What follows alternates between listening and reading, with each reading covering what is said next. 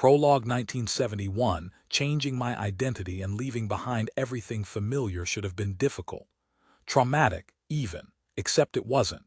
Because from birth, we women aren't tethered to our names. Marriage may turn a Jane Smith into Jane Brown or Jane Jones, or into Jane Smith Brown Jones through widowhood or divorce, followed by remarriage. Even the connection to a first name is tenuous when spoken. Introducing Mrs. John Smith would be followed with a whisper like a distorted echo. Her husband's a doctor. Her baby D.I.E.D., she's barren. As if a woman's entire worth, her sum total sense of self, were tied into her ring finger and uterus. A Mrs. or a mom. Could those hushed voices be that oblivious to the world exploding with marches and rallies, bra burnings and sit-ins? I wasn't. I cheered those women on from my living room, images flickering across my new color television set, the wooden cabinet kind that dominated its own corner, where once a tiny black and white had rested on an antique tea cart. This was more than simply incinerating cotton and lace. It was like a broken bottle being melted and reshaped by an emerging sisterhood, a revolutionary sorority. The world was changing, and that bigger, brighter screen gave me an expanded peek. Decorated with family portraits and silk flowers on top, the Magnavox invited me on a nightly news date to watch them. I was proud of them and all they were battling to achieve.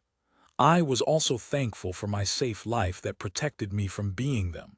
What a comfortable place to exist, in that cottony swaddle of complacency. So yes, I expected the changes that began when my father gave away the bride. Giving me away to Philip, as if I were a possession passed over to a neighbor like a handsaw or a charcoal grill or the tiny black and white television he no longer needed but still thought of fondly. Although if I'd been a brighter color TV, I might have been wanted. Still objectified but not discarded. However, I accepted, and at that time embraced, my new identity as Philip's wife, even if it meant losing a part of myself. No one forced me to walk down the aisle in my mother's white lace gown that itched, with my hair piled on my head, anchored by aqua net that stung my eyes and bobby pins that scarred my scalp. Nobody insisted I put aside completing college to start a family right away. I made my own choices. At least I thought I did. Then I began doubting even my tiniest of decisions. I forgot to buy slaw for supper, even though Philip insisted he'd written it on the list I'd anchored to the refrigerator with a banana-shaped magnet, a list I now couldn't locate. But no need to be upset or melodramatic. Didn't I know how much he treasured me? I thought I'd put the credit card in my wallet as always, except it was in the medicine cabinet.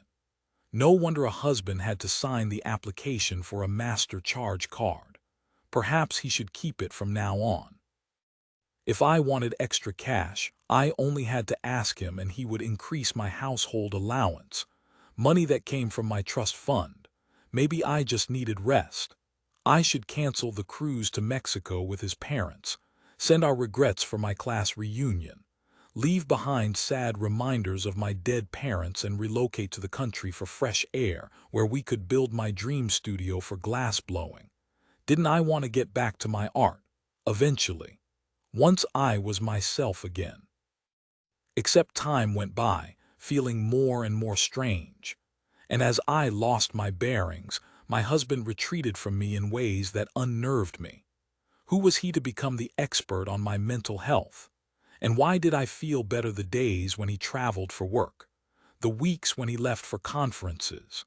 By increments my world grew smaller and smaller until that day, the worst day, when I became one of them. My cottony swaddle of complacency split open to reveal a light so blinding it sliced through me like the electroshock therapy that followed. Therapy that Philip had been quick to suggest, quick to approve. In the silence that followed came a soul-deep realization. Philip intended to keep me institutionalized forever and take what was mine for himself. Who knew when he'd made that decision? Surely not from the start. After the miscarriages, the stillbirth, or simply because he could. Now that my parents were gone, who would stop him? Except he underestimated me, or overestimated himself. He could steal the money, my name, even a piece of my sanity, but he couldn't steal me, which meant I had the most important choice of my life, the first I made completely on my own. I had to run. The details of how I managed to escape the hospital aren't important yet. Those secrets are carefully guarded, doled out in increments to only the most trusted in what has become my network, my life's work, you could say, to protect those with the greatest need. All you have to know for now.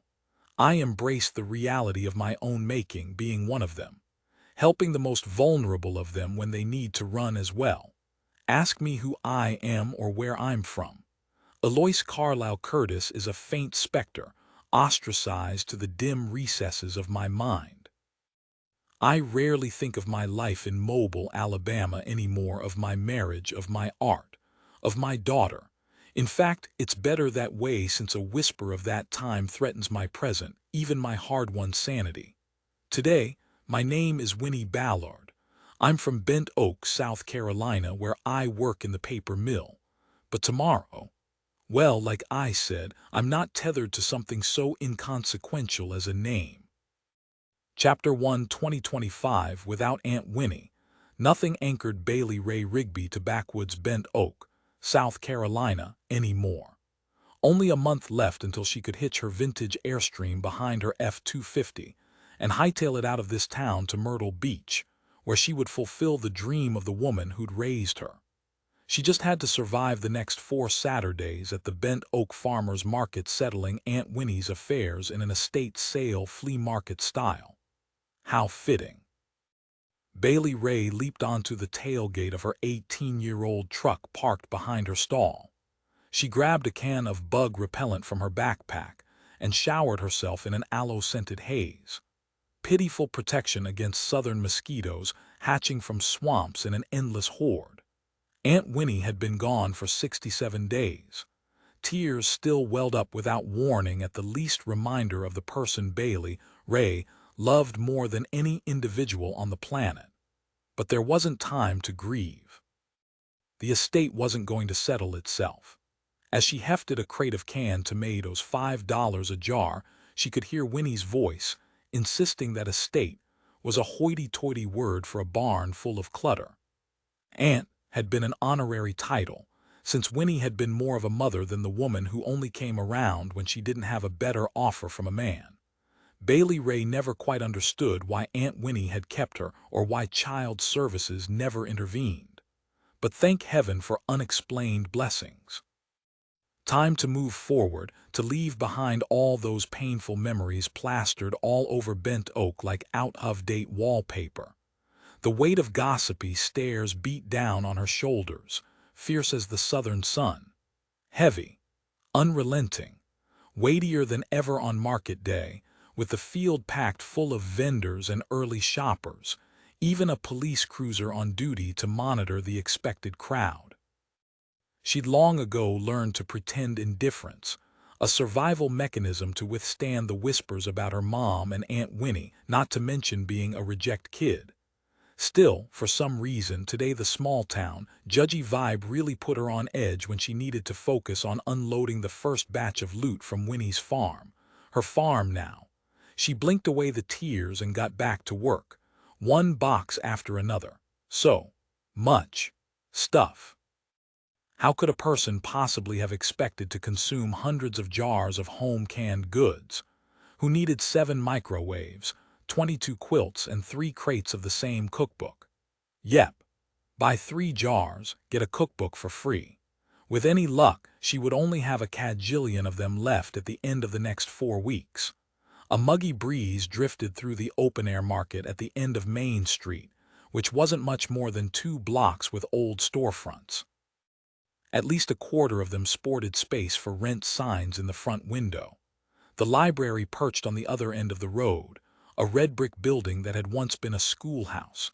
And 1 street back along the river, the paper mill loomed, a stark steel building, Even with upgrades, it still looked like a relic from a bygone era, and somehow Aunt Winnie had survived working there for 30 years.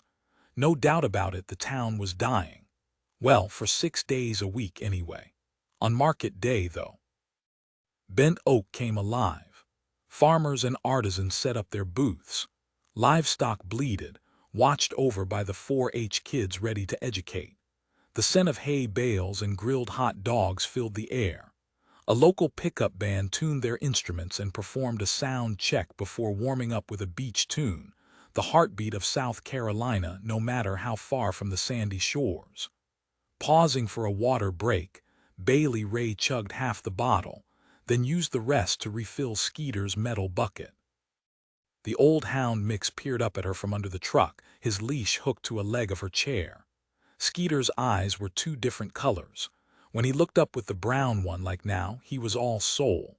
The day promised to be a long one, and she hadn't wanted him to be lonely, so she'd brought him along. He'd been extra clingy since losing Aunt Winnie. Hang in there, pup. Before you know it, we'll be living in Myrtle Beach, proud owners of a food truck by the ocean, just like Aunt Winnie always talked about. It wasn't a big dream, but it was hers now, along with one of those cookbooks for inspiration. As she scooted along the truck bed to grab another crate, a honking horn drew her attention. A familiar minivan careened across the field on shock absorbers long past their expiration date. She should have known Winnie's 3 best friends would show up, even though she hadn't asked. And yes, while it was only one vehicle, they always traveled in a flock. Of course they had come today. They would want to honor Winnie every bit as much as Bailey Rae did. The minivan kicked up a cloud of dust as they drove past the 4-H booth and a slushy stand before pulling up alongside her truck. Yoo-hoo! Waving, Libby Farrell leaned out of a back window, her thick braids swinging free. Never fear, the reinforcements are here. The driver's side door creaked open, with June Evans behind the wheel. It wasn't her van, but she chauffeured whenever Libby's son, Keith, was unavailable to help his widowed mom. June grabbed the doorframe and hopped out. Bailey Rae, honey, dry your eyes. The party has arrived. Barely 5 feet tall, June sported a neon pink streak through her bobbed graying hair today. Blue last month. Highlights, lowlights, she changed her hair color on a regular basis. June once said hair was her way of appearing relevant to the students at the community college where she taught women's lit. She still hadn't recovered from the rejection of her submission for a class based on an Ivy League college course called Feminist Perspectives, politicizing Taylor Swift. Bailey Rae lifted her ponytail off her sweaty neck. Love the rosy stripe. I see you're the designated driver. Nodding, June hip-bumped the door closed. Keith had a job interview, but he'll be along shortly. Keith always had another job interview. The passenger side door opened, and a disdainful snort sounded ahead of the woman who'd never thought much of Keith Farrell. Thea Tyler was overdressed as usual in a Chanel-style suit that had been around for at least 2 decades. Some said she took her role as a councilman's wife a bit too seriously. Judgmental gossips. Then the side panel rolled away, and a wheelchair ramp cranked out for Libby, frail and holding a picnic basket on her lap. A cane was hooked on the armrest if needed, since her mobility, though limited, was not entirely gone. June guided the wheelchair carefully onto the packed earth. Thea held a handkerchief as she activated the remote to retract the ramp. We've brought sweet tea, Libby interrupted, patting the basket, and Southern comfort for later. Bailey Rae hopped off the tailgate, then shifted a crate to the table. Surely you have something better to do with your time than help me sell off all this. She waved toward the boxes under the table and stacked in the back of her truck. Well, you know what a collector Aunt Winnie could be. Thea stuffed the handkerchief into her leather handbag, the small type like Queen Elizabeth had always carried. The kind that, no matter how big or small, couldn't contain all the mystery of the aloof wearer. And that's why we're here. Libby even circled the date on her calendar. Bailey Rae grieved over how calendars had become more and more a part of Libby's world lately, a memory aid that sometimes worked, other times not. Libby released the brakes on her wheelchair and wheeled herself over the packed earth to the table. Grinning, she patted a jar of peaches. "Don't let Winnie catch you snitching any of these from her stash. She saves those for your Uncle Russell." Silence fell, cut only by strains of the pickup band playing My Girl. 1 minute Libby could recall that the picnic basket contained Southern comfort, and the next she couldn't remember that Russell had been dead for years, and her very best friend had been gone for 2 months. 67 days. No body to bury. As best they could reconstruct from footprints, Winnie had walked from her cabin to swim in the nearby river, only to be carried away by the current that had claimed a fisherman just this week as well. Her striped sack had snagged on a downed tree, just barely protruding from the muddy water. A tragic accident, or had her grief over losing Uncle Russell finally led her to that shoreline? Bailey Rae's fingers clenched around the amber jar. "Aunt Winnie canned so many. She's okay with me sharing the extras." That seemed a benign enough answer that would fit in whatever time frame Libby's mind currently embraced.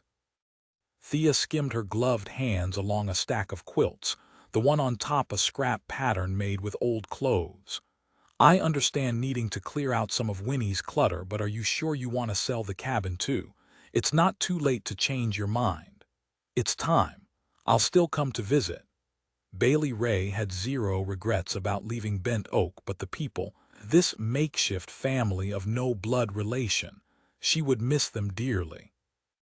June grapevine to the music, her feet dancing pinwheels in the dirt as she carried a box of wind chimes crafted from kitchen utensils. Why would she want to stay here? The town's old and dying, like us. "Shush your mouth," Thea said.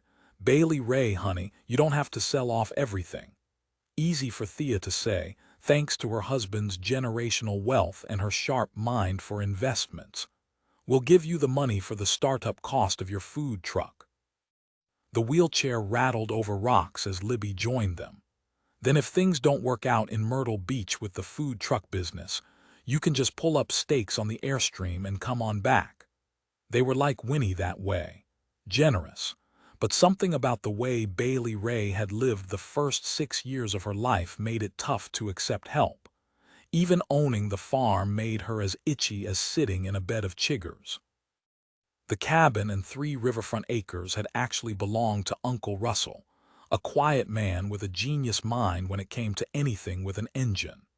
Everyone assumed he and Winnie were married, but she'd always insisted a piece of paper didn't mean squat. He died 6 years ago and left the farmhouse to Bailey Rae, with the provision that Winnie could live there for the rest of her life. When Bailey Rae had asked the attorney why the will had been structured that way, the lawyer said it was easier legally. Which didn't make sense. Had Russell been angry with Winnie over not marrying him, even though he never said as much? Bailey Rae had been too busy mourning the great man to untangle his motives, and now she mourned them both. A double loss that choked her, surrounded by all these memories. "Thank you, Thea," Bailey Rae said. "That's a truly generous offer, but I'm not moving back, so selling makes the most sense." "Well then," June said, even though the fight hadn't left her eyes, "at least we get to keep you until the 4th of July. She gave Bailey Rae a swift hug, one of those firm kinds that hurt a little as it reminded a person of the tender spots on their heart. "Ladies," Thea whispered, which should have been a big red flag coming from the usually assertive woman. She pointed across the field toward the Tractor Supply store's parking lot. Squinting in the sun, Bailey Rae saw a pair of teenage boys wearing camo and an air of troublemaking. Both stood in the back of a shiny pickup with a huge crate. A bolted-down crate filled with an angry wild pig. A beast charging the grate, tusks gleaming. Bailey Rae had lived in this town long enough to recognize that those mischief-making boys were about to set that crazed hog loose in the middle of a crowded market. And people wondered why she couldn't wait to put Bent Oak in her rearview mirror. Chapter 2. Bailey Rae could already imagine the headline in next week's Bent Oak Weekly. Pig stages protest at hot dog stand. She'd had more than her fair share of experiences with the feral pigs that wandered out of the woods to tear up Winnie's garden. Usually, they meandered off on their own, unless agitated. No doubt, those boys had agitated the piss right out of this beast. Her heart rate kicked up a notch. At the other end of the field, the cop car doors swung wide. Two officers piled out, tossing aside their snow cones as they sprinted past stalls and toward the teens. The police shouted a jumble of commands. "Don't do it, boys. Everybody stay back. Somebody find the game warden." With a whoop, the camel-clad duo opened the kennel before scrambling to safety on top of the truck cab. The pig, aka Angry Wilbur, launched out of his cage and soared over the tailgate.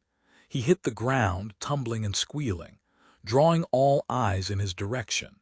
Not good. Bailey Rae's pulse slugged harder as she searched for the fastest path to load Libby back into the safety of the minivan.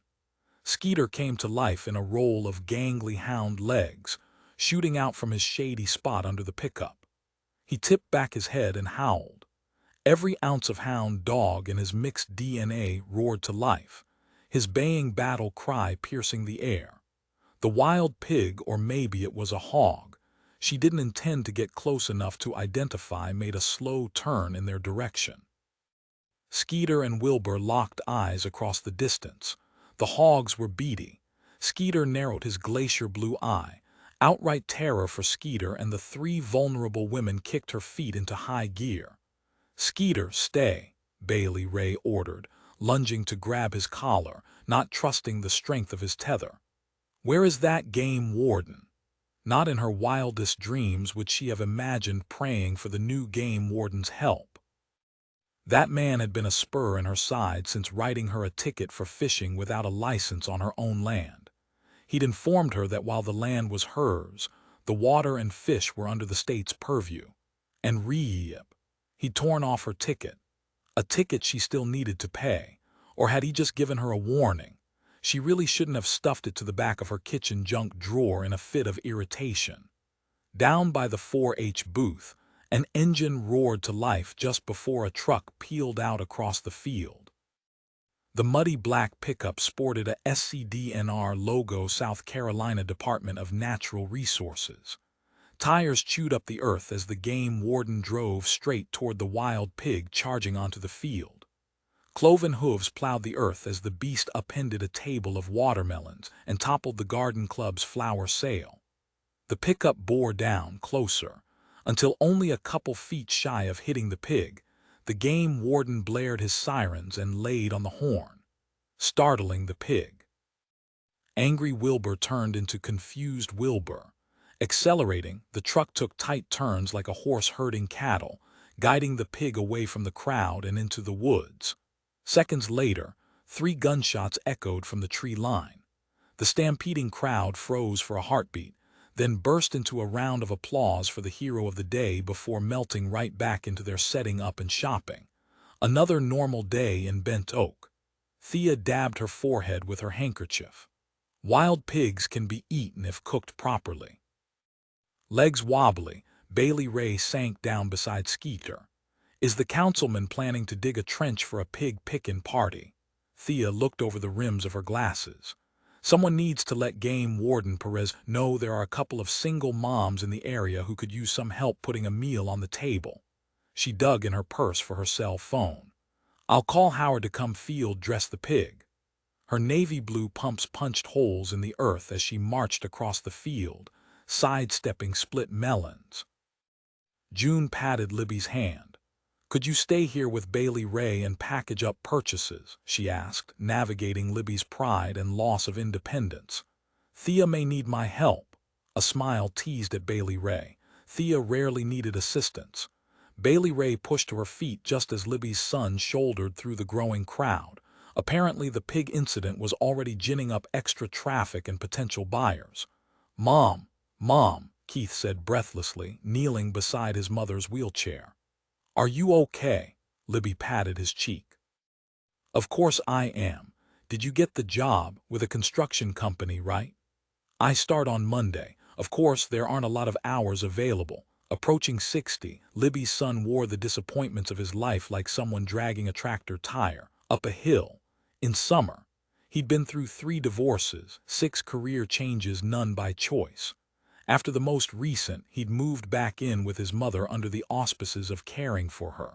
But folks in this gossipy town knew he was flat broke. Wiry like his mom, with graying dark hair, Keith dislodged the wheelchair from a mushy patch of grass before helping her shift into a seat beside Bailey Rae. "Here, Mom." He picked up her cane from the ground, a floral aluminum model today. It must have rolled from her lap in the confusion. Libby draped the cane across her lap and patted Bailey Rae's arm. "Go take a break, have some lunch, kick up your feet and dance a little." She paused. "My son will keep me company so I don't get confused about the prices. Right, Freddie?" "Mama," he said softly, "I'm Keith." Confusion only flickered before she smiled. "Of course, you just look like your father." Did he?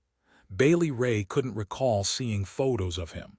Winnie had always said Libby was so heartbroken by his death that she couldn't bear reminders, and soon Libby wouldn't even have those memories. Regardless of what latest failure had brought Keith home, thank heaven he was there to help his mother. Bailey Rae slid an arm around Libby's shoulders, thinning and hunching with age. "That's sweet, but I'm fine. Although if Keith wants to go wander around, you're welcome to hang out with me." He glanced back and forth from her to his mom. "If you're sure, maybe I could pick up food for all of us." The question in his tone settled around her, making her realize. She reached into the cash box and peeled off a pair of $20 bills. "If you don't mind, that would be great." Keith backed away, waving the pair of bills. "I'll let you get to your customers." Customers? Oh, right. The pig thing had thrown her off balance. And truth be told, sorting through so many memories, even just packing the truck that morning had been draining. She dropped into a folding chair and chugged the rest of her water bottle, since Libby was already working a sale with Mrs. Watson, the mother of identical twins Missy and Sissy, who had been in Bailey Rae's class growing up. No one seemed to remember the pair's real names anymore.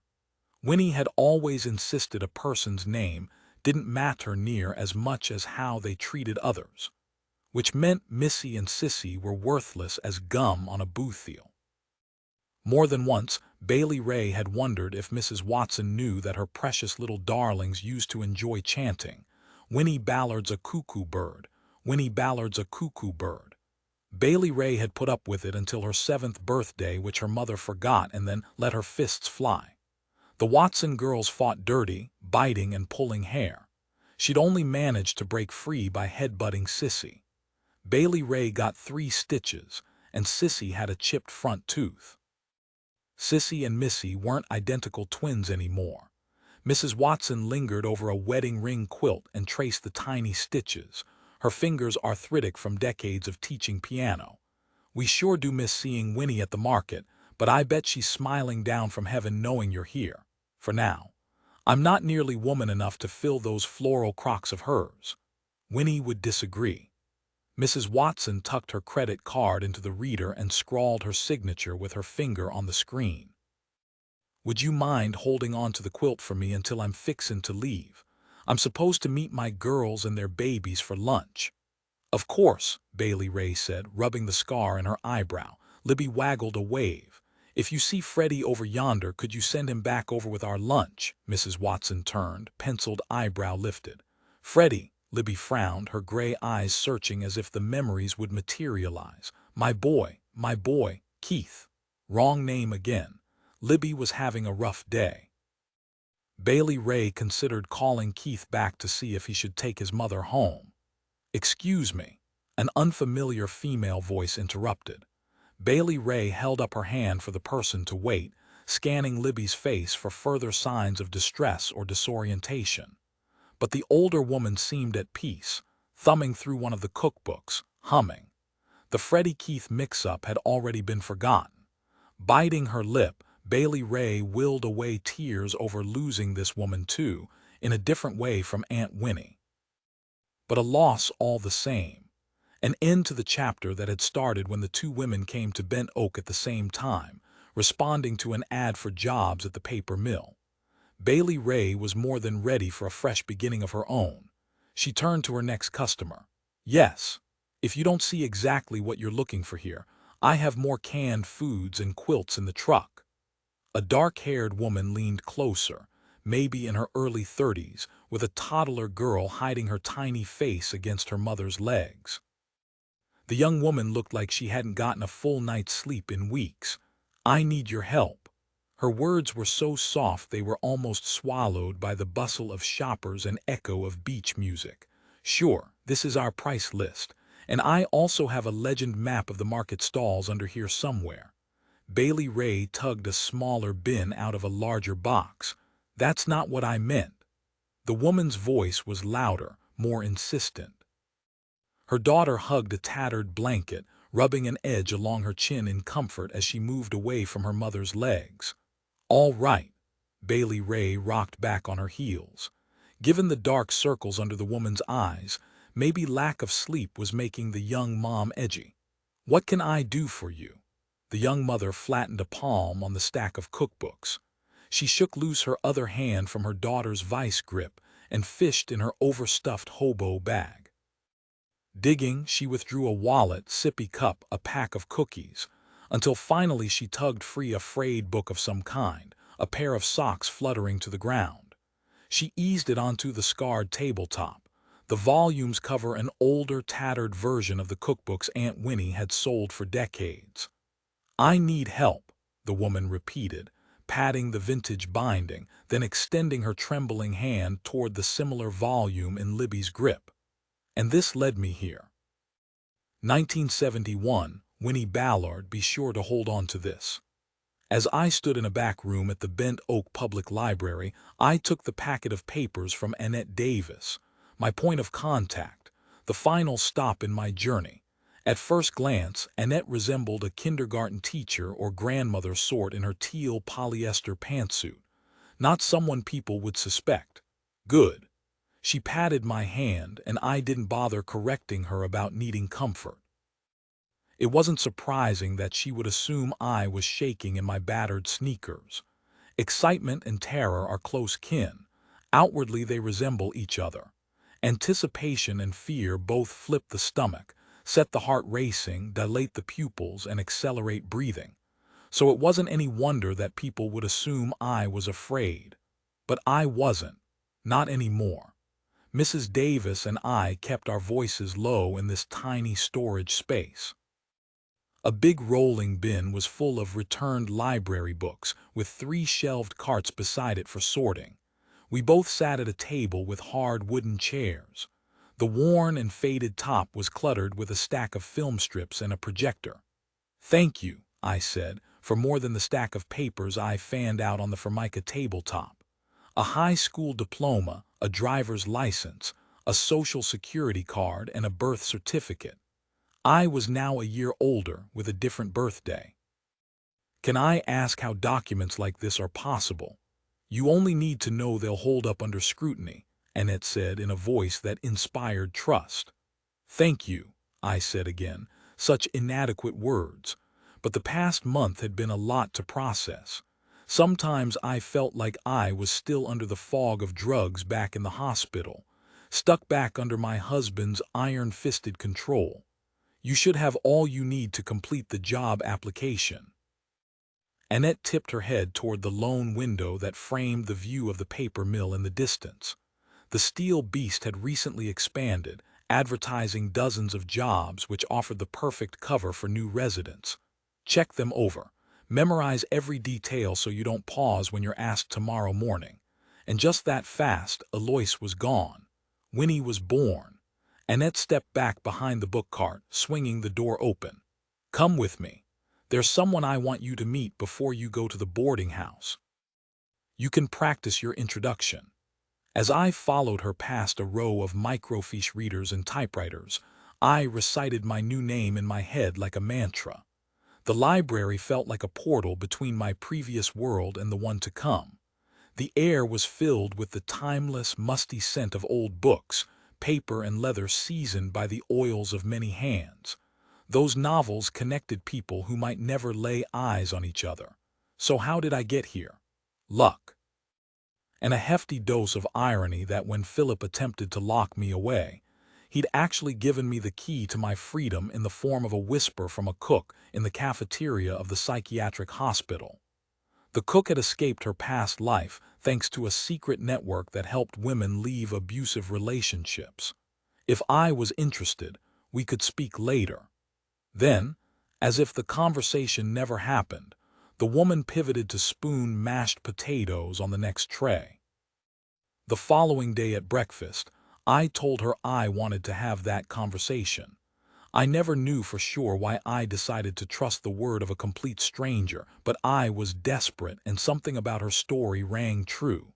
She told me about a network spanning the country, connected through the library system, and while she couldn't guarantee anything, I said yes, hid in a food delivery truck, faked a suicide on the beach, then started a month-long circuitous path meant to cover my tracks to the extent that even each link didn't know anything about the ones prior or yet to come. Sometimes I had a companion for a single leg, but never the same person. Now Annette paused by the children's books section. At first it appeared empty. After all, school was in session. The table and chairs were all low to the ground like for kindergartners. Then I saw them. A mother and a little boy who looked so much like her. He must have been her son. Not too long ago, I would have been envious of any woman with a child of her own. I wouldn't have been able to see beyond that label of mother. And I definitely wouldn't have seen the vulnerable light in this woman's gray eyes, or how her thin shoulders curved inward, or how her hands were pressed to a packet of papers on the Formica tabletop. A packet that looked suspiciously similar to mine. In that moment, I realized Annette had supplied more than a janitorial job at the paper mill and a boarding house room. She provided a friend. That simple connection nearly drove me to tears after so long in isolation, surrounded only by medical staff and people from his world, indoctrinated to see me through his distorted lens. "Winnie," Annette said, "I would like for you to meet Libby Farrell. She's new to town as well and will be working at the paper mill." "Hello, Libby.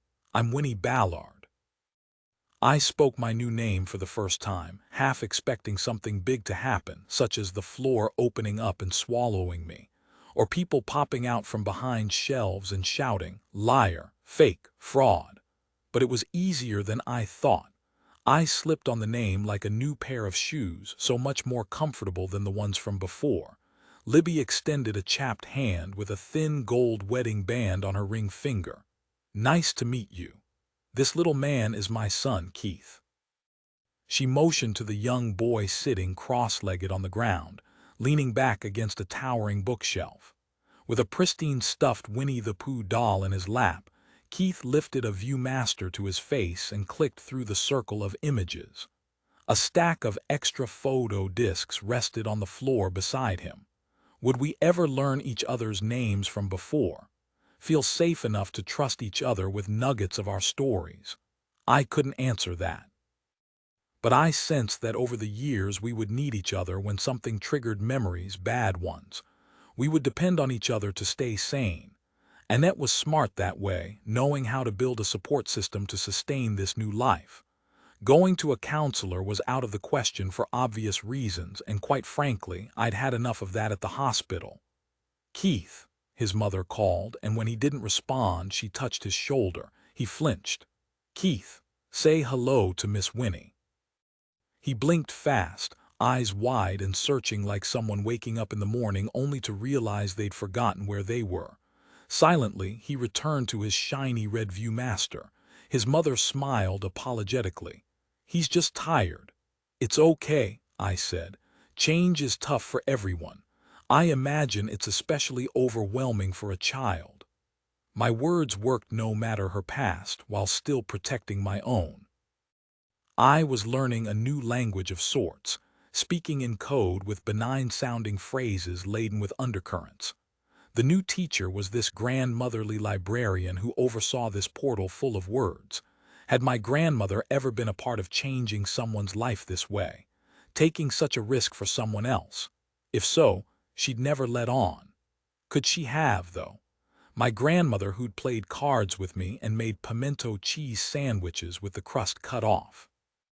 Then, like a whisper meant for library ears only, I realized my grandmother and Annette would not have been allowed to attend the same schools in the segregated South.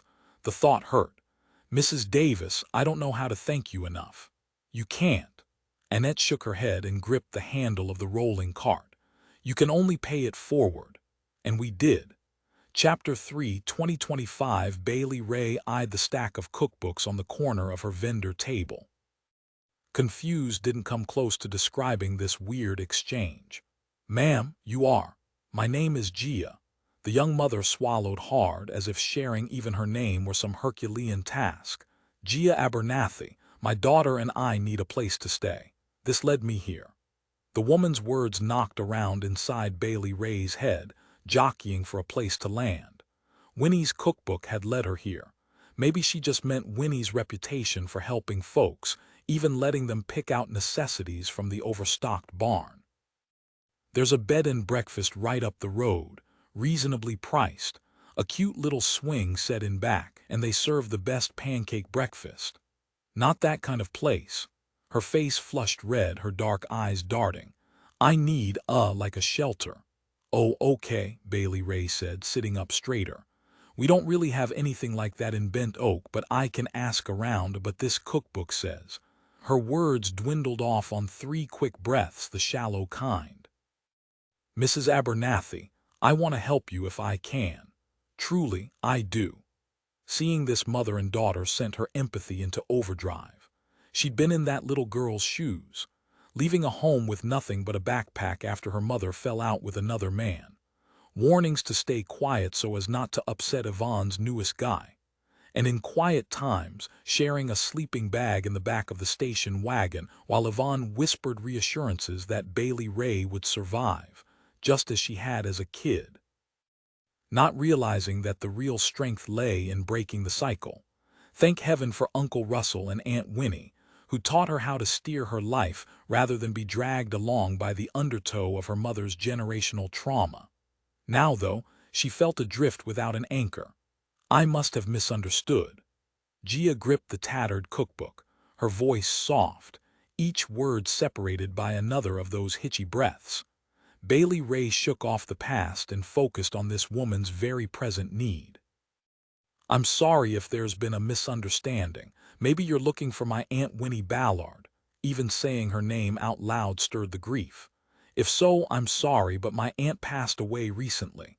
Libby tapped her cane against Bailey Rae's leg. Loose lips sink ships. Luckily, Mrs. Libby, I don't know anything to be blabby about.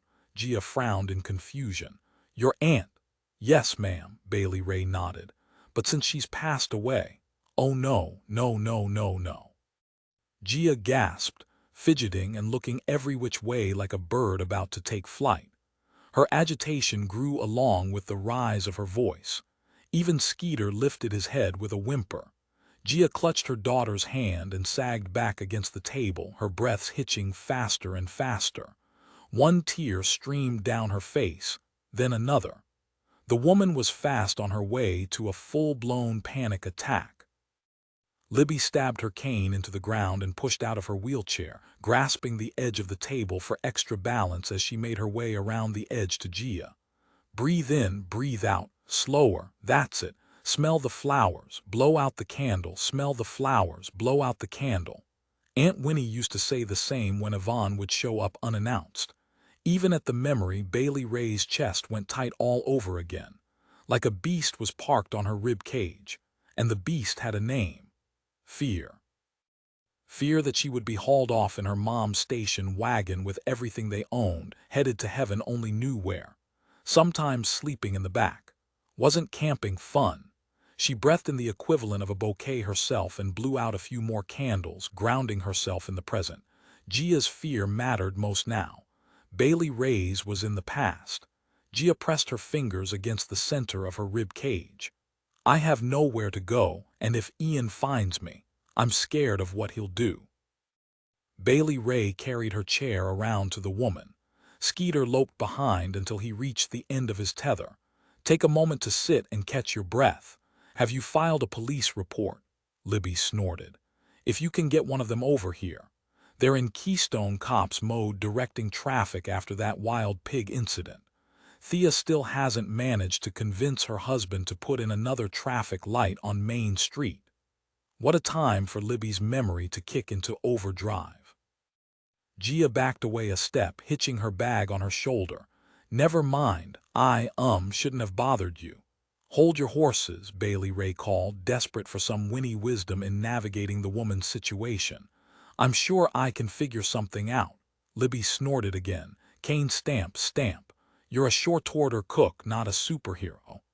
Bailey Rae bit back a smile and returned her attention to Gia. "Please wait. Let me text Officer Underwood and see if he can break free. He should be able to steer you toward available resources, and I'll give you my number as well."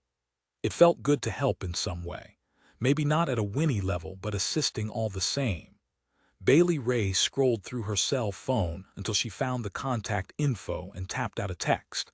Then she grabbed a pen from a mason jar and jotted her name and number on the back of a market map. Her phone lit with a response from Officer Underwood that he was sending the game warden Officer Martin Perez her way. Great, maybe he could write her another ticket. Sighing, she grabbed a rag doll for the child, channeling Winnie after all and doling out something from the pack rat collection. The bright orange yarn hair was rough against her fingertips, simultaneously soothing and abrasive, like her memories of playing with one so similar, crafted by Libby from a basket of clothes that couldn't be mended. Everywhere she turned, those phantoms from the past blocked her path forward. Kneeling, Bailey Rae passed over the doll, yarn hair trailing. "Here you go, sweetie. A new friend to keep you company." Wide eyes swept upward to her mom, silent, perfectly normal to ask permission from her mother. But the lack of excitement on that wan little face, far from normal. The woman dragged in a ragged breath and nodded to her child. "Cricket, be sure to say thank you to the nice lady." Bailey Rae stood, feeling helpless, a bit like that gum on a boothiel. She'd done everything she could for the woman.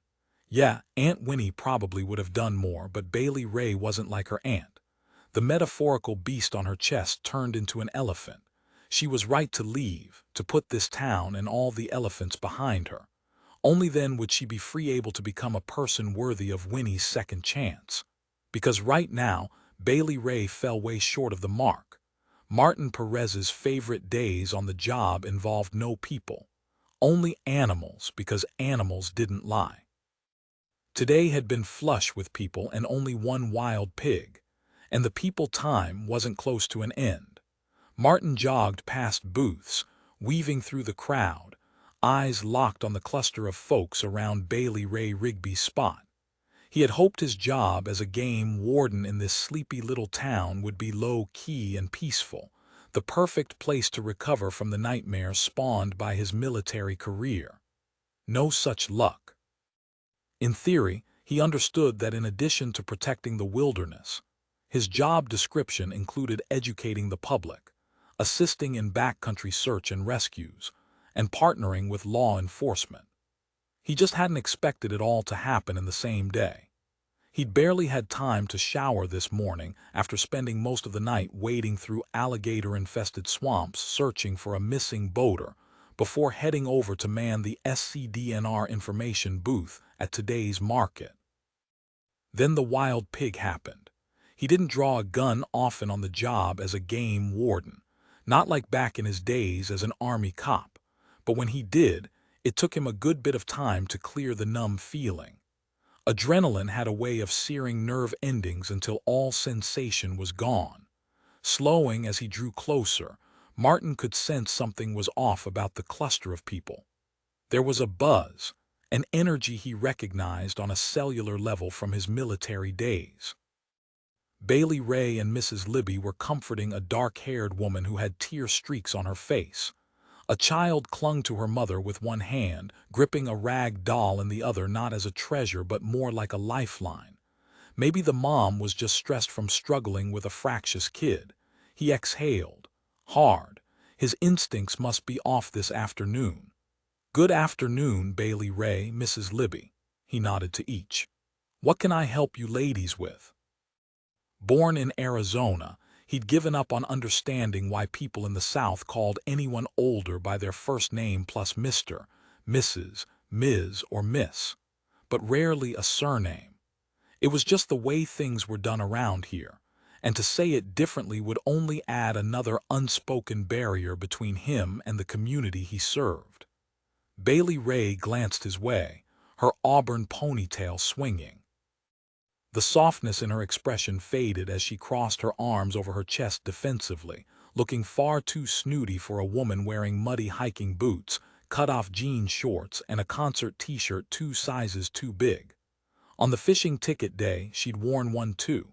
Tina Turner then, today Bruce Springsteen, the boss. He shrugged off the distracting thought. The young mother shook her head quickly and scooped her daughter up onto her hip. Nothing, we're fine. Libby jabbed her cane against the ground for balance. Wait, don't go. You needed assistance, and I've found it for you in the shape of this fine-looking young conservation officer. Officer Perez, this lady needs your assistance. Is something wrong, ma'am? The young woman looked back and forth between them, tucking her daughter closer to her side. We're fine, just asking for directions. I'll just be going. Bailey Rae stepped closer and touched the woman's elbow with only a fingertip. Hold on, Gia. This is Martin Perez, he's a game warden. The police officer I reached out to assured me you can trust him.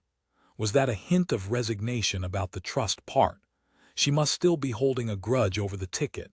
Rules mattered, though. He'd learned that lesson the hard way right before he'd left the army. Then her words registered deeper. Why would it matter that the young mother could trust him? He reassessed the stranger's tear-streaked face and found fear, not just the afraid of bugs kind, more of a terrified of snakes sort. Libby inched back into her wheelchair, cane across her knees. She needs our help relocating. Relocating. The fear in her Gia's eyes shouted as loudly as the faint bruise he could now see blooming on her cheek. He measured his words, not wanting to alert the child. Ma'am, is what Mrs. Libby's saying true? Are you in need of emergency lodgings? Gia chewed her bottom lip, nodding. For my daughter and me. Just somewhere to stay tonight until things, settle down at home. His gaze skated to the little girl as well, and while he saw no sign of outward injury, her expression was another story. Withdrawn. Nervous. Libby tugged her cell phone from a quilted pouch on the side of her chair. I can call the lodging to see about a vacancy. You'll want to use a different name. Preferably pay cash for the sake of getting that cooling down time. Her face creased with confusion for a moment before she said, I watch a lot of true crime and most wanted shows. Not exactly the television lineup he would have expected from sweet little Libby. Gia clutched her purse in a white-knuckled grip. How much does a room at the lodging cost? Since he'd heard that the lodging had closed 5 years ago due to unpaid back taxes, Martin opted for a more affordable answer. There's a women's shelter in the next county. They'll be better equipped to steer you in the right direction. I can call ahead and see if there's a room available. Gia exhaled, hard. Thank you. Mrs. Libby tapped the table for attention. Be sure to park your car somewhere else so he can't find you. Libby was one of a kind. Martin smothered a wry smile and looked back at Gia. Have you filed a police report? If not, I can give you a ride to the station first. Martin, Bailey Rae interrupted. I think we're overwhelming Mrs. Abernathy. Abernathy. The same surname as the missing fisherman he'd been wading through swamps trying to locate. His instincts ramped into overdrive. Any relation to Owen Abernathy? Her tear-streaked face paled. The little girl popped her thumb out of her mouth.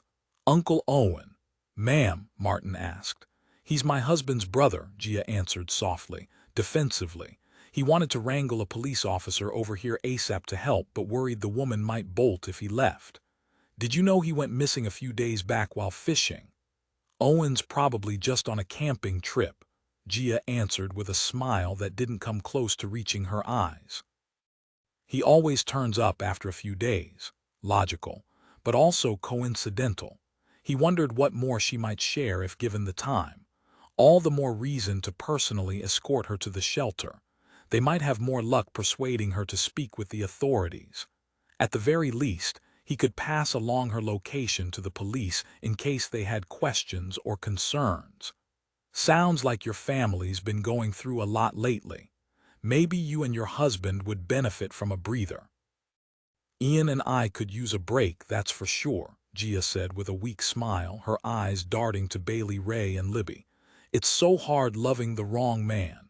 Silently, Libby clasped her hand. Martin wasn't much good when it came to comfort, but he could tackle logistics. How about I call that shelter? I'll even show you where it is. You can follow me. He glanced at Libby, then back to Gia Abernathy again. And if you need to shuffle where you park, I'll be on hand. Gia nodded fast, her throat moving in a long swallow. Thank you. Yes, please. As he pulled out his phone to place the call, Bailey Rae mouthed thank you. He believed she meant it, but he doubted it softened her grudge. 3 hours later, after dropping off her trailer and Skeeter back at the farm, Bailey Rae knew she should rest easy now that she'd passed over Gia Abernathy to Martin Perez's care. But she had never been good at putting things out of her mind and moving on. She had worn out that mental hamster wheel far too often to believe otherwise. Her only defense: run faster until she found the answers she sought or she crashed. Her odds today were pretty even on the outcome. So here she stood outside the Phil Urup Cafe in search of answers from Thea and June, who according to Thea's husband had come here a half hour ago. Bailey Rae pushed through the front door, bell chiming her arrival to a packed clientele, dining on the supper specials. Chicken fried steak or chicken pot pie. Healthy heart meals were tough to come by in Bent Oak, where deep frying, homemade biscuits and real butter reigned supreme. As an employee, she knew the menu by heart, both from waitressing and working as a backup short-order cook. The old gas station had been renovated into a restaurant. People in Bent Oak were thrifty, the ultimate in upcycling. Offices in back had been converted into a restaurant-grade kitchen, with the former garage transformed into a dining space with soaring ceilings. During the fair weather days, the garage door opened to let a fresh river breeze sweep through, as if celebrating the remnants of spring before summer sealed the space for air conditioning. Ceiling fans swirled overhead.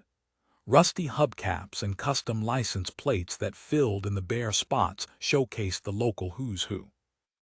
This was more than just a restaurant to her, more than just a place to earn a buck. The eatery had once been the town's only gas station, owned by Uncle Russell's grandparents. They'd both died before she arrived in Bent Oak, but she'd spent hours here on Saturdays passing tools while Russell rebuilt his latest vehicle for dirt track racing. He would give her change for a cold Coke from the bright red machine while he made use of the garage's lift. She remembered most, though, how he talked to her, drawing out more than a yes or no answer from her, like her opinions mattered on everything from the best fishing currents to the upcoming town council election to her favorite boy band crush. For a girl who'd been in survival mode for too long, it had felt indulgent to discuss something other than how to make it to the next day. About 12 years ago, the place had been sold when a chain gas station with automatic card readers put old-school establishments out of business. Aunt Winnie had told Uncle Russell that only people mattered, not places. Still, her steely eyes carried a sadness when passing over the keys, maybe even a hint of tears quickly gone, of course. Aunt Winnie hadn't been a crier. To this day, the scent of motor oil made her think of Uncle Russell and self-respect. Scanning the dining space, she finally located Thea and June in the far back corner, not their normal table in the center. Their heads were bent close together as they talked, their food uneaten in front of them. Bailey Rae made a beeline toward them. The familiar faces provided an obstacle course of greetings from a community where chatting without rushing was considered a commandment Moses must have forgotten to haul down from Mount Sinai. Right up there along with "thou shalt not leave the salt shaker off the table." "Mrs. Thea and Miss June," Bailey Rae said, gripping the back of a chair, "do you mind if I join you?" The two women bolted apart like they'd been discussing state secrets or the ingredients to Thea's lemon bars, something she shared with no one but her closest friends. Even Bailey Rae hadn't been privy to the recipe. "Please do." Thea moved her purse from the chair to hang on the back of her own seat. "How did the rest of the day go at the market?" June patted the empty chair. "You'll have to forgive me if I hope the sale was a bust and you have to stay in Bent Oak." She raised her hands. "I'm just telling it like it is. So when you tagged things with an extra digit in the price, it wasn't an accident?" Bailey Rae asked wryly and received a teasing wink from June. "Thankfully, I corrected them after a customer questioned why a mason jar full of peaches cost $50. Thea covered her hand. "Just know we love you and only want the best for you. I'll be sure to keep a closer watch over June when we help you get ready for next Saturday's sale." Speaking of the inventory, moving on to the real reason for seeking them out, Bailey Rae reached into her leather backpack and fished around for the cookbook she'd tucked away earlier. "What's the deal with this?"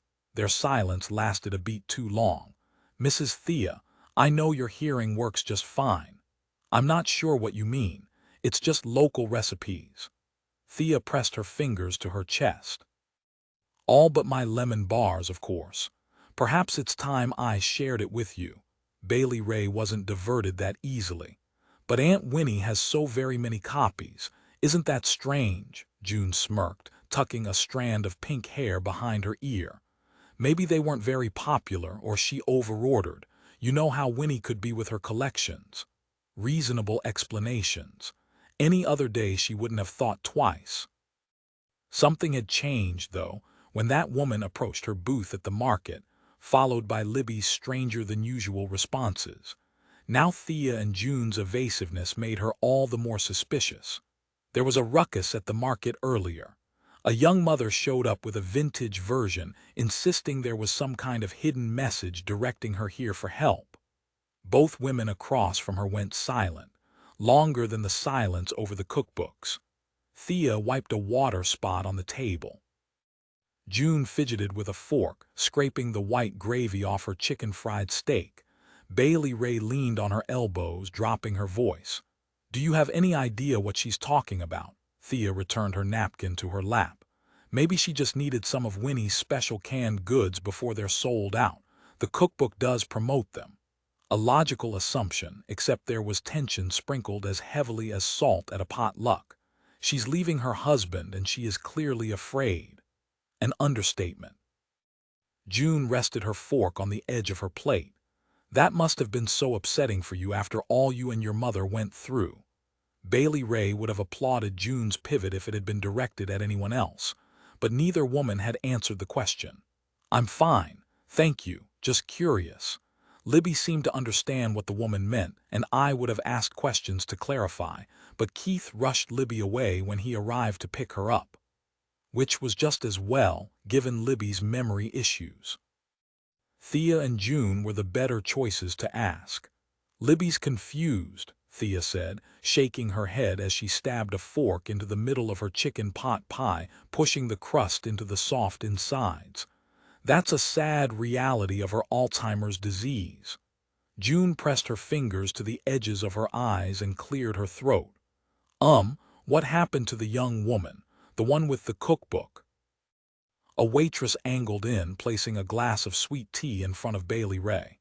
Kinsley was a new hire, a teenager working evenings and weekends who hadn't mastered the art of discerning when not to interrupt patrons. "Hey there, anybody need refills?" "Bailey Rae, can I get your order? We're running low on the pot pie, but I can snag one for you if you want." "Nothing to eat," Bailey Rae said. "Just the sweet tea." "Or napkins," Kinsley pressed. "Does your dinner taste okay?" Thea cut in. "We're fine, dear." The teen also hadn't found the balance of how too much attention could be just as bad as not enough. Bailey Rae remembered well from her own early days waitressing here at the Phil Urup Cafe. "Thank you, Kinsley," Bailey Rae said, waiting for the girl to leave before turning back. "Martin Perez is escorting her and her daughter to a women's shelter. He's going to text me once they're settled." Thea frowned. "Not the police." The woman was nervous about the authorities. Bailey Rae squeezed a lemon slice into the glass before sliding in the straw and stirring through the ice. And regardless, they were otherwise occupied with fallout from the wild pig incident. Thea said. "Good, good. So how did you do on your sales today?" "The inventory sold better than I'd hoped, but still a ways from my goal. I'll get there, though, thanks to all your help sorting. Before you know it, there will be nothing left keeping me in bent oak." Bailey Rae leaned to sip her tea, the cool drink washing away grit, if not the tension. The tea wasn't as good as Aunt Winnie's, and it wasn't in a mason jar, but it made Bailey Rae think of her all the same, conversation and wisdom shared over a scarred table. What would her aunt have done this morning to help Gia Abernathy and her daughter? Would Winnie have understood what the woman meant about the cookbook? As Bailey Rae looked at two of her aunt's best friends across the table, she wished she could ask them and trust that they would give her an honest answer. But sure as she was sitting here sipping sweet tea through a soggy paper straw, Bailey Rae knew they were hiding something. And no one could make either of these two women say or do something unless they chose. Best to let them keep their secrets and focus on tidying up the remains of her life in bent oak. Her phone buzzed from inside her backpack with an incoming text. She abandoned her tea and snatched up her bag. That must be Officer Perez with an update. Thea quirked a perfectly penciled eyebrow. "Nothing at all holding you in bent oak, eh?" Chapter 4, 1971.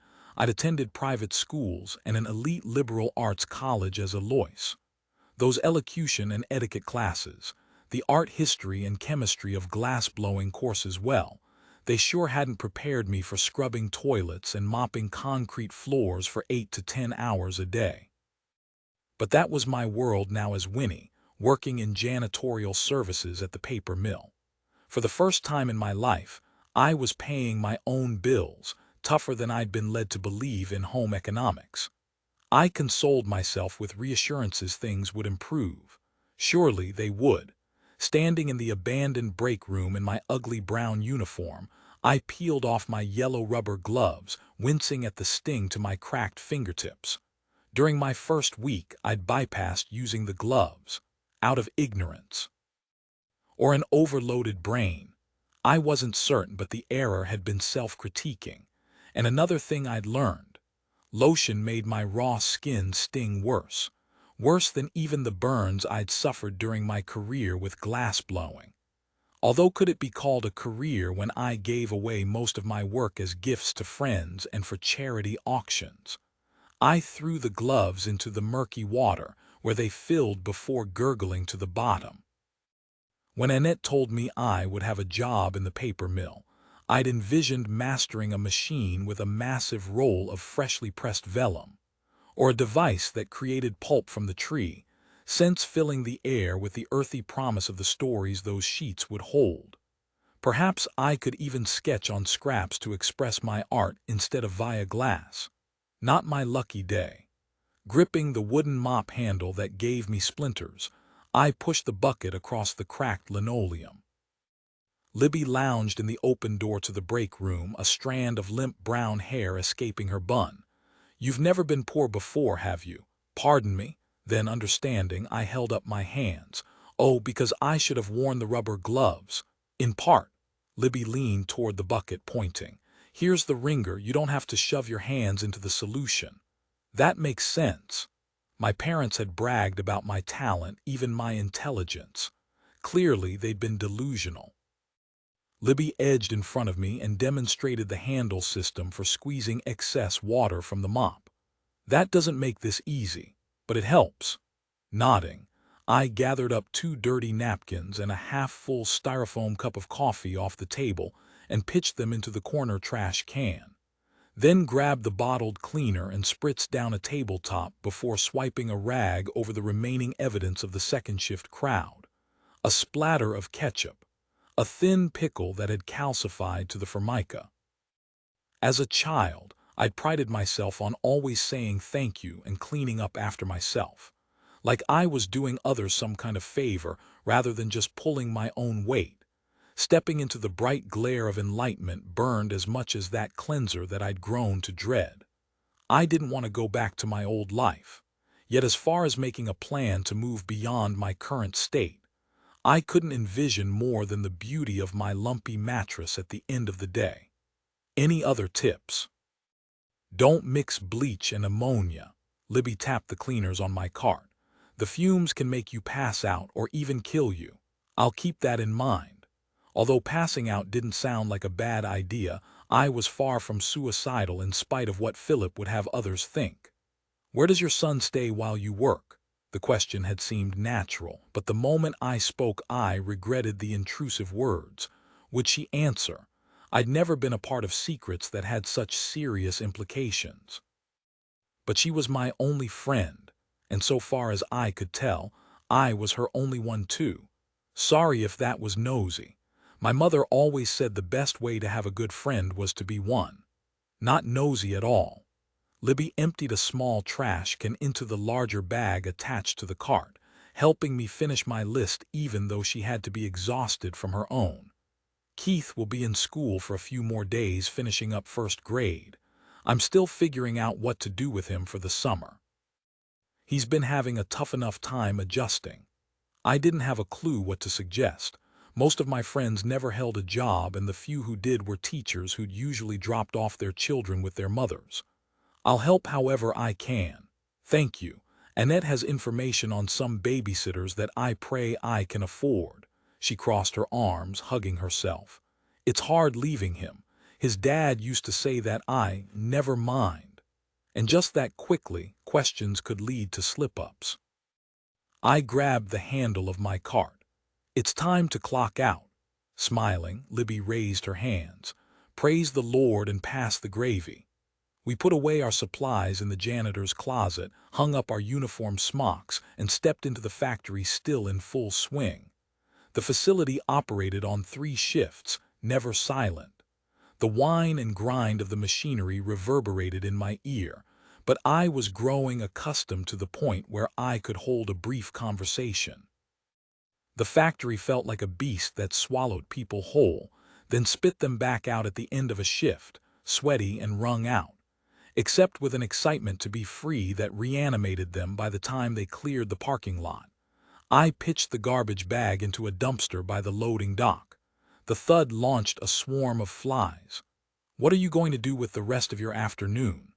Pick up Keith from school, she said as we paused for a slow-moving forklift heading toward the line of trucks. Then we'll head down to the riverbank to do his homework and eat peanut butter and jelly sandwiches. I love the water, the beach specifically, but I couldn't afford the bus fare to Myrtle Beach, even if I'd felt ready to leave the security of my new hometown. I pulled a floppy hat from my sack to ward off sunburn. Although more than just following old cautions from my mother about preventing freckles, the hat also offered a hint of disguise I welcomed. You should join us sometime. Thanks. Someday. I needed more time to trust that I wouldn't let something slip. Halfway across the lot, Libby hefted her satchel higher on her shoulder, fat folds of discarded paper scraps sticking out. She pressed her elbow against them to keep them from slipping free. I'm not a thief. I made sure it's okay to take the scraps. I used the throwaways for Keith to practice his alphabet, and Annette gave us a used spirograph. This way he doesn't waste his school notebook. Smart and thrifty idea, Mama Libby. I'd written countless letters, invitations, and thank you notes over the years, never once giving thought to how that paper came into being. Sure, I understood it came from trees, but I'd missed the intricacy of the process, the intensity of the labor for something so whispery thin. Like glass blowing, there was an art to making paper with the synchronicity of the workers choreographed to perfection inside that building. Yet for most, without the joy of art. That emotion had been smashed out like waste squeezed from the pulp. As the ringing in my ears faded, shouts swelled just past a line of trucks near the gate. An altercation of some kind. Men getting heated. Libby stepped back, clutching her bag, her eyes darting as if scrambling for an escape route. Except there wasn't one other than returning into the paper mill, then taking another exit on the far side of the labyrinth. Libby lurched toward the building. My aching feet protested over the extra steps. I clasped her elbow. Come on, we'll just walk fast along the edge of the fence. Whatever's going on over there is none of our business. Libby chewed her bottom lip before nodding. Over the past week, I'd figured out that Libby was a follower by nature. Her wariness made me wonder, though, and worry. What danger had made her run with a child in tow? She claimed to be a widow. Except she never mentioned friends or family to help with Keith, and I didn't ask since I didn't want her prying too deeply into my past. No doubt she felt the same about her secrets. I needed more time to practice this new way of communicating. Later, though, because things were escalating in the parking lot shouting match. The barked taunts grew louder, a mixture of "she's mine" and "not anymore," followed by "keep your hands off my girl or I'll." Each sentence was punctuated by a shove. My nerves burned from a cocktail of anxiety and adrenaline. A half-dozen others egged on the pair with an array of "you tell him" and "kick his ass." Figured the argument was about a woman, and then the fists flew. Full-on violence hadn't been a part of my world before. Battles were waged through the power of money, social influence, and as a last resort, the court. My only experience with physical fights beyond playground scrapping occurred when my cousin got pregnant in the 11th grade, and Uncle Cecil punched her bony boyfriend. The Carlisle family reunion probably hadn't been the wisest time to announce their impending parenthood. Carlisle. Just that fast my maiden name popped into my head when I needed to erase it for good. No mistakes allowed, or I could end up back in that institution.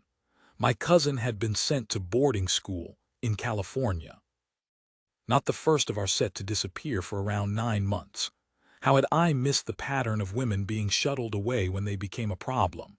I clutched Libby's arm harder and walked faster along the pavement, past an 18-wheeler and the forklift. "Ladies, you'd best stand back," a deep voice echoed from inside the 18-wheeler's cargo hold as his steps thundered along the metal truck bed. Another man called to us from the forklift as he leaped down. "Stay right there while we calm those fellas down." The first guy emerged from the cargo hold, and the two men converged, advancing toward the fight like the lead cops in the mod squad, except without Peggy Lipton. While I wasn't at all interested in auditioning for that Peggy role, I couldn't help but admire the view. Both were around my age and wore paper mill uniform shirts with reflective vests. Forklift guy had a head full of loose blonde curls and looked like something straight out of a college fraternity.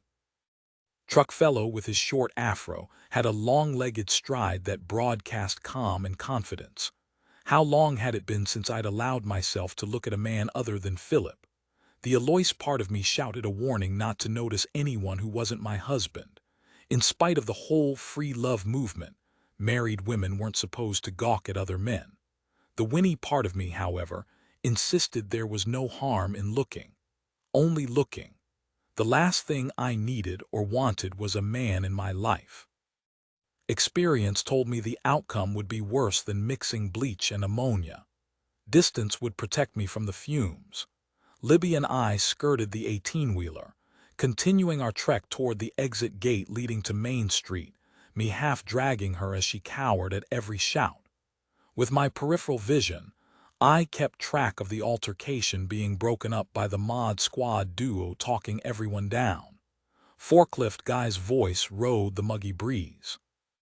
"If you two intend to start this up again, you need to wait until you're off my father's property." The owner of the paper mill had his son working on the loading dock.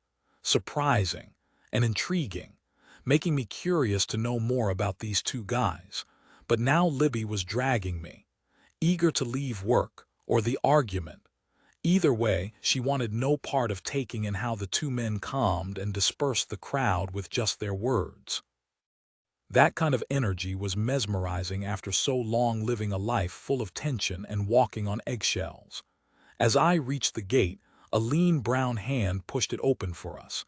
Libby clutched my elbow tighter. I turned to say thanks and found the truck guy working the latch. "It sticks sometimes," he said, his deep voice even warmer up close. "You may want to clear out of here quickly in case they resume their disagreement over a lady friend." "Thank you." I read the last name stitched on his shirt. Mr. Davis, related to Annette, although Davis was a common surname around here. That was an impressive job of crowd control, Mr. Davis. His smile creased dimples into his cheeks. "Mr. Davis was my daddy and grandpa. Just call me Russell." 2025 Bailey Rae lined jars of fresh spices along the counter, separating the unopened ones from the others. The sealed containers she could sell. The others would go with her to Myrtle Beach for cooking in the food truck. The dark walls of the farmhouse cabin were closing in on her, and she looked forward to the open skies of a seaside home. Sorting and pricing went slower today without help. According to Keith, Libby had been even more disoriented than usual since the episode with Gia and her daughter at the market. He was keeping his mother close to home for a while, with Thea and June's assistance. Reaching into a cabinet, she pulled down jars of canned green beans, checking the dates on each.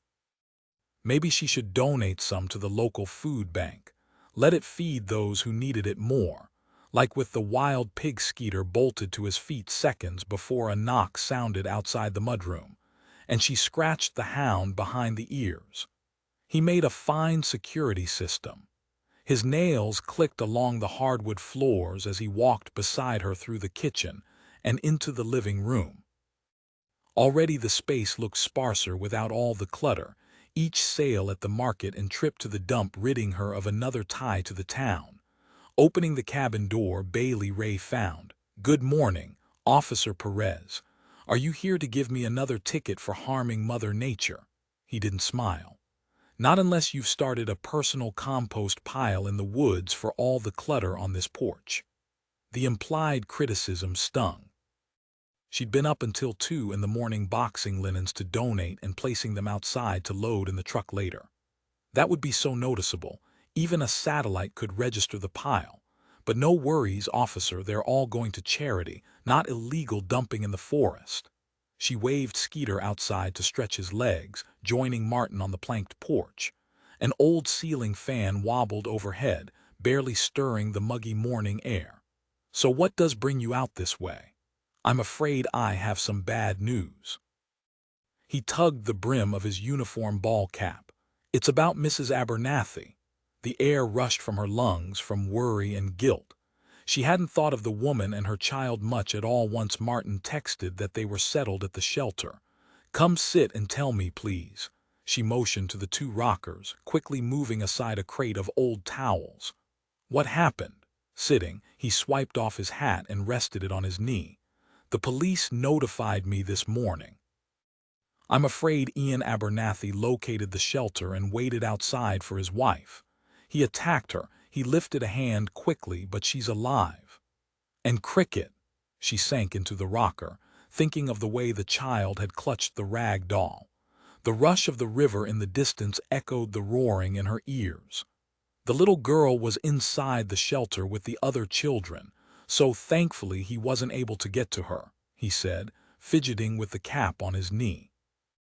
It appears Abernathy had been staking out the place, and when Gia stepped outside for a breath of fresh air, he made his move. More of that guilt twisted her gut, along with a hefty dose of fear. "How bad is it? I know you said she's alive, but you wouldn't be here unless it was really bad." "Gia's in the hospital, broken ribs, fractured eye socket, extensive bruising," he detailed, his voice low and professional. Only the tick in the corner of one eye hinted at a deeper frustration. There were 2 witnesses, but Abernathy got away before the police arrived. Bile burned her throat. She understood all too well what the kid must be feeling, the confusion of being displaced from everything familiar, even if the familiar had been dangerous. Where's Cricket? For now, Cricket is with the shelter's childcare. A social worker will be taking over soon, though. The relief lasted for only one long exhale. She couldn't shake the sense this was her fault, her problem to fix. I have to do something. She came to me for help and you offered her more than her own family managed. At any other time she might have appreciated the praise from someone who judged her rule breaking with his ticket book. Not today, though. Except what I did wasn't enough. She gripped the arms of the rocker. Clearly, Gia had expected Winnie to help. I know Aunt Winnie would have found a way to do more. It's in the hands of the authorities now. He slid his hat from his knee back onto his head. That doesn't mean I can just look away. Wait here. She bolted to her feet and into the house. What are you doing? He trailed, hovering in the doorway, putting together some things for her to have at the hospital. She grabbed an oversized canvas tote from a hook by the door, one of Winnie's bags, then continued on to the kitchen, opening cabinets for snacks, granola bars, a jar of nuts. She needs to know someone cares, even a stranger. Maybe there's something more I can do after all. I'll never know if I don't try. Next, she dug through a box marked Donate on the sofa, sifting and sorting. Socks, slippers, a gently used jogging suit, a zipper pouch with hotel toiletries. Bailey Rae, hold on. Martin rested a gentle but firm hand on her arm. I'm sure the hospital's counseling staff will connect Gia with services for her and her daughter once she's released. Yet look where she is now. Standing, she hitched the stuffed bag onto her shoulder and met him nose to nose. The woman's words about the pain of loving the wrong man haunted her. I know they did their best and this isn't the shelter's fault, but something different has to be done, or who knows what will happen next. Would Winnie be disappointed in her for not doing more at the outset? Inserting yourself into a domestic violence situation can be dangerous. He planted his feet as if blocking the doorway would make a difference. I'm well aware. She wasn't backing down. This was too personal. Their standoff lasted for at least a half-dozen heartbeats, long enough for her to catch a whiff of his earthy scent. She tightened her grip on the bag. Skeeter nosed open the screen door, which closed after him with a slam that broke the spell. Fine, but I'm driving you, Martin said, sighing in exasperation. While you finish with whatever you're packing, I'll get the air conditioner running in the truck. Chapter 5, 2025, window down. Bailey Rae drew in deep breaths scented with evergreens and marsh as Martin drove. Yet she was still shaking inside, for both Gia and Cricket. She hated thinking about what that woman and her daughter had been through in the past 24 hours, except the nerves ran deeper, because her own past was still dogging her today with memories she'd pushed to the far corners of her mind. She hadn't even bothered arguing with Martin about going on her own. She wasn't a fool. Some of her mother's boyfriends had been better than others, like Darren, who brought different board games for them all to play together, and George, who planned picnics with fast food at the park. But the others, she didn't even want to think of their names. The ones who threw furniture, fists, and words that had the power to break her mother as much as the violence. She could still hear the shouts that echoed even with her hands over ears while she hid under a table, in a closet, or on a perch in a tree. Clutching one of Winnie's old canvas bags in her lap, Bailey Rae traced the stitching with one finger. Had she shied away from helping Gia initially because of those memories? Unwilling to get involved in a spiral of hurt she understood all too well. Not much of a tribute to all that Aunt Winnie had done for her. Even now she could almost hear her aunt's voice nudging her to mind her manners. Hey, Martin, thank you for coming to tell me about Gia and for driving me over to see her. I'm sorry if I came off a bit brusque back at the cabin. No need to thank me, he said with a quick dip of his beard-stubbled chin. I'll rest better knowing you're not out there running around half-cocked, putting yourself in danger. I retract my apology. He half smiled, staying silent as the pickup powered along the two-lane county road, lined with dense pines, trunks skinny as they crowded each other reaching for sunlight. Hugging the bag tighter, she looked around the truck cab, never very comfortable with lengthy silences. The unknown rarely boded well. She turned up the radio just as a Chris Stapleton tune blended into a Kane Brown number. She tapped her toe in time until finally she couldn't stand the silence between them any longer. She turned down the radio. I know this bag may seem kind of silly to you, but when I was a kid, something like this would have meant the world. My mom was in a similar situation to Gia's, except because my mother was an addict, it kept happening. I'm sorry to hear that, he said with genuine sympathy. It's how I ended up with Aunt Winnie. She's not my biological relative. She just helped my mom out a few times and somehow I ended up sticking around. Where's your mother now? He asked, easing off the gas as a cow crossed the road, taking its sweet time while the rest of the herd bellowed from the pasture. She's dead. Her gut nodded with the familiar mix of sadness and anger. About 18 months after the last time she dropped me off. She was addicted to drugs, alcohol, and men. I didn't know that about your past. That's rough. Grieving the loss of someone who'd already disappeared had been strange, and she hadn't been adept at regulating her emotions in those days. She hadn't cried like expected, instead she'd raged at the simplest of perceived injustices, like taking her plate to the sink, extra homework, a crossword from the Watson twins. Until one day, while canning squash, Winnie talked about missing her own parents.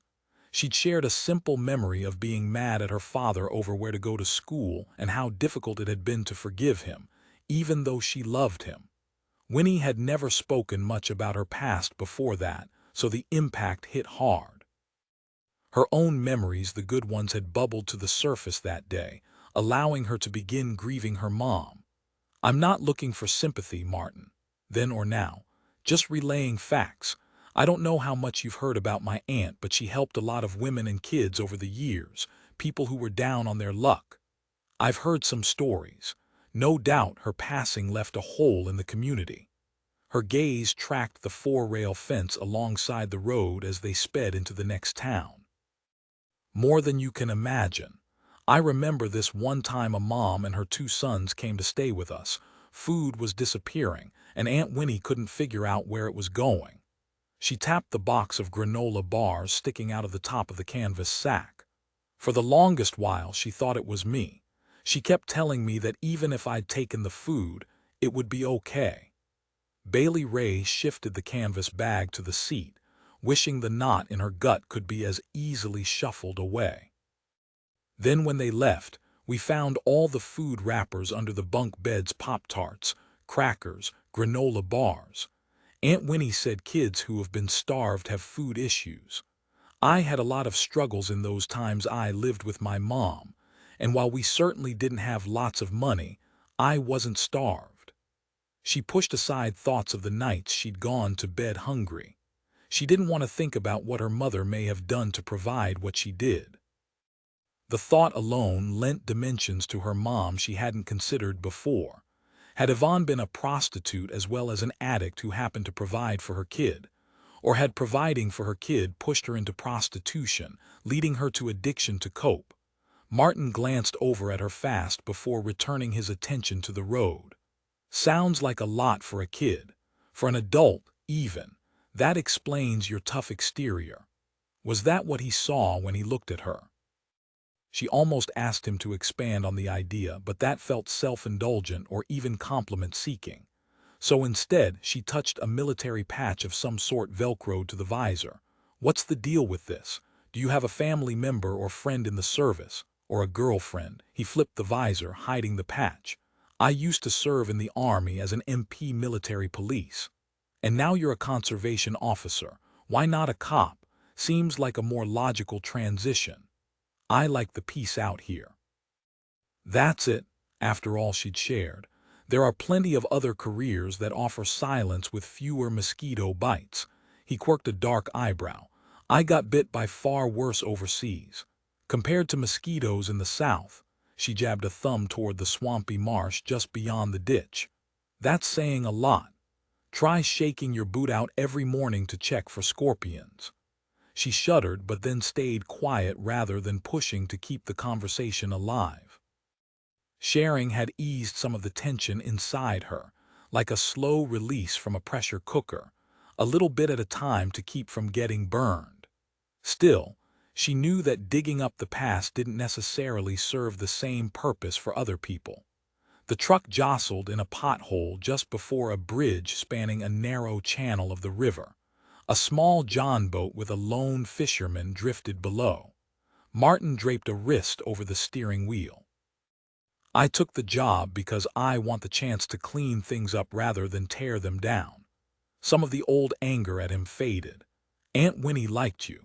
She defended you when the town was griping about all their illegal dumping citations, which is saying a lot since she wasn't known for being much of a rule follower.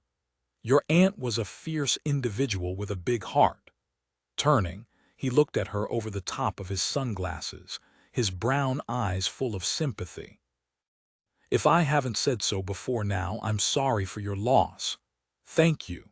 She looked away, the intensity of his gaze amping the pressure inside her. I owe her everything. Yet you're leaving behind the town and home she loved. His words got her back up, but she pushed down the urge to explain how moving to Myrtle Beach had always been Winnie's dream. Plans would be made, only to be canceled.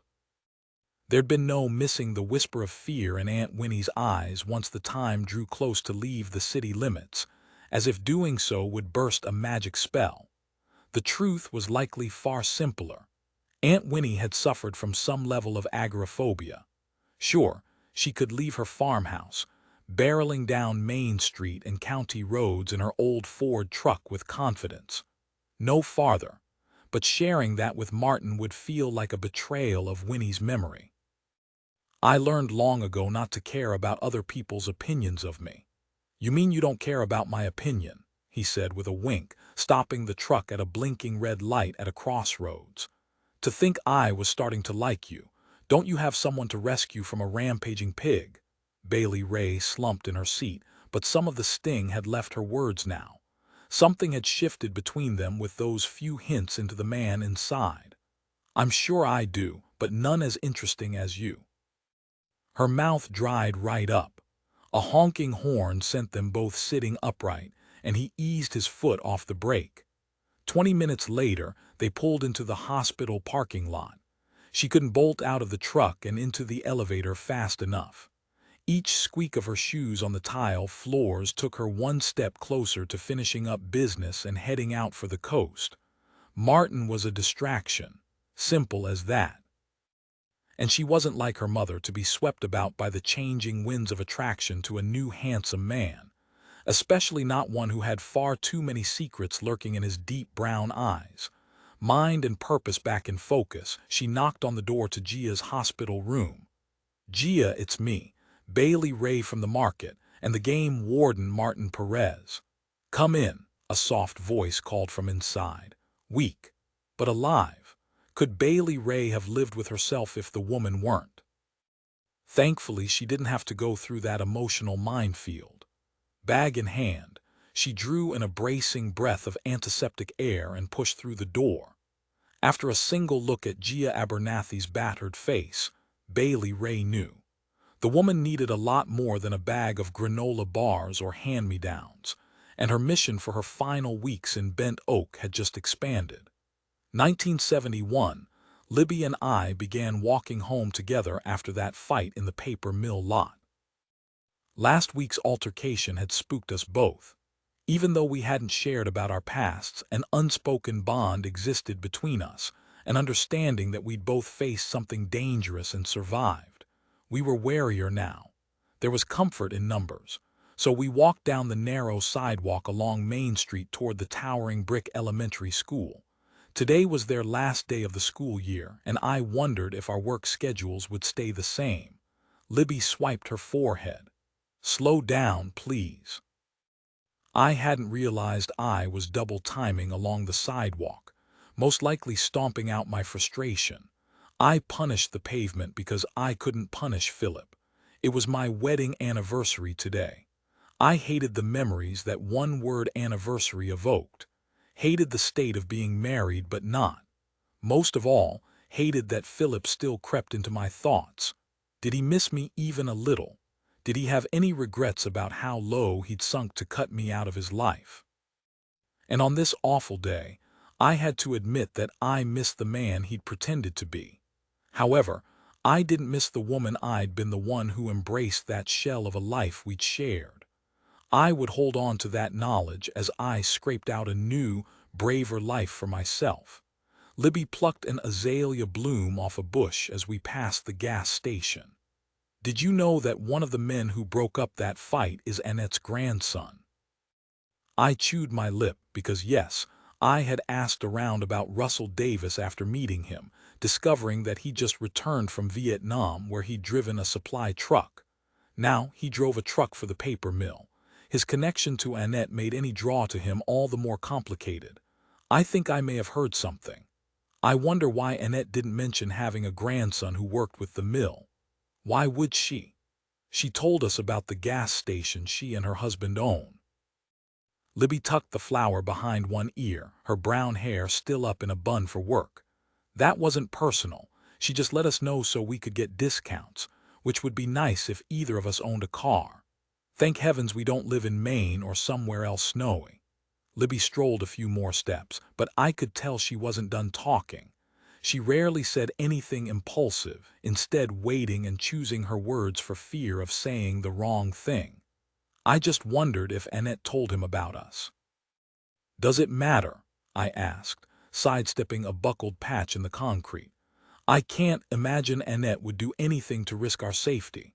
Russell gave Keith an old Matchbox truck last time we stopped by the gas station for a Tootsie Roll. Libby pressed a chapped hand to her chest. Wasn't that the sweetest thing? She couldn't possibly mean. Are you interested in Russell Davis? Now wouldn't be the right time to admit I'd begun scanning magazines at the library for articles about the Mod Squad. This seems rather fast considering you, just arrived in Bent Oak. I'm not interested romantically in him or any man in this town. Libby shook her head vehemently. I'm only getting my bearings by learning as much as I can about everyone. Her pitiful expression made me feel like I'd kicked a puppy. There was no sense inflicting my bad mood on her. How about after we pick up Keith, we come back here to the park and feed the fish? I motioned toward the little oasis smack dab in the middle of Main Street, complete with brick fish pond, benches, and lush landscaping, compliments of the garden club currently gathered at the large gazebo. All those pastel pantsuits and dresses made them look like a big polyester bouquet, which brought on another of those anniversary memories. One of me at my mother's garden club, where they'd hosted my bridal shower. My wedding had been a bona fide circus. 10 bridesmaids with groomsmen plus ushers, plus 2 flower girls and ring bearers. A string quartet played in the cathedral. The reception, held at our country club, featured a full sit-down dinner with prime rib and shrimp. It probably cost more than I made in a year now. Libby pressed her hand to her chest again, breathless. Do you think we could stop and sit for a moment? We're running ahead of schedule to get Keith. I didn't want to hang out near the memory generators, but Libby did look pale. The shifts at the mill seemed to hit her harder than they did me. I assumed it was because she had a child to look after as well. How tragically ironic all those miscarriages had turned out to be a blessing in disguise. It would have been so much tougher to leave with a baby. Sure. Are you all right? I was just up late mending one of Keith's shirts he ripped in a playground tussle. Libby sagged down onto a wooden bench, dedication plate in memory of some Watson relative. Lord, I hope there weren't a bunch of honorarium benches back in Mobile with my name on them, since I was very much alive. Not that my husband would have bothered, but maybe the old garden club would have purchased one, or perhaps I'd left no imprint at all on my previous life. I stretched my legs out in front of me toward the low brick wall encircling the little pond, only to realize it was empty. What happened to the fish? Yoo-hoo. A voice called from the gazebo, a woman in lemon yellow. Someone put dish soap in the water fountain. She glanced sharply over at another lady in lilac. It's not funny. It killed off the koi. Thank heavens I was able to scoop them out before morning. Can you imagine if a child came by to feed them and saw them all floating with bloated bellies? An older woman with a silver blonde bouffant sniffed. There's no need to be so graphic. There was so much polyester and hair spray over there. A single spark would send them and the gazebo up in smoke. Lilac Lady called out, "Would you two like to join us?" "Shh," Bouffant woman said in a theatrical whisper that wasn't fooling me for a minute. "They're on their way home from work. They must be worn slap out." I glanced at Libby and rolled my eyes at the implication we were not garden club worthy. Lilac Lady stood up anyway. "Come on over and introduce yourselves. I insist." Apparently, she carried some sway since the others backed down. Libby leaned her head toward mine. We shouldn't be rude, heaven forbid. But since Libby never asked for anything, I followed along the walkway bordered with monkey grass. I climbed the white steps into their world, my old one. Even the menu could have been transported straight from mobile. Cucumber sandwiches, ham salad, tomato aspic, and slices of pound cake. My mouth watered and I missed my mother in that moment. I didn't understand missing my mom and resenting her at the same time, wishing she'd prepared me better for the world, wondering if her seeming happiness with my father had been real or if I'd imagined it. Libby thrust out her chapped hand. "I'm Libby Farrell. I have a little boy named Keith." She spun the thin gold band with her thumb. "His father passed away. I'm Winnie Ballard and I'm divorced. Divorced in my heart, which was what really mattered. Sure, it wasn't a part of my paperwork or backstory. Worse yet, it was so far from the truth I shouldn't have thought it, much less said it aloud. But the anniversary was much on my mind today and the bad mood along with it. So the words were already out there now. One by one, they introduced themselves in a flurry of names I wouldn't remember. My brain was packed fuller than Annette's card catalog thanks to this new beginning. Lilac Lady motioned to the picnic basket with a hand towel draped over the top. "Would you like to sit and have something to eat? We have plenty of sandwiches and pound cake. Charity? I think not. Poverty hadn't fully stamped my pride out of me yet. No, thank you, I'm still full as a tick from lunch." Libby rested a hand on the crook of my arm, stopping me before saying, "If you don't mind, my boy Keith would enjoy a piece of that cake." "Of course, take two. It's lemon and a secret family recipe." Lilac sliced off 3 generous servings and wrapped each in a napkin, before passing them all to Libby before I could insist again that my rumbling stomach wasn't interested. Even as I hungered for the familiar foods, I needed to escape. Fast. Before I let down my guard and unwittingly disclosed something that could reveal my past wasn't too different from theirs, except with one big asterisk. "Nice to meet y'all, but we need to hurry on our way to pick up little Keith." This time, I didn't give Libby time to stop me. We made our way back out of the town square, past the drained site of the great koi bubble bath and onto the sidewalk. Libby passed over the extra slice. Turning it down would be childish, and I didn't want to hurt her feelings. I peeled back the napkin. "Doesn't it bother you to accept their charity?" Libby broke her slice in half before putting the rest in her purse. "Why should it when I've already had to take so much more from Annette and her friends?" Now that caught me off guard. I looked down at the cake in my hand and thought of how Libby had tucked away extra for her son.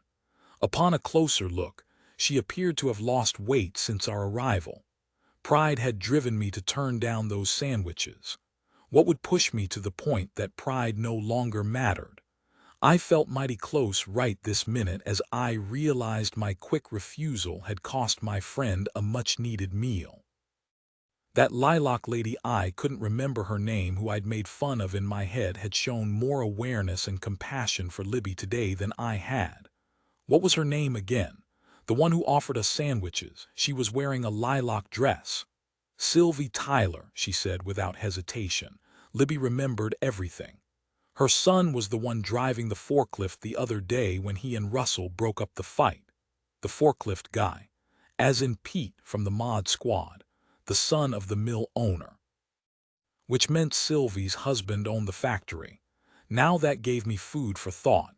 It had been easier when I could vilify everyone in my previous world. And speaking of food, I took a bite of the lemon pound cake. It was good, really good, although mine was better. I'd spent countless hours of my life perfecting the recipe and could show them up in an instant, if I had the extra money to buy the ingredients. But my time would be better spent learning from Libby how best not to kill myself in a tragic mop bucket accident. My life wasn't about garden clubs or competitive baking anymore. Philip's betrayal had ensured that. I needed to forget about the past if I ever hoped to build a good future for myself. One that didn't consume me with memories of all I'd lost.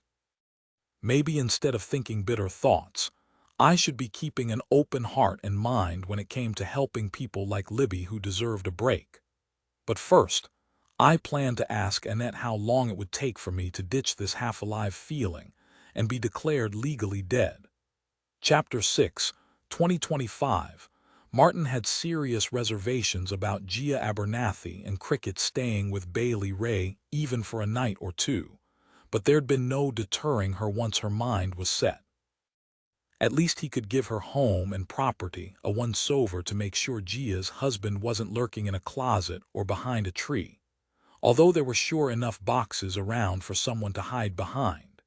He carried the woman's small suitcase, just the basics donated by the shelter.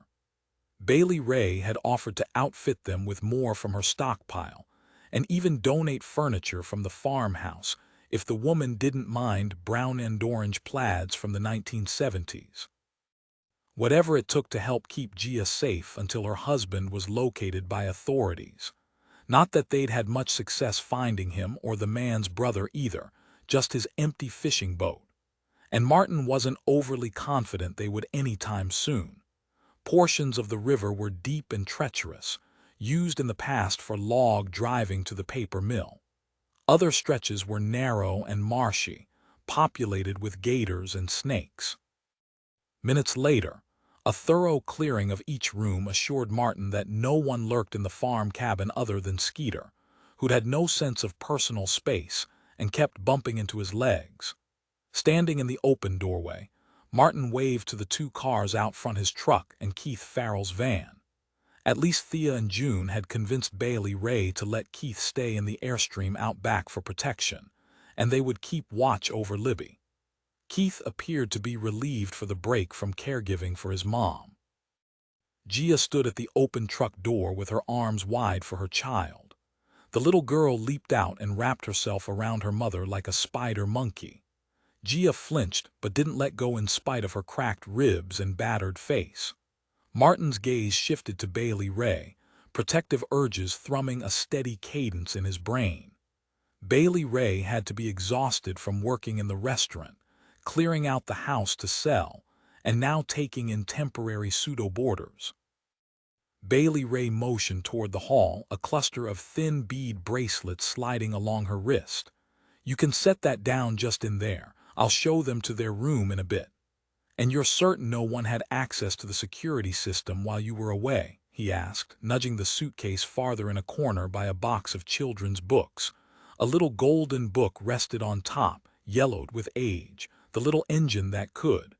"Absolutely." She waggled her phone at him. "I have an app." He would still feel better once he'd swept the property beyond the yard as well. Keith and a lazy hound dog felt like pitiful defense against a man who beat his own wife. Back in the living room, Bailey Rae knelt in front of Cricket, who hadn't pulled her thumb from her mouth since they'd picked her up from the social worker at Child Services. "Gia, I'm sorry I don't have more toys for her to play with. I sold most of them last weekend." Keith opened a hall closet still full of jackets and reached up on the top shelf. "There may be a few things left. Let me look around. Aunt Winnie and Uncle Russell used to keep a few special toys here for when I came over to play. Aha, here we go. Smiling, Keith pulled down a shoebox with childish handwriting on the outside. Keep out. This belongs to Keith Farrell. He pivoted back to Cricket, who wore a pink short set a size too large. Matchbox trucks were my favorite. I used to sit on that same braided rug. My good friend Russell taught me how to use the grooves as guides on a racetrack. Lowering himself to the rug, Keith lifted the lid from the box. He ran the cars along the curves and transformed the floor covering into their own Formula One tournament, while Bailey Rae persuaded Gia to put her feet up in the recliner. Close to her daughter, of course, although she would likely drift off before long, with Skeeter keeping vigil beside the chair. Martin shuffled from foot to foot, eager to get started scouring the grounds around the cabin. Bailey Rae smoothed her hands along the floral sundress she'd changed into during the scramble to get to the hospital today, explaining on the ride over that she'd wanted to make a good impression on the hospital staff when they released Cricket and Gia into her care. Do you have time to stay for supper? It won't be anything fancy. I'm working to clear out the freezer before I go. Tonight's menu is gumbo stew served over grits. Grits.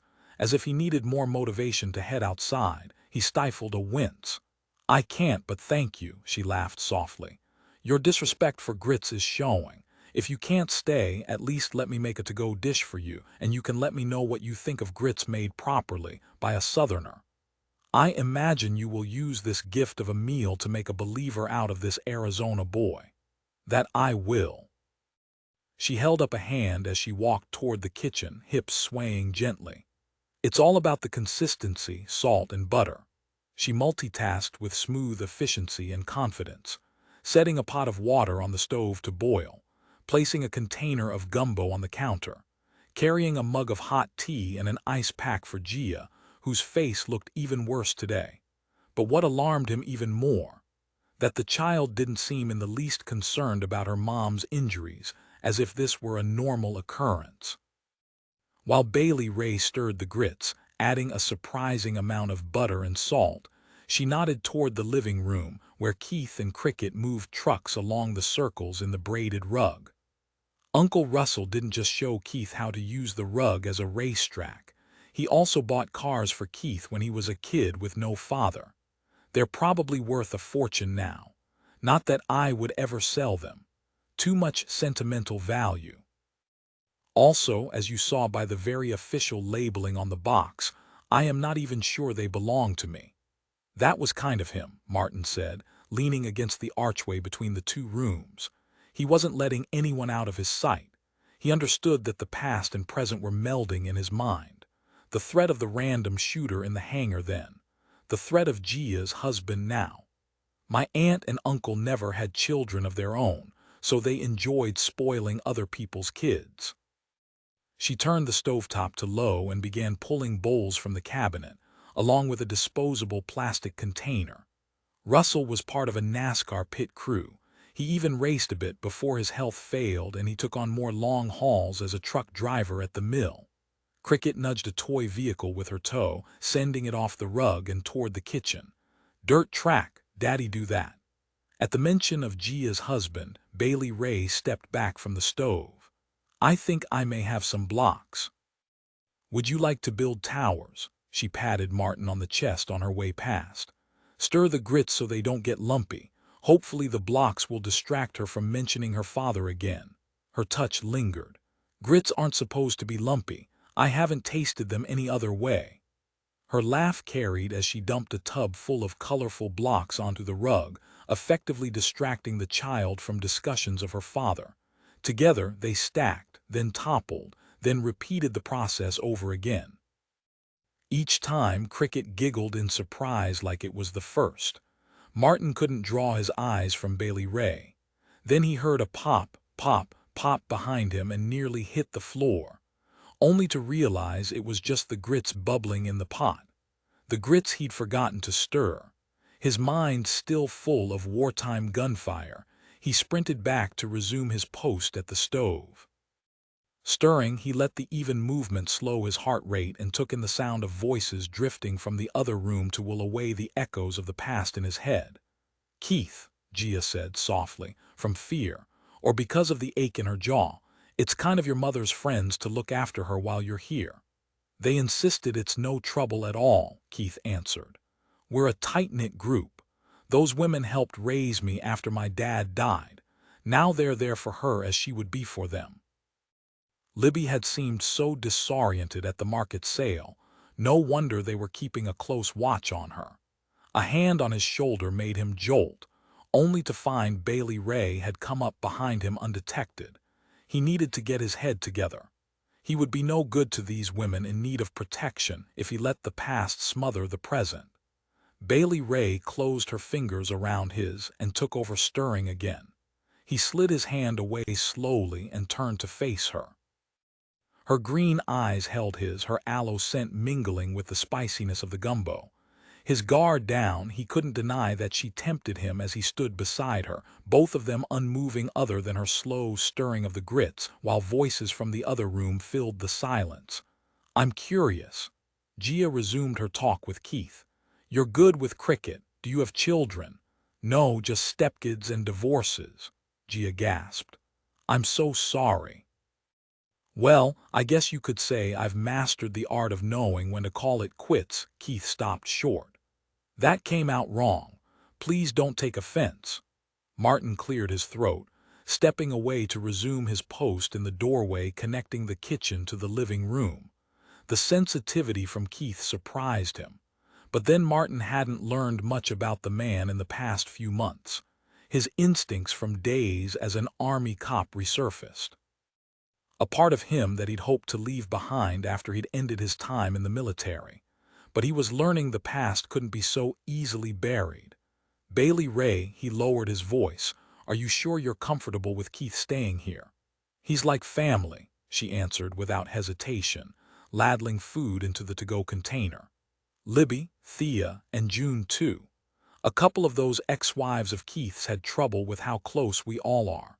Then the last one left when his mama began showing symptoms of Alzheimer's." The woman kept insisting on correcting Libby. Keith finally told the wife that if his mama insisted a sandy field looked like snow, then wet it down and build a snowman, because saying different wouldn't erase her confusion. "It's admirable the way he takes care of her." Martin walked to the counter as she sealed the lid on the plastic container. "Okay then, if you're sure about him staying in the Airstream. I'll do a sweep of the grounds before I leave. Promise me you'll keep the doors locked and your cell phone close by at all times." "Of course." An impish light glinted in her eyes an instant before she scooped a spoon through the remainder of the grits. Cupping her hand underneath, she lifted the spoon to his mouth. "I'm curious about the verdict." He looked at the unappetizing glob, but then he'd never been one to turn down a dare. He stepped closer, cradling his hand under hers as he angled forward to taste. Once again, she'd surprised him. The buttery smoothness melted along his taste buds. "It's good." "Told you so," she said with more of that sass that drew him. Easing back, she dropped the spoon in the sink with a clank. "I'll set the alarm system and we have Skeeter as a backup." Her words returned him to reality. That state-of-the-art security system seemed pricier than he would have expected since Mrs. Winnie had been so frugal. Still, would it be enough so far out in the country? "I can stay over too." She thrust the container into his hands, holding on for a moment, the two of them connected by that tub of grits and gumbo. "Thank you, but we've imposed enough, and you mentioned needing to get to the office to finish some paperwork." Rather than argue, he decided to take the evening off and eat his supper in the truck, parked at the end of the driveway where he could keep watch, because both of his jobs had taught him all too well. The worst creatures came out at night. 1971, I wondered how long it would take for the fall weather to cool down. The walk from the factory to the gas station to pick up Keith from Annette felt twice as long. Even when fanning my face with a church bulletin the mill had misprinted. Back in Mobile, I hadn't realized how much the breeze blowing off the Gulf blunted the heat. I'd lived in a house on the coast with a pool growing up, and near the ocean with Philip before moving to the country. Here, the river was beautiful, but the marsh gave the air a pervasive mugginess that no breeze could alleviate. This summer adapting had been rough for Libby. For me too, since we didn't see as much of each other, but her difficulties were rooted more in the logistics of caring for her young son. I volunteered to help with Keith when I could, if she wanted to pick up a swing shift. The offer just fell out of my mouth. Maybe from some latent grief over not having a child, and from a sense of guilt over having it easier than she did. She'd agreed, but only if I would let her teach me how to cook something other than desserts. 2 weeks after school resumed, Keith landed in the principal's office for fighting. Libby had to clock out early for the resulting parent-teacher conference about his behavior. Then Keith caught chicken pox, and she needed the extra money again to pay the doctor bill and make up for lost work time with her sick child. She was worn down. I felt small for missing her. At least I wasn't tired and lonely. Although maybe Russell would be there when I collected Keith. I spent far too much time avoiding him while trying to catch a glimpse of him without being noticed. I stepped off the sidewalk onto the drive leading to the only gas station on Main Street. The other two were on the outskirts of town, the self-service kind of pumps, whereas this place, full service, compliments of Annette's husband, the owner, complete with the ding-ding announcing the arrival of a new customer driving under the porte-cochere. Except that was a word I didn't use anymore. Porte-cochere. That was my grandmother's word for a covered area in front of the entry. As I waited for a vehicle to back out of the two-bay garage, Russell rolled out from under a Chevy Chevelle with a racing number 5 painted on the side. He tugged his work gloves off and tucked them into a pocket of his coveralls. "What can I help you with, Winnie?" "I'm here to pick up Keith for Libby." "Right, he's inside with Granny in the back office." I should have thanked him and moved forward, but I didn't. I just kept fanning my face, the heat growing inside me. "It was kind of your grandmother to watch him. Libby will want to know if he behaved." "He's no trouble as long as you keep him busy." Russell leaned a hip against the front quarter panel. Granny had him work on his apps with the card catalog. As that heat built, I could no longer ignore the truth. I was totally turned on by this man, and that was dangerous to building my new life, especially so soon into the process. What if I let something slip? "Thank you," I said crisply, and started through the garage toward the office in back. Just as I reached for the doorknob, an arm stretched in front of me, briefly landing his hand on mine. "Russell." I huffed my hair off my brow. It didn't help. Russell pulled his hand back. "Have I done something to offend you?" Had I given him the impression I was avoiding him out of racism? I wasn't even sure how to voice that thought, but desperately wanted to make sure he knew that wasn't the case. So I turned to face him and rested my fingers lightly on his wrist. "Of course you haven't offended me. I'm sorry if I gave that impression. I want." Again, I struggled with words to discuss a subject that had gone woefully unaddressed in my upbringing. "Good, I'm glad." He nodded with a slight smile that broadcast understanding and relief. "I wanted to clear the air since we'll be living in the same town." "You've been absolutely mannerly," I said, needing to be sure he truly heard me. "And the way you and your grandmother have helped Libby has been generous." Russell hung his head, a pulse throbbing in his forehead that echoed my racing heart. It was one of those precipice moments of life, where the air feels different, charged, just before everything changes. Throwing back his shoulders, he met my gaze full on.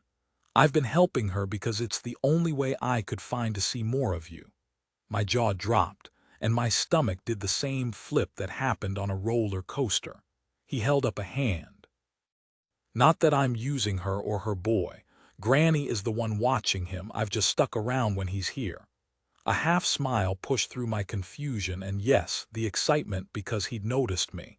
I'd been unseen for so very long, even when screaming from the rooftops, nothing. Now when hidden, he had noticed me. That's still using them a little bit. Am I forgiven?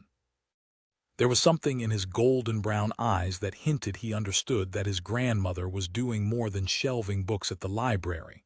Maybe he even helped in some way, but those words stayed unspoken. It was a sacred part of the network. No link broken, nothing discussed without Annette's approval. Even Libby and I hadn't shared our stories.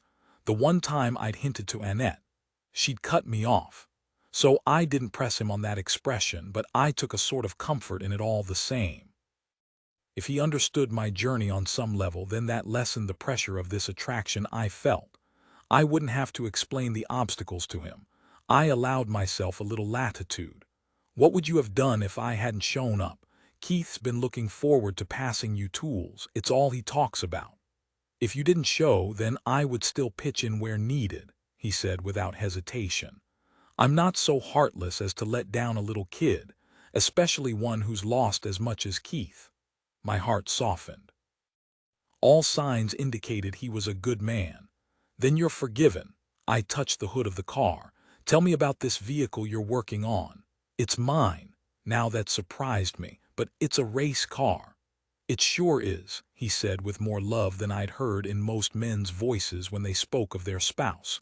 Grandpa kept her stored in the garage for me while I was in Vietnam. Now that I'm back, I'm giving her a tune-up. I don't just drive trucks for the paper mill.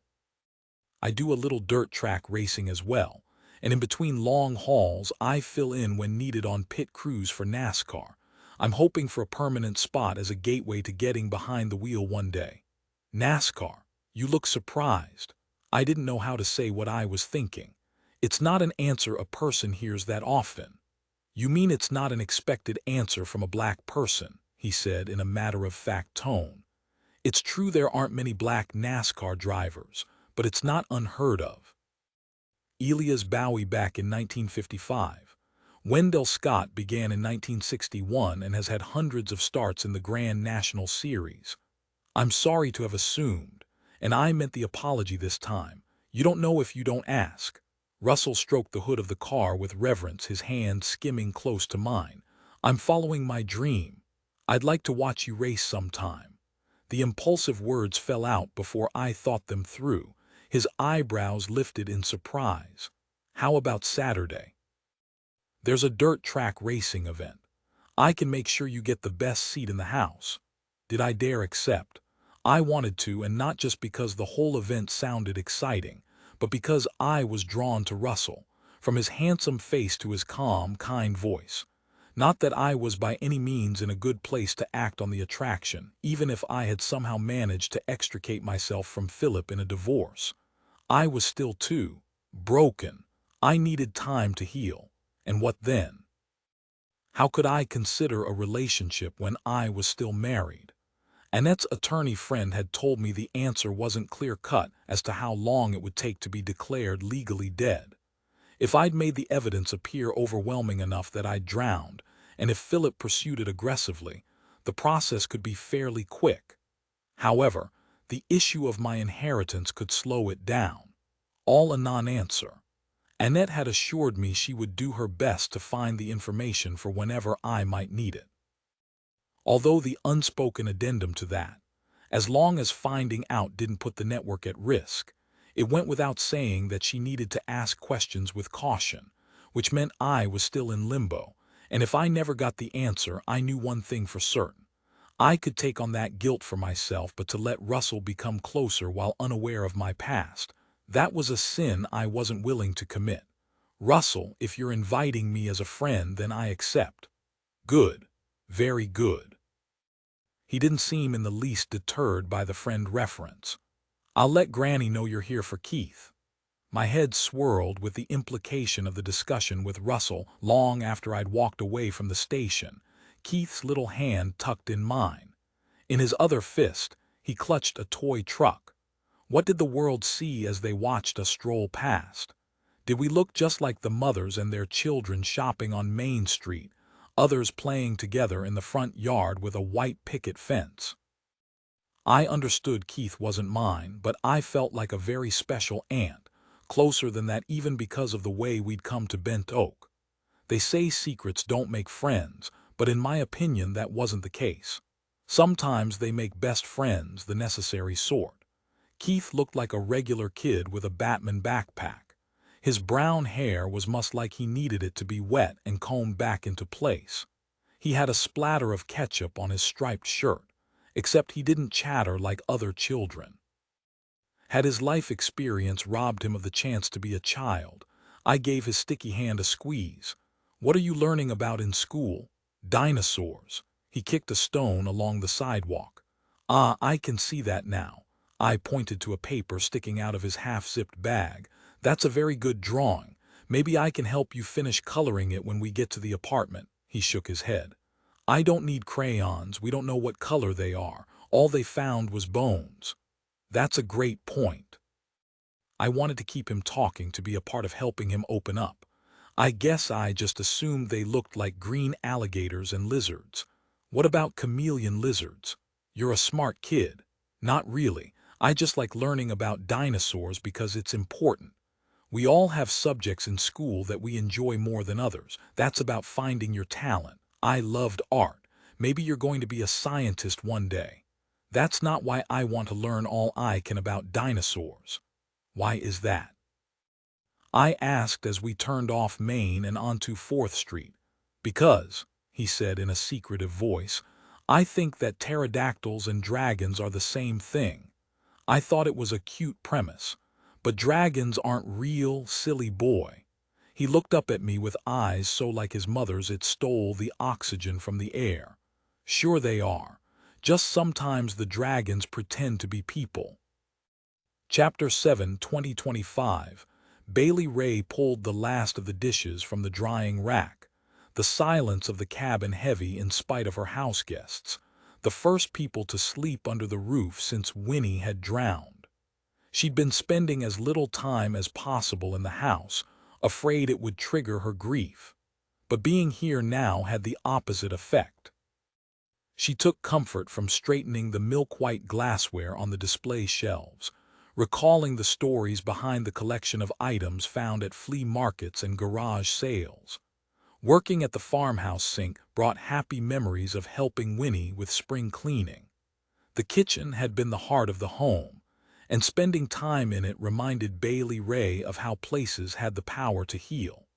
Would the cabin offer the same to her guests?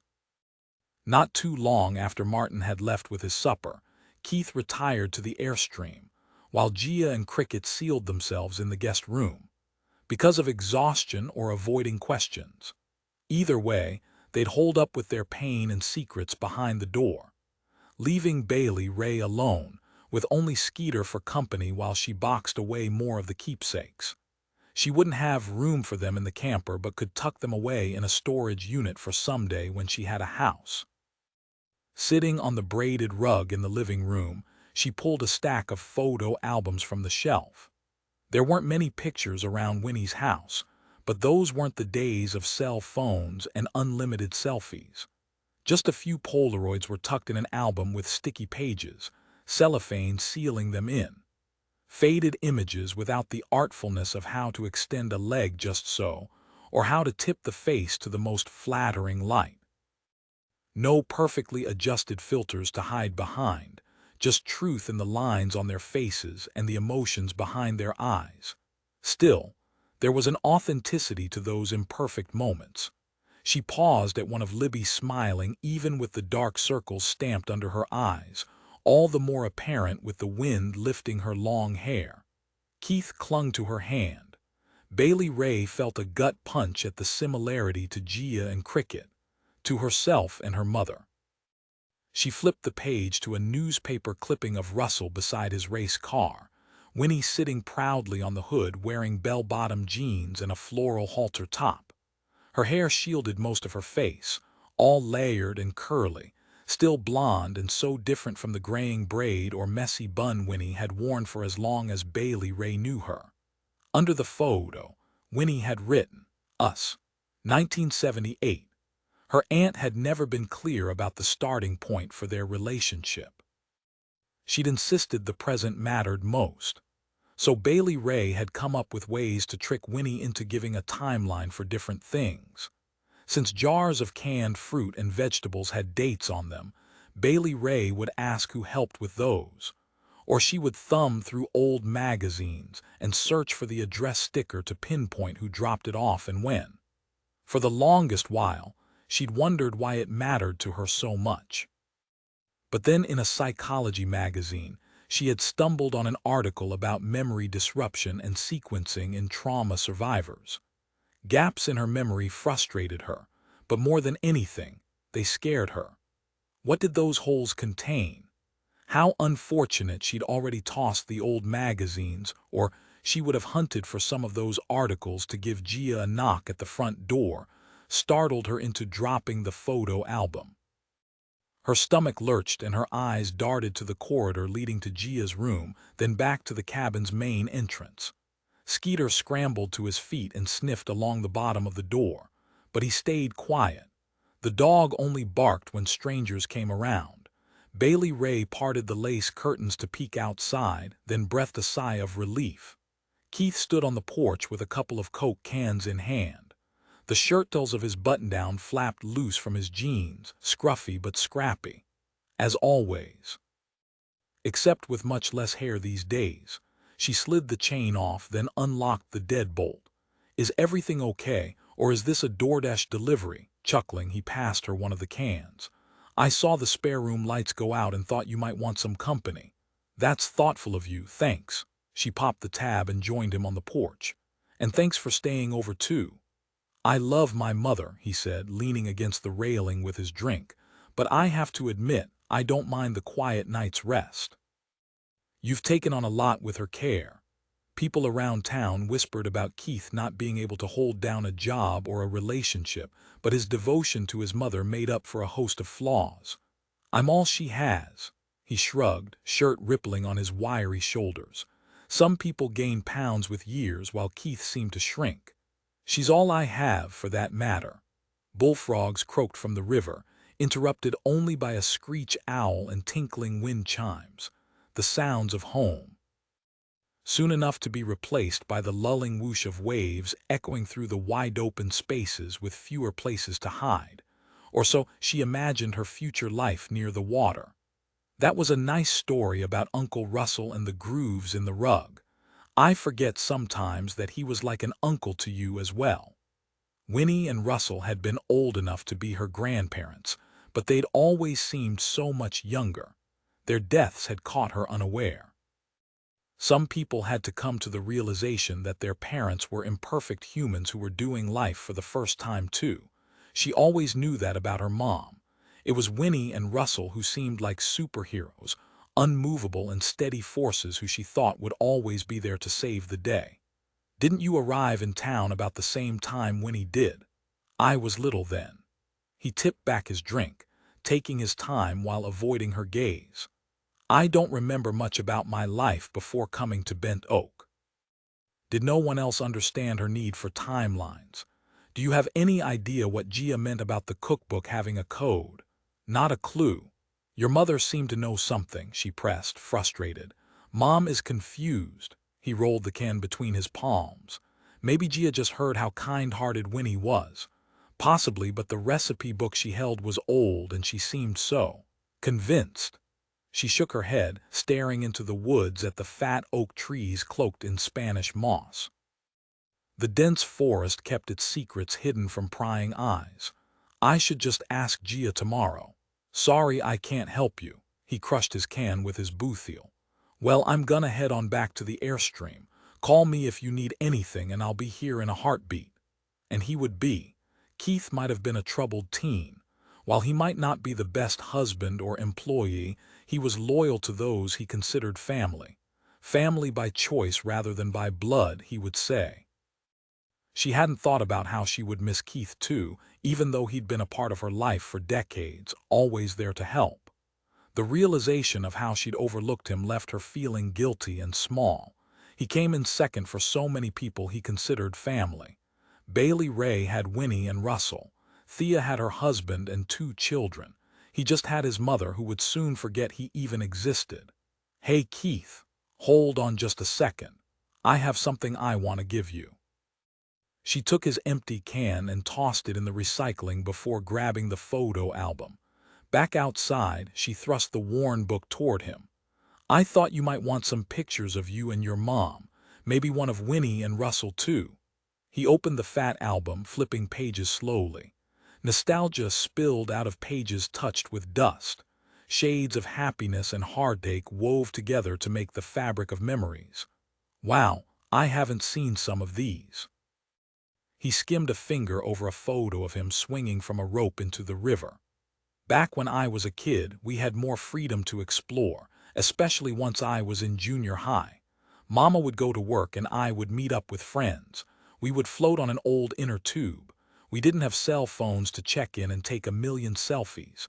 No live streaming, just us getting to exist in the moment and make choices, good ones and bad ones. I can't imagine what it must have been like. No cell phones or chasing social media perfection. Less pressure. It was a different time. Easier to hide what we were up to." He plucked a photo from the album, the one she'd noticed earlier of him as a child clinging to his mother's hand. He slid it into the front pocket of his button-down shirt. "I'll check the yard once more before heading off to bed. Don't worry, I'm a light sleeper." Clutching the album against the dull ache in her chest, Bailey Rae stayed on the porch long after Keith had slammed the Airstream door closed.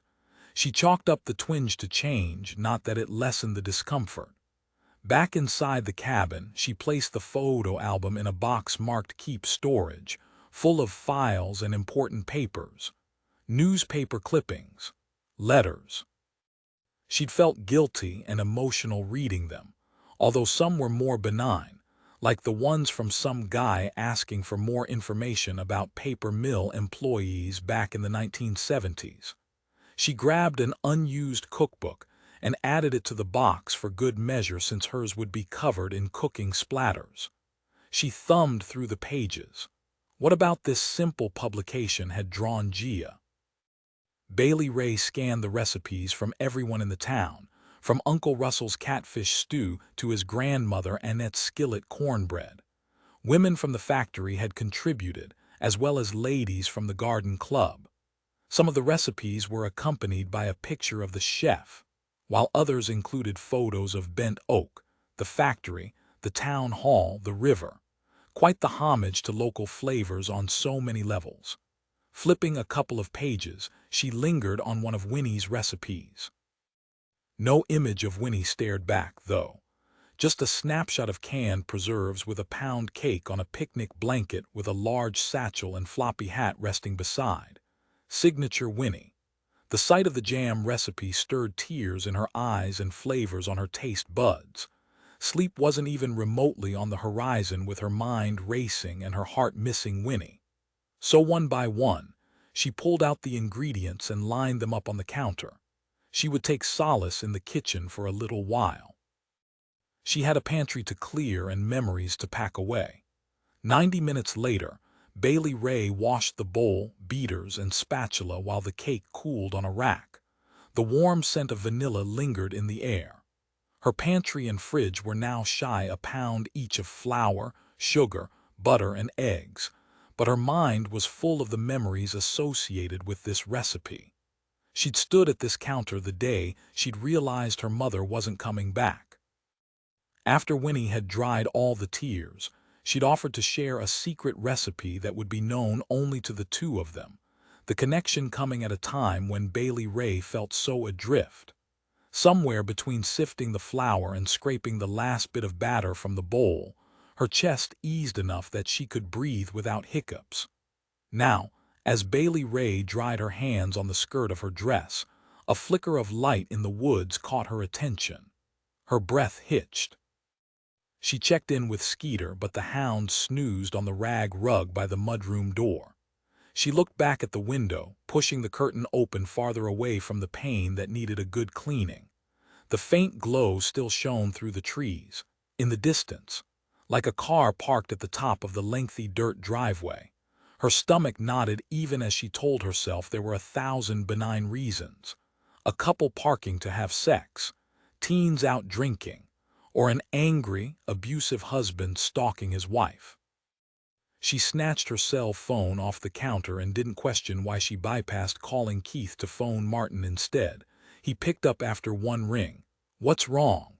"I'm sorry to bother you," her voice trembled, "but I think I see a vehicle parked at the end of the drive. I noticed the light. It may be nothing. That's me." His deep tones rumbled from the speaker. "I'm at the top of the drive. I have the dome light on inside my truck to finish up paperwork." Relief sucked the adrenaline from her and she slumped against the counter. "You stayed anyway. Don't you have to get up early for work? I got someone to cover my shift. Leaving you out here with only Keith Farrell for protection didn't sit right." He paused, then admitted, "I wouldn't have slept anyway, worrying about you." She didn't even hesitate, asking, "Do you want to come inside? The light's better in here and I have food." "I'm already at your door. I just didn't want to ring the bell and wake your guests." "I'll be right there." More excited than she wanted to ponder, she disabled the security system and flipped the lock, waving him inside.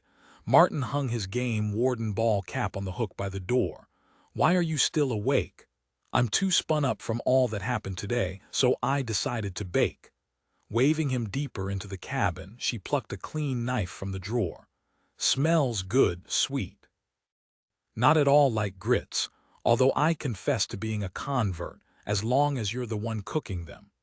"Well, I've been doing more than emptying the freezer of gumbo. I've also been on a quest to use up open staples, like the flour and sugar." She slid the blade around the edges of the tube cake pan, then loosened along the center hole. Lifting carefully, she tried to ignore Winnie's voice in her head insisting she hadn't let it cool long enough. Breathing a sigh of relief as the cake held together, she eased the finished product to a dish. "This is Aunt Winnie's secret recipe for pound cake. She didn't share it with just anybody." He hitched up to sit on a stool at the kitchen island.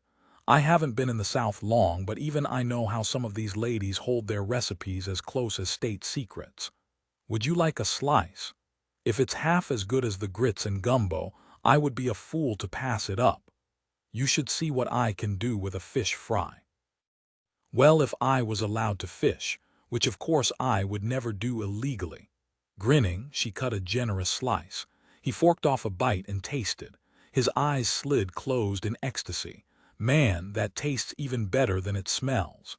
The praise warmed the corner of her heart that still felt like a homeless 6-year-old who had crummy grades in school because she fell asleep on her desk. "When I open my restaurant, it will be like having Winnie with me every time I cook one of her specialties." Restaurant. He swiped a napkin along a crumb at the corner of his mouth. "A food truck, actually. She'd only told Winnie's friends, no one else, half afraid that people would laugh at her. That's what I plan to do with the money from selling this place. I heard from Thea and June that you were leaving, but nothing detailed. Winnie and her friends always had been able to keep a secret, or maybe they were hoping if they didn't vocalize her move, it wouldn't happen. I'm relocating to Myrtle Beach. I'll live in the Airstream by the ocean and support myself with the food truck business." "Why Myrtle Beach? Why not Charleston or Edisto?" he asked, already halfway through his hunk of cake. She bit her lip to hold back a smile that he hadn't questioned her dream, only the location. Aunt Winnie talked about going to Myrtle Beach all the time but never made it there. She seemed to be a bit agoraphobic about crossing the county line. Once the words were out of her mouth, she wished she'd labeled her aunt as a homebody or even a hermit rather than agoraphobic. So she lived in Bent Oak all her life. Actually, no. She wished more of those photos in the album carried dates. She came here as an adult. I'm not sure exactly where she grew up. She was an orphan, and she said it hurt too much to discuss her childhood. Looking back, it felt self-centered or uncaring not to have delved deeper. Would he judge her for that? "What foods will you serve?" She breathed a sigh of relief. "Southern specialties like barbecue, cornbread, slaw, the pound cake, of course. Then I'll rotate other dishes like chicken bog." "All right, I have a question." He held up a hand to stop her as he continued with a wry grin. "What in the hell is chicken bog? I'm not gonna lie. The name does not make it sound appealing." His good-natured teasing caught her so off guard she burst out laughing. A much-needed tension release for the pressure cooker of the past few days. Finally, she quieted and caught her breath. "You've been here for months and you don't know what chicken bog is. Not very observant, are you?" His grin kicked up higher on one side, pushing a dimple into his tan cheek. "I guess you'll have to teach me," Skeeter cut the rest of his answer short, leaping up onto all fours and barking his fool head off. The hackles along his spine rose, and he took off running for the front door, ears flapping. Bailey Rae gripped Martin's arm. "He only barks at strangers." Martin's shoulders braced like a soldier on alert, poised for action. "Stay here, bolt the lock, call the police." He charged across the living room and grabbed his cap. Skeeter raced past her to catch up. The dog threaded the narrow space between Martin and the doorframe before leaping off the porch. The door slammed closed behind them. She wanted to argue that she wasn't completely defenseless, but he'd already disappeared into the dark and she really should call 911. Except once she did, the line rang and rang, only to throw her on hold. The department was small and understaffed, with a high turnover as people either quit or moved to a bigger city with better pay. The recording assured her that if she had to hang up, her number would stay on file and the first available operator would respond. She ground her teeth and peeked out the window pane, watching the bobbing illumination from Martin's flashlight move farther away, then swing around and bobble closer again. She yanked open the door, cell still clutched in her hand with the inane recording cycling through for the fourth time. "What did you find?" "Some tire tracks," he said, his tone tight with frustration, "but whoever it was is long gone." The light flipped on inside the Airstream a moment before the door swung wide. Keith poked his head out, his hair sticking up. He jogged down the 2 steps, shirt tails loose. "What's going on?" "We heard a noise outside and Skeeter about lost his mind over whatever it was. Breathe in the flowers, blow out the candles, breathe in the swamp fumes, blow away the mosquitoes." Martin found some tracks. Keith scratched a hand along his neck. "Could be a deer or one of those wild pigs." Martin shook his head, aiming the flashlight beam past the sprawling oaks and toward the path leading into the pines. "Those tracks weren't made by an animal." Bailey Rae walked alongside Martin, with Keith trailing them until she was close enough to see outlines in the soft earth. Footprints, one set of which appeared to be made by work boots, disappeared into the dense pine woods. Night sounds mocked her overhead, yes, just birds and bugs, but their high pitch jarred the senses, joined by the sound of an engine cranking. Not a car, but the machinery was distinguishable all the same. A 4-wheeler. The engine caught and revved, then grew softer as someone drove it farther and farther away in the direction of the river. Keith cursed softly under his breath. Whoever it was appears to have left. For now. The unspoken 2 words hung in the air like mosquitoes, making their presence known one blood-sucking bite at a time. In the silence that followed, Skeeter returned, panting heavily but calmer now that he'd chased off whoever had been lurking outside. Martin adjusted his hat. "The best we can do is sit tight and wait for the police to come out so we can file a report." Like the reports that had been so beneficial to Gia and Cricket in the past. His words didn't bring any more reassurance than the recorded message droning through Bailey Rae's cell phone. And now she had 2 people depending on her to find answers in her short time remaining in Bent Oak. Chapter 8, 1978. In many ways, Alabama and South Carolina were like identical twin sisters, making it easier to slide into life here in Bent Oak. Almost too much so, in ways that could lead to complacency. Over the years, I've forced myself to concentrate on the differences. Mardi Gras was a big deal in Alabama, not so much in South Carolina. And of course, there was the coastline. Alabama only had that tiny portion around Mobile, which made my city a sort of mecca for the region. Yes, a person could hop across the border to Florida and enjoy their sunny beaches. But that snippet of the Gulf Coast, it belonged to the people of Alabama in a way that made Mobile special. South Carolinians loved their beaches as well, but with so many more coastal miles, they didn't treasure it the same way I did. My father doubled his family portfolio by recognizing the worth of the Florida Panhandle's coast so close to Mobile. He invested big. Growing up with such wealth, I never imagined the satisfaction I would gain from opening my own stall at the farmer's market to supplement my income at the paper mill. I certainly never imagined working 2 jobs, but I was proud of my booth, with the checkered cloth on my table rippling in the sultry breeze. "Thank you for your business," I said to a young shopper with a baby on her hip. I passed her 3 jars of canned goods: peaches, green beans, and pickles, along with a small bag of freshly shelled pecans, thanks to Annette's generosity in letting me gather pecans from the library grounds. Sweat beaded down my spine as I slid the money into the cash box and served the next customer. Summer in Bent Oak was hotter than hot, but I no longer passed up an opportunity to be outside. Moving from the cleaning crew to the assembly line had brought a pay raise, but not much. So I needed to think of low-profile ways to increase my income. The logical choice would have been to create art, but I didn't dare risk showcasing my glasswork for fear of a piece my style being recognized. There were weeks that my hands ached to create. Back in Mobile, I'd focused on beach-themed items: sea creatures, shells, coral. Now I envisioned creating the regional flowers and creatures. A bowl shaped like an overlarge azalea blossom, or a Carolina wren trapped in an orb, and my piece de resistance would be a twisted oak tree with the finest Spanish moss draped from the branches. I'd seen it in my mind so many times I felt like I could have created it with my eyes closed. Those projects had to stay locked away in my brain, however. I turned my artistic side to other creative ventures, like baking.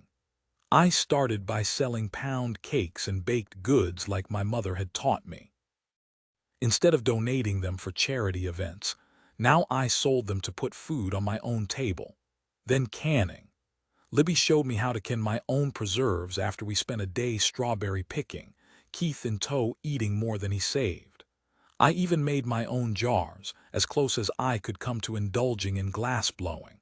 Those were big sellers. I took pride in how often the ladies of the garden club showed up at my booth.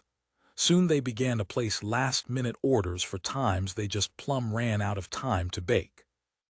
Even if it meant I stayed up past midnight, I filled those orders, desperate to pack the hours in my day and increase the money I'd hidden away in my tampon box under the bathroom sink. I'd yet to meet a man who would touch a container of feminine products. How ironic, now that I could open my own checking account and even apply for a credit card, I didn't dare risk the paper trail. Not even with my forged documents. Especially with my forged documents. Although one thing was certain. I was finding my way in the world. Not just at work and taking help. I was now in a position to give back, to assist others, and it felt good. Really good. Far better than any fundraiser I'd organized for the hospital where Philip practiced medicine. Libby and I had been assisting Annette in small ways, bringing food, picking up extra clothes from the thrift store for new folks on their way through. No one else stayed in Bent Oak, though, as Libby, Keith, and I had done 7 years earlier. And it turned out that 7 was a magic number of sorts for me, the point at which Philip declared me legally dead. I stumbled on the answer while helping Annette scan back issues of magazines into microfiche. The monotony of it was mind-numbing, but I owed Annette. I never said no. Then I saw it. In the society section of Bride's magazine, a small article covered the wedding of the year, that of Philip Curtis to a wealthy debutante. There had even been a short mention of the tragic death of his first wife in a drowning accident and how after 7 years I had been declared legally dead. Philip had truly moved on. My hands trembled then and now at the magnitude of that moment, of knowing I was free, but also trapped, because now there was no going back. While wonderful, there was so much unknown that came with freedom. That freedom also meant no more excuses to live in limbo. I cleared my throat to thank Sylvie Tyler for her business. I appreciate you. I'll be sure to have those extra tomatoes for your husband. Honey, I appreciate you. He does love tomato sandwiches just like our son. She gathered up her 3 bags of honey-roasted pecans with a smile, stepping away for the last in line for the afternoon. Russell. So handsome I couldn't help but let my eyes linger, especially given my newfound freedom. We'd been friends for years.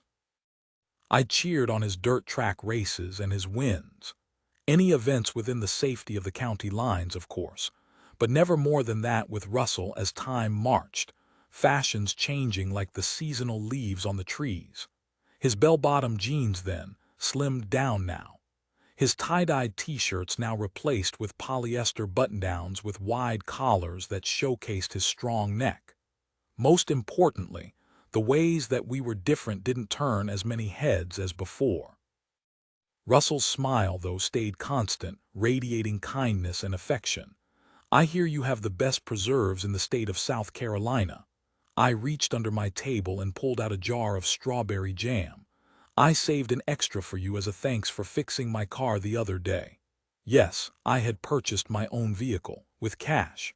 A 10-year-old green Dodge Dart that I had affectionately named Olive. He scooped up the jar. She still has plenty of life left in her. Would you like to go on a picnic sometime? I blurted, but I didn't regret the impulsive invitation one bit. For 7 years I'd held back, not daring to take a single step beyond friendship. And to be fair, the time had given me a chance to heal. All the while, I kept thinking my infatuation with him would pass with a sharpened perspective. I treasured his friendship and his grandmother's too much to risk it. Except my attraction to Russell had grown with every day, month, year.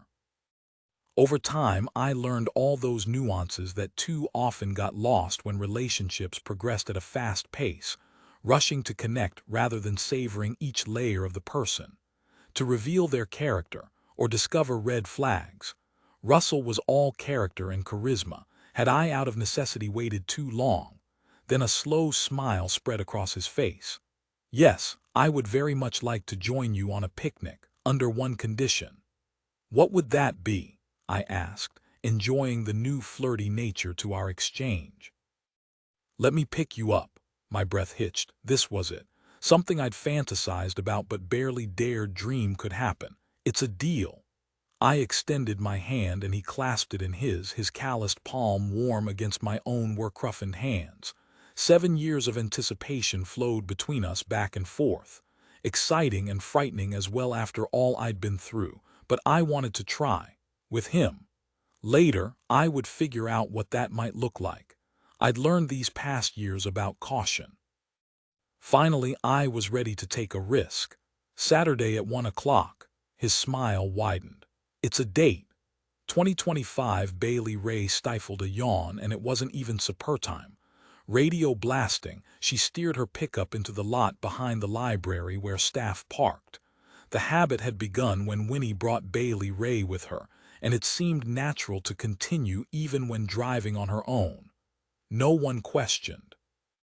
She just picked up her last paycheck from the Fill Her Up Cafe while Gia and Cricket attended story hour at the library under the combined watchful eyes of Thea and June. Soon, Bailey Rae would be her own boss. She would have control over her life, thanks once again to Winnie and Russell. But first, she needed to tie up loose ends with Gia and Cricket, plus finish her market days.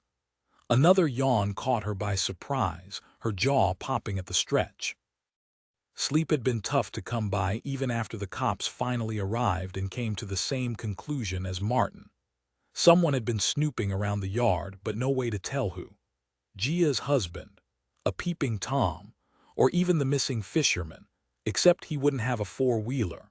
The gravel crunched as she crossed the lot, then climbed the concrete steps, a smaller staircase than the sprawling one out front made to accommodate larger groups entering and exiting, such as class field trips.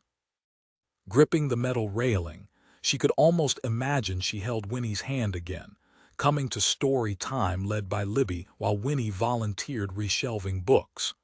The place felt like a second home. She'd spent countless hours deep in one of the fat beanbag chairs, escaping between the pages. Winnie would say that art had a transformative power that couldn't be found anywhere else. Well, her aunt had said it in easier-to-understand language back then. But coming from such a nuts-and-bolts, practical person, it surprised Bailey Rae enough to make her sit up and take notice. A familiar voice drifted past the rows of shelves, Libby leading story time, thanks to the chauffeuring help of June and Thea. Libby might not always remember her own name, but she could still read books to children. The doctor had told them Alzheimer's looked different for each person diagnosed. He had a patient who no longer recognized any of his family members but could keep track of sports scores. Very little had changed at the library over the years. The scarred tables had been refinished. The card catalog had been traded out for a long line of computers, each with its own privacy cubby. Above the fireplace, a framed and matted 14 by 18 photo of Russell's grandmother, Annette stared down at them with eyes so like Russell's. Careful not to distract, Bailey Rae allowed herself a moment to breathe and tugged a chair from one of those cubbies. As Libby continued to read the Three Billy Goats Gruff, she drew interactive responses from her young audience filling the rug. "Who's that stomp, stomp, stomping across my bridge?" Tiny feet hammered the floor. Most of the faces were familiar but welcoming, since it seemed there was often someone's cousin, brother, or sister visiting. Except for the police officer sitting by the front door thumbing through a field and stream. Smack dab in the center, Gia sat cross-legged with her arms wrapped around her daughter in her lap. Cricket had stayed even closer to her mother since the brief stint with child services while her mother was in the hospital. This evening, Martin would be picking her up to ride along when taking Gia and Cricket to a new shelter, one with tighter security. So far, they hadn't been able to persuade Gia to file a police report. She insisted that it wouldn't work, and if her husband found her, he would only be angrier. No doubt, the woman spoke out of fear for her life and her child's. Bailey Rae didn't remember her own mother being that terrified or that concerned for her child's well-being. Yvonne had rarely grieved for the last guy, always focused on the next man and his potential drug stash. Bailey Rae shoved the memories aside like reshelving a one-star book she'd finished and hoped never to read again. Story time concluded, with the head librarian directing the children to tables for crafts making paper-bag puppets of the story characters. Thea pushed Libby's wheelchair toward a lounge area in back. June followed, waving for Bailey Rae to join them in the same spot where Aunt Winnie used to have bagged lunches with her friends while Bailey Rae finished her homework. June pulled over an extra chair. "What's this I hear about the police being called to your place last night?" Bailey Rae slung her leather backpack onto the table. Turned out to be a great big nothing burger. Skeeter barked up a storm. There were some footprints but no one around. We heard a four-wheeler crank to life in the distance, but that could have been any number of people. June shook her head, a newly purple streak of hair sliding forward. "I'm just glad you're all right." Bailey Rae squeezed Libby's gnarled hand. "Thank you for loaning Keith to us."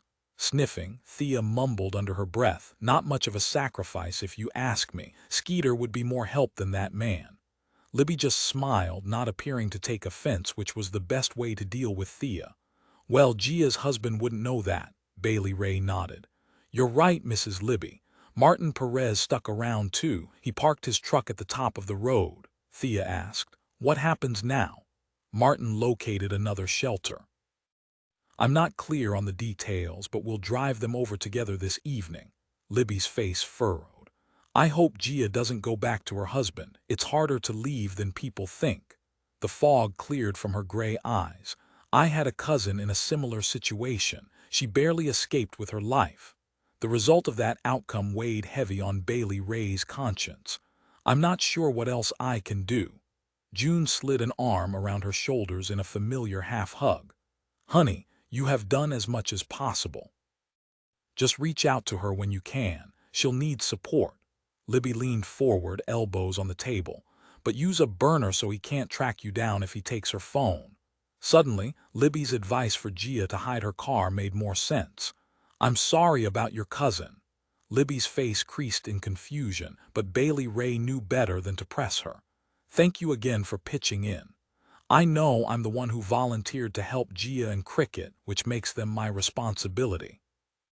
Thea tugged her ever-present white gloves more securely in place before stepping behind Libby's wheelchair again.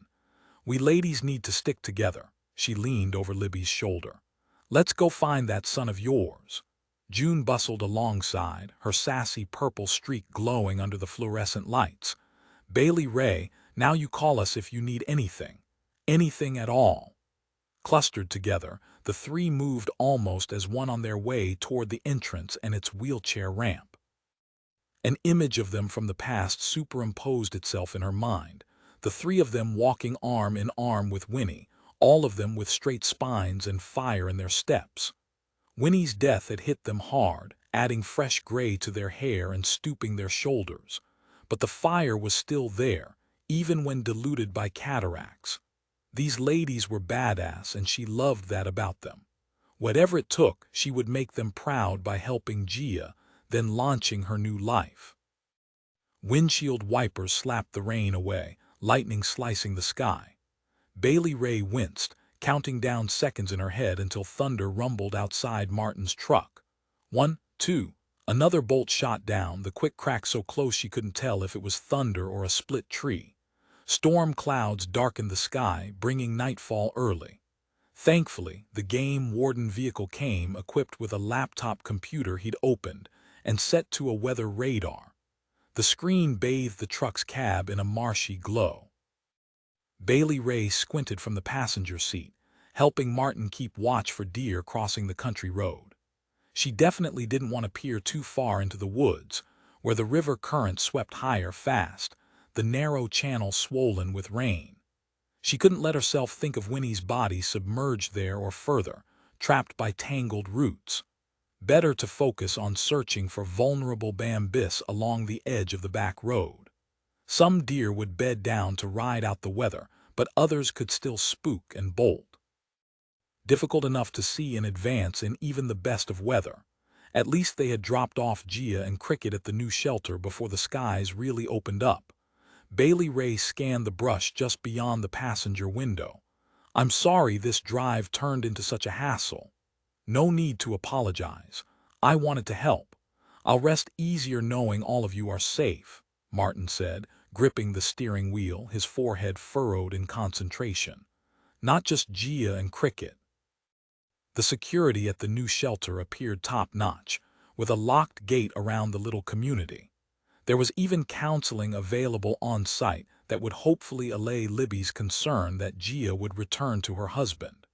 Bailey Rae wished hers were as easily settled, because she was struggling to trust people after how badly the last attempt played out, landing Gia in the hospital. Bailey Rae leaned forward to swipe her arm along the fogged windshield. How did you find the new shelter? I've never heard of it before. It's legit. He switched on the defogger, blasting air upward. With a tax ID number. It's just smaller and less known, but that makes for tighter security. I have every reason to believe he won't find her as long as she doesn't reach out to him. She swallowed down bile. We've done all we can, haven't we? He answered with a tight nod, never looking away from the two-lane road. Bailey Rae tapped the edge of the computer, the radar covered in bands of the downpour. The weatherman really let us down with the forecast earlier. Agreed, he said, his grip on the steering wheel turning whiter. It's just as risky to turn back as to forge ahead, or we could pull over and wait it out. Since Skeeter had a dog door to get in and out, she had nothing else pressuring her to return home. No one to worry if she didn't arrive on time. Depressing. We should probably lightning split the sky. The crack of thunder so close the storm must have been right over them. Martin winced. Right, I'm pulling over. He put the truck into reverse, arm across the seat until they reached the top of the hill where he shifted into park. The hammering rain on the roof and hazy interior seemed to shrink the space, leaving her fidgety from adrenaline letdown and needing to fill the awkward silence between them. We have a healthy respect for thunderstorms around here. Did you know that lightning struck Winnie's barn years ago and burned it to the ground? She babbled. The red barn that's there now is a rebuild. Folks say lightning doesn't strike twice, but I'm not sure I believe that. I think there are places in the world that have these negative gravitational pulls that attract bad luck. Is that silly? Not at all. He shifted sideways toward her, his elbow resting on the back of the seat. Back home in Arizona, there are vortexes, or the more proper term is vortices. Anyway, these sites are believed to have healing energy. So it only makes sense that if there are these positive vibes, there would be places with negative ones as well. She hadn't expected an answer like that from him, but then perhaps she'd been so busy paying attention to the rule-following military side of him, she'd missed the nature-loving warden side. "Do you miss Arizona?" "Not particularly," he said, taking off his hat and placing it on the dash. "I was a military brat, so I grew up all around the world. Dad's last station was in Arizona while I was in high school. He and Mom decided to stay." "Any siblings?" she asked, pressing for more from him, curious if he had any more surprises locked behind that handsome face. "One sister. She's in the Air Force, married with 2 boys. They get Mom and Dad at holidays since I'm childless. The grandkids are a big draw." "How sad." "I'm sorry." "I could always buy a plane ticket and join them," he said practically, without a hint of hurt or anger. "Maybe if I'd lived in Arizona longer, I would have felt differently. I've been in Bent Oak since I was 6, and I can't wait to leave." The beach was calling her name. Less forest, fewer negative force fields of memories to flatten her. Martin stretched his arm ever so slightly and brushed back a lock of her hair. "No high school beau holding you back." "A beau." She laughed, lightly punching him on the arm. "Who says beau anymore?" He grinned, rubbing the top of his arm. "I thought it sounded southern. I guess I missed the mark." "Well, bless your heart," she said with a wink. The air crackled in the minuscule space between them. Maybe it was all the talk about a positive vortex. "I didn't have a boyfriend until the 12th grade. His eyebrows shot up in surprise. "Were the boys at your school idiots?" "You sound like Aunt Winnie." The highest compliment she could pay anyone. "Anyhow, my new beau seemed so nice, almost too nice. I figured there had to be a catch." "Aw man, I get the feeling I'm going to have to kick some ass after this story is finished." "Actually," she said, angling to face him more fully, her knee hitched on the seat, "he turned out to be every bit as nice as he seemed the first time he sat beside me at lunch. I thought he felt sorry for me because I was alone that day, thanks to the resident mean girls, Sissy and Missy." He shook his head. "Some people don't change." She laughed and he joined in, their sounds twining. The rain on the roof softened until she could hear only the 2 of them. A month ago she wouldn't have expected to find an ally in Martin, but then he'd surprised her these past couple of weeks. "My beau was one of those super religious guys who walk the talk. I hadn't met many of those sorts."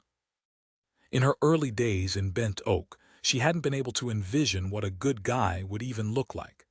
"Beau, for the life of me I can't recall his name now.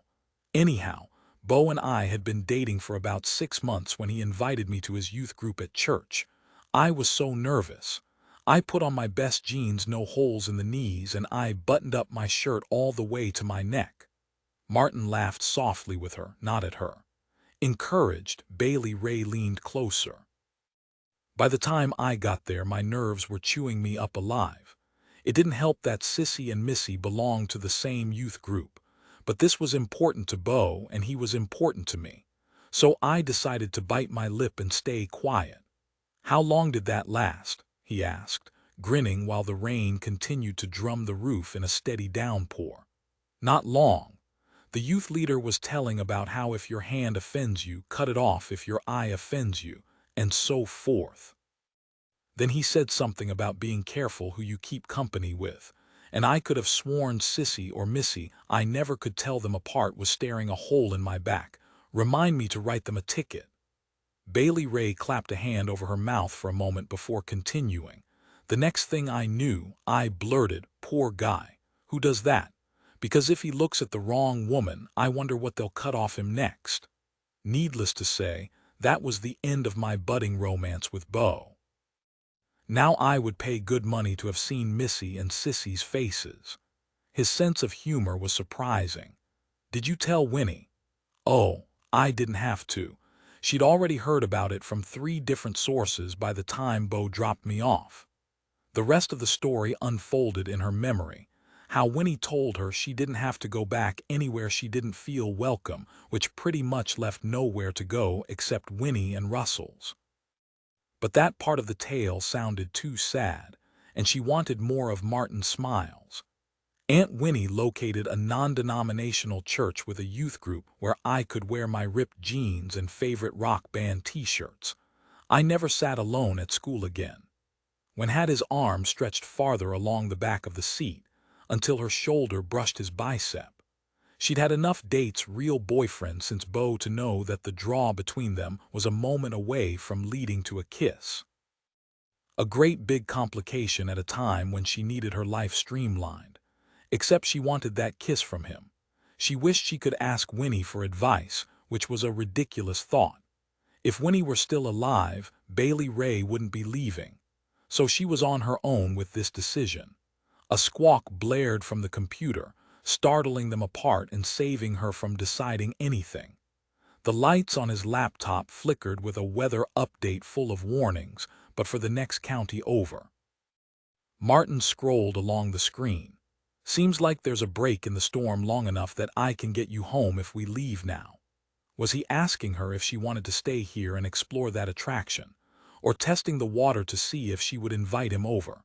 Before she could finish thinking that possibility through, much less draw a conclusion, he turned away and put the truck into drive again. Pulling back onto the road, he said, "After I drop you off, I need to head into the office and catch up on paperwork. Let me know if you hear anything from Gia." Just that fast, he dismissed her and whatever they'd almost shared. For the best, because she didn't need anything interfering with her plans to leave. Still, she couldn't shake the feeling of being that high schooler in her buttoned-up shirt who'd been judged as lacking. Her mama had it all wrong expecting a man to fix the emptiness, but Yvonne had been right about one thing: the importance of knowing when to pull up stakes and move on to the next town. Preferably one without the opaque river that served as Winnie's final resting place. Chapter 9, 1978, Russell's Chevy Chevelle ate up the back road that ran parallel to the river. As I tipped my head out the open window, the wind swept my hair across my face and tunneled through my crocheted top. The scarf around my head trailed like a kite tail. I indulged my artist's eye, from the ancient oaks that learned to twist into hugs as they grew, to the river's current creating crystal peaks that glinted in the afternoon sun like freshly blown glass. Excitement and nerves tangled inside me like those tree branches, 2 parts of a beautiful adventure in my new life. I told myself this outing with Russell was just a picnic. Yes, a date, but a simple date. A date with 7 years of anticipation, which made it far from simple. Once we cleared the city limit, he floored the accelerator, the engine growling in celebration. When watching him compete, I'd heard the echo of the finely tuned racing machines, but never from inside the vehicle. The sound amplified until the entire car vibrated with life. I tucked my head inside again and combed my fingers through my hair until it settled into place. "Where are we going?" Since I'd packed the food, I told him to surprise me with the location as long as we stayed within the county. Thankfully, he hadn't asked about my aversion to leaving the area. "We're almost there." Slowing, he took the turn with precision, guiding his souped-up sedan over a narrow bridge with sides so low they provided precious little protection. "It'll be obvious in a moment."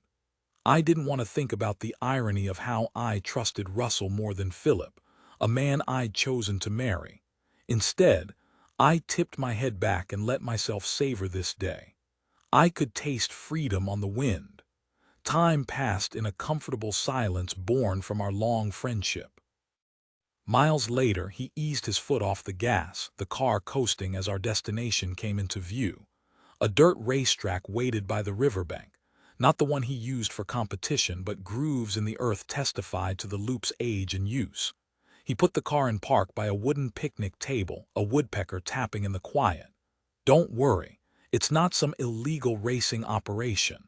The land belongs to my grandparents. Grandpa cleared this loop for me to practice. Your grandfather was a thoughtful man. He died 2 years earlier. Annette had struggled with the loss, so much so she'd begun asking Libby and me for more help with small tasks in the rescue operation. To start, we'd hand-carried documents, new birth certificates, diplomas, and driver's licenses from the paralegal to the library. Yes, he was. I miss him." Russell's throat moved in a long swallow, and he dried his palms along his jeans. "When I first got back from Nam, this was the best place to blow off steam and help me return to my old self." He didn't talk about his time in Vietnam often, and I knew well that a person was entitled to secrets. So I just let him choose his own words and pace now. Russell scratched his collarbone, his sepia-hued skin glistening with a light perspiration. "These days, I come out here sometimes to practice and test out tweaks to the Chevy. What do you say? Would you like to go for a spin?" "Are you sure? You might take that offer back when you hear I got ill on a Ferris wheel." Only once since I'd never tried again. Looking back, it could have been the cotton candy and caramel apple I'd begged my father to buy since Mama restricted my desserts. In hindsight, that seemed ironic, given all the sweets she'd taught me to bake. Russell tucked a lock of hair behind my shoulder.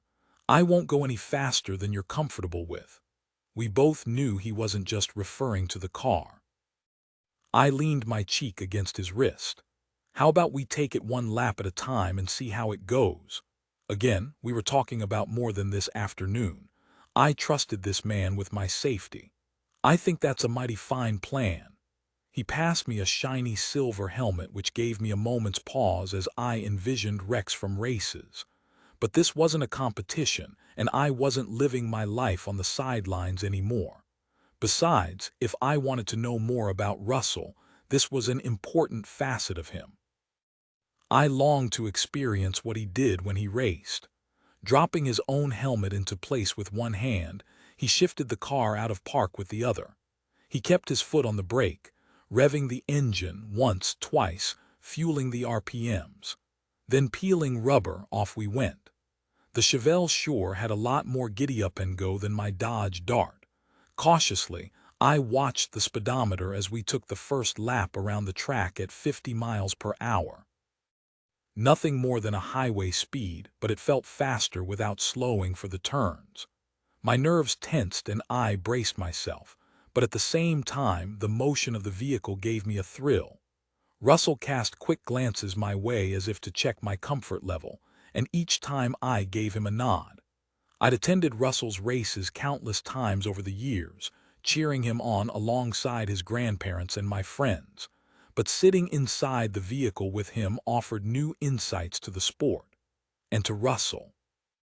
I'd seen his calm control over the years, but there was an edge to him now, a fire in his eyes, an energy that had begun building from the moment he put on his helmet. His passion behind the wheel mirrored what I'd experienced firing up a torch to create works of art. Again, he turned to look at me, and I offered a thumbs up. Faster. By the fifth loop, we were almost flying. This time, he pressed the pedal to the floor and my heart leaped in my chest. Squealing, I grabbed the roll bar and braced my feet against the floorboards. He guided the vehicle around a hairpin turn, the back end of the car fishtailing. Dirt spewed behind us in a cloud, and for an instant I thought we would spin out. Then he righted our world, powering straight on again, shifting gears. My squeal turned to a shout of exhilaration. To think I could have missed this. Missed him. Somehow, Russell milked even more power from the Chevy, sending it soaring across the finish line, then sliding sideways to a stop. The dust created a cloud around us, the grit settling faster than my heart rate. Ears ringing, I sagged back against the seat, the world spinning in front of me. Breath by breath, I let the experience sink inside me as I inhaled the scent of earth and Russell, a heady perfume. I turned my head to smile at him. He smiled back. The world stopped spinning, his dear, familiar face coming fully into focus.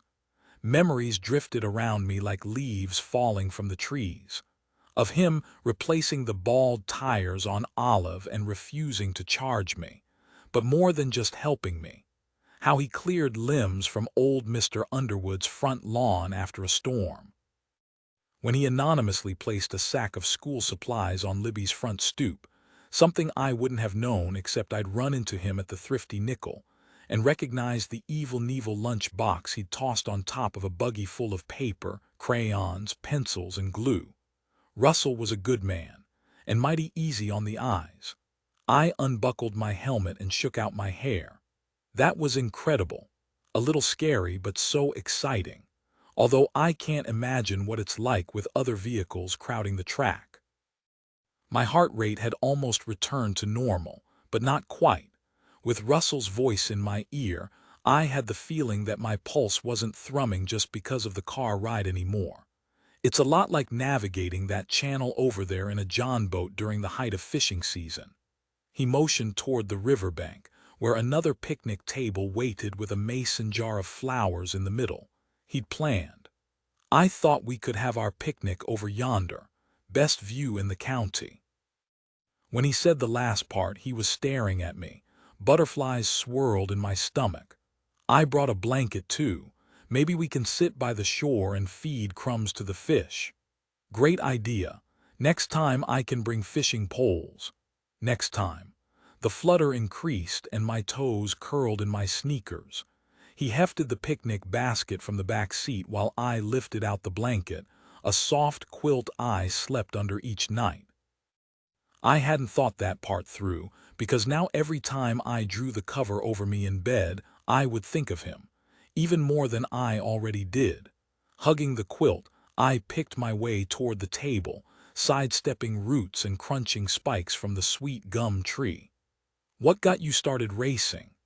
My bicycle didn't go near fast enough for me, so I built a dirt bike from scraps at the junkyard.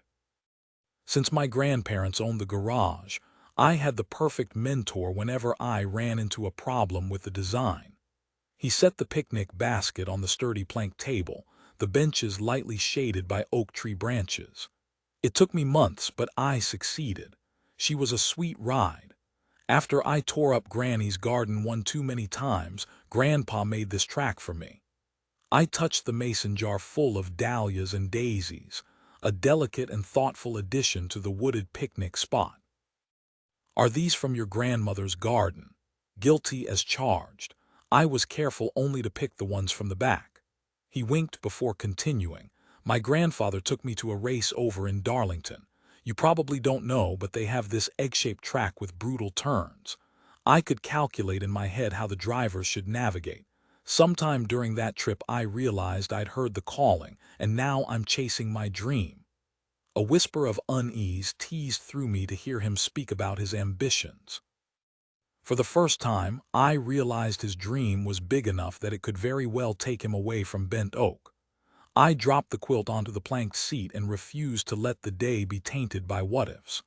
One container at a time, I set out our lunch of pimento cheese sandwiches cut into triangles, corn fritters, deviled eggs, and of course pound cake with sweet tea. He whistled his appreciation. That's quite a feast. I'm a fan of picnics after my shift. Libby and I come swimming down this way sometimes when Keith's in school. I pointed north. Not too far that way, actually. His forehead furrowed. Winnie, I don't want to be inappropriate or forward, but is that safe out here, swimming alone? I bristled at that, ghosts of days with Philip reminding me of all the times he censured me under the guise of being protective. Are you worried we're skinny dipping? If so, why does that matter? Men skinny dip. We actually hadn't. Instead, we'd stopped short of stripping completely, leaving on our cotton underwear and support bras. Probably not wise to include that part since the picnic was spiraling.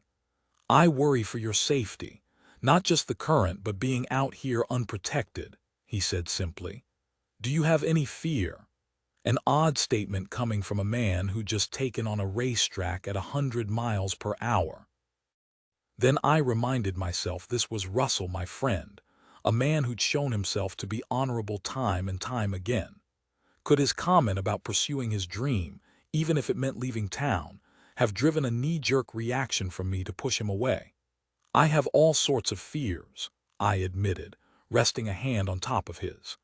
So many that every now and again I decide on the easiest one to face to give myself a break from the weight of it all. Today, I would dismiss my fear of rejection. Well, to ease my fear, he flipped his hand to clasp mine. Next time you ladies decide to take a swim, let me know. I'll just sit with my back against the tree facing away, of course, and make sure no one else walks up on you.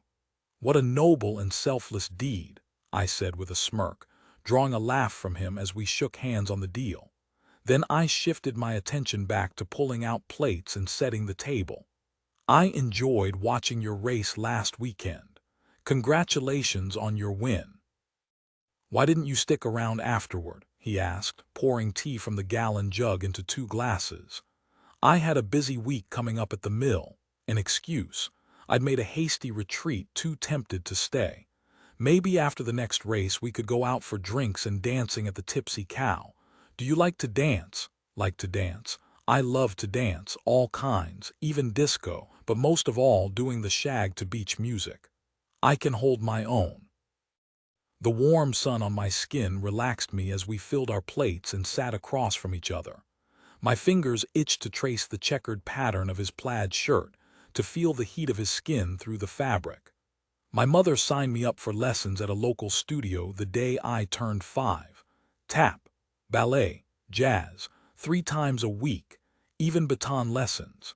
She had plans for me to be a pageant girl.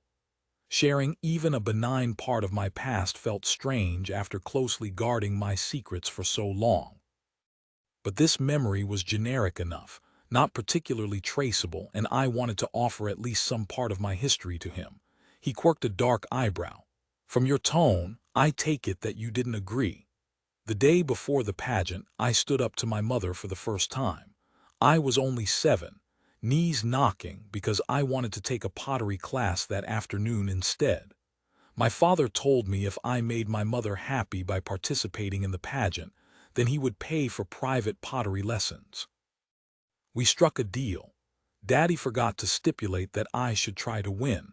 I was 5th runner-up. There were 7 contestants. My mother was so embarrassed she never asked me again. I expected my father to be angry. Mama was his world after all, but he congratulated me on being a tough negotiator. He was proud of me. Even then, I'd known that wasn't an invitation to join the family business. If I'd been a boy, I shook my head. I wasn't a pageant queen. You're more beautiful than any of them. His gaze held me and I believed it, even as I sat there in cut-off jean shorts and a crocheted shirt that Libby had made for me as a thank you for helping Keith with his homework. Because his compliment had more to do with me as a person than the external. I wasn't sure how I knew, but I did. Thank you. I wanted to compliment him in return but didn't want it to sound obligatory after his remark. So I let my eyes speak in the same way his had. He smiled. I heard him. Russell stroked a thumb across the inside of my wrist. How's the first date going for you so far? Do you think you might be ready for another? Well, he'd certainly waited long enough for me. His few relationships over the past 7 years had been fleeting, although each one had filled me with jealousy as green and ugly as the slime coating the swampy waters. I'd no one to blame but myself, and my only consolation came from my patience. My feelings for him were affirmed by my determination to do everything in my power to make sure he didn't get hurt. I'd been so focused on freeing myself. I hadn't given much thought to how my decisions would affect others. Now I couldn't think of anything other than that. I'd rejoined the world, and even with my knees shaking like the day I'd asked for pottery classes, I wanted more. Wordlessly, I stood and leaned across the picnic table to graze my mouth over his, lingering just long enough for my answer to be clear. Then I sat down again, enjoying the stunned look on his face. I unfolded my napkin and draped it across my lap. "Are you ready for lunch? I'm starved." 2025 Bailey Rae hadn't expected a pit stop with Martin to check out a report of illegal dumping near the river would lead her on a trip down memory lane. Aunt Winnie had adored this stretch of the river. She told me more than once how she and Uncle Russell fell in love there. No doubt, though, Winnie would weep to see the area now, a scrapyard for someone's broken-down furniture, mattresses, and trash. Bailey Rae eyed the overgrown path ahead of them as Martin parked his work truck. He'd driven her to the shelter to drop off more supplies for Gia and Cricket, detouring afterward when the call came over his radio. He'd offered to take her home first and circle back, but she'd insisted she didn't want to add the extra driving to his day after all he'd already done for her. The answer had sounded logical to her ears, and far preferable to admitting how much she didn't want the day with him to end. "Thank you for taking me to see Gia and Cricket. I felt better knowing they hadn't returned to." "Right, me too, honestly." He adjusted the brim of his game warden ball cap, his sunglasses shading his eyes. He reached under the front seat and pulled out 2 pairs of protective gloves, passing one over to her. She hopped out of the truck and tugged the gloves on, eyeing the mess in front of her. "I think our checking in on her helped," she said, stopping by a dilapidated picnic table and slapping a mosquito on her neck, letting her know that people care. Hands on his hips, Martin kicked at a moldy mattress, a long exhale puffing his cheeks. "Are you sure you don't mind the detour? This won't take long. I just need to get an idea of how much manpower will be needed to clear it up." She wouldn't have minded in the least if the river hadn't brought back memories of Winnie's death. As it was, she tried to focus solely on the task at hand so she didn't get lost in the past, in the grief that could still take her by surprise sometimes. Instead, she focused on the closest pile of debris, a broken-end table, an old television, stained mattresses, and a mountain of big green garbage bags containing heaven only knew what. That didn't even take into account the stray soda cans, beer bottles, and empty fast food containers littering the shore. Was that a rolled-up carpet in the shallow end? Sounds like a pricey proposition. I found a couple of teens needing volunteer hours for their Eagle Scout badge and a church youth group to help out. The closer they walked, the worse it looked and smelled, rotting waste defiling this sacred space. Anger flared inside, a much easier default emotion than grief. Winnie had always talked about the water like it was a living, breathing thing. If that were true, Bailey Rae didn't need to be a doctor to know what happened when blood turned to poison. Martin cursed it under his breath. Whoever did this only had to drive 2 miles further down the road to the dump. I never thought about this being part of the game warden's job. Kneeling, he snagged a couple of empty cans half submerged in the river and emptied them before tossing them onto the mattress. If this aquatic trash contained something as simple as cleaners, pesticides, even a flea collar, it could contaminate the water supply. Preventing illegal dumping is just another aspect of conservation and preservation, keeping the ecosystem in balance. He shot a wry grin. Rules are there for a reason. She plucked 3 large pieces of broken glass from the mud and added them to the rest on the mattress. "I guess now isn't the time to say that fishing without a license pales in comparison to this. While I see your point," he said, looking at her over the top of his glasses, "the top end of the fine is the same for both." "Really?" She froze, feeling the blood drain from her face as worry for her bank balance blindsided her. "Do I owe a fine? I thought it was a warning." "It was." She sagged back against an oak tree, disturbing a mockingbird from a low branch so that it fluttered past her in a blur of wings and chirps. "Thank you. Just doing my job," he said. "Make sure you get that license before moving to Myrtle Beach. They're a lot stricter over that way. I've never given much thought to where game wardens worked or moved." Bent Oak was such a small town. Might he want to transfer to a more prime spot later on, like Myrtle Beach? Do you choose your region, or is it like the military, where they move you where they decide you're needed? "I applied for this opening," he said simply. "My top pick."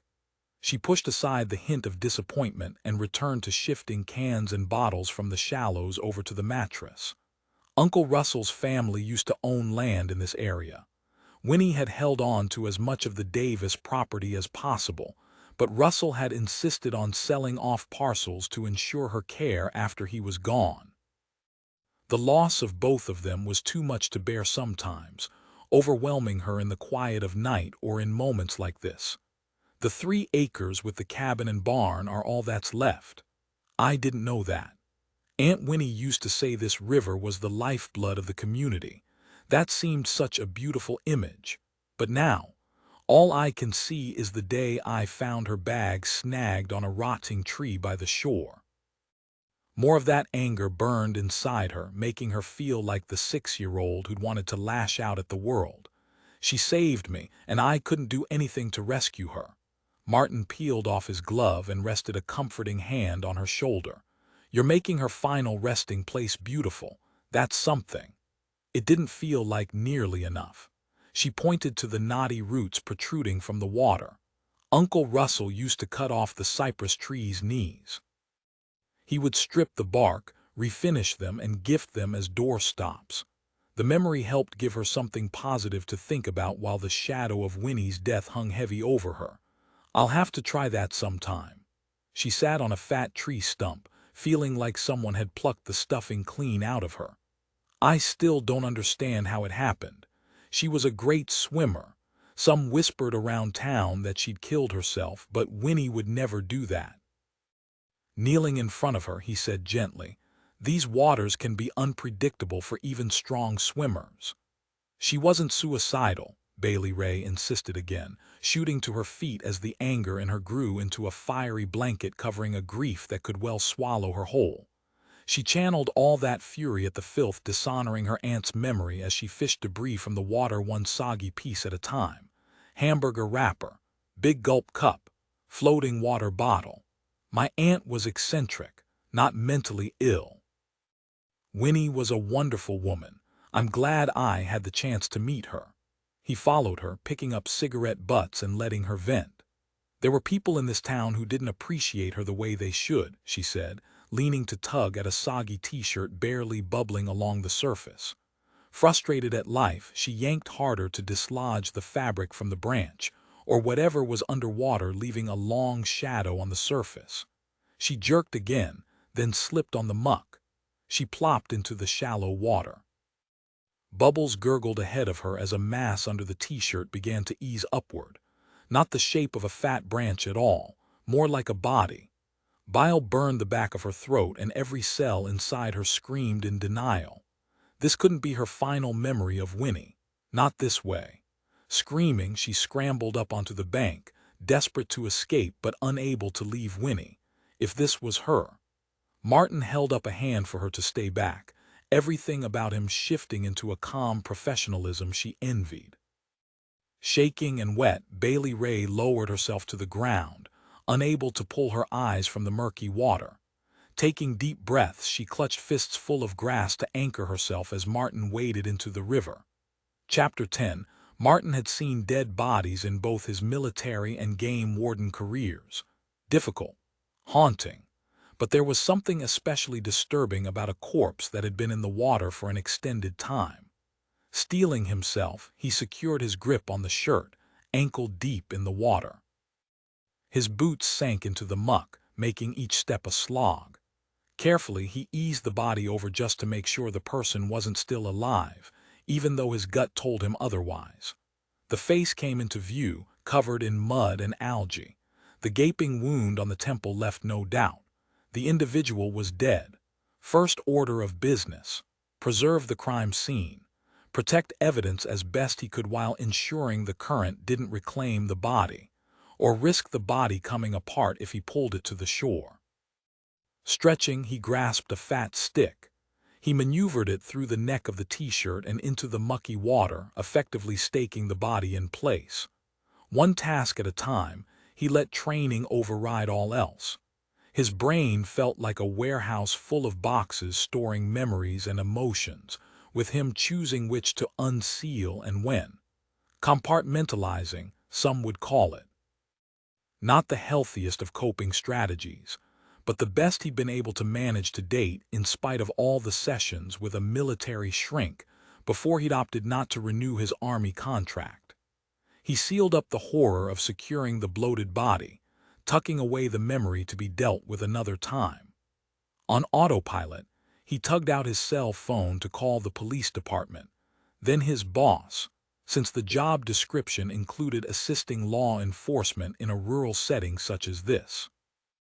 Backup should arrive within a half hour. Until then, he could only stay with the body, which meant he couldn't drive Bailey Rae home yet. How had he forgotten her? He glanced over his shoulder to search for her. She sat farther up the embankment, her head between her knees. Her shoulders shook hard and fast. She must be either crying or hyperventilating. He stalked past the mattress pile, startling a foraging squirrel. Bailey Rae. He knelt in front of her and started to reach for her, then remembered his hands were still covered in filth and death. He clenched his hands into fists to will away the feel of the soggy shirt. "Is it Winnie?" Her voice trembled and she didn't look up. "The body, is it Winnie? Winnie?" His gut sank that it had never occurred to him she might think so. "No, oh my God, no," he rushed to assure her. The face had been obscured, battered, but the body was obviously male. He should have guessed her mind would go there. His compartmentalizing had blinded him to her fears. "No, it's a man, not Winnie, I promise." "Thank God." She folded into herself, hugging her legs and pressing her face to her knees. Weeping harder, she rocked back and forth. He wanted more than anything to haul her against his chest and hold her until she'd cried herself dry, but he couldn't do a thing until he cleaned his hands and cleared his mind. Martin climbed the slope past the picnic table to his truck and tugged his rucksack from the toolbox. He strode back to Bailey Rae and dropped it onto the ground beside her. He unzipped the canvas bag and gave his hands a once-over with an alcohol wipe even though they'd worn gloves. Wordlessly, he nudged her arm gently with the pack. She glanced at him with tear-stained eyes and nodded. Plucking 3 wipes, she scrubbed her hands and then her face. Mundane tasks could go a long way toward restoring equilibrium. Next, he smeared vapor rub under his nose before passing the small jar to her. She drew the container to her nose and inhaled deeply before dabbing the menthol just over her top lip. "You must think I'm a wimp. Since Winnie passed without being found, I've lived in fear of the day I'd get word that she's been discovered." You were upset, and understandably so. Even as a trained professional, he was struggling to keep his mental boxes from overflowing. "I should have realized you would assume it was Winnie. I'm sorry for not speaking up right away." "You had your hands full and I wasn't any help." She wadded up the wipes. "You helped in the most important way. You found him." She started to turn to look toward the river. Dipping his head into her line of sight, Martin drew her attention back to him. "Can you imagine if one of the Boy Scouts had stumbled on him during their Eagle Scout cleanup? People drowned annually in this river, some found, others never recovered. A sad reality." "That would have been so bad," Bailey Rae whispered. "Yes, ma'am, it would have." He stuffed the wipes and menthol back into the backpack, restoring a little order to this place of chaos. "I've called the police, but it may take them a while to get out here. After they arrive, I'll still need to stay even after you've given a statement. Is there someone you can ask to pick you up?" "I'll text June." Nodding, she pulled her phone from her back pocket. Her fingers tapped across the keyboard, an answer swooping in seconds later. "All set. She'll be here in about 20 minutes." That was a long time to sit vigil. "Do you want to wait in the truck? I would rather stay here with you." Her green eyes held a vulnerability he'd already learned she didn't show often. "Is that all right?" "Of course." He draped an arm around her shoulders and tucked her against his side, a comfortable fit. "I'm tougher than this. I always have been. Ask anyone who knew me as a kid." She melted a little closer against him. "But this hit me. The violence and imagining what happened to my aunt." Her words trailed off, her eyes squeezing shut. "Death is upsetting, no matter how accustomed a person may be." Living with PTSD was its own special kind of hell, and he'd had a long time to experience the toll it took. Doctors, cops, firefighters, military members, we get shaken by the senseless loss of life. But you held it together just now. On the outside, inside, he thumped himself on the chest. "My run tonight will be twice as long. Because of what you saw here," she waved toward the gurgling river. "Of course," he said simply. She angled back to study his face as the wind rustled the branches overhead, releasing a shower of pine needles. "I've mentioned my crummy childhood before, but one of the positive side effects from that time, I learned young how to read people. If an adult wasn't going to protect me, I had to do that for myself. All of those instincts tell me there's something more going on in that handsome head of yours." "Handsome, huh?" he said, deflecting. She tapped a finger along his forehead. "Don't hold back because I was hyperventilating a few minutes ago. Sometimes the best way to pull yourself back together is to help somebody else." He mulled over her words, not sure if she was right or not, but knowing that at the very least she needed a distraction. If opening up one of his more painful boxes would help her get through the next 20 minutes, then so be it. "Remember when I told you I served in the army as a military police officer?" "The scorpions in the boots," she said with a snort of disgust. "How could I forget that?" "Fair point," he said, appreciating her dark humor, although he suspected she used it as a defense mechanism like with reading the room. Still, there was no defense against the pain of his most harrowing memory. "My last year in the military, I was guarding a group of incoming refugees in a hangar. A random shooter opened fire. 7 people died, 2 of them children." Relating the facts in news headline style didn't begin to mitigate the horror of what he'd experienced, but it was the only way he knew how to share a scene that would haunt him forever. "Martin, how horrible." She rested a comforting palm on his stomach, and he quickly clasped his hand over hers. "It was. I know that I did everything I could." The official reports on the incident had said as much. His superior officer had underscored that fact, as had 2 other MPs who'd been there with him. "That doesn't stop me from hating myself for not being able to do more. Do you understand what I mean?" "Absolutely," she said. "Like how I blame myself for Winnie's death, because I fear it wasn't an accident but that she killed herself over losing Uncle Russell. Every day I wonder what I could have done to stop her." He turned to look at her, seeing the loss and guilt in her eyes. Logical or not, that emotional burden was real. Very much like that. A flurry of doves took flight from the trees, drawing her gaze skyward. "It's just so tough when everywhere I look there are so many memories." Silence settled between them, weighted down by grief with nowhere to go. He'd come to this town to give himself distance from his nightmares, but for her, that meant leaving Bent Oak. What a time to realize he would miss her, more than he could have imagined when he'd torn off that warning ticket for illegal fishing. She rubbed her finger just above her lips where she'd smudged the menthol. "Do you think the body is Gia's brother-in-law?" "Yeah," he said heavily. "I do." If so, he needed to know if the damage to his skull had been caused by rocks or by a human. 1978, attending Russell's races had taken on a different flavor for me now that I'd ridden in the passenger seat of his Chevelle. As he fishtailed around a curve, I felt the momentum in my stomach, the excitement in my veins, and an awakened desire that, before meeting Russell, I had thought I'd lost. Then my breath hitched until I grew dizzy as one car after another came within inches of scraping his. My hands clenched in fists until my dime store mood ring cut into my finger, until finally he powered past another vehicle to cross the finish line. The checkered flag swooped through the air to declare his victory.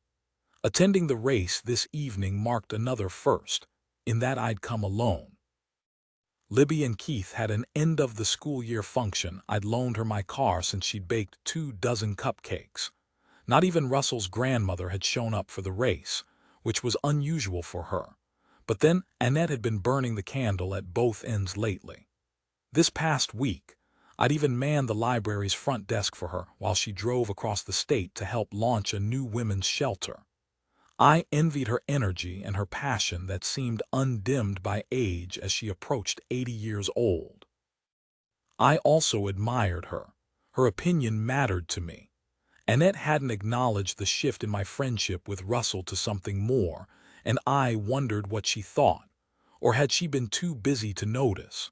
There was no denying the picnic last week marked a change for us, a freedom to stop tiptoeing around the fact that we wanted to spend more time together. No more making up excuses to attend the same events. A roar from the track drew my attention back as Russell finished his victory lap and slid the car into a showboating stop in front of the stands. The Chevelle sported a hefty amount of mud and a fresh dent on the right quarter panel, but Russell's face shone with pure joy. Hands in the air, I waved and cheered, my mood ring turning an excited yellow. I dodged through the crowd, past the Tyler family and others from the paper mill on my way toward the winner's circle. Breaking through the last layer who knew Bent Oak boasted this many citizens, I landed a prime spot to see Russell hold his trophy over his head. Sweat streaked his temples and his golden brown eyes glowed. He made a slow spin to face everyone shouting their congratulations, only to pause when his gaze landed on me. I lifted my arms again, waving and whooping it up like I'd never done before. Unladylike, right? I didn't care. He extended a hand. I pointed to my chest, mouthing "Who me?" He wriggled his fingers, nodding. A little drunk on exhilaration, I closed the gap between us in a half-dozen strides.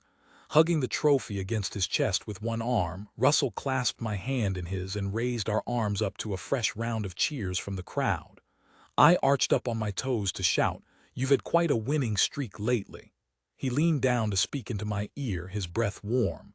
"Just winning one for my biggest fan." "Aw, I'm flattered," he winked. "I meant my grandmother." Oh, now I'm embarrassed. Had I misread? Was he just glad to see a familiar face?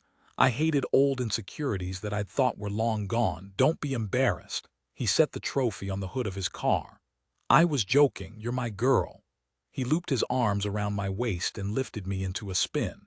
Squealing, I rested my hands on his shoulders, seeing only him.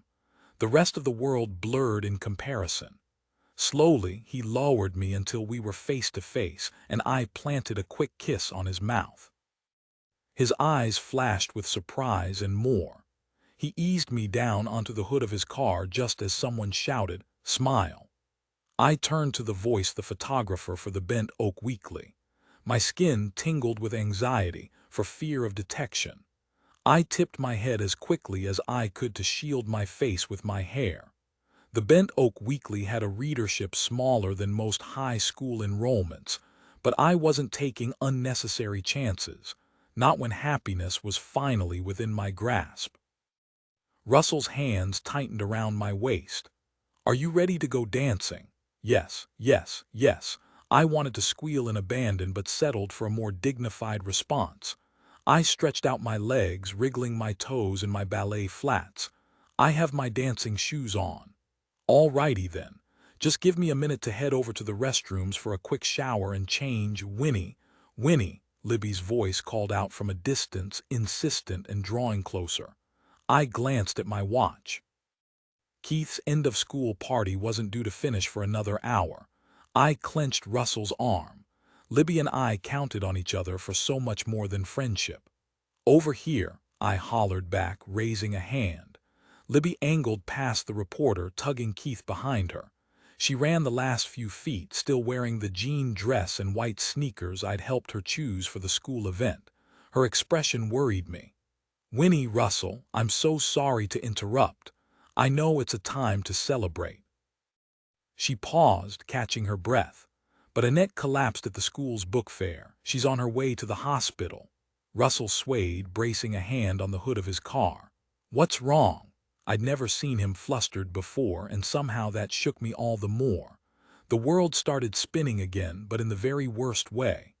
I managed to hold it together enough to slide a comforting arm around Russell's waist.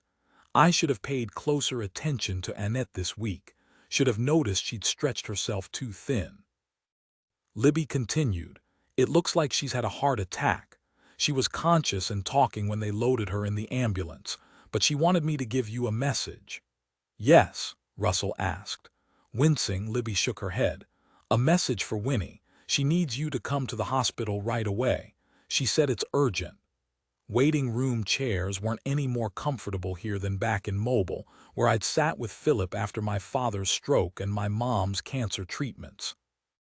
Then, the latest diagnosis on my fertility issues. Between all my lost pregnancies and my stay in the institution, I dreaded setting foot in a hospital because every time I entered these sterile halls, I lost a little more control over my life. Even the word launched a well of nausea that reminded me of miscarried children and the loss of my parents. In my world, hospitals rarely had a positive outcome. Russell, still in his racing gear, clutched my hand, or I gripped his. Either way, we clung to each other as time ticked by until we received further news from the emergency room physician about Annette's condition. Because yes, she'd suffered a heart attack. And so we waited, and waited.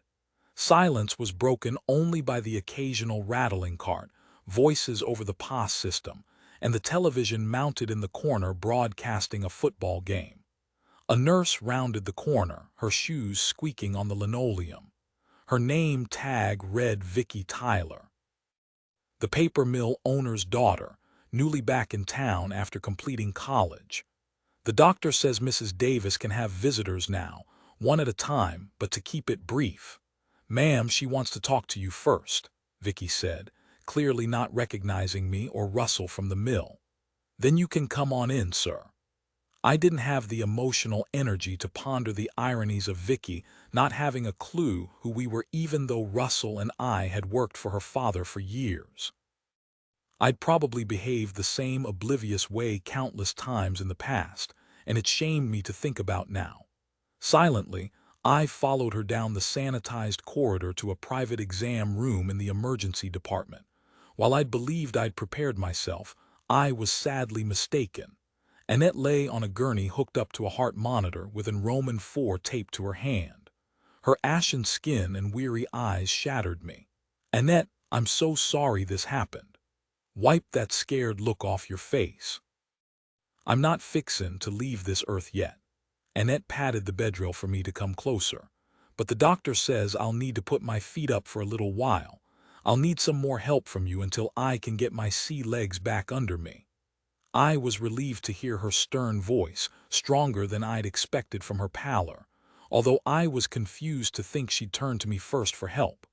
"You know I'm happy to pitch in with more volunteer hours anytime, or run additional, errands. No great hardship at all. I had always supported the library, but in my prior life I'd purchased whatever I wanted to read. Those days had changed. At first, my frequent stops at the Bent Oak Public Library were to meet Annette, and each time I checked out a book or two as a cover.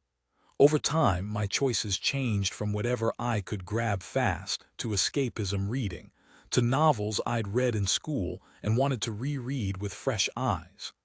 Annette adjusted the white sheet covering her. "This is about more than reshelving books and picking up mail." She motioned for me to move closer. "I wouldn't ask unless it was an emergency.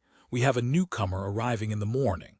All my rambling thoughts of reading the classics scattered as I focused on what I thought she meant. The kind of help she provided to other women in need. Women like I'd once been. But while I'd contributed to those efforts in a peripheral manner, I'd never imagined I would be trusted with a more active role. A newcomer. I needed her to confirm she meant what I thought. Like you, like Libby, someone who will be staying. The beep, beep, beep of the heart monitor filled the silence, chirping as her words sank in one at a time like the drip through the Roman IV. While I realized others had passed through, I didn't know of anyone else who'd stayed, or maybe their cover was rock solid, none of which mattered right now. Tomorrow morning, of course I'll do whatever you need, but I don't know how. What if I mess it all up? There are so many more. You will be just fine. I'll walk you through it. But first there are a few details that can't be written down. Annette motioned me even nearer until my ear was close to her mouth and she whispered, "She has 2 master's degrees in math and accounting. She's brilliant. And she's coming here because," would Annette answer. ID helped in bringing her paperwork from the paralegal and post office but never opened the envelopes. She saw something she shouldn't have, Annette said, each whispered word an increasing effort as she adjusted the oxygen tube at her nose, and the police won't protect her. Talking was taking a toll. You should rest now. Let me get the doctor. No, just 1 more minute. After 2 deep breaths, she continued, she did nothing illegal. She was only guilty of being in the wrong place at the wrong time with nowhere to hide. Annette, what about that new witness protection program? Created earlier this decade, I'd watched news stories about how it had revolutionized criminal investigations. The police will assume she's involved. That's just how things work sometimes. Annette gripped my hand. Please, I know I can trust you. She's my cousin's grandchild. I understood how dangerous a powerful man could be. My experience with my husband had given me a front row seat. After being locked away, I was never allowed to even discuss my own diagnosis with my physicians. Back in Alabama, there had been rumors of our governor keeping potentially fatal medical information from his wife. I dismissed those rumors as impossible. Now, from my own experience, I found that the unimaginable was all too possible. I didn't have to think twice. I was all in. Whatever you need. Chapter 11. Present and past. Bailey Rae flipped from her back to her stomach, then to her side, struggling to get comfortable in a bed so much softer than the places she'd slept for the first 6 years of her life. The sheets were clean. She didn't have to share. She had a pillow and a rag doll she pretended not to want, but when no one was looking, she'd hugged it until her arms went numb. Maybe if she stayed really still and quiet, her mama would forget about her, and Bailey Rae could stay here. It wouldn't be the first time she'd kept so quiet her mother had forgotten all about her. Once, Bailey Rae had spent almost a whole day in a motel after her mom and her boyfriend skipped the bill. Each of them thought the other had stashed her in the back of the station wagon. Bailey Rae had hidden in the shower until they peeled out of the parking lot. She'd enjoyed the best day watching television and feeding herself by snaking her arm up into the vending machine like she'd been taught. She'd taken a nap on a pool lounger, full of Cheetos and 2 Snickers bars until her mom woke her up madder than a wet hen. Yvonne's #1 rule: don't upset the latest boyfriend. And apparently, the boyfriend had been livid at backtracking for a snot-nosed kid. This bed, though, was better than even the motel one because it came with a house owned by a grandparent-like couple. Everything inside her wanted to stay in bent oak, not that she would ever say the words out loud. Asking for stuff that couldn't happen just hurt worse. Sometimes she thought her mom denied her those things just to be mean. Soon enough, Bailey Rae stopped asking for anything. Meanwhile, might as well make the most of one good night's sleep. In the morning she would stuff the doll and nightie in the back of the station wagon faster than she jammed those stolen Cheetos in her mouth. Twitching, she burrowed deeper into the dream world, trying to block out the swampy night sounds. Scary loud bullfrogs, screech owls. The knock, knock, knock of branches against the window, except it wasn't a branch. The rapping grew louder along with shouts. Yvonne, get your ass out here. I know you're in there. Then the shift to fake apologies. Baby, I'm sorry, come on, I love you. On and on it went from Yvonne's boyfriend. The worst one with the biggest fists and a quick trigger. hunting for her and smacking aside anyone in the way. Bailey Rae had learned that smaller targets were harder to hit, so she curled into a ball under the covers with her hands against her ears.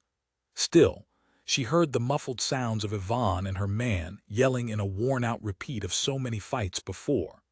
Then the calm voice of the grandpa-like man Russell slid underneath it all, settling the storm. She'd never had a grandpa, but in her deepest of dreams, the one she knew better than to speak aloud, her grandpa sounded like Russell, bringing peace and calm. For now, because it never lasted. Then she was left with nothing but hurt that somehow made her do bad things. The bedroom door creaked open and Bailey Rae held her breath, peeking from under the quilt. Then shook with relief. The grandma-like Lady Winnie dragged the chair out from the dressing table and sat. She didn't say a word. She just waited, letting Bailey Rae know that she wasn't alone and defenseless in a world with dangerous adults spinning out of control. For a moment she almost believed this could last, until water began trickling in through the window, dripping, flowing, pouring more and more, covering the floor. Bailey Rae scooted back in her bed, flush against the headboard as a river grew deeper in her room. Which way should she turn? Try to escape through the window, or reach for Winnie? Because she couldn't swim. Choosing wrong meant death. Surely opening the window to run away would be worse. Decision made, she extended her arms for Winnie, only to find she'd disappeared without even a goodbye. The waters grew darker, bubbling up the contents of the barn. Quilts, cookbooks, rag dolls, even a photo album with pictures sliding out of her longtime friends as well as Yvonne and Martin, parting it all as it floated by. A body, floating through her childhood bedroom, closer and closer until it seemed near enough to nudge. Bailey Rae bolted upright in her bed, heart slugging, the grip of her nightmare working to haul her back. Another nudge made her shriek, only to find Skeeter. He nose-bumped her leg again before putting one paw, then the other on the edge of the bed. For the second night in a row, Bailey Rae had woken from a night terror, sheets soaked with sweat. She'd expected it right after finding the body with Martin. But this evening's repeat left her wrung out, and alone since she'd sent her friends home. Once June had brought her back to the cabin, Thea and Libby had already been waiting in the drive. The ladies had tucked her in with a glass of sweet tea spiked with Southern comfort. Skeeter even kept vigil from the foot of her bed, while Keith had slept in the Airstream again. She'd welcomed the collective presence of their makeshift family and sensed they needed her too. None of them had slept well that evening.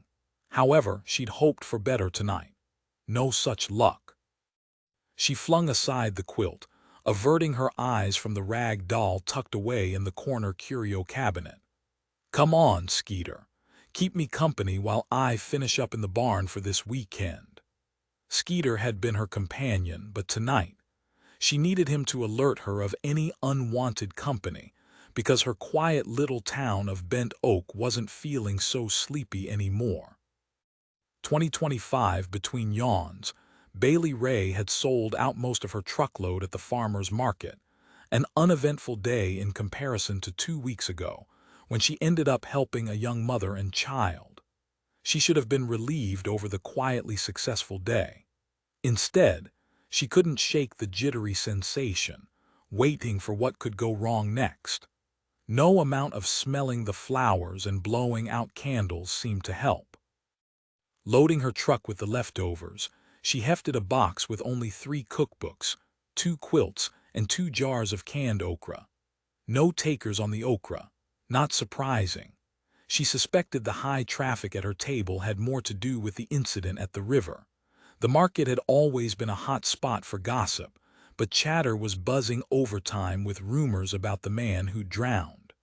Nausea roiled all over again, and she shoved the box to the back before grabbing her water bottle off the table.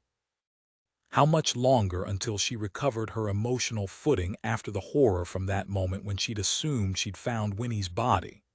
No matter how many times she showered, she couldn't rid herself of the feel of that shirt in her fist. At least the police department had confirmed that the body was, in fact, the lost fisherman. The drowned man's brother Gia's husband was wanted for questioning, but he'd been lying low since landing his wife in the hospital. The police chief insisted the rest of the information would be sealed, as the investigation was still ongoing. That should have shut down the whispers. It hadn't. This was Bent Oak, after all, with a small police department and low crime. Nothing worse than the occasional poachers. And illegal fishing. Finding that dead body in the river with a bashed-in skull had rocked the town to its core. She was definitely locking her doors, the same as everyone else. Something she'd been sure to tell Martin when texting him after he left 3 voicemails.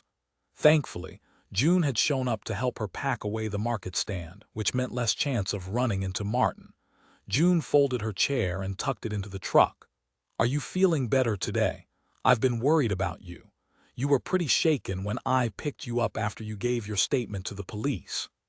The purple streak in June's frequently colored hair was beginning to fade out, the natural gray taking over.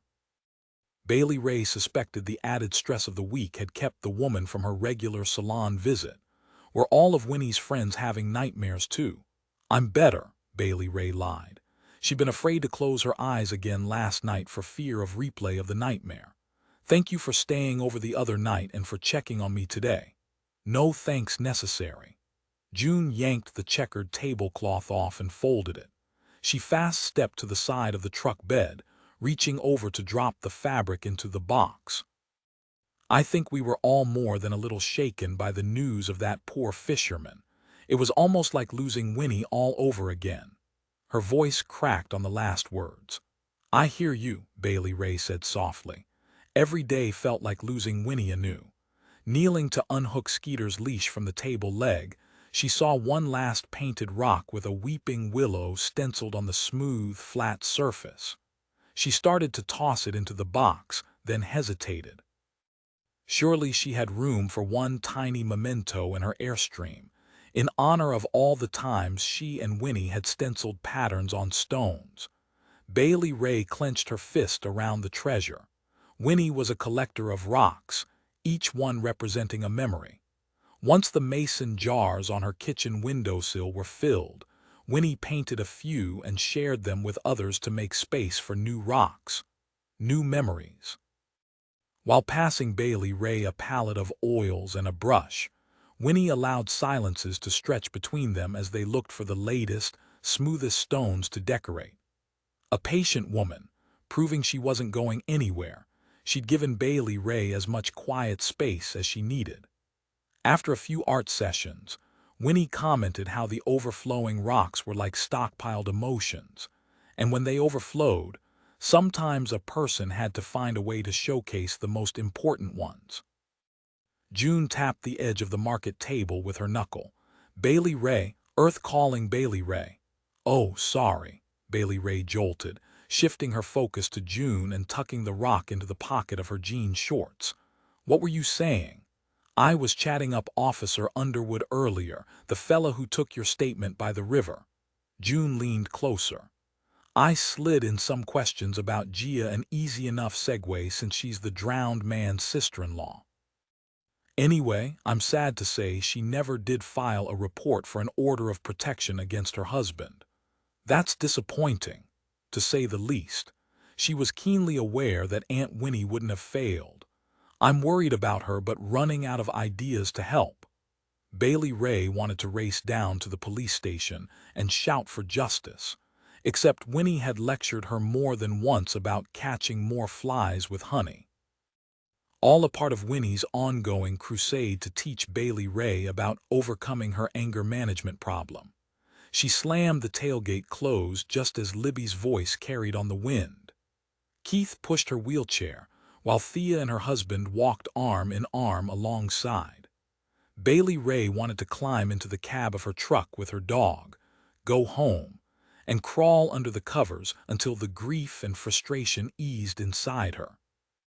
No sooner had the thought formed than a memory blindsided her of hiding under a blanket in the back of her mother's old station wagon with the paneled siding and squealing brakes.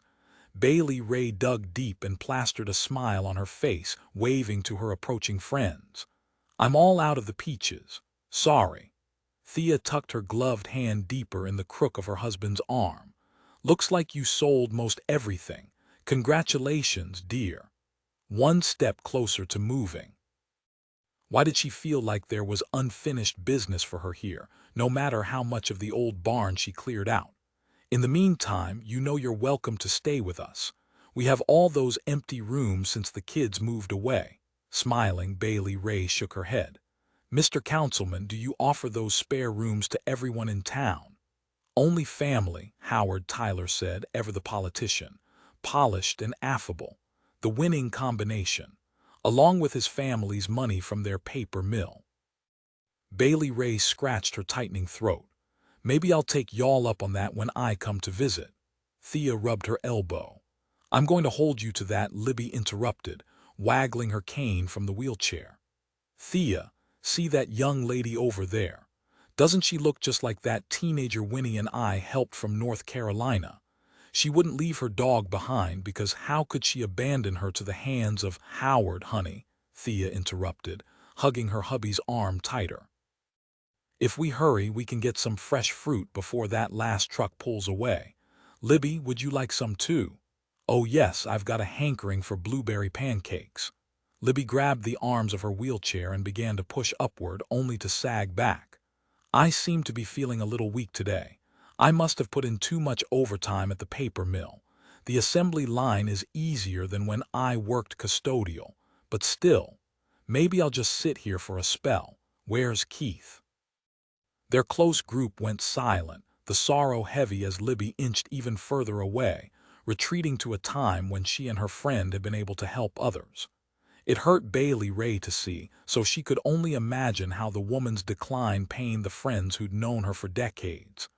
June squeezed Bailey Rae's elbow, whispering, I should help Keith. When Libby starts like this, she goes downhill fast. Are you okay with loading the rest? I've got everything under control, Bailey Rae said, understanding how much June would want to be with her friend right now.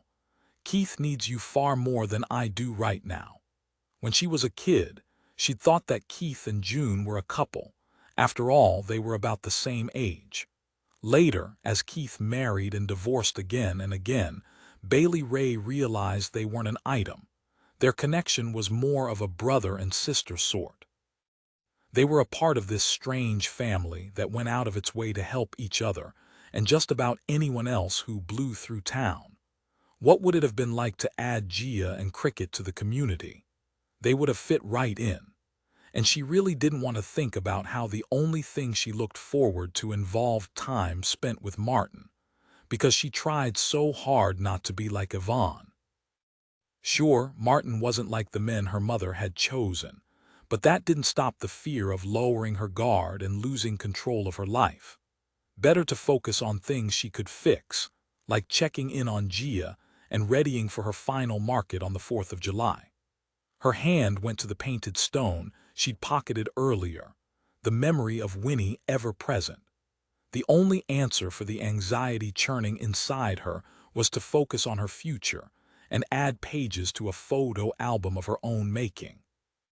1978, I'd walked into the Bent Oak Public Library more times than I could count over the past 7 years, but I'd never envisioned myself becoming an official part of the network that helped women find new lives away from abuse. Yes, I'd promised to pay it forward, but more like being asked to donate a coat or give someone a ride. As for the scary parts, I had planned to keep my head down. Those other aspects of the operation could be handled by those more seasoned in the process. For at least the 5th time in the past 5 minutes, I adjusted the paperwork on the table in the back room, in between running to peer outside the library's massive stone-silled window overlooking the back parking lot. Still no powder blue Ford Maverick. The transport was only 11 minutes late, but each second felt like hours. When I'd spoken to Annette at the hospital, the prospect of managing an intake had felt like an exciting adventure. Now I couldn't lie to myself. I was scared to the roots of my hair. Not for myself. I'd already survived some of the worst heartaches life could throw at a person. My fear stemmed from worry I would fall short, and this woman's safety would be at risk, or that in some way I might jeopardize the entire network shielding other vulnerable women and children. That day, though, when Thea had finally pulled into the parking lot in the blue compact car, I had no choice but to set my fear aside and step up. Thankfully, Libby was manning the library's front desk while I handled the rest. Initially, I'd worried that Libby might be jealous or hurt because Annette had put her trust in me for the riskier part of helping Thea take the next steps in assuming her new identity. Outwardly at least, Libby seemed relieved to take her post, date-stamping books. I suspected Annette had chosen me because I didn't have a child depending on me if I got caught in the crosshairs somehow. I hoped Libby understood the same. As I peered out the window into the back lot, I was reminded all too fully of how little we really knew about each other, not even our real names.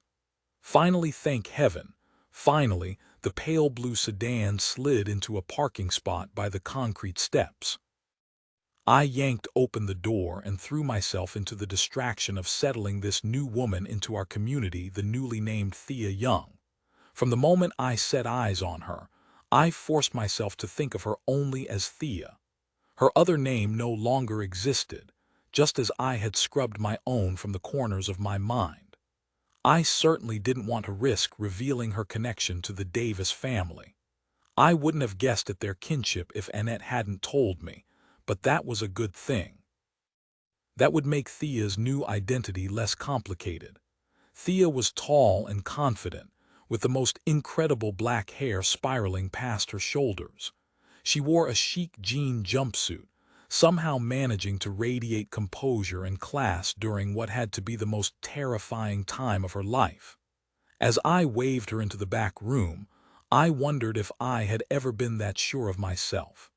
I didn't think so.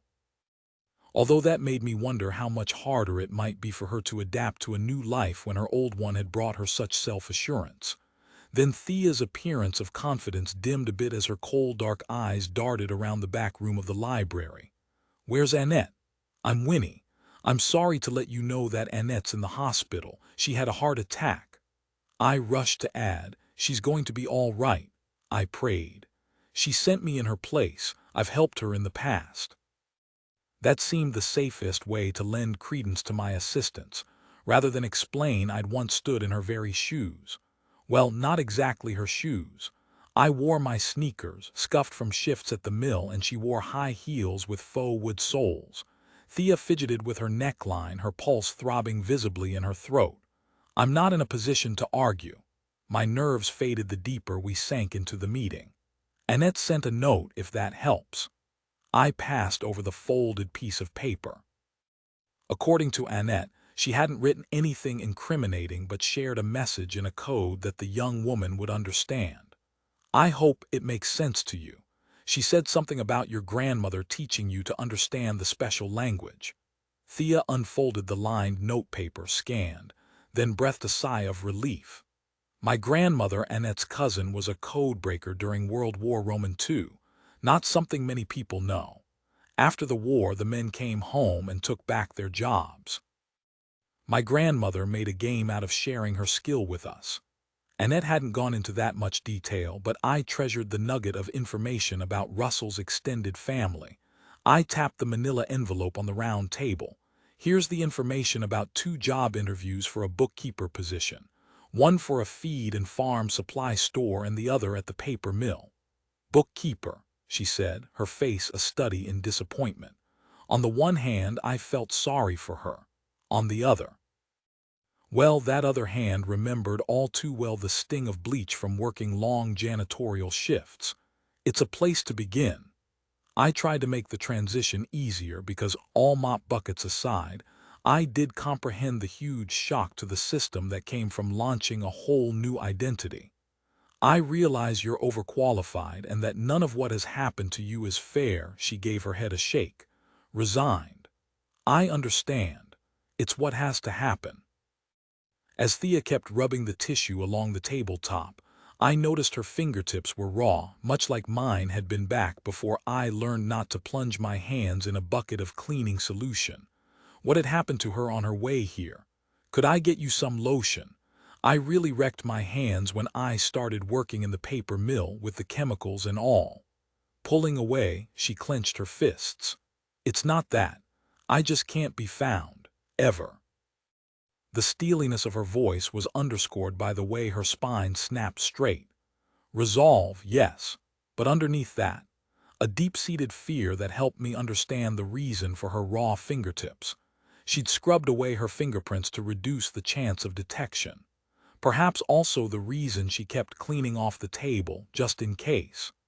Annette had briefed me on Thea's past, but I hadn't considered the implications of a wider network, a dangerous one, determined to locate her. Such a different scenario from my own. If anything, Philip wouldn't have wanted to find me at all. Any resentment over her pencil-pushing job vanished. My heart ached for her. Thea, I promise you, I vowed, reaching across the table but stopping shy of touching her. I could see now the confidence was a mask to hide her brittle control. I will make it my mission to help you find something that puts your education to good use. I'd experienced how the soul could wither when talents were denied. We'd had to make ourselves smaller in so many ways to escape detection. There had to be some place to funnel our new sense of selves, a place for us to feel a sense of purpose and meaning. Pushing the packet of paperwork across the tabletop, I passed on her new identity just as Annette had done for me, and the rush of fulfillment almost drove me to my knees. Was this a part of my purpose? A role in my life that had real meaning? On some cellular level, I'd come into my own and I knew just what to say next. Thea, as Annette let you know, I can be trusted. But please understand that stories about your past like that one about your code-breaking grandmother can be as identifiable as fingerprints. You have to be very careful going forward how you spread them about. As I uttered those words, stepping into Annette's shoes, a complete peace washed away the last vestiges of fear. I could do this. I would do this. Finally, after all those years ago watching and admiring women on my old television set making a difference, I had found my way. Close on the heels of that revelation came the realization that for the past 7 years, I'd still been allowing others to take care of me. Now I felt a soul-deep calling that it was my time to look after others. Chapter 12, 2025. Kneeling in the dirt. Bailey Rae plucked a plump red tomato from a vine in Winnie's garden, even though her basket was almost overflowing with tomatoes, cucumbers, peppers. And of course, okra, okra, okra. Skeeter peered at her with his kind eye from a bed of pine straw, crunching a floppy carrot she'd tossed over from the garden.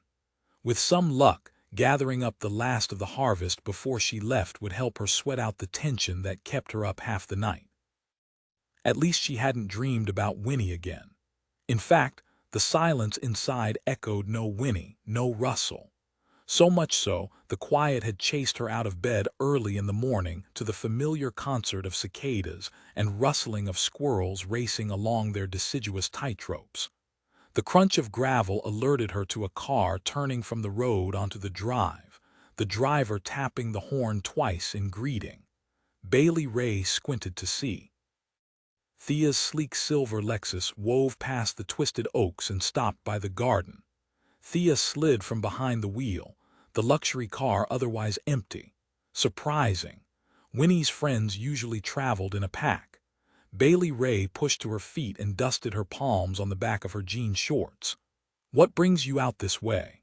Thea scratched Skeeter on the head, wearing leather driving gloves like an auto racer, a far cry from her job as bookkeeper at the paper mill owned by her husband's family. "I'm only checking in on you. You seemed, tired at the market." "I'm not sleeping well," she settled for the safer explanation rather than risk crying over Winnie. "My to-do list keeps me awake." "Well, I can help with that." Thea peeled off her driving gloves and tucked them into her purse. "Pass me a pair of gardening gloves if you have them. Winnie always kept extras." She nodded toward the bucket of tools beside the basket. "You'll get your beautiful clothes dirty." "How about you sit on the glider and just keep me company?" Bailey Rae said, surrendering. No doubt Thea had something on her mind, and no one deterred her once she set her course. "This shirt is 10 years out of fashion." Thea smoothed a hand along her trouser jeans and picked her way down the row toward Bailey Rae. "I won't cry if it gets a few stains. That will just give me an excuse to throw it away." "If you're sure." Bailey Rae squatted beside the basket of vegetables. "But I insist that you take some of the tomatoes and okra home, as my thanks for your help in conversation." A wave of nostalgia hit her as she remembered the many times Winnie had gifted houseguests with a sack of homegrown goods. It's nice to see someone keeping Winnie's tradition alive. Thea scooted the basket closer. "Howard loves his tomato sandwiches for lunch. He says mine are even better than the ones his mother makes for her garden club." Thea's refusal to join the garden club when she married into the Tyler family still circulated through the rumor mill. "There's no shortage of tomatoes around here." "But none like Winnie's," Thea said sentimentally. Tears burned, even closer to the surface than she'd realized. Bailey Rae didn't trust herself to speak, so she continued to pick from the overburdened plants while Skeeter nudged her in comfort. Had 9 years already passed since Skeeter was left at the top of Aunt Winnie's drive? Kinda like the owners figured it didn't matter if the pup got run over or rescued on a remote country road. Teenage Bailey Rae had understood the feeling and deemed the dog hers. Thea shifted to a line of peppers, her own eyes suspiciously bright. "I don't blame you for wanting to leave Bent Oak." Surprised, Bailey Rae sat back on her bottom. "I thought you loved it here. At least that's what you always say during your husband's re-election campaigns for town council." Thea shot her a wry grin. "Those aren't my exact words. I tell everyone that this is my home and how welcome Bent Oak made me feel all those years ago." Her gaze slid away, and her hands made fast work of pinching peppers free. "Truth is, when I first arrived, I hated it here." Bailey Rae hugged an arm around Skeeter, caught up in the revelation. "Why did you stay?" "My friends and my job," she said simply in that pragmatic Thea fashion. "Then later because of Howard too." Her job. "I never got the impression you particularly enjoy being a bookkeeper at the paper mill." Thea stared off in the distance, toward the cabin and maybe even past before returning her gaze to the ground. She picked up a stone from the churned earth and placed the cool weight into Bailey Rae's palm, closing her fingers around it. "It can be surprising where we find fulfillment. Now go find yours. You'll always carry a piece of us with you." Bailey Rae gripped the rock until the edges cut into her hand even through the glove. Could leaving be that simple? She wanted it to be. But her path to departure seemed littered with nightmares and death, which only served to amplify her concern for Gia and Cricket's safety. Fear of another hospital visit, or worse. Could that be the real cause of the sleepless nights? Bailey Rae thought back to hearing at the market that Gia still hadn't filed for an order of protection. Maybe one more phone call of support would make the difference, showing Gia she wasn't alone with her own silence. Bailey Rae pocketed the stone and hugged Thea hard. "What do you say we get some sweet tea before we tackle the rest?" 1978.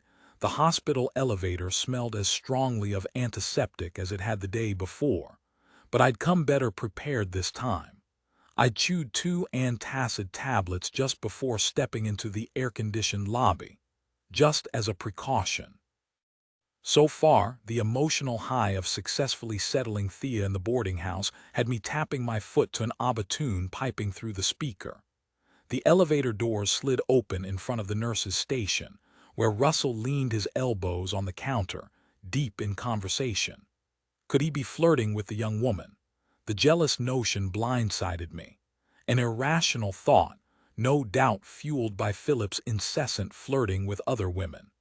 I needed to remember Russell was nothing like Philip. And Russell had made his interest in me clear. As I looked closer, His intense expression showed concern rather than playfulness. The green-eyed monster inside me retreated. Such a distracting beast. I hauled my focus back to the task at hand, updating Annette on Thea's arrival. Had she said anything to Russell?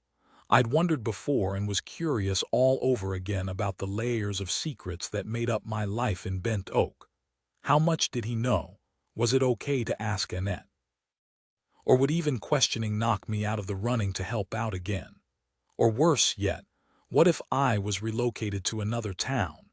About 2 years ago, I'd picked up paperwork from the paralegal for a woman in her 50s who'd been found by her ex and needed yet another new identity. A horrifying prospect that still sent me reaching for the roll of Tums in my hobo bag. Maybe I'd been too quick to believe I had a better handle on being in a hospital again. My surroundings already seemed to have ignited all my deepest fears. Russell glanced up, his golden brown gaze holding mine for a handful of rapid heartbeats before he met me halfway. I hitched my bag higher on my shoulder and wished I'd had time to change out of my paper mill uniform, which smelled of chemicals even when freshly laundered. How's Annette doing today? Is she up for more visitors? I just wanted to pop in and give her an update on the errand she needed me to run. The doctor just stopped in to see her, but Granny should be ready after that. He shoved his hands in his pockets. Do you want to grab a quick cup of coffee? There's a machine at the end of the hall. When I nodded, he palmed my back, guiding me down the corridor to the concessions nook and popping coins into the slot. How did my relationship with Russell fit into the shift in myself that had happened with Thea yesterday? Surely Russell must know something about what his grandmother did in that library, but how would he feel if I joined? His NASCAR dreams would do more than take him out of town. They could involve a level of recognition fame even that I couldn't be a part of, even more so now than before. I hadn't forgotten about the local paper snapping a photo of us together after his last victory. I couldn't afford to court disaster that way. Winnie, are you okay? He angled his head into my line of sight, holding 2 styrofoam cups. I can stay with Granny this afternoon. You don't have to be here. I'll let the mill know they'll need to find someone else to drive my haul. You just came off a long shift. Go enjoy some of that fishing you love. He'd noticed, of course he had. I took the warm cup from him, our fingers brushing. You're sweet to have picked up on that. Winnie, I've made a point of learning everything I can about you. Like how you have cooking peach jam down to an art form, and how your eyes turn the color of bottled glass when you make your own jars. I can keep listing if you would like. His intensity stirred butterfly nerves in my stomach, just a hint, but not enough to scare me off. That's plenty, thanks. I feel bad for not learning more about NASCAR stats. You're there cheering on my races. The world would be a boring place if we liked exactly the same things. Now, wouldn't it? Not everyone sees it that way. I breathed in the scent of Java and reminded myself that I was no longer a prisoner of the past, no matter what subconscious cues the hospital atmosphere was sending to my brain. In my, last relationship before I moved here, when he would say we have nothing in common, that was code for me to join in with all of his interests while he ignored mine. I know it sounds like such a small thing. Not at all. He waited for me to continue, drinking his coffee, giving me space. But I didn't say anything more. That was all I dared risk. If I slid down that Alice in Wonderland rabbit hole of memories, I might lose myself and let something slip. It was exhausting keeping so many secrets, but the alternative, risking landing back in my old life, unthinkable. I worked hard not to remember the time in the hospital, not this one. The psychiatric hospital. The calendar insisted I'd been there for 9 months. My brain remembered only half as much. At times I questioned my own sanity. Had Philip been right in committing me? Except why then did he never visit after that first week? I'd long wondered. Was my mind clearer because of the treatments or due to the distance from Philip's influence? Near the end of my stay, I'd needed an off-campus appointment with a specialist because of uterine cysts. I hadn't seen newspapers in the longest time. As I waited for surgery, I tore into the society section of issue after issue to catch up with my friends. Friends who hadn't come to see me, but then, would I have visited them if the positions were reversed? Likely, I would have told myself they needed rest, and I didn't want to disturb them. Excuses to cover the truth of confronting uncomfortable subjects. Looking back, I'm sure there were people in my mobile social circle who pushed boundaries, but in those days, I still saw the world in black and white terms. All good, all bad, not a healthy outlook. Which was why the newspaper articles hit me hard. Photos of Philip at one society event after another, a beautiful woman on his arm. No mentions of me. Nothing. Not even a comment about my absence. I'd been erased. The cysts turned out to be worse than expected, and I ended up having a hysterectomy. While tears leaked from my eyes, the nurse had patted my hand, telling me how lucky I was not to have cancer. My husband had sent flowers. Wasn't that nice? As if a dozen roses made up for his absence. My anger at Philip grew, along with my hunger for information. I asked the candy striper for newspapers and magazines, reading material to pass the time. A young hospital aide would be less likely to question what I should and shouldn't access, but I needed to find some mention in one of those articles that I'd existed, that I'd mattered, and at every turn of a glossy page, I came up blank. With Russell, I felt seen. Such a simple thing. But to me, it was everything after Philip's brutal dismissal. The way he'd used his connections in the medical world to have me committed against my will. How he'd cut me off from all contact with anyone except him, while making himself sole executor of the inheritance from my parents. Memories of finding all those magazine articles with him out with other women while I stayed locked away. Abandoned. Gaslit. With no legal recourse. Which made it hurt all the more that I struggled to see a way forward with Russell, because he deserved to be seen as well, all of him, his hopes and dreams. Thanks for the coffee. I don't want to keep you from your job. Are you sure you don't want me to call out of work? Please don't do that on my account. I have the rest of the day off to sit with Annette. We had plenty to talk about anyway. I'll catch up with you later. I arched up on my toes to kiss him on the cheek, then froze. What had I just done? How could I think of setting him free one moment, then an instant later bring us closer?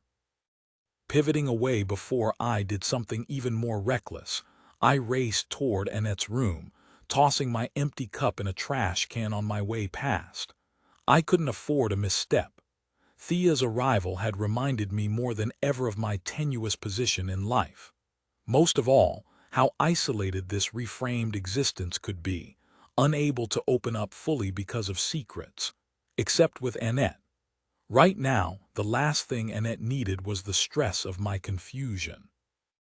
I should focus first and foremost on the importance of the task she had given me, and my feelings for Russell, how the past shredded my ability to trust my own judgment. I would sift through those later, in the quiet of my boarding house room. Small, but it was my space, where I controlled my life. I used the 10 minutes waiting outside Annette's door to file away my jumbled emotions and focus on my mentor. Once the doctor ducked back into the hallway, his curt nod offered little indication of her condition, much how Philip, the all-powerful physician, so often dismissed me. Teeth clenched, I reminded myself Philip wasn't here. He was off making some other poor woman's life miserable. "Hello," I called through the door, tapping 2 knuckles on the panel. "It's me." "Come on in," Annette called out. I let myself indulge hopeful thoughts that she sounded stronger today. I tucked inside and closed the door behind me so that we could talk freely. Although the sight of her in a hospital gown gave me pause, she didn't even raise the head of the bed as she motioned me closer. Catch me up on how things went at the library. The other bed in the semi-private room was empty. Still, I kept my voice low. "All went well yesterday and our guest is settled. Being on this side of things, seeing the impact, I want to be you when I grow up. Now that's a first, Annette said, smiling, fanning laugh lines that seemed deeper than before. Proof of her mortality beeped from the monitor beside her bed. Well done, my dear. I look forward to hearing all about it. I dragged a chair as close to the bedrail as I could get to minimize the chance of anyone hearing. Also, to clasp Annette's hand because I needed that connection, to feel the reassurance of her alive and warm. Sparing no details, I reviewed Thea's intake, including the bit about the secret code and my caution. Annette's nods of approval made me feel like a child winning a parent's endorsement. Better, in fact, than all the first prizes I'd won as a child in art competitions. Out of breath as I finished my recap, I sagged back in the chair, inordinately proud of myself, almost managing to forget where I was and Annette's health scare. Is there anything else you need for me to follow up on? Thing that I can think of right now. Best to keep things low-key after a success like this. I knew I could count on you. Annette adjusted the bleached hospital sheets before leveling a somber stare. Although to be clear, I'm still not okay with you and my grandson being together. Her words shocked me like a slap across the face, and also confused me. She didn't approve of me. Then why did you trust me with what I did yesterday? Her weary sigh seemed to deflate her under the sterile covers. Because I'm getting old and my work here is too important to let it die with me. I need you to step in. Again, Annette surprised me silent, even as I stung from her reproof. I must have misheard. Annette, I'm confused. You've warned me away from Russell in one breath, then suggested this huge responsibility should be mine. May I ask why you disapprove? Is it because of the color of your skin? She said simply. I had feared that, even if I hadn't been able to say as much. It was tough finding the right words that wouldn't offend or, more importantly, words that wouldn't hurt. I hadn't grown up in a family that talked about race. We discussed classical literature, Broadway plays, and overseas travel, but we never discussed this, a subject that mattered so much more. Annette squeezed my hand. I want what's best for you and what's best for my grandson. She rubbed her other hand along her collarbone, weariness stamped on her lined face. I've seen a lot of change in my life. I was born in a house with no electricity or indoor plumbing. It wasn't a matter of poverty. That's just how most folks lived in rural South Carolina. She drew in a few drags off the oxygen tube at her nose. My daddy farmed and we had plenty to eat. I recall riding horseback, swimming in the river, reading every book I could get my hands on. But I also remember sitting in the back of the bus, drinking from a different water fountain and taking my grandson to first grade in a segregated school. But things are changing. The sentence felt inadequate on my tongue. Aren't they? Yes, things are changing, but not nearly fast enough. Just like I want you safe from the past that hurt you. The heart monitor's beeps increased, along with the fire in her eyes. I need my grandson to stay safe from people in the present who would still do him harm for looking at you the way he does. I wanted to reassure her that I understood we couldn't have a future for so many reasons, my past being high on the list. But I also recognized this was a moment I needed to listen. Thank you for talking to me, for being patient with me. I hope you know I'm really trying. I do recognize that. A smile flickered across her face, along with a wince as she shifted in the narrow bed. But there's going to come a time when people like me are going to get tired of carrying the burden of helping white folks trying to understand. Rather than risk saying the wrong thing, I settled for the one pure and simple truth in my heart. The last thing I want is for Russell to be hurt because of me. Then make sure he's not, she said with a firm nod, then motioned for me to lean closer. Now let me fill you in on how our network operates. 2025, although Bailey Rae wanted to become a beach girl, right now she was grateful to be exactly where she stood in rural South Carolina. And she was especially thankful for country boys who loved their blazing off-road lights, because Libby had wandered off into the woods right at sunset. Not for the first time. Except tonight, her disappearance put everyone on edge, given the fisherman's mysterious death and the uptick of squatters breaking into foreclosed homes. Keeping pace alongside Keith on the wide walking trail, Bailey Rae brushed away a low branch, releasing a shower of leaves and pollen. In the distance, she heard the shouts of other search teams.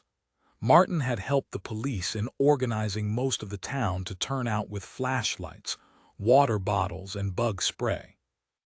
They checked the obvious places in town and now were shifting their focus into the forest. This trail had been a favorite of Libby's, with its earth packed and cleared from four-wheelers and dirt bikes. Still, fears for Libby multiplied, beyond just the regular worries about wild pigs and snakes. She could be injured and unable to call for help. Or worse yet, someone may have preyed on her vulnerability. Sure, everyone in Bent Oak knew her, but the market would have brought strangers to town. And there was also the problem with drifters. Bent Oak at night wasn't nearly as friendly-looking as daytime. As a child, the twisted oak trees with Spanish moss reminded Bailey Rae of Halloween and haunted woods. She really needed to talk to Councilman Tyler about installing more street lamps. How far could Libby have gone in a wheelchair? For heaven's sake. Even if she'd managed to use her walker, she wouldn't have had the stamina to continue for long. Keith stopped at a fork in the wide walking trail, looking left and right, then sagged against a tree trunk. I don't know how to keep her safe anymore. Her memory loss is a struggle in more ways than one. Bailey Rae chugged her water bottle to swallow down tears. Alzheimer's is challenging, and you've been a great son. Pushing away from the trunk, Keith set off along the trail on the right. Sometimes I wonder if it's Alzheimer's or if the memory loss is because of some pretty severe blows to the head she took in the past. Shocked, Bailey Rae recapped her water bottle. I didn't know. She'd read about athletes who'd sustained brain injuries from multiple hits, even when wearing a helmet. She didn't want to assume the worst but had to ask, "Do you mind if I ask what happened?" Keith's jaw flexed, his boots hammering the ground harder. My dad was bad news. He was abusive to Mom and me. We couldn't even blame it on booze or drugs. He was just a mean son of a bitch. Bailey Rae stopped in her tracks, halting Keith with a hand to the elbow. I'm so sorry. His gaze skirted around the forest until finally meeting hers. Mom did her best to protect me. This one time when I was 5 or thereabouts, we could hear him outside, picking an argument with the guy in the next apartment over something stupid like his taste in music. Nothing really, except it wouldn't stay nothing. So Mom scooped me up onto her hip and grabbed a loaf of bread. She said we were going to feed the birds. We fed those birds all night long. I can see why you and your mother wanted a fresh start in Bent Oak after he died. She rubbed along his upper arm. Do you mind searching with Martin for a while? He gestured to the game warden's truck parked about a football field away. I'm gonna meet up with June and Thea, brainstorm some of the old haunts where Mom might gravitate. Bailey Rae's head spun at the rapid shift in Keith's mood, although emotions were running high. She held her silence and fell into step behind Keith as he led the way to wave down Martin's truck. The floodlight attached to the roll bar shone like a beacon across a field. Night critters croaked and buzzed from the river in the distance. Before she could catch her bearings, Keith bolted back into the woods, leaving Bailey Rae shifting from foot to foot. She needed to shake off the awkwardness. Libby's well-being mattered most. Sorry that Keith dumped me on you while you're on the clock. She couldn't even bear to think about the riverbank on the other side of the field. I don't want to interfere. It's an all-hands-on-deck event. Just stay close and keep your eyes peeled for snakes. Martin picked his way through the ankle-high overgrowth. Bailey Rae shivered and clicked on her cell phone's flashlight for extra illumination along every suspicious glint from the high grass. Empty food wrappers from burgers and chips. Beer cans and soda bottles. Common items like at the riverside, just teens escaping authority or more squatters. She shivered again, Martin palmed her back. "How are you holding up? I've been worried about you the past few days after what shook down at the river." "I got your messages." She didn't know how to explain the need for distance when they weren't even a couple. Boundaries weren't her strong suit. Walls were more her style. "I'm okay, really." "So you said in your text." The floodlight from the truck cast his face in shadows. "I've been in your shoes. I recognize a brush-off peppered with denial when I see it." His kindness in the face of her borderline rude dismissal left her feeling so very small. "Are you ever anything other than perfect?" A half grin kicked a dimple into his cheek. "I thought I was a jerk because of the ticket for fishing without a license." "Fair point." She paused at the end of the field, the river's current whispering in the distance. The muggy breeze against her cheek had shifted from steaming to warm with the setting sun. "Thank you for what you told me about when you were in the military. I know that couldn't have been easy to share." "Well, the shrink the army made me go see told me it wasn't good to keep stuff bottled up," he said with a wry smile. "He would be glad to know I finally listened to him." "You haven't spoken to anyone about it before." She couldn't have heard that correctly. "No one other than the shrink until I told you." He cupped her shoulder in a broad hand. "But don't overthink that, it just felt like the right time." She should have guessed what his riverside confession cost him, but she'd been so focused on her own pain. "Are you okay?" "Better than I was before, not done yet." As she studied Martin's eyes to reassure herself, the night swirled around them, their pocket of the search quiet for the moment. She traced the furrows in his forehead, his bronzed skin warm to the touch. She swiped away the beads of perspiration, then pressed her mouth to his, just a simple kiss. One that lingered a heartbeat too long for casual. Angling back, she bit her bottom lip. "That wasn't a good idea." "Probably not," his deep voice rumbled, his hand still on her shoulder while his thumb stroked her jawline. She wondered for a moment if he was going to kiss her back, regardless of the wisdom or the timing. But the radio clip to his belt squawked, jolting them apart. Martin tugged the receiver up to his mouth. "Officer Perez here. Over." "Sir," a voice crackled through the speaker, "we found Mrs. Farrell." Chapter 13, 2025. Thanks to the flashing light bar on top of his truck, Martin made good time in driving Bailey Rae to the library after Libby had been found confused and refusing to budge from the back stoop. Later, he would unpack the implications of that kiss from Bailey Rae. For now, he operated in business mode, calling off the search while Bailey Rae sat in the passenger seat texting Keith nonstop for details about Libby's state of mind before she went missing. As Martin turned into the library's back lot, he switched off the light bar so as not to risk disorienting Libby. His headlights swept across her on the back steps, with her walker discarded to the side. A small cluster of teenagers from the volunteer search parties stood beside Libby with their phones out. Frail and curved in on herself, she took up so little space it was a wonder anyone had noticed her in the dark. Tonight, more than ever, this town reminded him of a place stuck in time, of a gentler, more trusting era.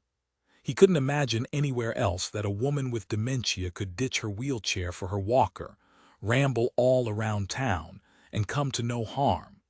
Except this wasn't the past, and there were dangerous undercurrents swirling in bent oak. Even though he was no longer an MP, those cop instincts were tough to shake, and those instincts insisted these people needed a larger police force. Bailey Rae and all her pseudo-mamas drew out his protective instincts. More than that, though. He cared about them, with their generous hearts, quirky ways, and an unerring ability to land in the middle of a storm time and time again. He pressed the brake, but before he could even shift the truck into park, Bailey Rae flung open her door, letting in a gust of muggy summer air. She called back to him over her shoulder, "Keith's only a few minutes away. I'm going to sit with her. When I phoned the imps, they said it might take a while to arrive since they're slammed with calls." Was she running to Libby or away from him and the aftermath of the spontaneous kiss? Either way, Bailey Rae leaped from the truck and raced to the older woman's side. half acknowledging the teens with a wave. Martin parked and thanked the cluster of high schoolers too before they piled back into a sedan with mismatched quarter panels. He checked his watch, wondering how far out Keith had gone in his search and how long it would take him to arrive. Would they be better off driving her to the now? Bailey Rae knew her best, so he would take his cue from her. Gripping the rail, she sat gently on the concrete step beside her. "Mrs. Libby, the library's closed for the day. How about we take you home?" "Shh." Libby held a finger to her mouth. "Loose lips sink ships. We don't want anyone around town to hear us. I'm just handing over the paperwork, but they're late." Frowning, Bailey Rae hugged her tan legs. "What paperwork?" "From the paralegal," Libby whispered, tugging at her loose denim pants absently, compulsively. A sure sign her agitation was growing. A birth certificate and social security card to replace the old ones. Bailey Rae patted Libby's hand until the nervous fidgeting slowed. "I'm sure the old papers aren't lost. I bet Keith has them filed away." "I do not lose things, you know." Frustration leaked into Libby's voice, her volume increasing. "I just have to be careful to remember my name. That's tougher than it sounds." Martin crouched in front of her in hopes of de-escalating the older woman's stress. "Mrs. Libby, how about I stay with you a while? Then you won't have to sit here alone in the dark." "No need, young man. I should get home to my son." Libby frowned, plucking at her sleeve. "Who are you again?" Bailey Rae slid an arm around Libby's shoulders. "This is Martin, the game warden. He's with me." Libby's feet started tapping like she was running in place.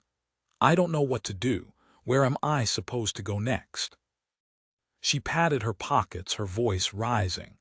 "I can't find my papers. What did you do with the envelope?" Martin struggled for what to say, hating the feeling of helplessness, all the while knowing the emotions churning in him didn't come close to what Libby must be experiencing. Bailey Rae pointed toward Main Street, distracting Libby. "Look over there. That's your ride. Your boy is almost here with the van, and he will have all the answers." Martin pushed to his feet, glad to have a way to help rather than just hoping for the right words. "Mrs. Libby, I'll get your walker and escort you to your ride." Since the wheelchair wasn't in sight, he assumed she must have been more mobile today, making her way over with the walker. She had to be exhausted. Keith's minivan sped into the lot, tires spewing gravel as he swept into a parking spot.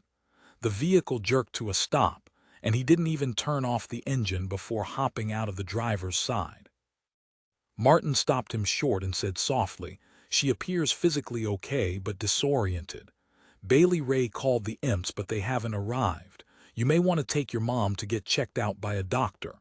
"Thanks, man." Keith nodded, then jogged to his mother's side.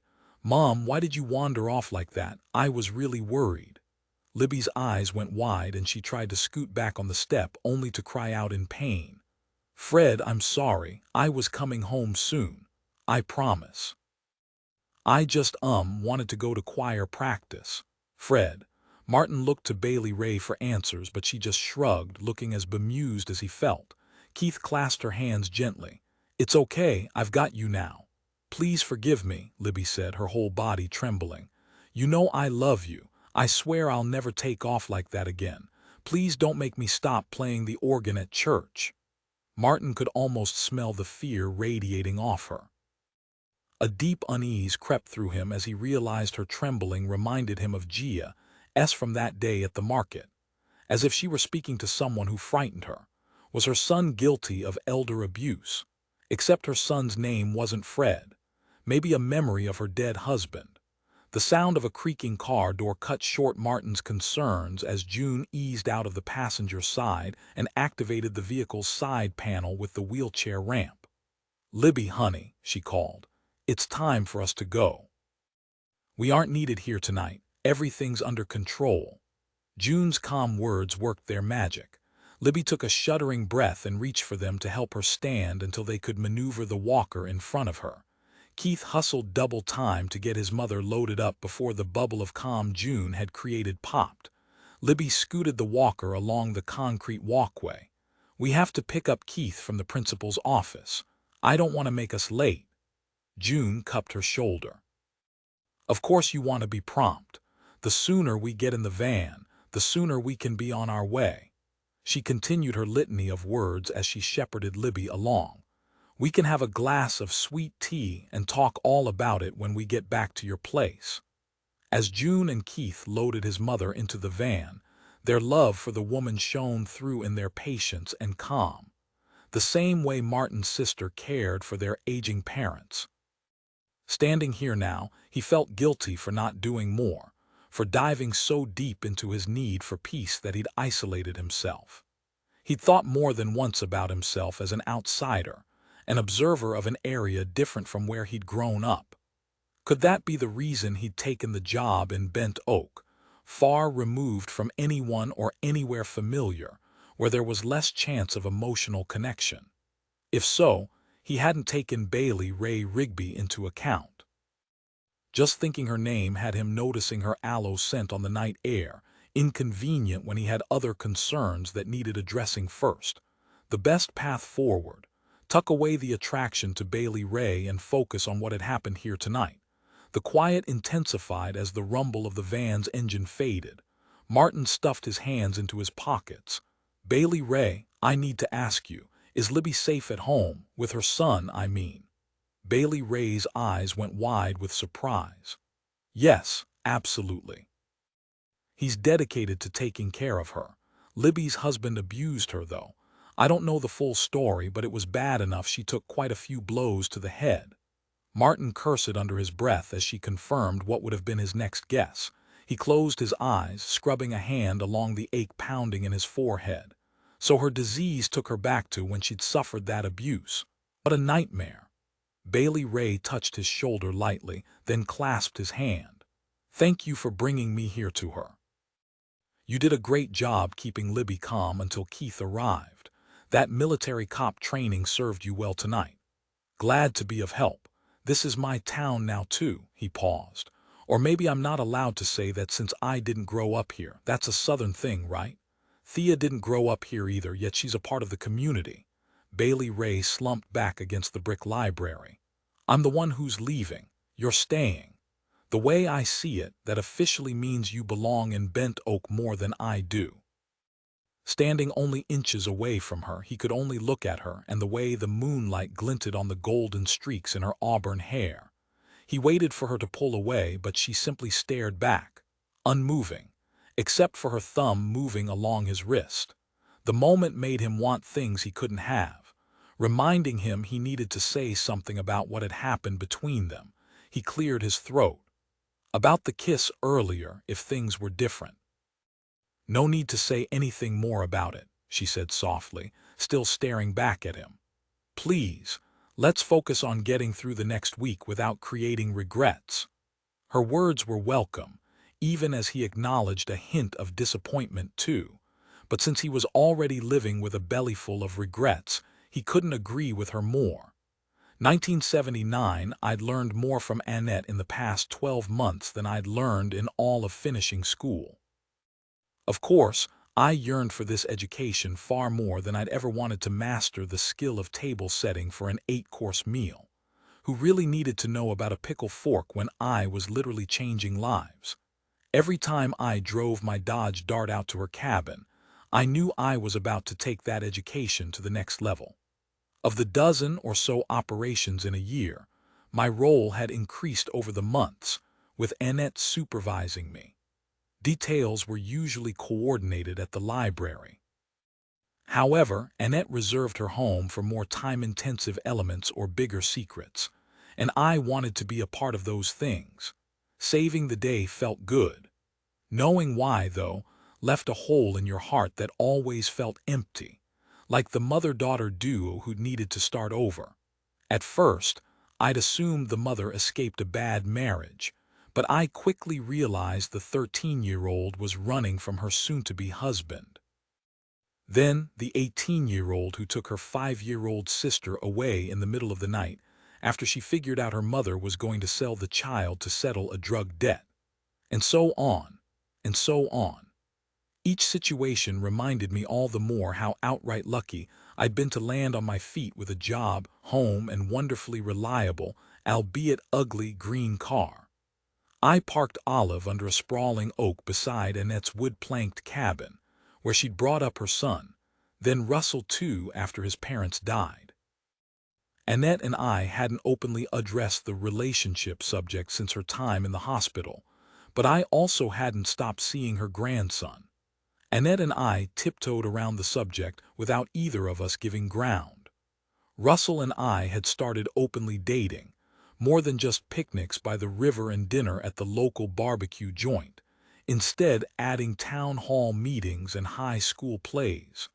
We became close in every way. For those intimate moments, we met at my boarding house rather than his barn apartment at his grandmother's farm. I worried about alienating Annette, but the prospect of losing Russell saddened me more. I didn't take any of my happiness for granted, as I'd done before coming to Bent Oak. Reaching into the back seat, I hefted out an overburdened canvas bag and hitched it onto my shoulder. The muggy air outside wrapped around me like a still damp blanket warm from the dryer. Inside wouldn't be much better with just window AC units that went on the fritz more often than not.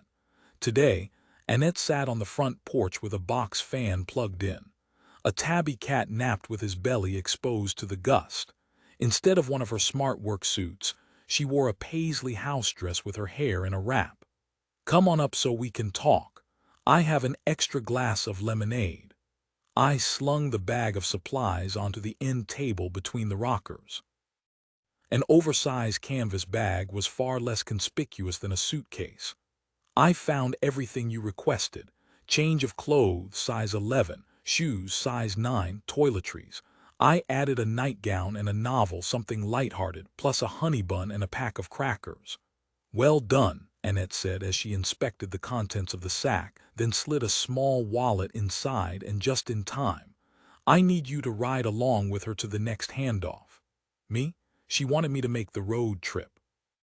Panic splashed through me like an icy shower in the boarding house I shared with far too many people. I vowed the place had the world's smallest water heater, but it was home. The thought of leaving Bent Oak terrified me. "Are you sure I'm ready for that? Maybe Thea would be better suited." Thea had nerves of steel. Nothing ever rattled her, other than the time she'd lost her favorite gloves. Annette leaned back in her rocker, gripping the armrests. "Winnie, Thea is not ready, and Libby is, well, she's fragile." That may sound harsh, but this isn't the time for polite niceties. We try to have a woman ride along any time the driver is male. It puts everyone's mind at ease. I absolutely understood the need for a woman's presence. Except how could I explain my sheer panic at the idea of being the one to travel beyond the town where I'd grown a new life? "I have to disagree with you about Libby being fragile. The way she's held on for her son surpasses anything I've had to do. If we're being brutally honest, I can't." My voice trailed off, trembling as the anxiety gripped me at leaving my safe cocoon. "You're unable to leave the county limits," Annette said simply, gently. "I know and I understand. That doesn't mean you can't play a vital role today." She knew about my phobia, but then nothing got past Annette. What am I doing, riding along with Russell just to the county line to pick up the young woman? With Russell, my panic shifted to shock. I couldn't have heard her correctly, and if I had, then that brought a shock that far surpassed the other. With Russell is the driver for this transfer. I'd long wondered how much he knew about the operation, never suspecting he might know everything. "Oh, so now you want to pretend like you don't know him?" Annette asked, closing the bag and tying the hemp strings. "The two of you will drive her across the county for the next leg to pick her up. Anyone who sees you will assume you're out on a date." It's the perfect cover. The truth sank in. My Russell was a part of Annette's organization. He'd never given me the slightest hint that he knew anything about it, much less played an active role. I struggled for what to say, to her now, to him later. "Is this a different part of why you warned me away from your grandson?" "What does that matter? There's been no stopping either of you," Annette said as she dabbed perspiration from her forehead. "I figure you've both been twisting yourself in knots with your secrets for long enough. Maybe you can use the ride over to have a little talk." a little talk. The revelation was so far beyond a simple conversation, I couldn't even imagine where we'd begin to discuss it. All these years I'd tortured myself over keeping secrets from him as we deepened our relationship, even becoming lovers this past year. Guilt had plagued me over technically still being married to Philip. And yet, Russell had been keeping secrets of his own. Even knowing we had to protect the anonymity of the network, I still couldn't shake the sense of betrayal that Russell hadn't said something, anything, even a hint to put my mind at ease. How well did I really know him if he could keep such a huge secret so easily? I felt catapulted back into a time I'd been gaslit, manipulated into feeling bad about things that weren't my fault. I knew Russell was 100 times more of a man than Philip could ever dream of being. Yet somehow, that only made the heartache all the worse for having placed him on a pedestal. An hour later, as Russell and I turned off Annette's dirt driveway onto the narrow back road, I still hadn't come close to resolving my hurt and anger, and we had at least 20 long, awkward minutes in the vehicle together before we reached our pickup location. I very well might explode before then. Annette had no reason to share about Russell's role, but her omission over the years stung. It was one thing to shield the identity of people in other towns, but why keep secrets here? I'd trusted Annette with my life, and right now, it felt like she didn't trust me in return. Not fully. Now we had Annette's blessing to discuss that big fat secret between us, which quite possibly also included Annette's blessing for us as a couple too. If only her endorsement hadn't come at just the moment I feared Russell and I might not have a future after all following this little talk. He wasn't driving his Chevy tonight. Instead, he sat behind the wheel of a station wagon I'd seen in the shop at his family's gas station. The vehicle all but hollered domesticity, even sporting a high school bumper sticker. A truck with one headlight out swooped past. Then two motorcycles. Those who knew us would guess rightly that the car came from his family's gas station, and those who didn't recognize us would assume we were a couple. Right now, I had no idea what we were. The only thing I knew for sure, Russell's lies of omission hurt worst of all. Maybe that was hypocritical of me to think, given that I hadn't told him about my identity prior to Bent Oak. But I thought I'd been protecting him by not speaking. Russell cast a sideways look my way, his arm draped along the back of the seat as he powered down the two-lane country road. "According to Granny," he said, his fingers threading through my hair to stroke my neck, "it's time for us to quit dancing around how much the other knows about our operation." Another pinch of betrayal made me wince. He was talking now only because of his grandmother's permission.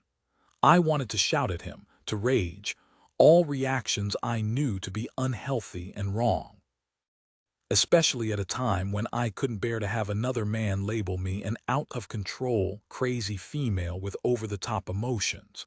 Truth be told, wouldn't anyone get a little loud if they weren't listened to for years?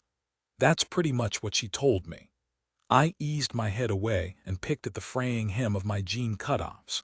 I'd hacked these myself after busting a hole in the knee. Given I used to spend a small fortune on a similar look in my past life, I was quite proud of the end result. You'll have to pardon me if I'm slow on the uptake right now. My head's still reeling.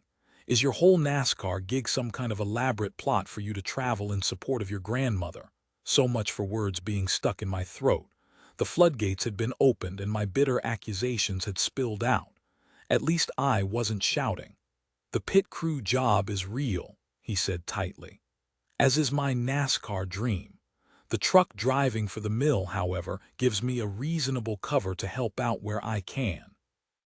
Processing that snippet, I hooked my elbow on the open window, sucking in drags of muggy night air in hopes of clearing my spinning head and strengthening my resolve.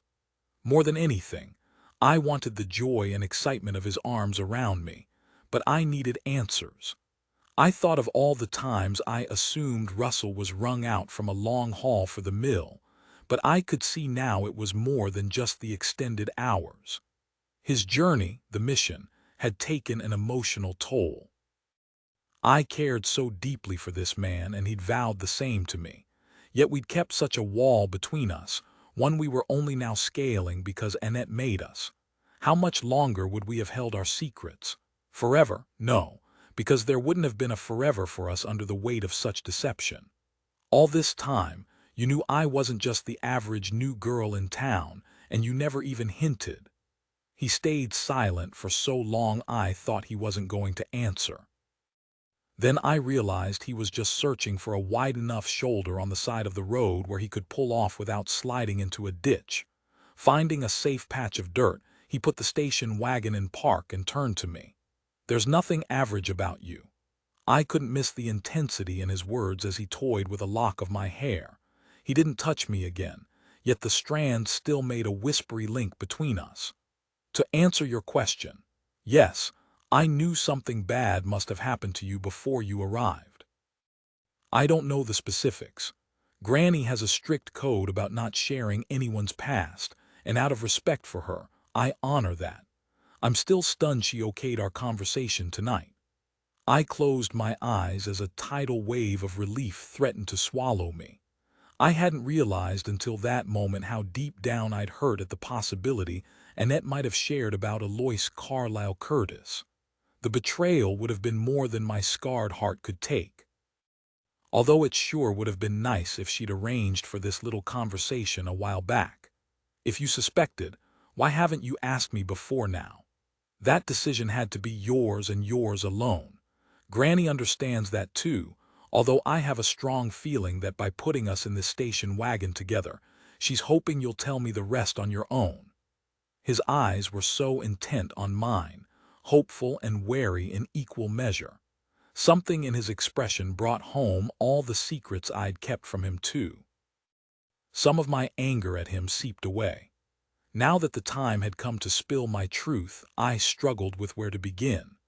There were a million things I needed to tell him, important things, like about my miscarriages and my stillborn daughter, my parents, the time in the hospital, except I needed to start with the most important. Russell, back in my other life before I moved to Bent Oak, I was married to another man, a man who betrayed me in so many unimaginable ways. Even saying this much out loud for the first time in 8 years made my chest go so tight with anxiety. I feared my ribs might crack. Then I looked into Russell's golden brown eyes and saw him, seeing me, noticing me, knowing me, valuing who I was deep down inside even as I sat there in jean shorts cut off all unevenly. This man was more than I could have dreamed I wanted and needed. But please know that in spite of all the ways my husband tried to crush my spirit, I am completely, hopelessly in love with you. Chapter 14, 2025. Bailey Rae hugged the porch post, watching Martin drive away from the cabin, lightning bugs speckling the night. Their parting had left her feeling hollow, more than it should for someone so new in her life. Still, she couldn't remember when she'd felt so alone, which was ridiculous, really. Bent Oak was so small, she could swear all she had to do was sigh and people would show up on her doorstep offering help. But it wasn't the same without Winnie, a loss made even worse by the increasing realization that she may not have really known her aunt as well as she'd thought. Sinking onto a step, she watched Martin's taillights along the lengthy drive. Would he park at the top of the drive and watch her house through the night again? He'd insisted she keep Skeeter close and set the security system once she got inside, but there'd been no kiss when he left. They'd both agreed on that earlier, hadn't they? So she had no cause to feel this disappointed. Besides, she had other problems on her mind. She was tired of those close to her speaking in riddles. Tonight wasn't the first time Libby had called her son Fred or Freddie. Each time it happened, Keith, Thea, or June hustled Libby away. At first, Bailey Rae had assumed they did so to protect her dignity, and that likely played a part in their behavior. Still, there was no denying something more was at play. The references to papers and new birth certificates. different names. A million other little things made her question the secrets of the tight friendships in Winnie's circle, and the answers must be here somewhere. She shot to her feet and whistled. "Come on, Skeeter. I've got half of a hot dog in the fridge with your name on it." Skeeter galloped across the yard and up the planked steps, his tongue lolling out the side of his mouth. Once inside, she set the security system and sagged back against the door, looking at the cabin through different eyes. In a place full of ghosts to escape, had she been so busy trying to leave town that she'd missed clues about Winnie's life? Now she took deep breaths and forced herself to search for the evidence of memories good and bad. She skimmed her fingers along a line of photos on the wall of Skeeter number 1, 2, and 3, a shepherd mutt, an American bulldog, and a spaniel mix. Winnie had said naming the dogs the same thing made it easier to remember, but now Bailey Rae wondered if there might have been a shadow in her aunt's eyes when she said that. Padding across the wood floor, she moved on to the marks on the pantry door. Each notch chronicled the beginning of a new school year until 9th grade, when she'd stopped growing. Winnie always vowed if the house caught on fire, she would rip the door off the hinges on her way out. Time etched in that fashion was so sequential, logical, and not at all the way dear Libby recalled her life anymore. If only her memories scrambled by dementia could be organized back into their proper linear order. Maybe then Bailey Rae would have been able to make sense out of whatever Libby was trying to reveal. Bailey Rae's gaze skated to the vintage sewing machine, where Winnie had cranked out costumes for school reports on Amelia Earhart and Marie Curie. Strong women, Winnie had declared, encouraging her to aspire. On the one hand, the challenge had excited Bailey Rae as a child. On the other, it stirred a deep sense of unworthiness, of being that homeless kid in the back of her mother's station wagon, sticking her hand into the very bottom of a jar of peanut butter, then sucking on her fingers. Not that Winnie had ever judged her. She taught her instead. Like the time Bailey Rae had been caught sneaking in late as a teenager after drinking with friends by the river. The next morning Winnie had woken her at 6 to start snapping green beans before canning them. She hadn't rolled out a lecture about Yvonne's battle with alcoholism. Winnie hadn't needed to. By the end of the very long day canning beans, Bailey Rae had received the message loud and clear. Working hungover would make it very difficult to hold down a steady job.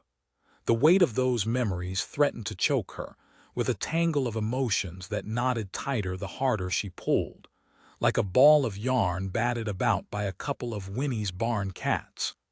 Would she ever be able to untangle the mess, the secrets, to weave something beautiful that paid tribute to the way Winnie's intervention had saved her life? Bailey Rae clenched her fists, determined to find at least one answer to the undercurrents no one else seemed willing to acknowledge. She tore through the cabin in search of anything she might have missed as she packed up the place with donations and items to sell. The filing cabinet would be too obvious, and she'd already been through that front to back after Winnie died. Next, she charged down the corridor to Winnie and Russell's bedroom, only to stop short. Even the prospect of walking into their space made her ache missing them. This was the one room she hadn't boxed up or marked anything for sale. Stepping into the paneled space, she yanked open the jewelry box but found only a smattering of costume pieces, hoop earrings, a floral choker, a mood ring, and an old car key tagged as Olive. Nothing more, since Winnie's wedding band had been on her finger when she died. Bailey Rae swallowed the emotion clogging her throat. That ring had been a sign of Winnie's continued commitment to Russell after his death, even if they hadn't been legally wed. Moving on to the closet, she searched the pockets of the remaining clothing and tried not to inhale the familiar vanilla scent of Winnie lingering on the fabric. The search turned up nothing of worth, only a couple of receipts and a tin of breath mints. Fueled by determination, Bailey Rae dragged a chair over and ransacked the closet shelves, tossing one thing after another to the floor. Again, nothing but a pile of sweaters, hats, and an old pair of gardening Crocs. Breathless, she put her hands on her hips and surveyed the mess around her, deciding where to search next in the cabin. Skeeter sat in the doorway, wide eyes studying her with a sympathy that seemed to say he understood well the benefit of zoomies.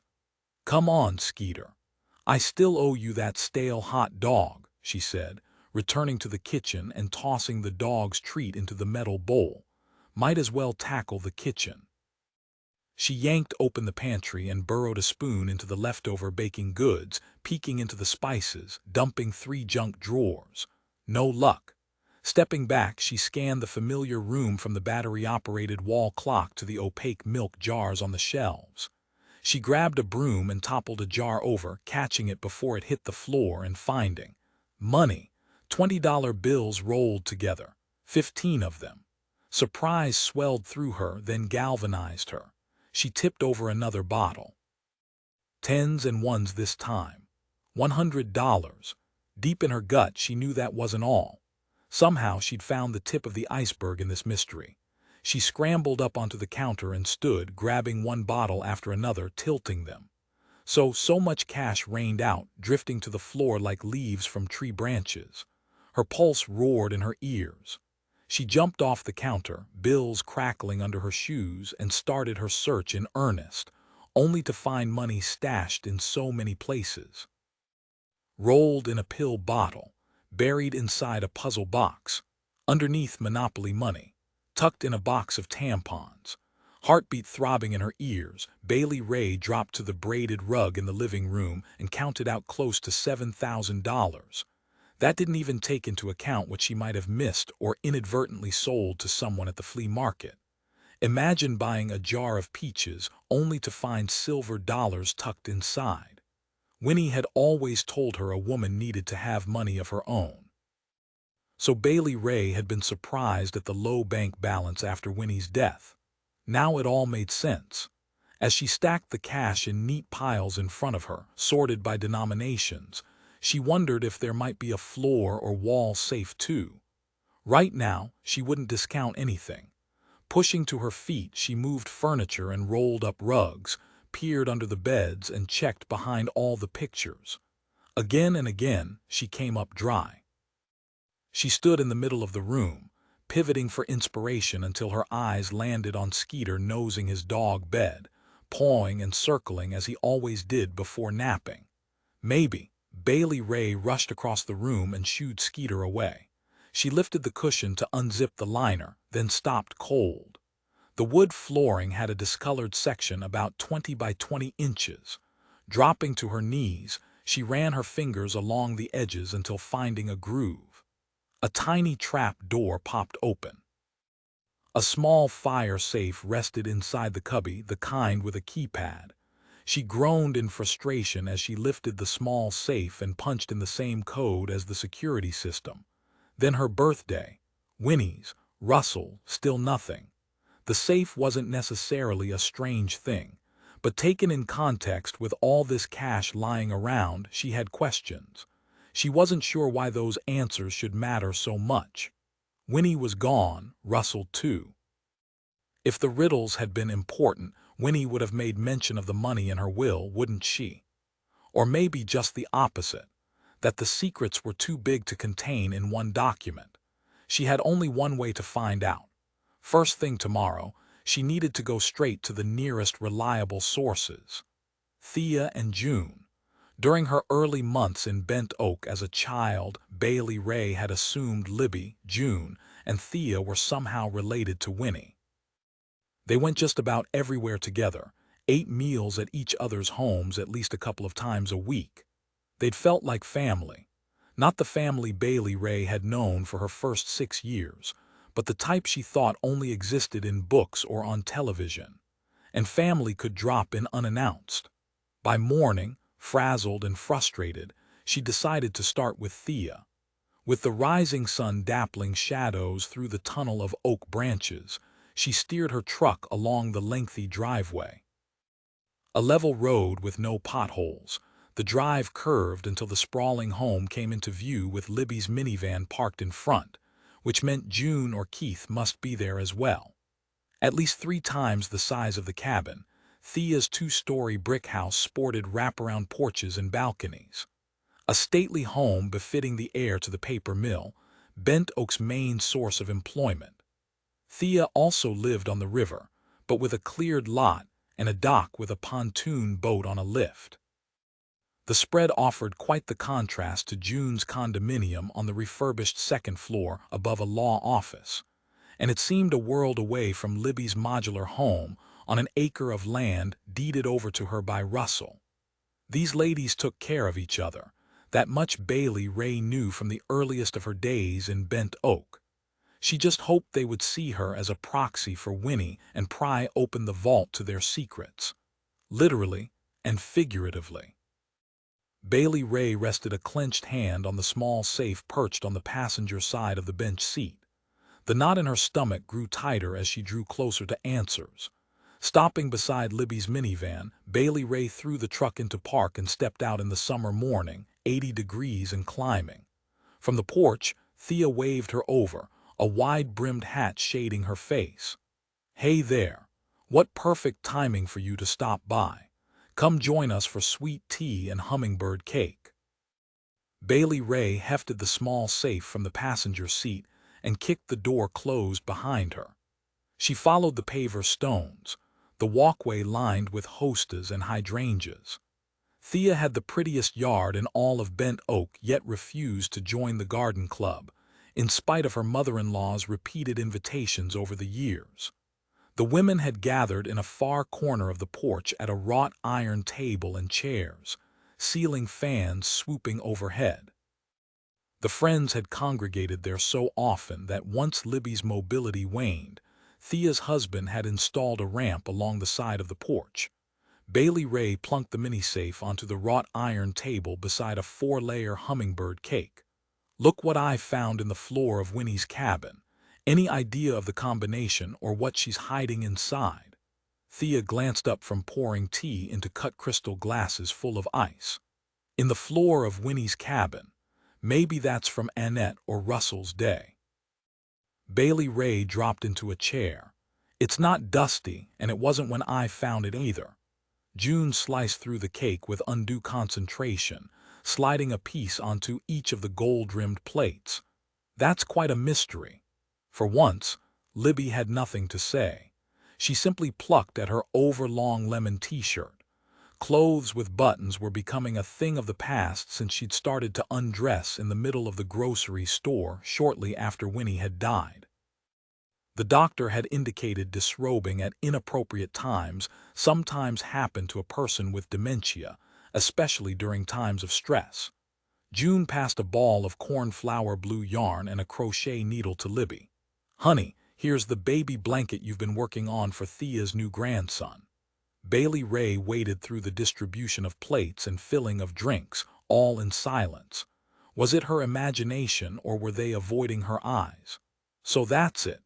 Nobody's going to say anything else about the safe." Thea met her gaze for the first time. "What do you think the safe contains?" "Secrets." The word fell out of her mouth as she sat forward, determined to find answers. "I also found thousands of dollars in cash stashed all over the cabin in the strangest places. I get the feeling there's some kind of mystery in Winnie's past.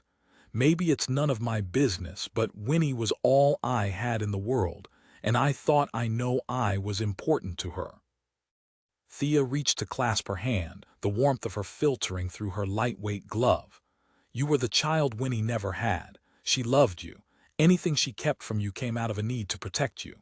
Except Bailey Rae wasn't a child any longer. What might I find in the safe if I opened it?"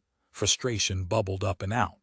"You can tell me now or wait around for Libby to spill the beans later down the road. I'd really rather hear it from you." June gestured toward Libby, engrossed in her crocheting. "Bailey Rae's right about that. Since we're all alone here, maybe this is the right time to give her the basics." That last word, basics, hinted at a pared-down accounting when Bailey Rae wanted the full scoop, but she would wrangle for more along the way. At least this was a start. Thea pushed her dessert plate to the side. "If we tell you, you need to promise you won't say a word to another soul." "Of course." Bailey Rae said, pressing a hand to her chest, her heart already speeding in anticipation. This was almost too easy. You know that you can trust me. Nodding, Thea glanced over her shoulder before she said, "You're sure you want to know even if the truth makes you uncomfortable?" "You're my family," Bailey Rae answered without hesitation. "We may not be blood relatives, but you are the relatives I choose. That comes with messy parts as well as the good. Family first." Thea's throat moved in a long swallow and a deep breath. "Winnie didn't just help you and your mom. There were others, lots of them." "Yes." And Bailey Rae tried not to snap in frustration at being put off with an obvious response. "I lived here. I noticed all those friends coming through, people we didn't see again. There's more. I know there is." She looked from one to the other. "June," the youngest of the friends, June folded her hands on top of the safe. "You've made Winnie proud with the way you helped Gia and Cricket. That was your aunt's legacy, helping women and children at risk." Again, a non-answer. "I'm a testament to that. Now I need some answers because I'm about at the end of my respect your elders rope." With a final look at Thea, June continued, "I don't think you understand what I'm saying. She didn't just help people struggling in life. She built them a whole new life." Bailey Rae wanted to shout a great big I know to the heavens, but settled for a calmer response. "Yes, she was so committed to that goal she packed the barn full of thrift shop finds for people to set up a new home." "June, didn't you even tell me once how she gave you an encyclopedia set when you came to town?" "You still aren't hearing me," June said softly, firmly. "She created whole new identities. Identities. Like assisting the witness protection program." Thea shook her head, leaning forward to whisper. "She worked through unofficial channels, helping those that the system failed." Collapsing back in her chair, Bailey Rae struggled to believe her ears. The prospect sounded right and crazy all at once. But there was a calm logic to Thea's and June's words. "I'm listening." Thea took the lead. "It wasn't just simple word of mouth. She was a part of an organized effort. If you tell anyone about it, that could be problematic for others." "Why?" Bailey Rae asked. "Now that Winnie's gone, there's not a secret to reveal." Realization seeped in. "She's not the only one here in town creating those identities. The four of you did everything together." Libby smiled, without looking up from her crocheting, the pale blue blanket pooling in her lap as her fingers flew. All those confusing things Libby had been saying lately made sense. Her decline was getting worse, though, and secrets wouldn't stay such for much longer. June followed her gaze to Libby and nodded in silent understanding of Bailey Rae's thoughts. "She needs one of us with her at all times. We're handling it." Bailey Rae grabbed her sweet tea and gulped down half before setting her glass back on the table. "And that's all there is to it," June shrugged. "What else could there be? Since Winnie's gone, we've stopped our involvement and just work at keeping a low profile." A wry smile tugged at Bailey Rae as she gestured toward the fresh streak of sapphire added alongside the purple one in June's hair. "For someone trying to fly under the radar, you sure do a lot of things to bring attention to yourself, changing that every month, sometimes even less." Laughing, June twirled the blue lock. "But I bet you can't remember my real hair color." Thea clapped her gloved hands together. "Mission accomplished. How could they be so glib about this? What about Gia and that cookbook? She insisted it was the key to getting help." Libby looped the yarn around the hook for her next stitch, chiming in without looking up. "Thea has a talent for creating codes." Bailey Rae gripped the seat of her chair, the world increasingly unsteady. "Like for computers?" "No," Thea said, winking. "Like ciphers used to send secret messages. It began with my grandmother. She was a code breaker during World War II. She used to play games with us as kids, teaching the grandchildren." Bailey Rae shuffled all the puzzle pieces in her mind. "Uncle Russell told me about a relative of his who did that for the government too." "Russell and I were distant cousins," Thea confirmed. "Annette helped me start over in Bent Oak. Creating a code for secret communications was part of my contribution." More confused than before, Bailey Rae asked, "So Russell's grandmother asked you. Actually, Winnie was the one who helped me find a creative outlet for my, talents. A grin played with Thea's mouth as she smoothed a napkin over condensation from her glass. Let me tell you, developing a way to disperse our message saved my sanity in those early days, when the boredom just about leveled me. June blurted, and we used it in the cookbook. We found ways to send complimentary copies to women we'd heard might need to find a way out. Along with a carefully worded letter, Thea added, smiling to herself. That seemed complicated for simply helping a few people. Those puzzle pieces were shifting while leaving big holes in the picture. The cookbook that Gia insisted had brought her to Bent Oak. You knew all along why she'd come here. Then why didn't you help her when she asked? We wanted to. June blinked back tears. Winnie is gone, she was the glue. That was it. No help without Winnie. Her incredulity must have shown because Thea tipped her head toward Libby.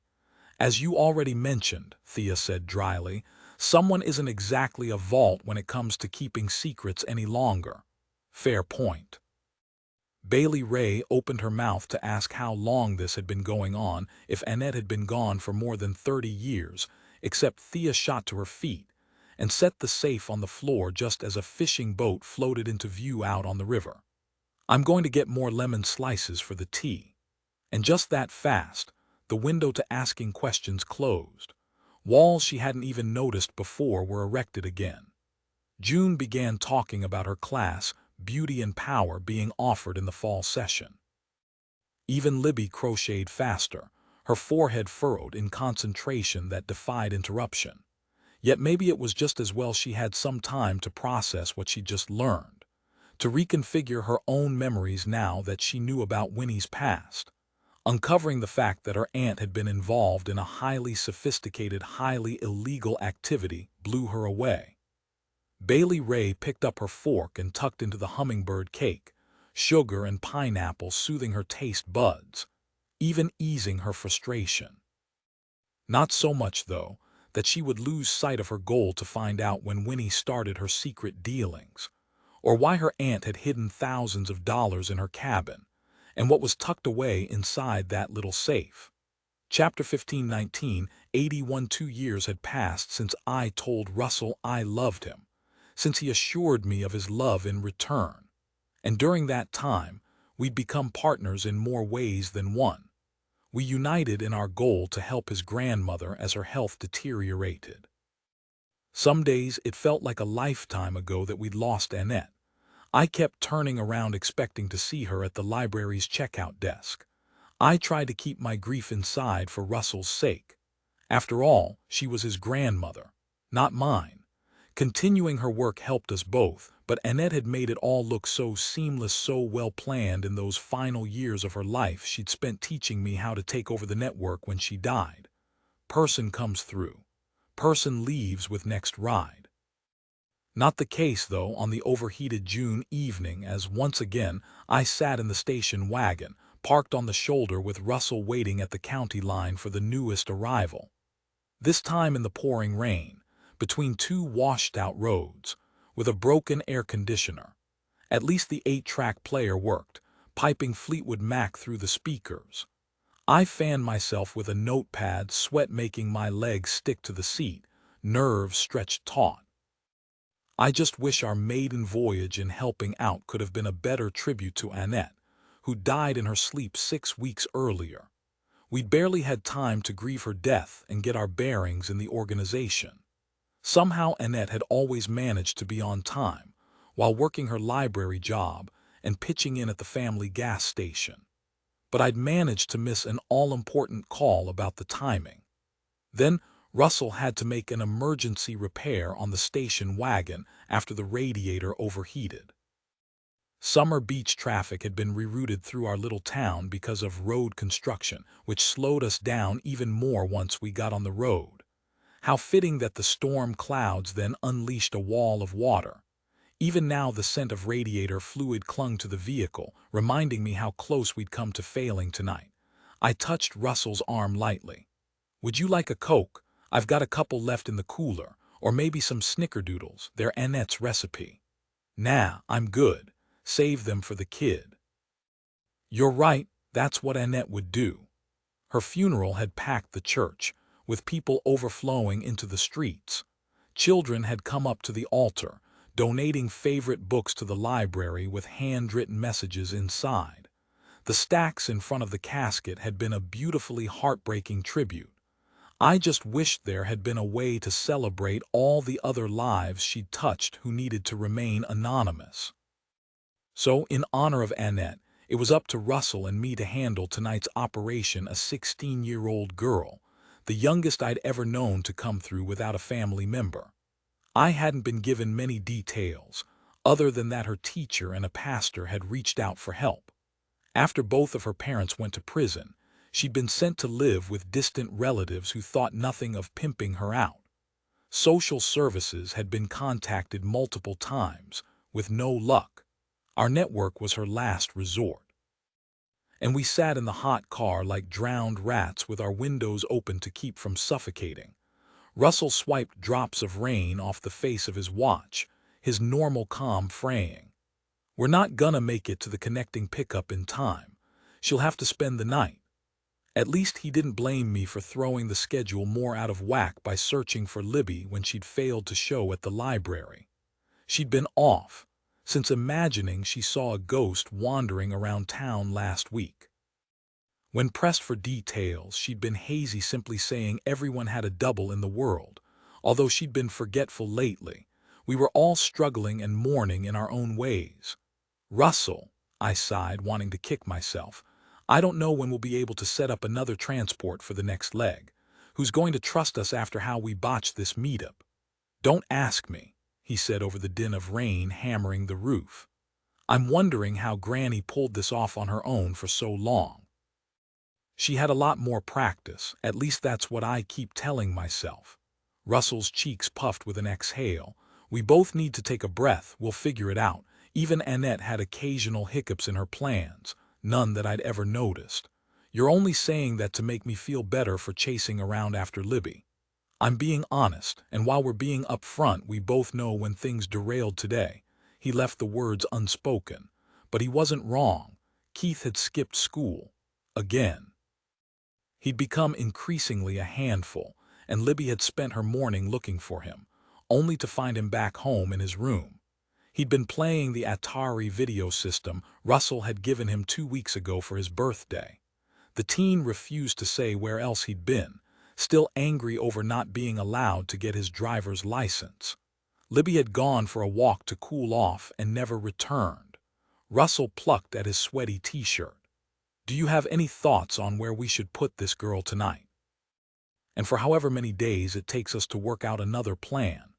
There weren't a lot of temporary housing options in Bent Oak, and the few that existed were far from private. Discretion was everything in the network. The cabin, maybe. It's out of the way. If anyone asks, I'll say she's my cousin. Even thinking about Annette's cabin made my heart squeeze in my chest. We hadn't made much progress in sorting through her things with the pain of losing her still so fresh. That's probably the simplest solution. He scratched his eyebrow. Except, I sighed hard.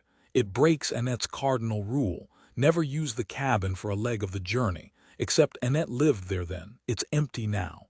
How about we decide when we see her? We'll trust our instincts and take it from there. Okay, I can see your point about letting the girl stay there temporarily if our instincts tell us she's not a risk. At least Granny's house would be put to good use. He skimmed back a strand of my hair that had slid loose from my ponytail. Of course, if you became my wife, we would have a ready-made home. My gut nodded. We'd been over this a half-dozen times already. I loved him. He loved me. Why couldn't that be enough? You know about my past. I can't.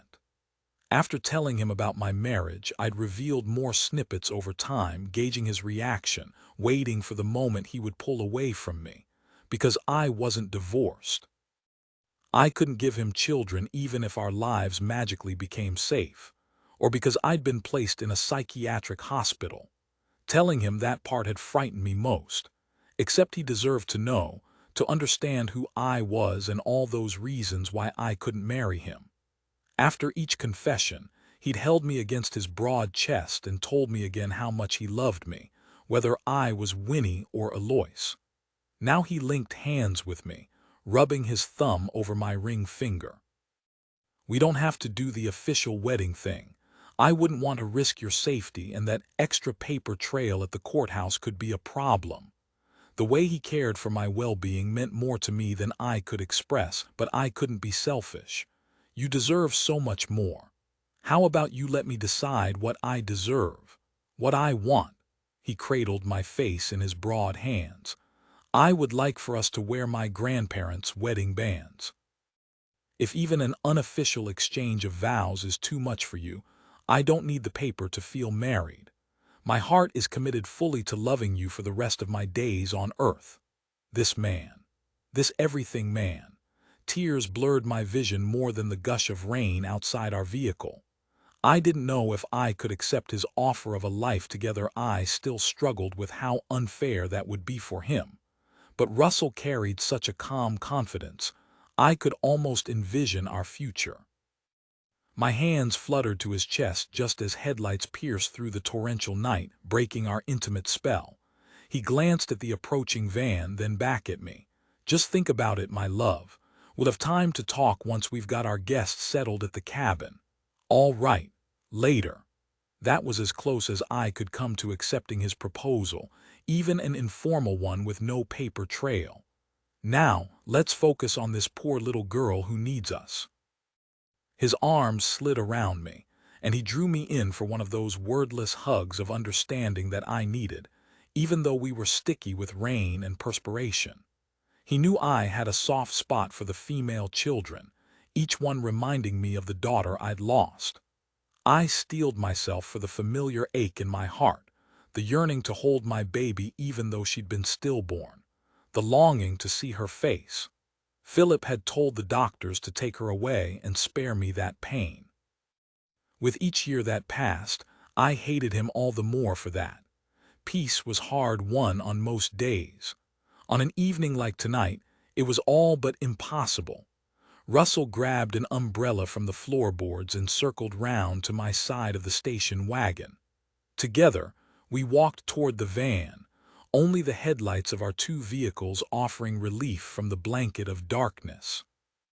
The side door of the van slid open, and a figure swaddled in dark clothing stepped out, black jeans and a baggy shirt, with leather bracelets and a spiked choker. Probably no more than 5 feet tall and 90 pounds soaking wet, the teen eyed us with disdain as thick as her eyeliner. Her hair was shaved short on one side, the rest gathered into a ponytail, dyed coal black like her clothes. My knee-jerk reaction shouted not to let this girl near our house.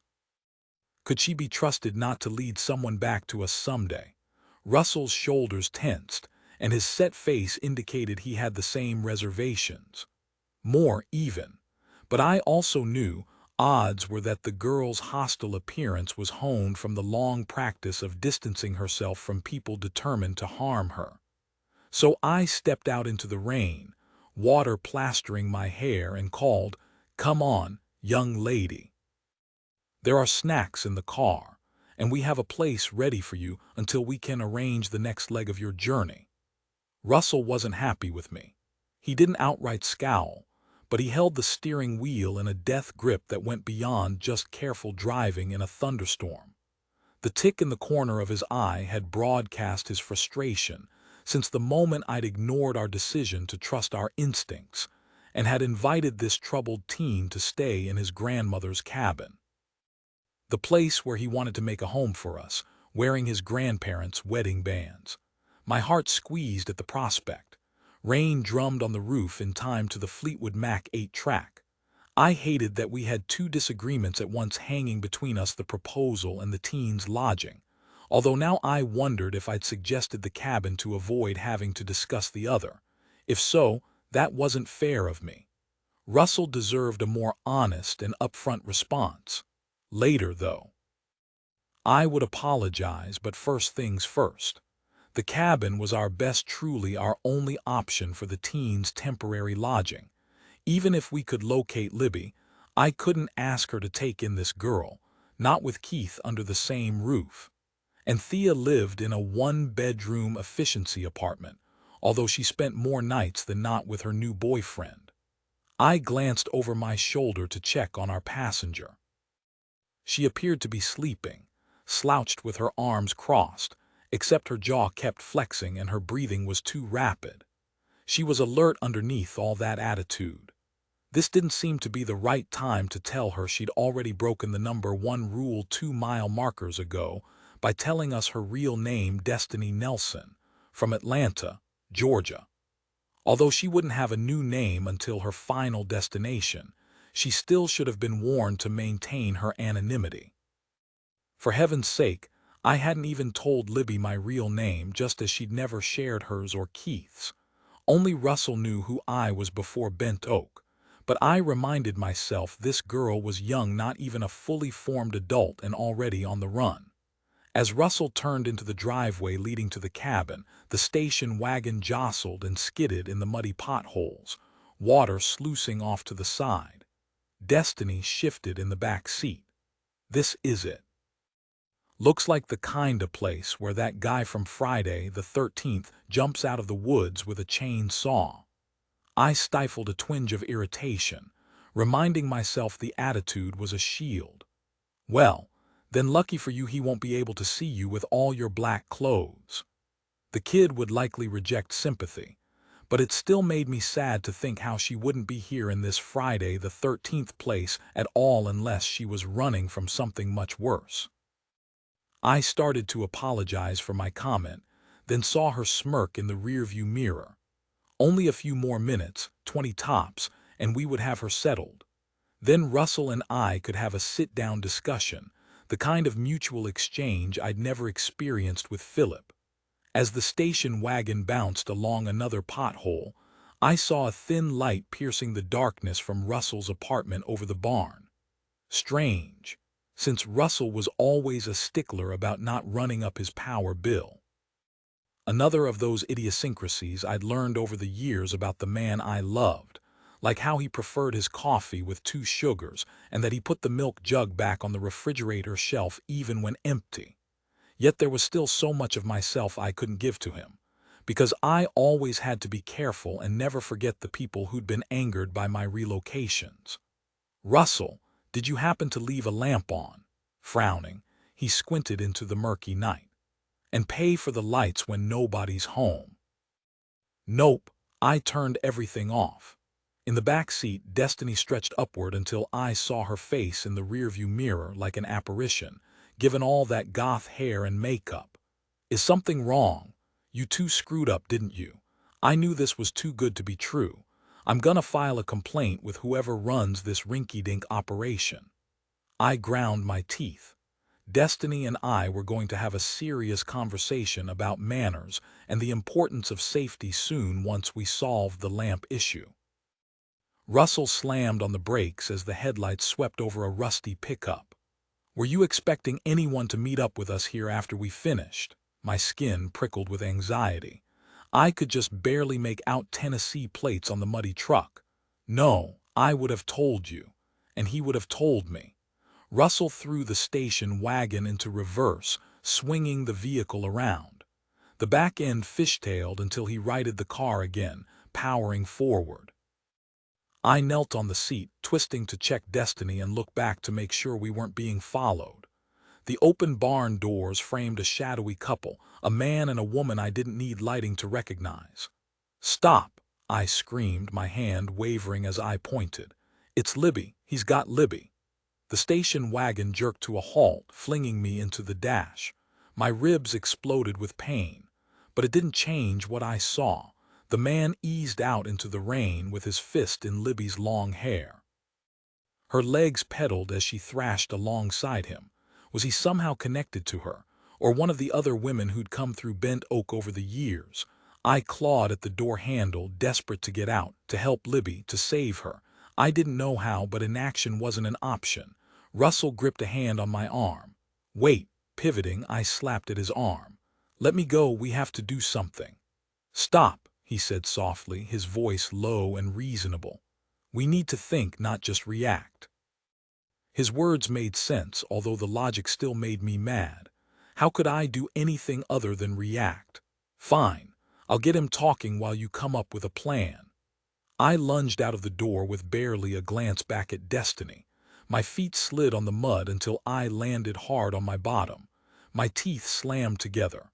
I clamped a hand against my ribs, the pain so excruciating I saw sparks behind my eyelids, or maybe more lightning. Through the sheeting rain, I took in the man about 50 yards away, mid-height with hair darkened by rain and his face full of hate. Libby grabbed at his soaked shirt until she regained her footing, her eyes pleading with me. "Winnie, get Keith out of the barn, take him." She had to know I couldn't just leave her here. The man shifted his attention to me, and as much as I tried to hold my ground, I backed up a step. "His name is Freddie," the man growled. "Fred Gordon, Jr." My stomach dropped at the fury in his tone. Russell's voice cut through the night, calm, reassuring. "Sir, let's get out of the rain and you can tell us all about what's on your mind." The man yanked that fistful of hair harder.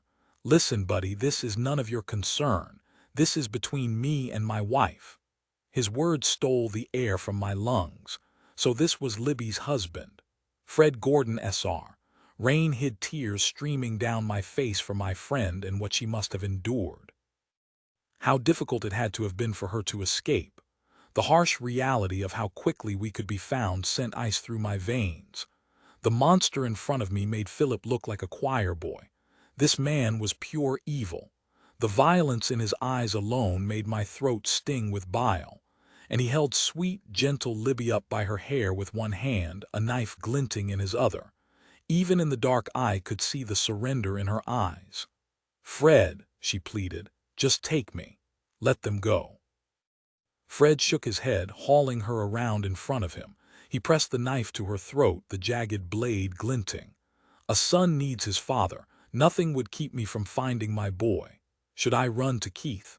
I didn't know how to help, and I was terrified of doing something to make this man even angrier. Keith stumbled out of the barn, his hands trembling as he reached toward his parents. "Mama, I'm sorry. It's my fault. It's okay, baby." Libby choked out hoarse reassurance, her voice gurgling from rainwater maybe, or from whatever violence had been done to her before we arrived. "I love you." Then she mouthed the word run. Her order launched Keith into action. He bolted past his parents, sprinting toward the station wagon. Rain slicked over him, plastering his hair over his eyes.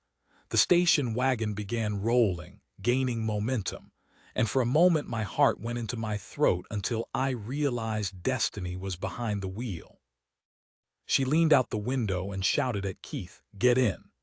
Keith only hesitated for a moment before diving into the passenger side. Destiny floored the gas, tires spinning, spewing mud, finally lurching free with the taillights winking in the night. At least the teens were safe. Two less people to worry about so we could focus on Libby. Fred backhanded her once, twice. "See what you made him do." A scream of denial tore from my throat, mingling with Russell's growl. Calm was fading fast.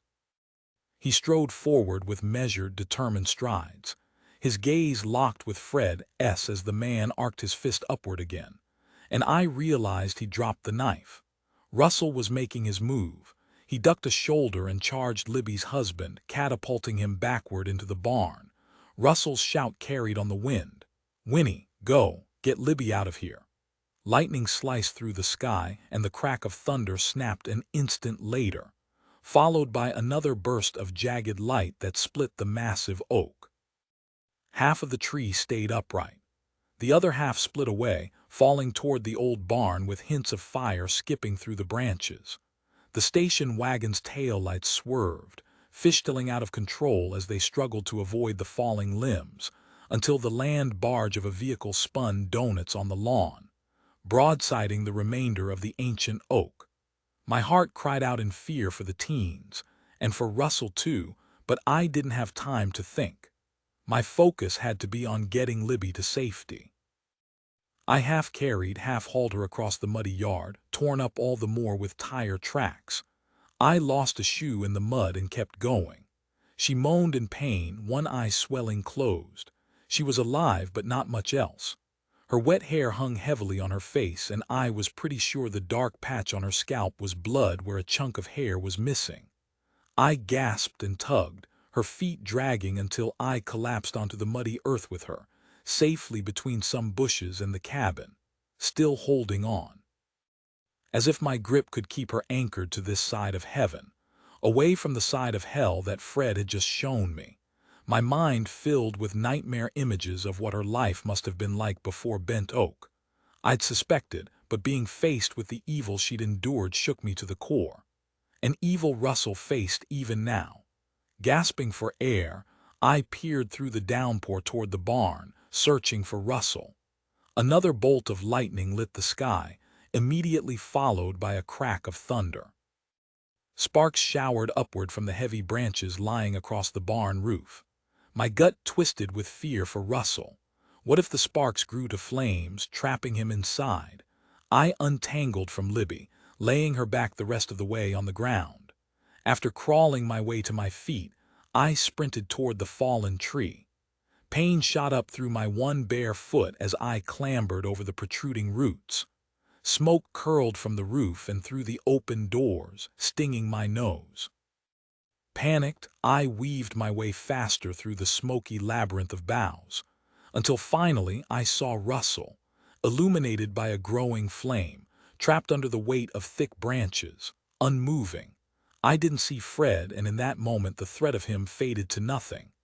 I only cared about reaching the man I loved. A heartbeat later, I dove forward, ripping branches and boards with my bare hands. Sparks burned my skin. I became the madwoman Philip had once accused me of being, one thought pulsing through me with each breath. Was this the price I would pay for tangling my life up with Russell's? Chapter 16, 2025. Bailey Rae hadn't imagined seeking answers about the cash, and the safe would only bring dozens more questions. Yet here she sat on Thea's veranda, head still spinning from hearing her aunt had been part of some secret network to help at-risk women.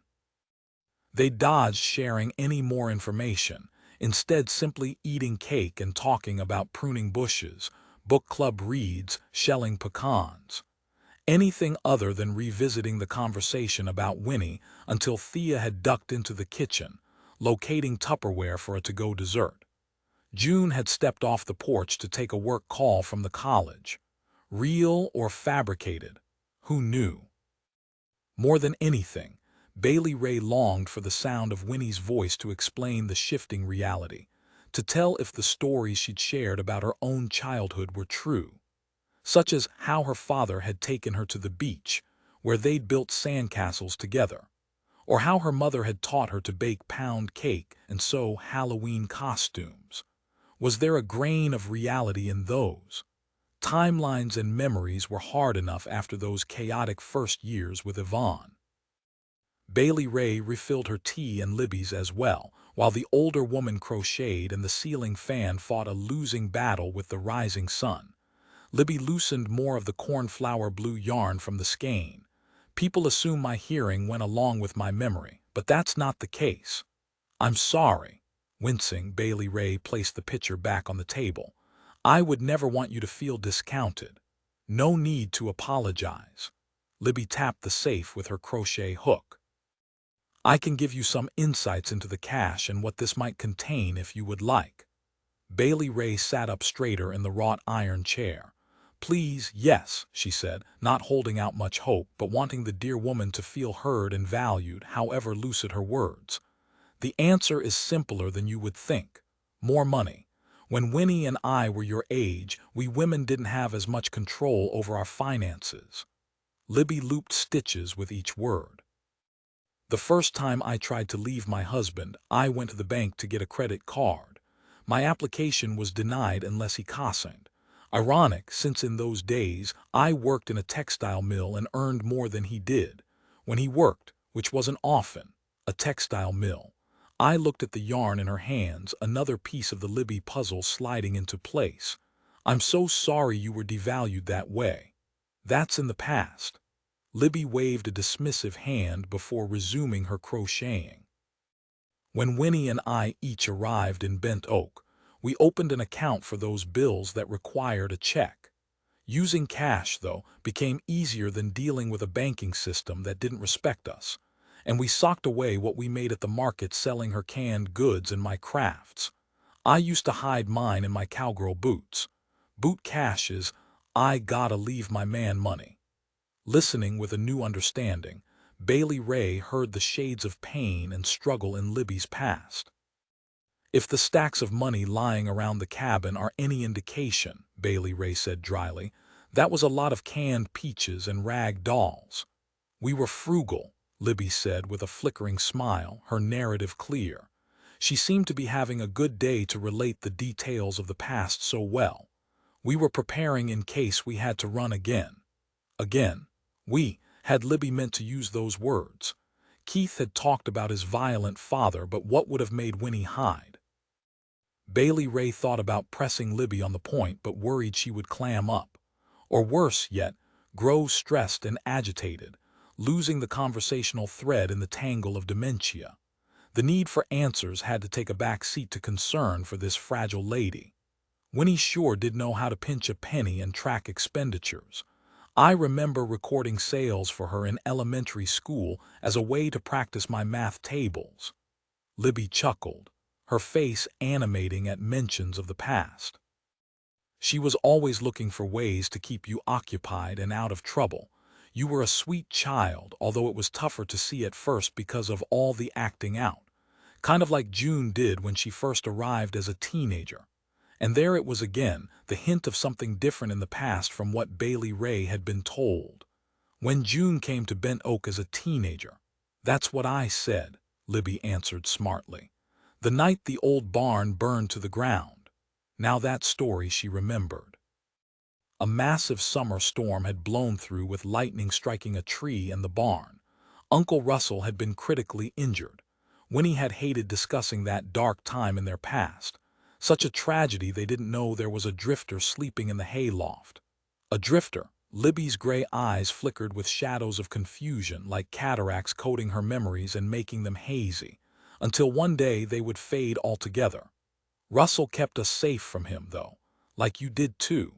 I mean, like Winnie did. You're not her. Her words tumbled on top of each other and she trembled until she dropped a stitch. Her face creased in confusion and she fidgeted in her chair. Bailey Rae rested her hands on top of Libby's. Guilt pinched over pushing too hard and upsetting the delicate balance. You don't have to say anything more. Yes, I do. Libby's gaze settled, locking in on Bailey Rae's. Winnie loved you. I hope you know that. She may have had you call her aunt, but she considered you the daughter she and Russell never had. Bailey Rae nodded, her throat too tight for words. She missed Winnie with a sort of homesickness that would never go away. She was the best thing to ever happen to me. To many of us. Libby held up her crocheting. They thought this was a baby blanket for Thea's grandson, but it's really a vest, like the kind they wore back in the 70s. I made one for Winnie to wear on a date with Russell. I thought you might like one for the next time you see that nice young man. Officer. And just that fast, Libby was fading again as she struggled to remember Martin's name. Still, Bailey Rae treasured the moment of connection all the more for its rarity. Losing Winnie had taught her too well not to take an instant for granted. I would love to have one. Bailey Rae angled forward to kiss her cheek. Thank you. He's not my boyfriend, though. That's what Winnie used to say about Russell. Libby tucked away her yarn. Now let's have some cake. Rather than remind her they'd already eaten, Bailey Rae cut another slice. She'd come to Thea's home in search of answers, not expecting Libby to fill in surprise details. And again, those answers spurred more questions, not the least of which was, what had brought Winnie and Libby to Bent Oak decades ago? And why did it feel crucial to get answers before leaving? By supper time, Bailey Rae had finished restoring order to half of the cabin, if not her thoughts. In replacing books and knickknacks, she'd uncovered another $1,473. The little safe, tougher to break open than expected, held another $10,000. No paperwork, though, that gave a clue to Winnie's life before Bent Oak. Maybe if she searched the barn again.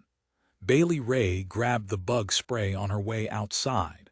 Libby had grown agitated when discussing the night the old barn was struck by lightning.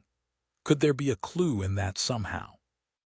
The new structure had an apartment and office in back.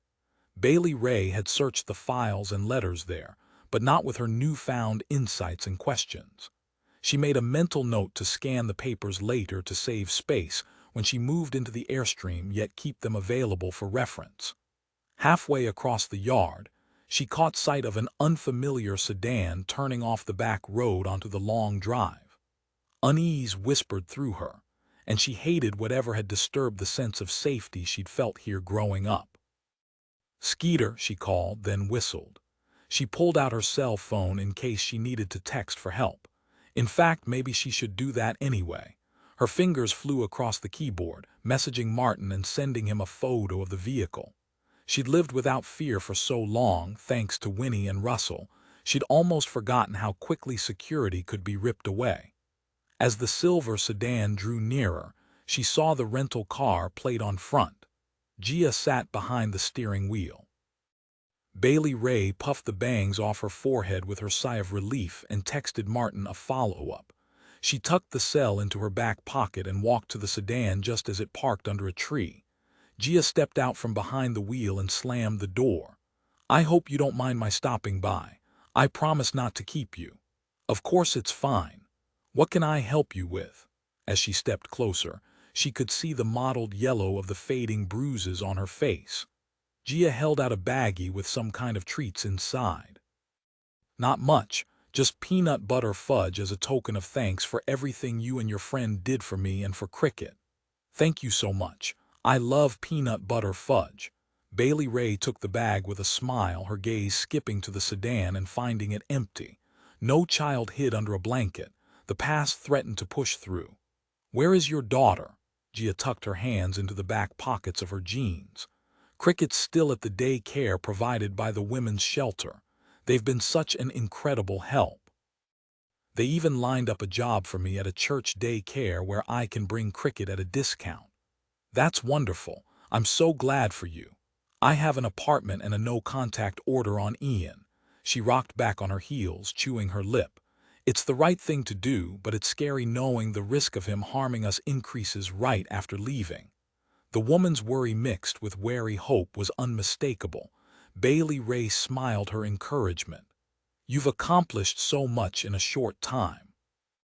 You pointed me in the right direction at the market, then afterward too," Gia said, her voice soft. "But more than that, you believed me." "Of course I believe you," Bailey Rae rushed to say. Had her own mother been wary of speaking her truth? Was that what had kept her from seeking help before coming to Winnie? Except even then, Yvonne had left and returned to Winnie's more than once. The cycle was tough to break. "I just wish I could have done more." Enough that she wouldn't worry about Ian finding Gia and Cricket someday. Gia blinked back tears. "More. You did a world more than anyone else. My friends, even my own family, insisted it couldn't be that bad, or had a bunch of suggestions for how I could work on our marriage, telling me to examine my blame because relationships are 50-50. "Until they're not," Bailey Rae said softly, understanding too well. Gia's eyes softened with sympathy. "There's a man in your past too." Thank heavens, number to keep herself safe, she'd held back so much of herself from anyone. She wanted what Winnie and Russell had shared, but at the same time that kind of connection terrified her. "In my mama's past. So many bad men, just like my grandmama had before her." Her mind winged back to the fights and the bruises, the time her mother had tried to break the cycle by fighting back. Bailey Rae couldn't remember the man's name, just a shadowy image of a big guy with dirt under his fingernails who demanded red beans and rice. Then exploded that he hated them. He ducked into the pantry and started hurling cans at her mom, shouting all the other foods she could have prepared. Yvonne had ducked behind the refrigerator and freezer doors. A sad move on her part, since there never was much in the way of fresh food in the apartment. Still, she gave it her best effort with a gallon of expired milk and some frozen peas. The whole time, Bailey Rae had sat under the dinette table watching the dog lick milk off the floor. She still couldn't stomach the smell of red beans and rice. "Your plan sounds solid. You deserve to be proud of yourself." "I don't know about solid," Gia said, rolling her eyes, "but certainly better thought out than showing up with a cookbook in my hands."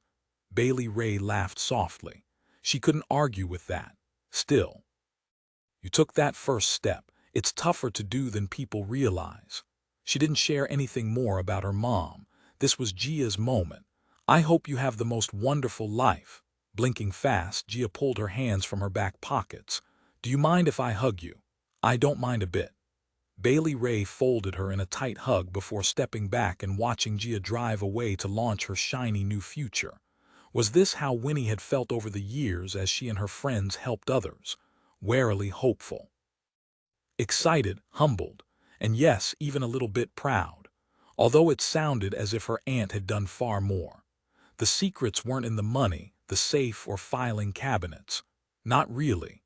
Winnie's story was about the individuals she'd gone to great lengths to help.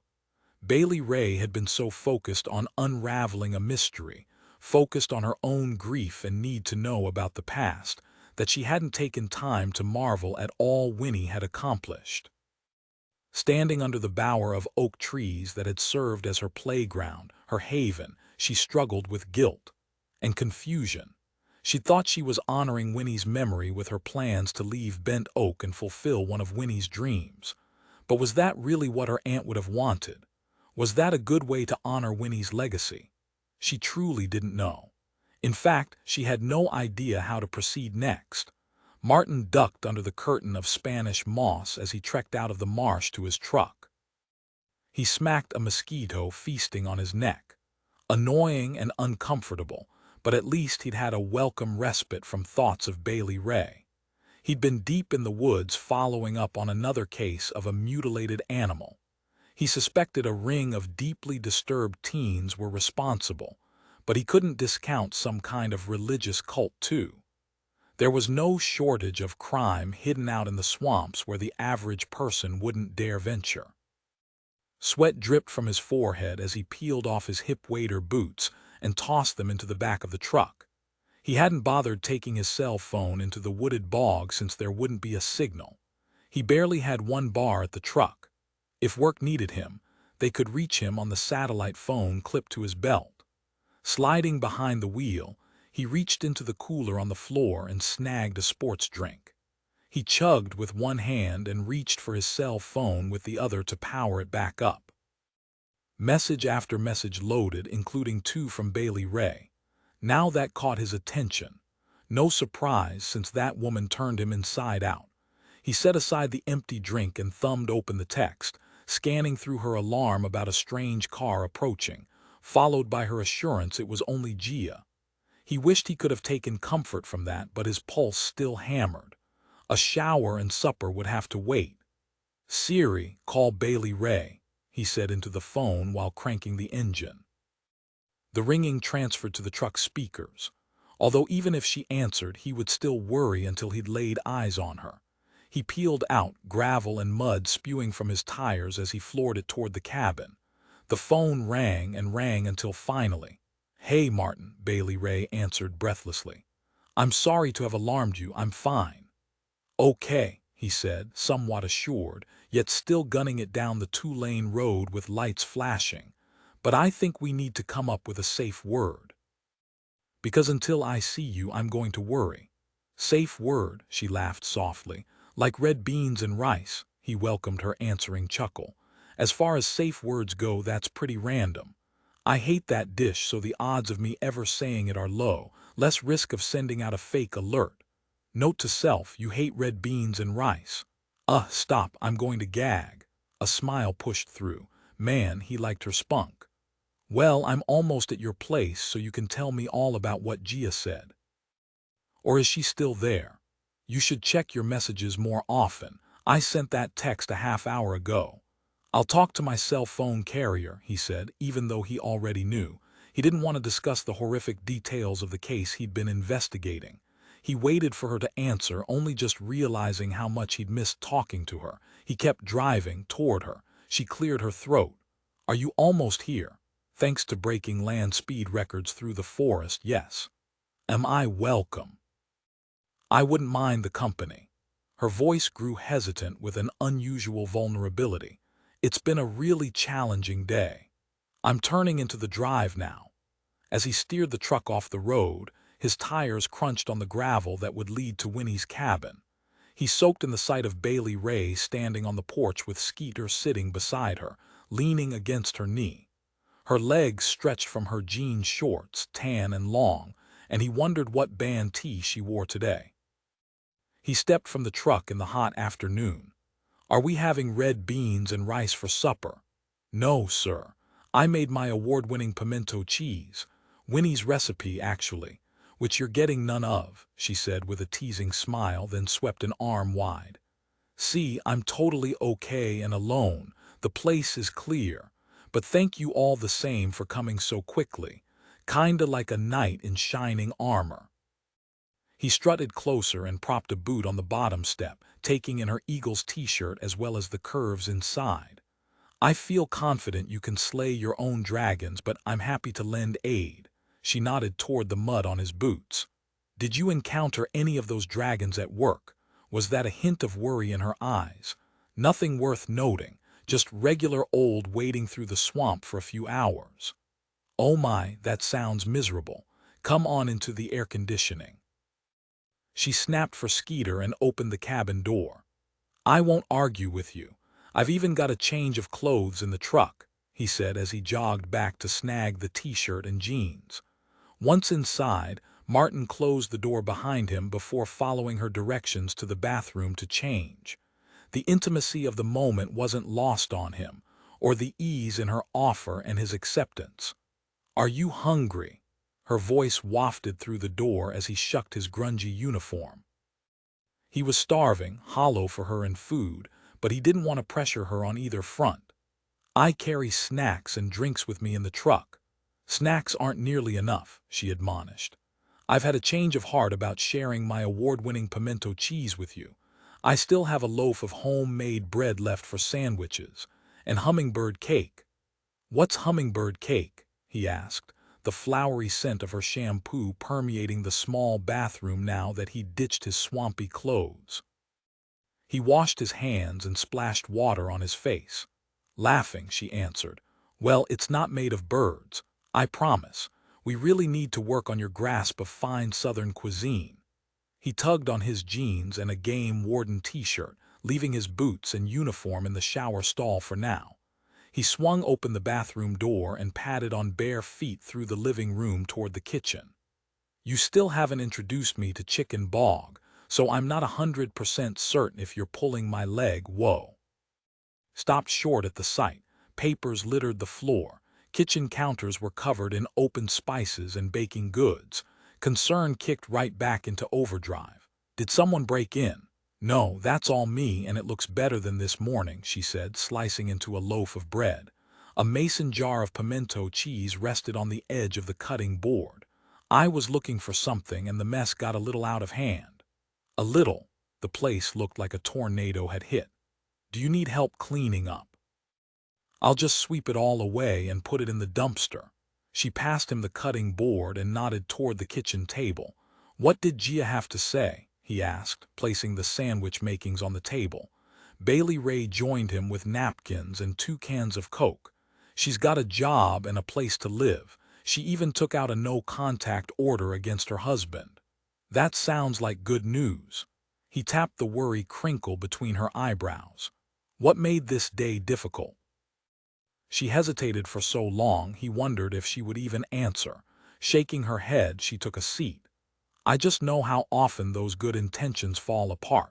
Because of your mother. They'd come a long way in getting to know each other since the ticket incident. Working together to help Gia had shifted something between them. It had shifted something inside him too. Something that had been closed off since he left the military. He took his seat, his knees brushing hers under the table. Yes, and after watching my mom, she said, slathering pimento cheese on bread, enough for 3 sandwiches. I understand there's nothing more I can do. Winnie would be proud of the way you've taken what happened to you and helped make sure it didn't happen to another child." He rested a hand on hers, pausing her busyness. Her gaze snapped to his and held for 3 slugs of his heart against his ribs before she leaned forward to press her mouth to his. The feel of her soft skin under his touch, the flowery scent of her shampoo swept away a dark workday. She eased back, her hands on his shoulders. "Thank you for saying that. It means more to me right now than I even know how to explain." She drew in a shaky breath. "Now let's have some supper, and I'll tell you all the ingredients in hummingbird cake." As the warmth of her voice filled the space between them, Martin couldn't ignore the truth any longer. He'd considered traveling to Myrtle Beach to see her once she left town, making an effort to maintain their growing connection. But the kiss told him how much he was fooling himself. His heavy heartbeat and undeniable hunger for her had him realizing he didn't want only an occasional meeting. He wanted her to stay in Bent Oak. The very thing she'd made clear wasn't anywhere on her agenda. Chapter 17:19, 81. Russell was still alive. I told myself to think positively, but for so long my escape had felt too good to be true. What if his life was the price fate exacted for my freedom? I dug my fingers into the pleather of the emergency room's industrial sofa and bit back the urge to scream. Not only because the nightmare at the barn still held me in its grip an hour later, but also because I was in a hospital again, staring at the sterile walls, having no control of my life. Libby and Russell were both in exam rooms. Russell hadn't regained consciousness, but he hadn't died during the attack from Libby's husband. That was something everything. Keith and I managed to drag Russell into the station wagon just as the barn burst into flames. More than anything, I wanted to cradle his dear head in my lap, but someone had to drive. Libby was too heavily concussed, and I wasn't trusting either of the teens behind the wheel, even though destiny had offered. I'd forced myself to stop trembling and drive, while Libby sat in the passenger side cupping her battered face. We'd agreed to tell the doctor she'd been injured by a falling beam. Destiny and Keith piled into the very back. Fred had almost certainly died, and reaching him in the burning rubble would have been impossible. Calling for help had been out of the question, since the phone had been disconnected in the cabin when Annette died, and Russell's barn apartment was being consumed by the flames. By the time we'd raced down the driveway, the barn had collapsed, showering the vehicle with sparks and rumbling the ground beneath the tires. We didn't start off with an official pact not to tell anyone about Fred Gordon being in the barn. It just unfolded that way. First, there was nothing we could do for him, while Russell and Libby needed urgent medical attention. If when the police or fire department questioned the body in the barn, we agreed to mention that drifters sometimes sought shelter in the haystacks, another secret that bound us even tighter together. The hospital had assumed all the injuries came from escaping the barn. Again, we decided to stay silent. Now Libby was getting X-rays and possibly a CT scan. A nurse had given us a brief rundown on the care Russell would receive, but the way they'd wheeled him back quickly told me it was serious. Then came the news that his right arm and shoulder had been shattered and a lung punctured, plus whatever was causing his loss of consciousness. He had to live. No matter what I needed to do, I couldn't face the thought of a world that didn't include Russell. The antiseptic air stung my nose, and the corner television did little to drown out the PA system and rattle of medical carts. Luckily, there wasn't much traffic this late at night, just a couple sleeping tucked against each other, and another person listening to music on a portable cassette player with headphones. I'd called Thea from the nurses' station to have her look after Destiny, leaving me here with Keith. He huddled in a chair across from me, his hair slickened and dark from the downpour. Our drenched clothes had been so covered in soot and mud, one of the nurses had given us green scrubs to wear. Part of me hadn't wanted to change, like keeping my own outfit was a way to deny this whole nightmare had happened. Focusing on comforting Keith would be easier than sitting in my own worries. I moved the stack of old magazines from the seat next to him and settled into the chair, keeping my voice low. I heard what you said back at the barn, but I want you to know none of this is your fault. Didn't kids often blame themselves for adult problems? I wouldn't allow him to carry any guilt for what Fred had done. This lays firmly on your father's doorstep. And now he's dead, Keith whispered, because I called him. Shock stunned me silent for a moment. You did what? I called him a couple of weeks ago, Keith confessed, each word growing more and more breathless. It was my birthday. I gathered up all the change in the house and I went to a pay phone. I called directory assistance for his number and I dialed it. His eyes were huge, pained. He scrubbed his hand over his chest as if there were an ache too big to soothe. I did this to Mom, to Russell. Keith hung his head, gasping for air, panic and guilt coming off him in waves. To the receptionist checking in patience, he looked like a son worried about his mother. And he was, of course, but there was so much more to it than that. The poor kid. Okay, I said, rubbing my palm along his back. Take deep breaths, slowly. I needed the reminder as much as he did. How had Libby and I grown so complacent that we hadn't seen something like this coming? Keith turned to look at me, the nightmare still fresh in his eyes. I didn't give him the address, I swear, but I forgot that the pay phone call might be traced through his telephone carrier when he got his bill, or maybe I let something else slip. I don't know anything other than it's my fault. We'd been so careful to keep our location a secret. I'd worried about the new girl giving us away, but the leak had been closer to home. I couldn't bring myself to blame Keith, though. The weight of our secrets was tough enough for an adult to carry.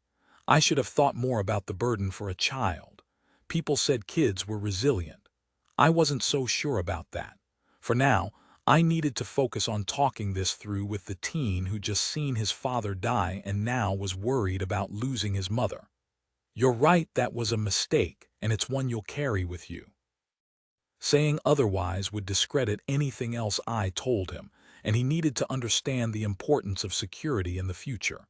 But it has to be a secret that remains between us, forever, because sharing it with the rest of the world out of some need for forgiveness will only put more people at risk, including your mother. After tonight, with the body in the barn, there was no going back. Keith scratched his jaw, scrubbing along the peach fuzz. I didn't think of that. Now came the reassuring, sympathetic part he deserved to hear. Life hasn't been fair to you, Keith. I still remembered him from the first day so long ago, a small child losing himself in his shiny red Viewmaster. You've had to grow up fast more than once, and today is the biggest of those times. As long as my mom and Russell are okay, nothing else matters to me. I squeezed my eyes closed to will back tears before continuing. I owe you an apology for something I said to you not too long after you arrived in Bent Oak. I'm sorry for telling you that dragons aren't real. He nudged my foot with his toe, then patted my knee in one of those rare teenage shows of affection. It's okay. I like the world better your way, where there are people who fight back. I struggled for what to say. I wasn't at my best. But my heart ached for the frightened boy he'd been and the troubled teen he'd become. The double doors from the exam area swished open, pushing aside all other thoughts from my mind as a doctor walked out in his scrubs that matched ours. A random thought, but my mind was pinballing out of control. Family of Russell Davis, the doctor called. I didn't hesitate. I stood. That's me. A flicker of confusion whispered through the physician's eyes before his face shifted into professional neutrality. But I didn't have time to educate him about interracial relationships, so I opted to cut straight to the chase. I'm Mr. Davis's fiancée. I rested my right hand over my left to hide the bare finger that should have been sporting Annette's ring, a regret I would face later, provided Russell and I would have a later. Of course, the doctor said, then nodded toward the nurse standing behind him with a clipboard. We need a relative to sign the surgical consent forms. Surgery, my voice quavered. In my mind, I could hear false medical advice from my former husband, and I felt sick. He doesn't have any living relatives. All right, he exhaled, taking a seat and waiting for me to sit as well. Mr. Davis is still unconscious, and we can't wait for him to regain consciousness. We need to stop the internal bleeding and repair the damage to his lung before we can set the broken collarbone. I wish I had better news or more time to answer the questions I know you must have, but I need to scrub in while you fill out the paperwork. Thank you, I said, standing, trying not to assume this man who held Russell's life in his hands might be like Philip. I'm going to do my best for him, ma'am. He patted me on the shoulder before he disappeared back through the double doors. My legs folded and I couldn't breathe. I thought I might be having a heart attack because my chest felt so tight.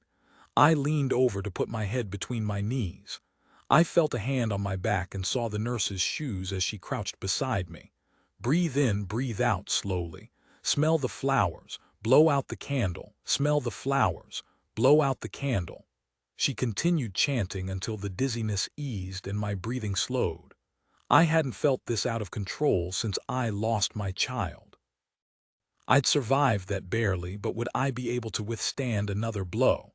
The fear of losing my world, losing Russell, leveled me when he needed me to be strong. I squeezed my eyes closed and straightened with another deep inhale. Okay, let's fill out those papers. The nurse with kind eyes and a tight red perm stood, motioning toward the corridor.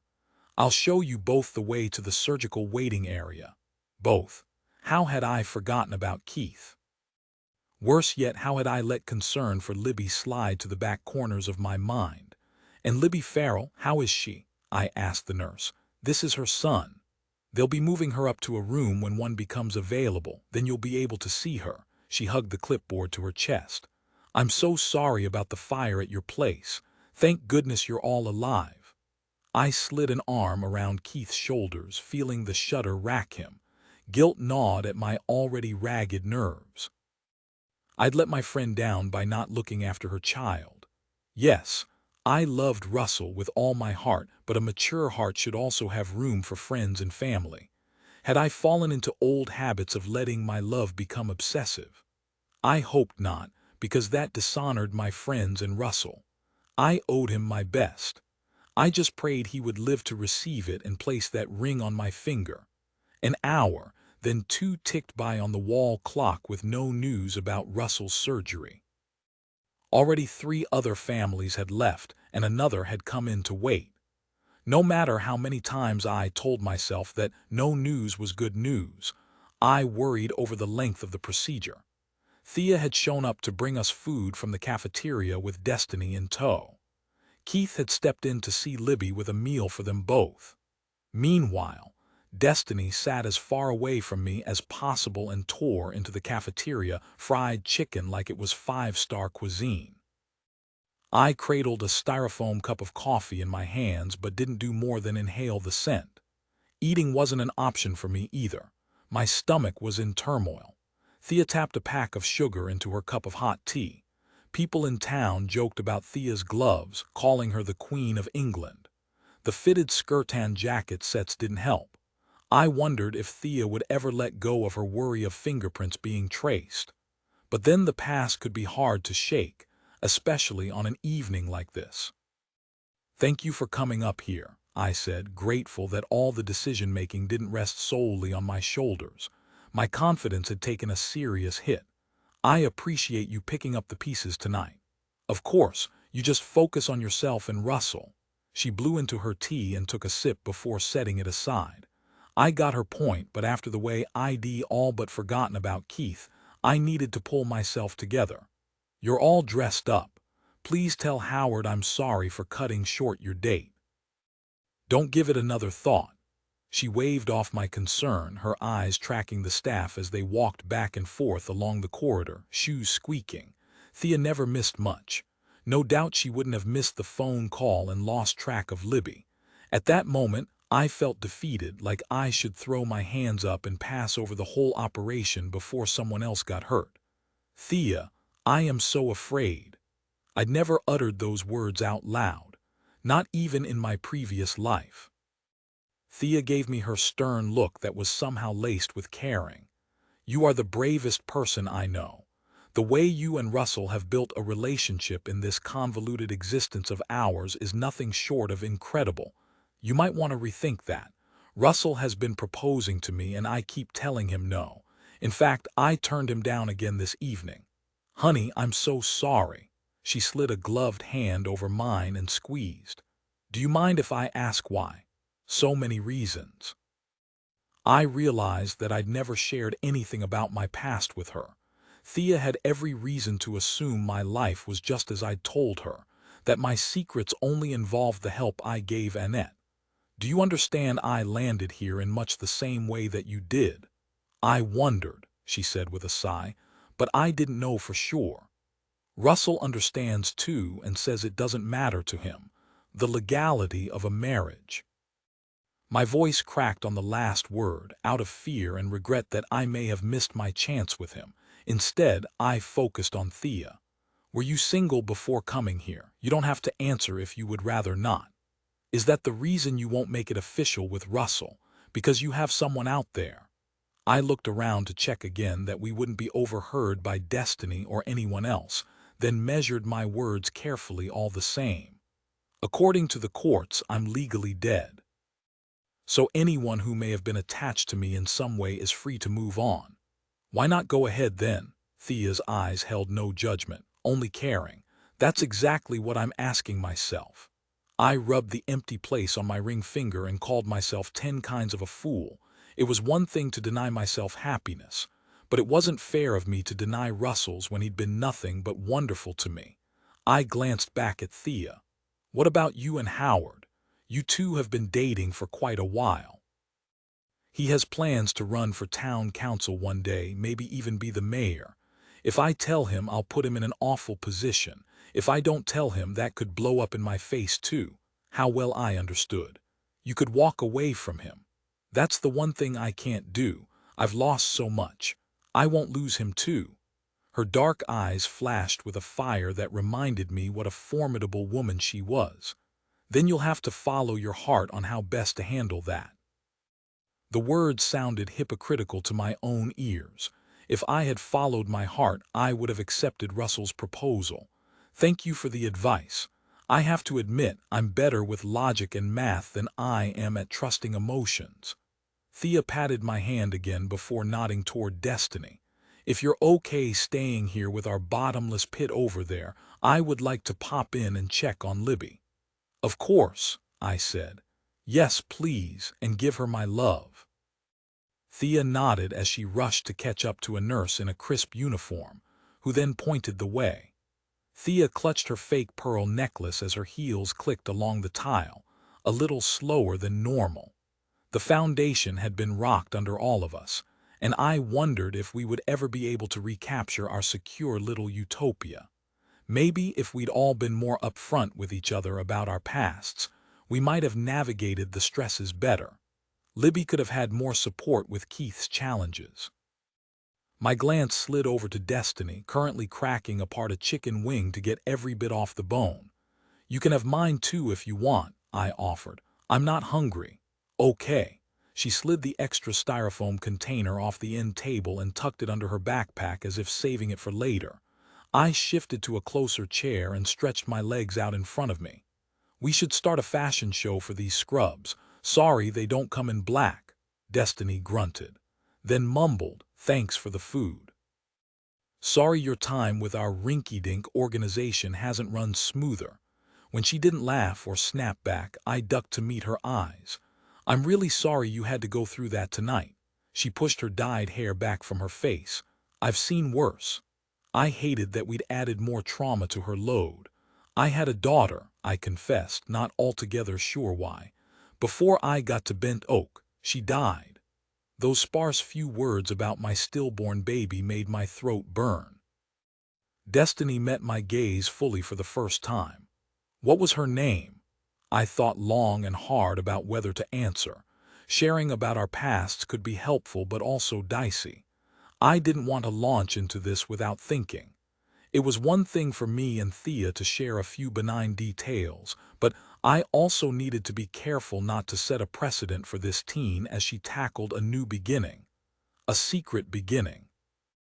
Yet taking in her terrified blue eyes and her freckled young face scrubbed fresh from the rain, I realized reassuring her meant more than the concerns. Giving her a stable start and a friend would serve her best. I understood all the risks in sharing, but I told her anyway. Her name was April because she was born on a beautiful spring morning that month. Philip and I had been debating names, never settling on one. When our little girl had come early, 7 months into the pregnancy, stillborn, he hadn't wanted to use his preferred name. He'd insisted on saving it for a live child and told me to pick whatever I wanted for the casket and tombstone. I'd been gutted even before his callous words. Afterward, I understood how profoundly alone I was in my marriage. My depression had been deep, and truthfully, if my husband had institutionalized me then, I'm not sure he would have been wrong to do so. But he hadn't. He just left me to cry alone for 10 months in a postpartum fog of despair. It wasn't until another year later, when I was at my strongest in such a very long time, when I had begun to make plans for adoption, that he locked me away. I'd never been so terrified. Until tonight. The teenage girl beside me fidgeted with the tie to her scrub pants. "Is your daughter the reason you helped me?" That question I could answer without hesitation. Because even though Russell was right that I had a soft spot when it came to girls in need, I still saw each person as an individual, a special soul worthy of the best life has to offer. I helped you because you needed it. You're not a substitute for anyone. You matter. I could see Destiny would need time to believe in her own self-worth. Part of me regretted that I wouldn't get to watch her come into her own someday. She'd made a big impression on my heart in such a short time, showing up for Keith and by extension, for Libby and me without a thought for her own safety. She'd been so brave. Would the people at her final stop look past the dyed hair, thick makeup, and bravado to the spirit sparkling inside her? Would they understand that her black clothes would shine light on them if they looked close enough? And in an impulsive decision I refused to question. While I understood she wasn't a substitute for my daughter, I also realized I wouldn't be sending her to another outpost in the network. I didn't know how I would secure a future for a troubled 16-year-old girl who didn't even have her high school diploma yet. But I knew one thing with an unshaken certainty. Bent Oak would be her home. "Would you like to choose your new name?" Her eyes went wide. "I can do that." The gratitude over something so simple affirmed I'd been right in my decision. I would work out the details later with Thea's help this time. "Since you arrived sooner than expected, we don't have the paperwork complete. I'd planned for her to be in transit for another couple of weeks. As long as you don't choose something like Jodie Foster or that blondie singer Debbie Harry, we should be fine." She laughed, a rusty kind of sound, while tugging at her coal-black locks which had dried in clumps. "Now there's an idea. I could bleach my hair like Blondie, or dye it all sorts of colors just to throw people off the trail. Maybe even rub lemon juice on my freckles." "That's the spirit," I said, even as I grieved inside that this girl couldn't be a regular teen instead of thinking of ways to hide herself. But I could give her control over this one thing. "Have you decided on your name?" She stared at her combat boots, so at odds with the surgical scrubs, clicking her clunky heels together while thinking. Yet it called to mind her own odd sort of Dorothy clicking her way out of Oz. Destiny looked up with her eyes taking on the first light I'd seen in her, all the brighter for shining through the darkness. "June," she said simply, "as in the month, because my life starts today on June the 1st. Chapter 18, 2025. Bailey Rae pushed open the door to the Fill Her Up Cafe, the bell chiming its signature gas station style tone. She scanned the packed noontime crowd full of familiar faces, but didn't see Martin. Her lunch date. Even though the fill-up was the logical place to meet him, she also appreciated the opportunity to say a quick farewell of sorts to the place that held such special memories of Russell. With all the stories he'd told her about his family's time owning the place, until he and Winnie needed to sell it off to pay Russell's medical bills after the barn fire. Maybe his injuries presented yet another reason Winnie had hoarded cash. Bailey Rae paused at the register, rusty road signs on the wall calling to mind old landmarks. "Kinsley, have you seen Martin Perez, the game warden? I'm supposed to meet him here for lunch." So far, Bailey Rae had done a good job of avoiding overlong goodbyes or too much nostalgia as she packed up her life in Bent Oak. The tug of melancholy now surprised her, in the place where she'd worked for years. Behind the counter, the teenage waitress looked up from her phone. "He's at an outdoor table by the river. I didn't think we would see you in here before you moved." "I can't resist one last dish of fried catfish before I leave town," Bailey Rae said with a smile as she snagged 2 menus. Her heart squeezed as she threaded her way around the tables toward the door leading to the outside seating area. A wall of warm air hit her, made bearable by the strategically spaced misting fans. A dock stretched out back, where clientele were invited to walk down the planks and pitch leftover hush puppies and fries to fatten up the catch for another day, drawing in schools of bluegill, largemouth bass, and, of course, catfish. Winnie had taught her to throw in a line here when the place was still a gas station. She'd sworn the best fish were caught using a good old-fashioned cane pole, like the kind used by the 2 teens dangling their feet off the end of the dock. Bailey Rae curled her toes in her sandals. Winnie had taught her how to bait her own hook and cheered with the first catch. They'd eaten fried catfish for supper that night, surprising Russell, who'd driven into town for a checkup. His arm had been giving him trouble, and there had been talk of another surgery. Years later, Winnie had told her how fishing together that day had helped distract her from worrying about Russell since he'd insisted on driving himself.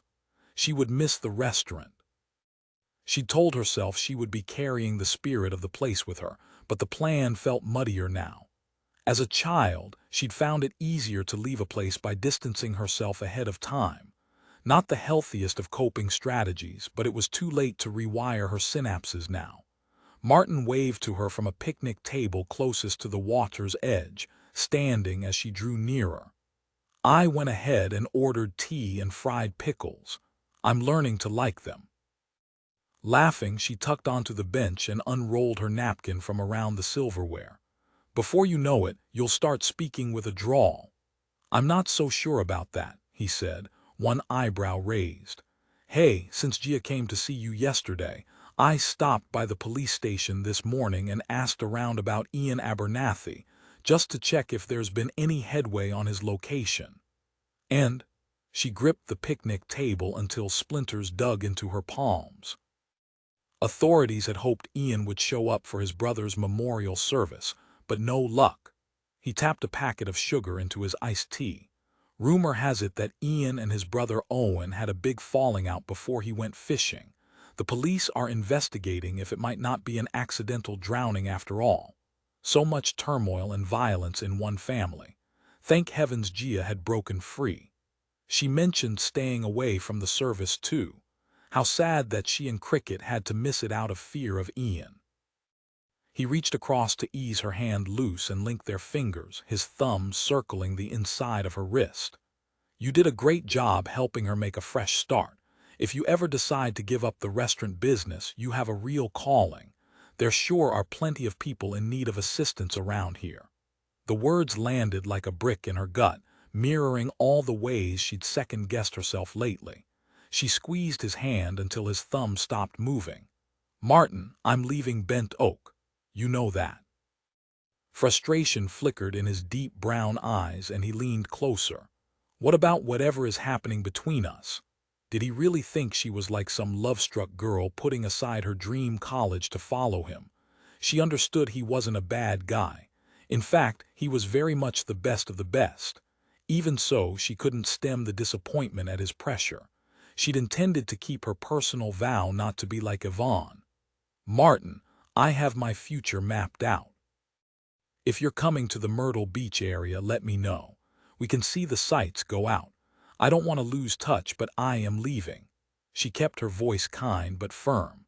"Now, what were you planning on ordering for lunch?" 1981 Libby's battered face looked worse now than it had in the barn. That nightmare was still too close to the surface, physically as well as emotionally. As I stepped deeper into her hospital room, I stifled a gasp and tried to school my features not to let the horror show.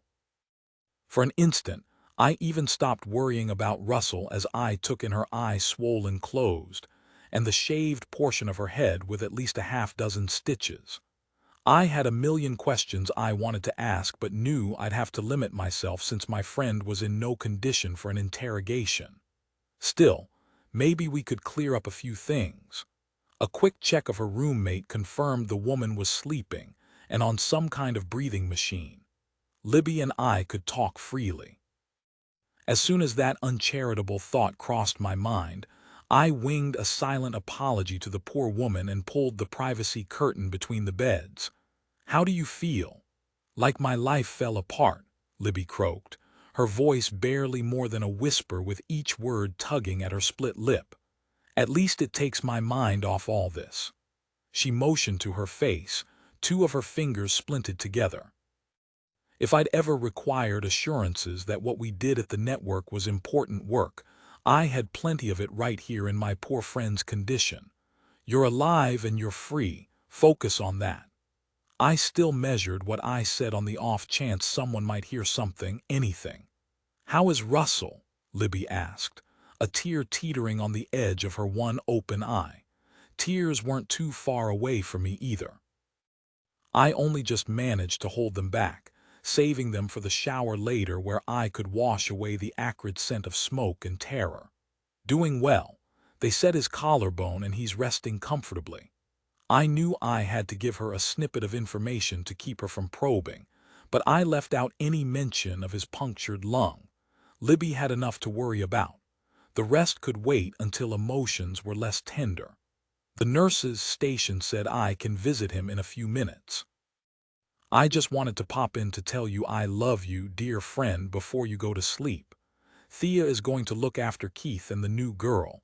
She is committed to staying awake and keeping a vigilant eye on both teens." Libby let out a weak laugh. "Thank you." Her chin began quivering.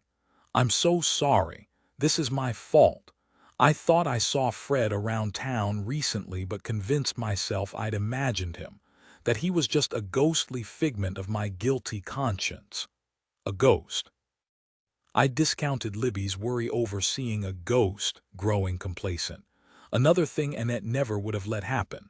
Lesson learned. Run like hell from ghosts. I placed a careful hand on her arm, opting to keep her calm for now. We could unpack our mistakes later. "After so many years, who would have thought he would find you now? I should have realized he wouldn't give up." Her feet twitched under the sterile white blanket as if running in place. "A month before I left, he took my boy and barricaded himself in a hunting shack. He swore if anyone came in, he would shoot them himself and my son. Eventually, he calmed down and came out, but I knew in that moment I couldn't take the risk again, not with my child's life.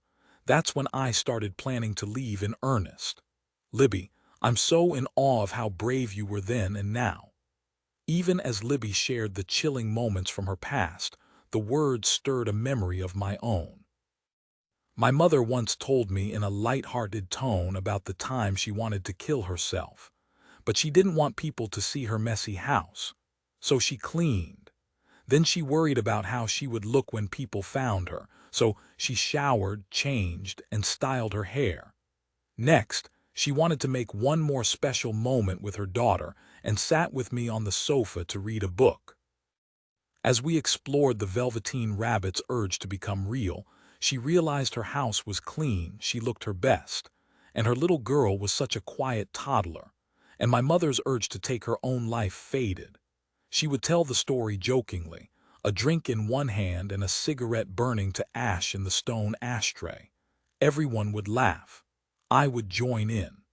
Why had it taken me so long to see her hidden message to her daughter and any other females out there?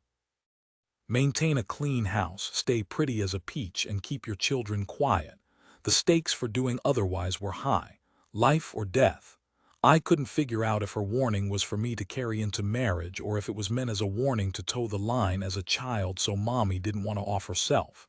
Either way, it wouldn't pass the sniff test with any decent therapist. If I dared share the memory, and I hadn't, not even with Russell. You said you thought you saw Fred here in town. Where was that? If Fred had revealed Libby's and Keith's true identities to someone, what would that mean for them in regard to that body in the barn? Might our cover story about a drifter be blown?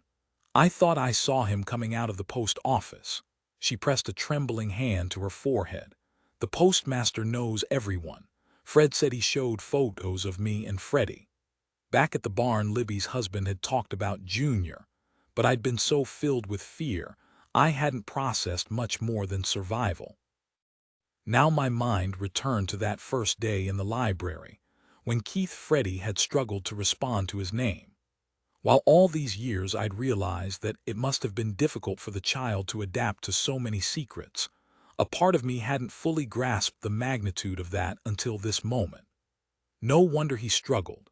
It felt wrong to ask Libby to reveal more of her story, to expect that level of trust on a night I'd learned just how horribly her trust had been broken in the past. So I gave her my trust instead, allowing her to rest while I shared something of myself. My name is Alois, and I left my husband after he convinced the world I was crazy and locked me away in an institution. My gut nodded over saying even those few words. What if Libby assumed I truly was insane? What if I lost her friendship? I wasn't sure I could bear it. Telling Russell had been easier since he had kept so many secrets for his grandmother over the years. And Annette would have been able to vouch for me, as she always investigated those she took in. I'd learned over the years that while Annette gave her help generously, she didn't bestow her assistance easily. Secrets were sacrosanct, but just as Annette had led the bent oak arm of the network, I wasn't her, and my way would have to be different. More of a small group co-op style with Russell and my friends who I trusted with my life. Libby extended her hand and clasped mine in greeting. A new spark glinted in the eye that wasn't swollen shut. Hello, Alois, I'm Mary Jo, and for the first time since I turned 18, I'm not afraid Fred will kill me. Libby's Mary Jo's words still echoed in my mind as I walked in to see Russell. For now he was in a private room, a blessing, because more than anything I needed to curl up against him, and heaven help any staff member who tried to evict me from his side. Russell, my love. I couldn't choke out anything more. Not yet. I was too close to tears. He extended his good arm to me, his movement slow from either pain or the remnants of anesthesia. Maybe both. I ran to his bed and clutched his hand, raining kisses and tears over him. Winnie, lower that bedrill. I need to hold you, he said, his voice raspy from the fire and intubation during surgery. He didn't have to ask me twice.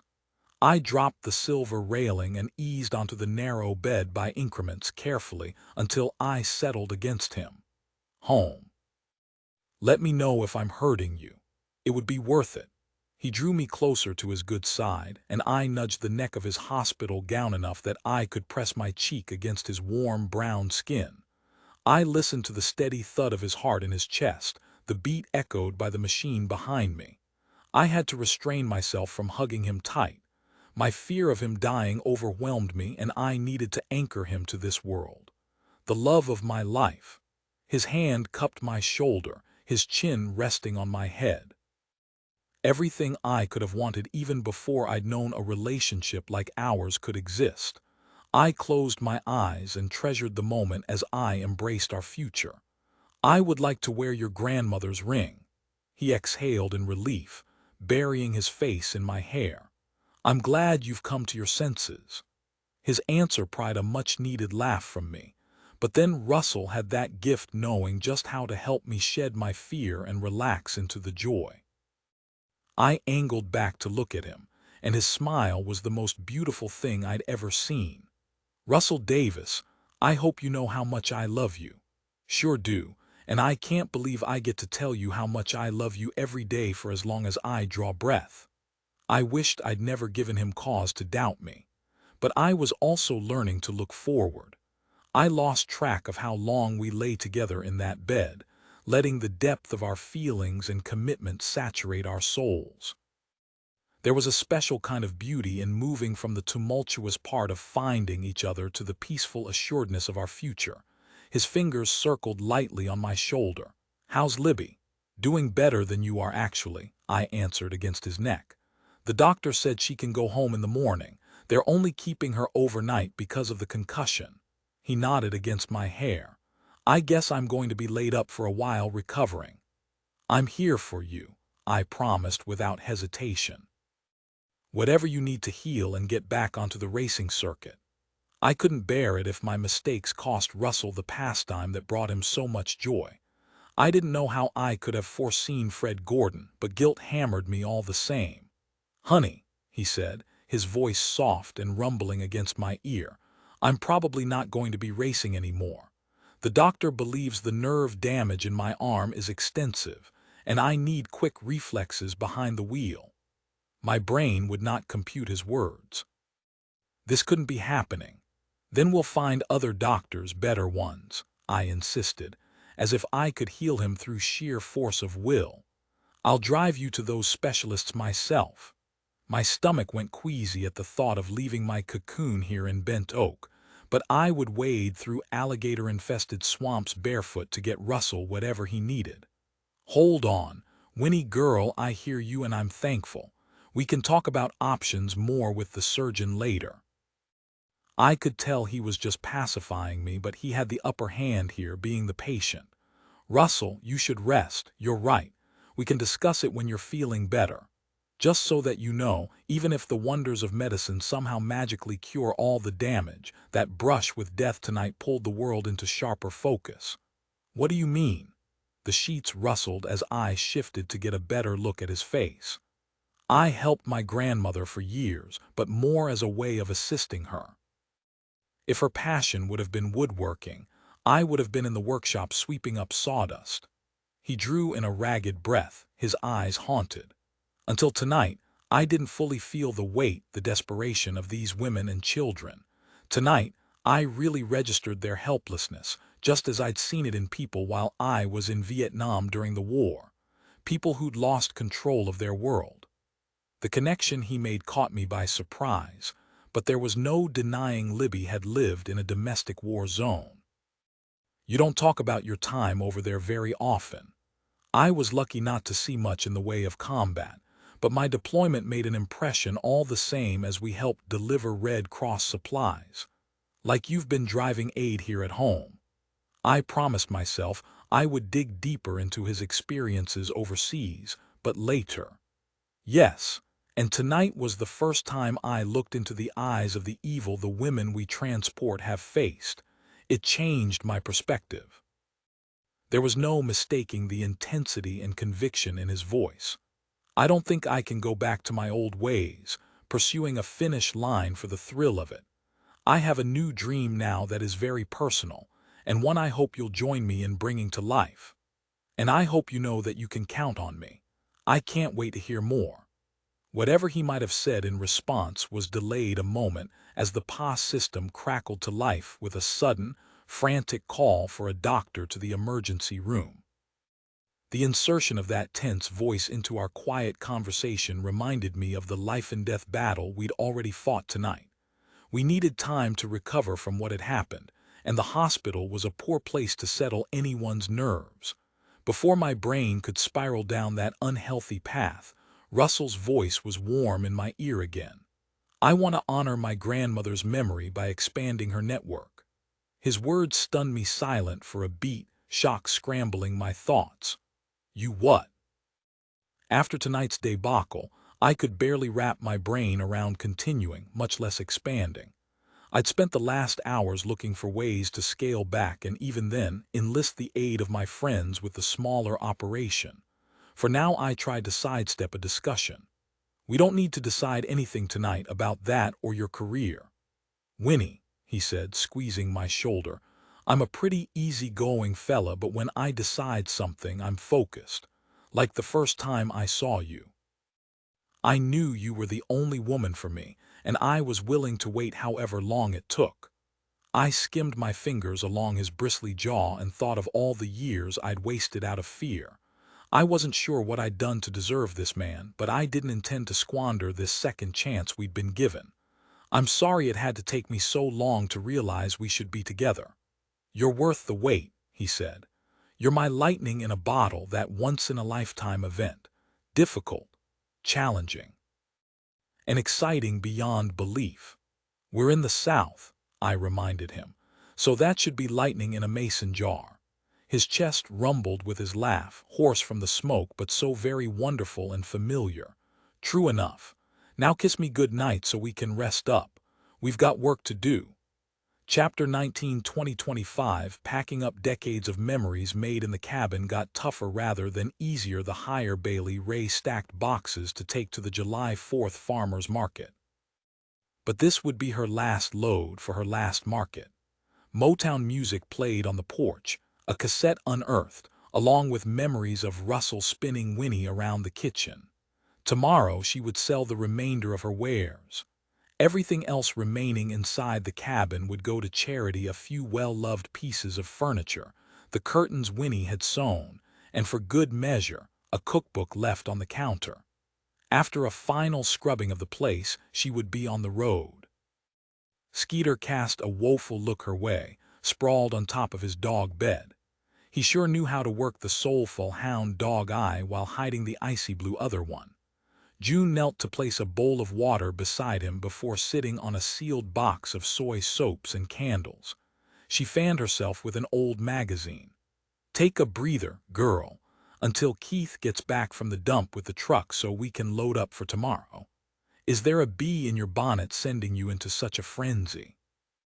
Bailey Rae traced a finger along the growth marks notched into the doorframe.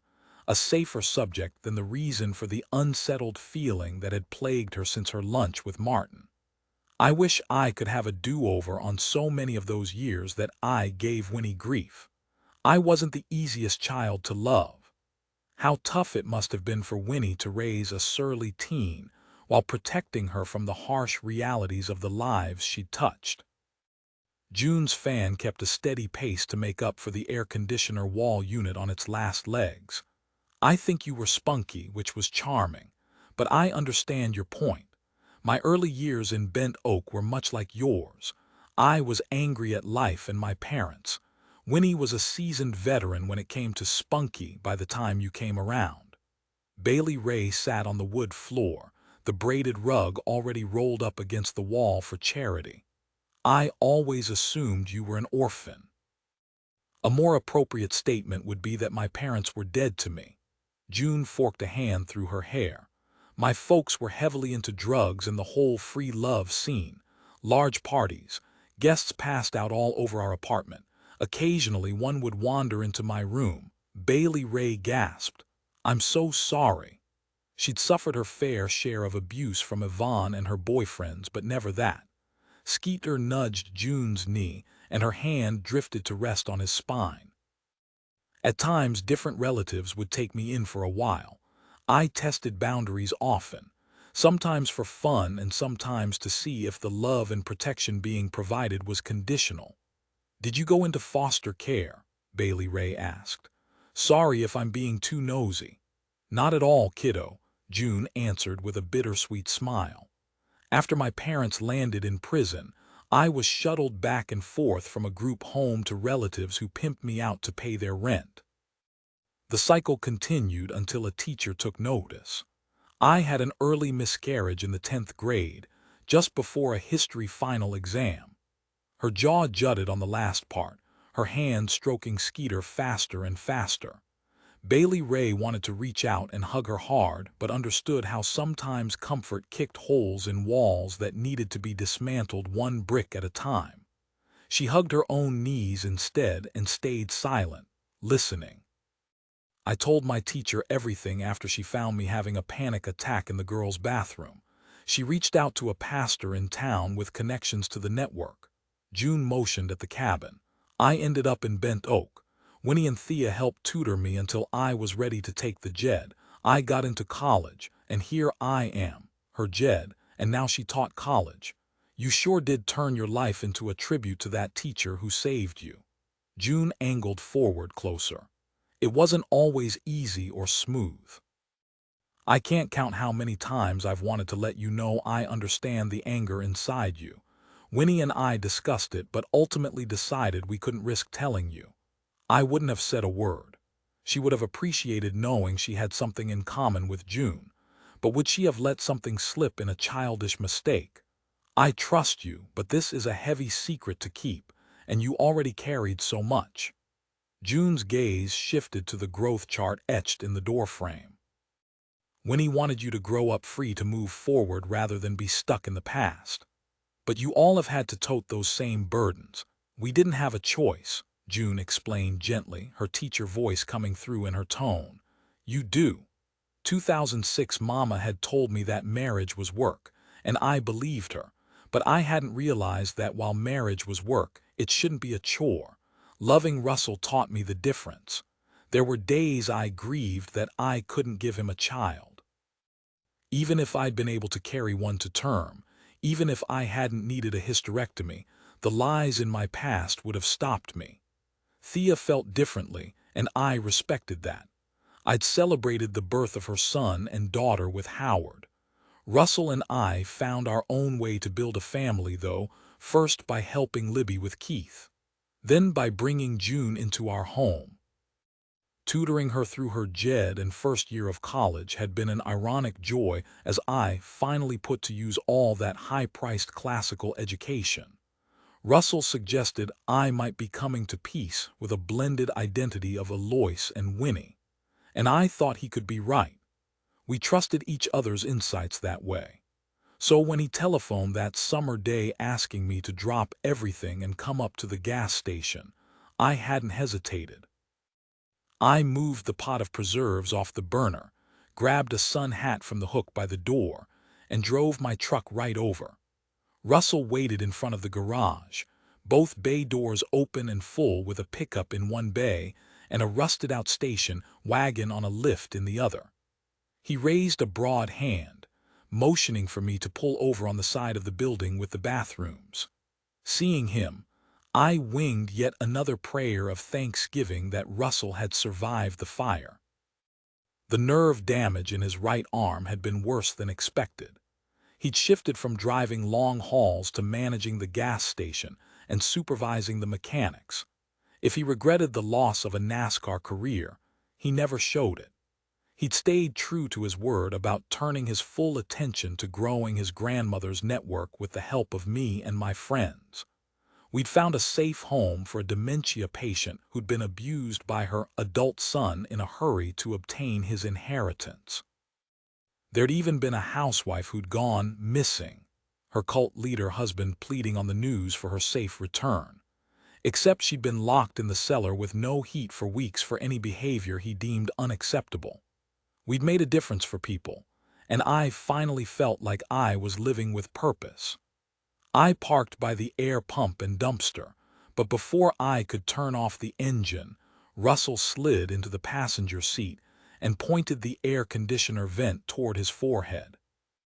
I tried not to worry about the exhaustion on his face and how heavily he perspired.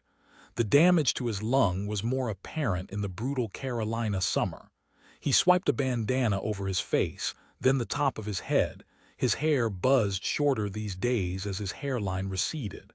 Thanks for coming over so fast. What's the scoop? Well, this young mother Yvonne isn't looking for a new identity. She said she just needs her station wagon repaired and a tank of gas. Then she'll be on her way to some place she heard is looking for waitresses. He nodded toward the gas station lounge, where a woman puffed away on a cigarette in spite of the no smoking signs I'd placed all around to help protect Russell's respiratory system. I should fix her busted radiator, give her the gas and a 20, then send her on her way. But it looks like she's living out of her station wagon, and she's got this kid." He rubbed along his collarbone absently, his eyes tracking toward the dock behind the garage. A scrap of a kid sat on the edge, dangling her feet in the water. Now I understood why Russell had stayed outside. Not because of the smoke, but because the mother let her child run around unsupervised. Russell shifted his attention back to me. "I didn't want to make a decision without running it by you, but I'm not sure how we can walk away." That kid was huddled under a blanket in the back seat of the station wagon with no working air conditioner, trying to make herself as small as possible. Those wide green eyes got to me. I didn't hesitate. "That's all I need to know. How about I go talk to her so she doesn't run off or fall in, and could you give Thea a heads up to start checking records to make sure that woman is really the child's mother?" The internet had been a godsend when it came to verifying backgrounds, although with each year that passed, it made staying off the radar all the tougher. Then Thea can find a job for her at the mill. We wouldn't be able to count on the factory for a steady stream of jobs much longer. Paper mills had shrunk by over 50% in the past couple of decades, which left a substantial part of the bent oak population out of the workforce, reinventing themselves at only 10 years shy of retirement. But the fate of dying small-town America was a problem for another day. Russell tunneled his hand under my hair and cupped the back of my neck. "Lord have mercy, I love you, woman." Then he kissed me, one of those familiar kisses that couples share after years together when they know there will be more. A goodbye for now, see you soon kind of kiss. "Love you too," I said, then adjusted my hat and stepped out of the truck, hitching my canvas sack on my shoulder since I always carried snacks around. The kid might be hungry. Taking my time as I picked my way along the weedy path, cockleburrs sticking to my canvas shoes, I made plenty of noise to keep from spooking the child. Underfed arms and legs spiked out of a short set already a size too small. Heavens to Betsy, she was a mess, with tangled red hair in need of shampoo and a good brushing. My hands itched to give her Pippi Longstocking braids to go with those freckles, and not because she reminded me in any way of how I'd envisioned my own daughter. I'd certainly never imagined my child would be sitting on a dock throwing rocks at passing boats and metal signs. No trespassing, private property, no river access. Ping, ping. Ping, defying authority with rocks. She had good aim, and why wouldn't she? Her mother didn't seem to be a trustworthy authority figure as far as I could tell. "Hey there," I called down the length of the dock. The girl bolted to her feet, even shorter than I'd expected. She couldn't have been more than 6 years old, if that. Still, she wore decades of jaded attitude layered over hungry wariness. "I ain't doing nothing, just waitin' on my mama." "I know. My husband and I own the gas station." "I'm just checking on you. I thought you might like a pack of peanut butter crackers and a bottle of water." I kept those on hand for when Russell grew overtired. Once upon a time, I would have packed them in case I needed to run. I didn't worry about that so much anymore. Peace had found me before Philip could. The girl stared at the pack of crackers like it was a whole bag of Halloween candy, but picked at a scab on her knee instead. "If you try to take me, I'm gonna yell fire." "Why not shout stranger danger? People don't always care when you say that." I gave her a simple nod, my throat a little tight. "Staying safe is important. If you squint, you can see the back of your mom's head from here, so I'm sure she would hear you if you yelled." I lied about that last part, but it didn't feel right to speak disrespectfully about her mother, her very neglectful mother. I shouldn't judge. The woman might have been doing her best, and since we were working to keep her around, I would have the opportunity to learn more about this Yvonne, as Russell had called her. "What's your name?" "Bailey Rae. Mama said Bailey's is her favorite thing to drink, and Rae was her daddy's name." She scratched the scab until a trickle of blood leaked. The way she kept scraping at the wound reminded me of a 19-year-old who'd once told me cutting brought her relief from stress. Okay, well, I think your mom might be staying here for a while. I opened the packet of crackers and passed one over, then took one for myself too, trying again to set her at ease.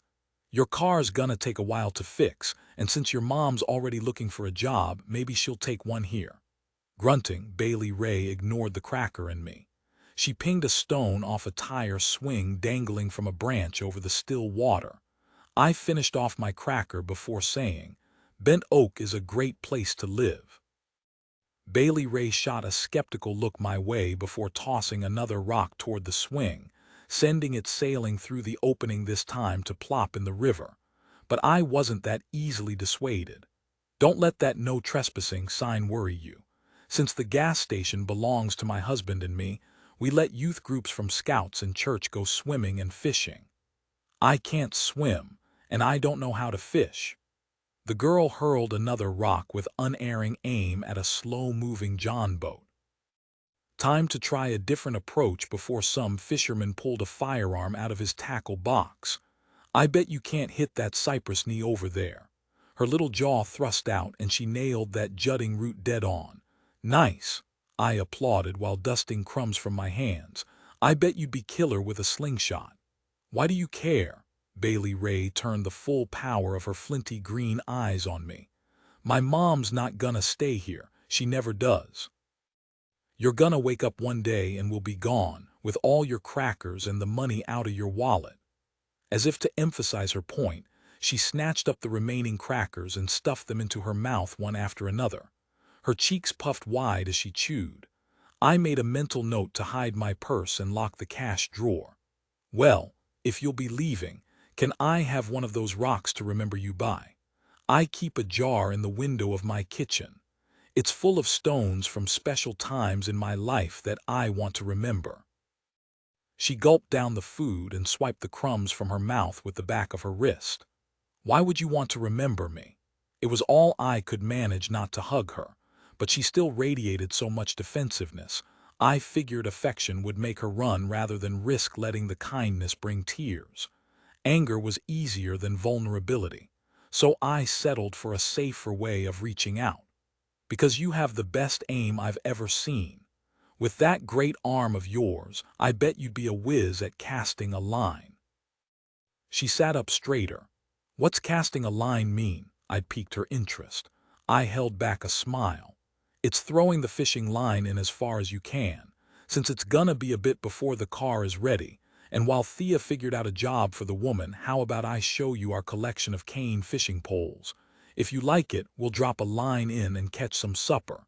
Lucky for you, kids under 16 don't need a fishing license. It about broke my heart when her eyes narrowed for a moment.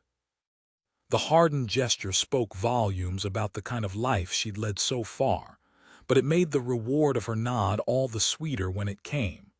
All right then, she agreed, tilting her chin at me. I'll try. 2025. Martin tossed his citation booklet on his kitchen counter, worn out in a way that had nothing to do with work. He'd been agitated since his lunch with Bailey Rae the day before. He'd had such high hopes for persuading her to stay in Bent Oak at least a while longer, just to see where the connection between them might lead. But she'd cut him off at the knees. Sure, she'd mentioned going out for a meal with him if he was in the area, but he couldn't miss her determination to leave. The rejection stung more than he would have expected. His restless feet carried him around his efficiency apartment over the hardware store on Main Street. Not optimal for the long term, but the simple dig suited him for now. He spent most of his time in the office or out in the field anyway, so he didn't care much about where he rested his head at night. Except today, the walls echoed with silence that felt suffocating. He pulled up a playlist on his phone and dropped onto the sofa while Chris Stapleton's mellow voice soothed his soul. Maybe news at work this morning had triggered a callback to the shooting in the hangar. Evidence continued to stack up against Ian Abernathy and how unhinged he'd become since learning Gia and his brother Owen were having an affair. A second autopsy had been ordered to confirm the drowning may not have been accidental. What a mess.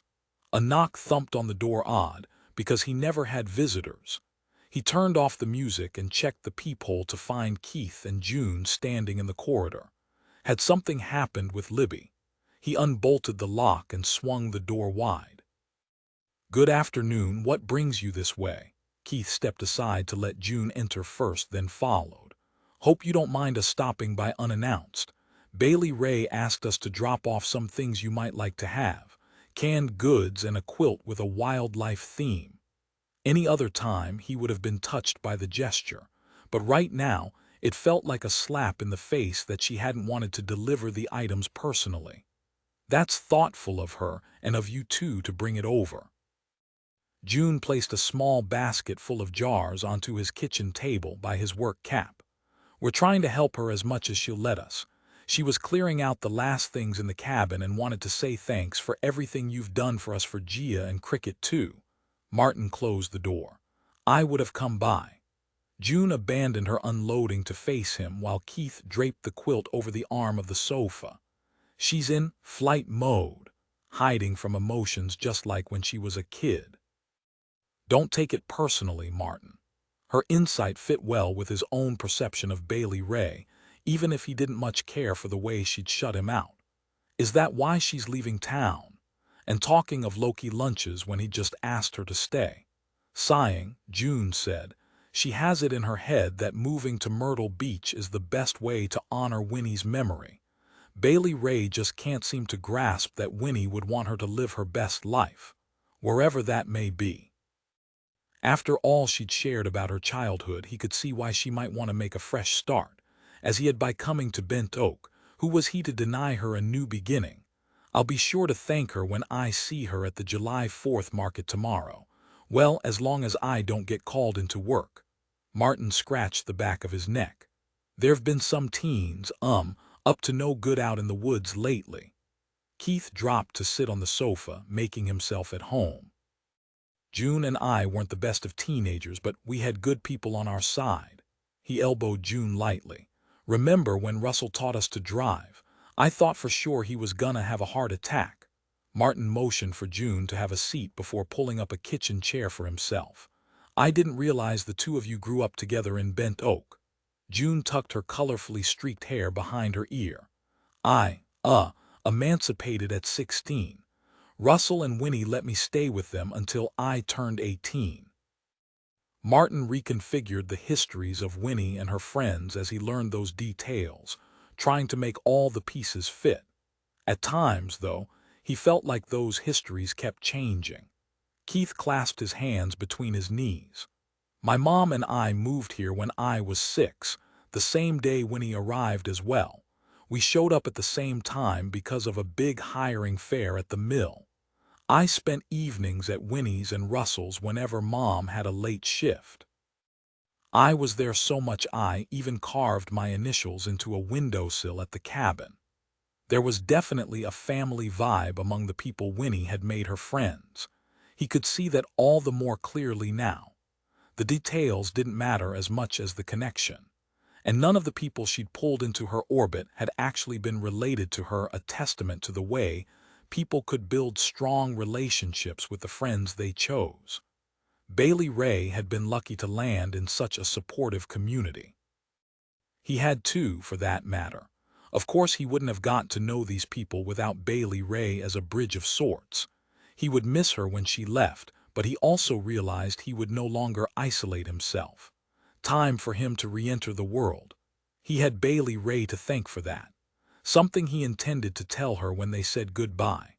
Chapter 20:20-25 Goodbyes were hard, but they were all the tougher when saying farewell to nothing but a tombstone. Bailey Rae sat cross-legged in the graveyard beside Russell's headstone, tugging weeds and tossing them aside.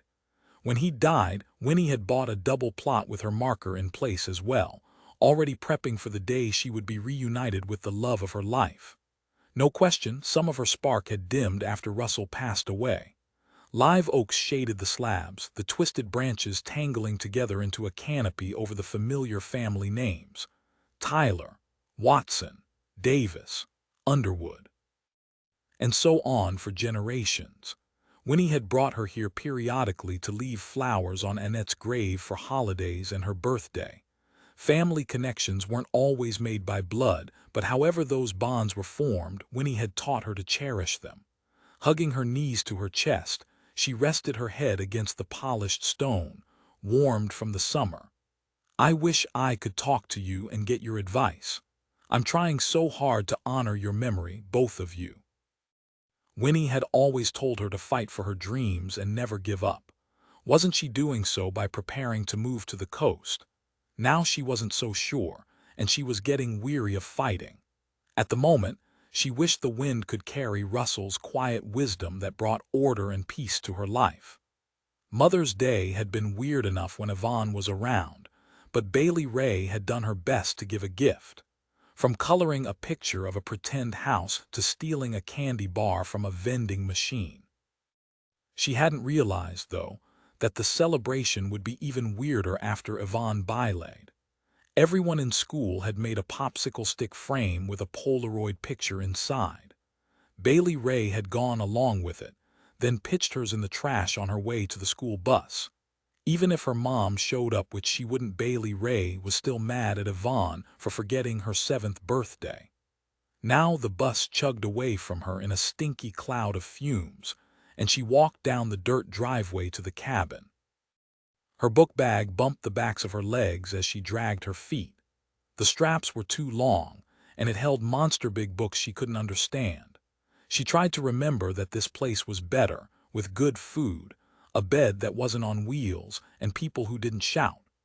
Uncle Russell waited for her on the front porch in a rocking chair, thumbing through one of those racing magazines he liked. The biggest fan she'd ever seen swooshed away beside him. Bailey Rae kicked a rock so it thudded off the bottom step. "Where's Aunt Winnie?"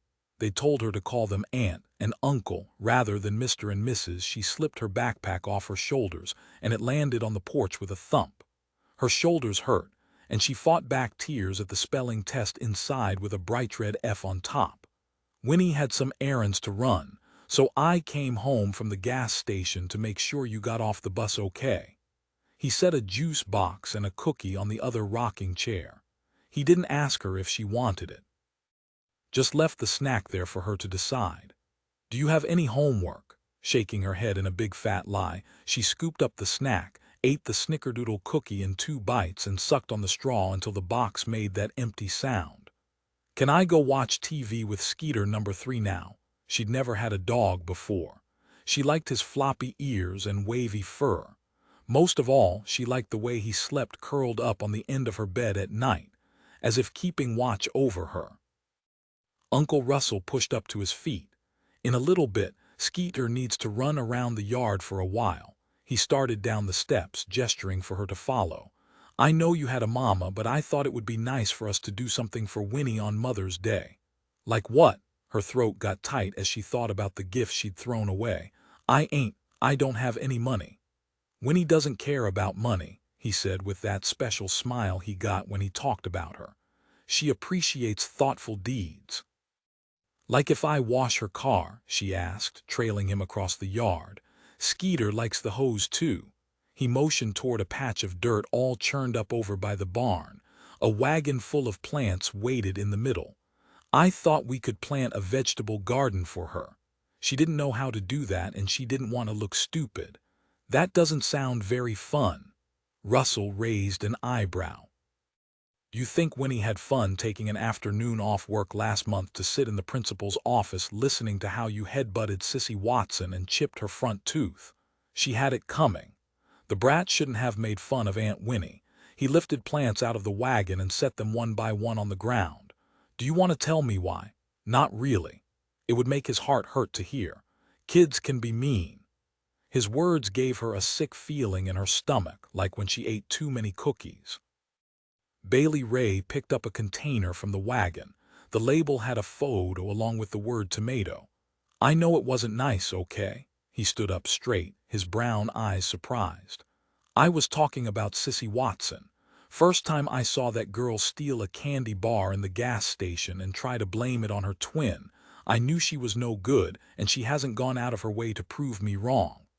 He sniffed like he'd stepped in a skeeter pile. "I'm not saying what you did was right. I'm just saying I understand there may have been a reason." She wanted to pour her heart out and tell him so bad, but he just said how she should think about Winnie. And the way Bailey Rae saw it, she should think about Russell too. Besides, she'd also stolen candy bars out of vending machines, even if she'd never tried to blame anyone else. "What are we going to plant in this garden besides tomatoes?" He lifted another plant, one with green spikes and tiny purple flowers on top. "These are chives for cooking. I thought the little blooms were mighty pretty." The memory of that day was still so fresh in her mind, the taste of that cookie and juice lingered.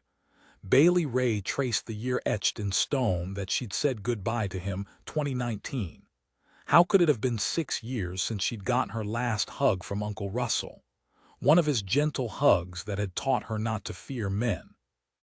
She could still hear the peaceful timbre of his voice, raspier near the end as he wheezed for air through the cannula, easing oxygen into his nose. She tipped her head back, blinking away the tears that blurred the oak branches and Spanish moss overhead. Once her vision cleared, she opened her backpack and pulled out a paper sack. She eased it open and withdrew the small plant.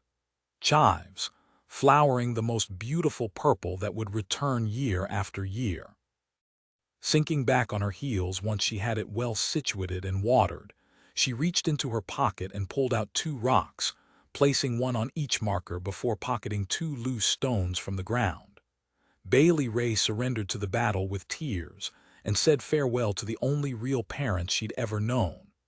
2019, a part of me died the day Russell left this earth. I felt like one of those swans that mated for life, then grieved themselves to death after the loss of that partner. I'd known Russell and I wouldn't have forever, and that our time had been cut shorter by the accident that night of the fire. He'd lived longer than the doctors expected, but I wasn't ready to let him go. Over the past 3 weeks, I'd spent most of my time outside in the rocker because it made me feel closer to Russell. He'd wanted to see one more sunset, so ID helped him into his wheelchair. We'd sat on our porch and fallen asleep under the stars, listening to hoot owls. When I'd woken that spring morning, he'd slipped away in his sleep. Most days, I felt like I was sleeping too, caught in a fog halfway between this world and heaven. I hadn't been able to do anything. I'd stopped helping out the network, quit tilling the ground for my garden. I barely ate when someone placed a plate in front of me. Thankfully, my friends were keeping an eye on Bailey Rae. They understood something inside me had broken. A creak on the bottom step jarred me. My eyes snapped open and my ears tuned in to the echo of a Carolina wren chirping. Libby climbed the wooden stairs with a baking dish in her hands. Spaghetti casserole. You can freeze it if you're overwhelmed with food from other people. I would have gotten here sooner, but when I finished at the grocery store this afternoon, I couldn't find my car in the lot. "Thank you," I said, the words coming up my throat like shattered glass from one of my old projects. Bailey Rae has been bringing food home from the fill up after her shift. Selling the gas station had been rough for Russell, even more so than parceling off acreage. He'd worried about leaving me without an income. I told him I'd learned a long time ago how much more people mattered than money or things. I bit back a fresh sob that wanted out. Libby ducked inside to put the casserole in the freezer before taking a seat beside me in the other rocking chair. She eased her graying braid from behind her and draped it over her shoulder. "It's a good thing you're sitting outdoors because you need to take a shower something fierce, my friend." I didn't even want to look in a mirror. I knew what I would see, a woman mad with grief. Back before Bent Oak, when people said I was crazy, I knew deep in my soul they were wrong. "They were," Libby said with surety. "But I think this time." My voice cracked and I wrapped my arms tighter around myself, shivering in spite of the spring warmth. "I'm broken and I don't know how to find my way back." Libby grasped my hand as if to tether me to this side of sanity. "Winnie, you weren't crazy then and you're not now. She squeezed my fingers, her gaze so fierce on mine I didn't dare look away. "You're just hurting, and you're sealing that pain up inside like okra in one of your mason jars, except that isn't gonna work. You gotta pour it out, sit in it for as long as you need, then step back into your life." "Why? Why do I have to?" I was past the point of caring if I sounded pathetic. I just wanted to crawl into bed until, forever. If you tell me to think of all the women who need my help, I think I'll scream. When will my debt be paid? I don't have anything left inside me to give them. I couldn't imagine turning away from my grief, because then I'd be turning away from Russell. It was easier to hurt than envision life without the only person who understood every facet of me. Russell knew every last piece of my soul, good and bad, even the oldest pieces of me that were still pure Alois, and he had loved me anyway. Of course you don't have anything to give the network, because right now you need to focus on yourself and Bailey Rae. She needs you, Libby said in that quiet way of hers that commanded attention. Yes, she's 19 now, but she's still a teenager full of attitude and pain. Trust me, I know a thing or two about troubled teens. My chest ached at the thought of Bailey Rae hurting too. I knew how much she loved Russell. She needed help that I couldn't give her. I love Bailey Rae, and because I love her, I know she's in much more capable, stable hands with you, Thea, June, and Keith even. This conversation was lasting longer than any I'd had in weeks, and it wore me out. "I know I can trust you to look after her." "Of course we are always there for her," Libby said kindly. "But you are her mother, just as Russell was her father, and she won't survive losing you both at the same time." "Well, aren't you a bundle of sunshine today?"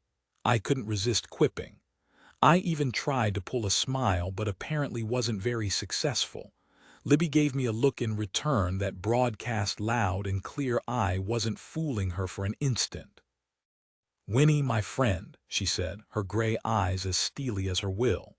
"Yes, Russell is gone, and my heart is absolutely broken for you and Bailey Rae.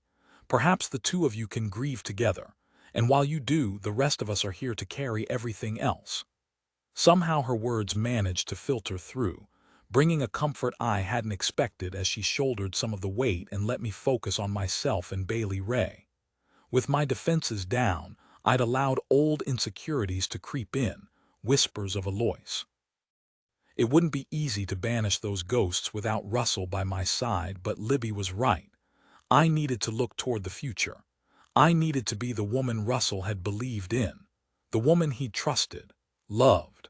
I pushed myself up out of that rocker, feeling decades older than a month ago. "Libby, do you have anything pressing on your agenda today? After I take a shower, I'd appreciate it if you could go with me to the hardware store. Bailey Rae and I need to plant the garden."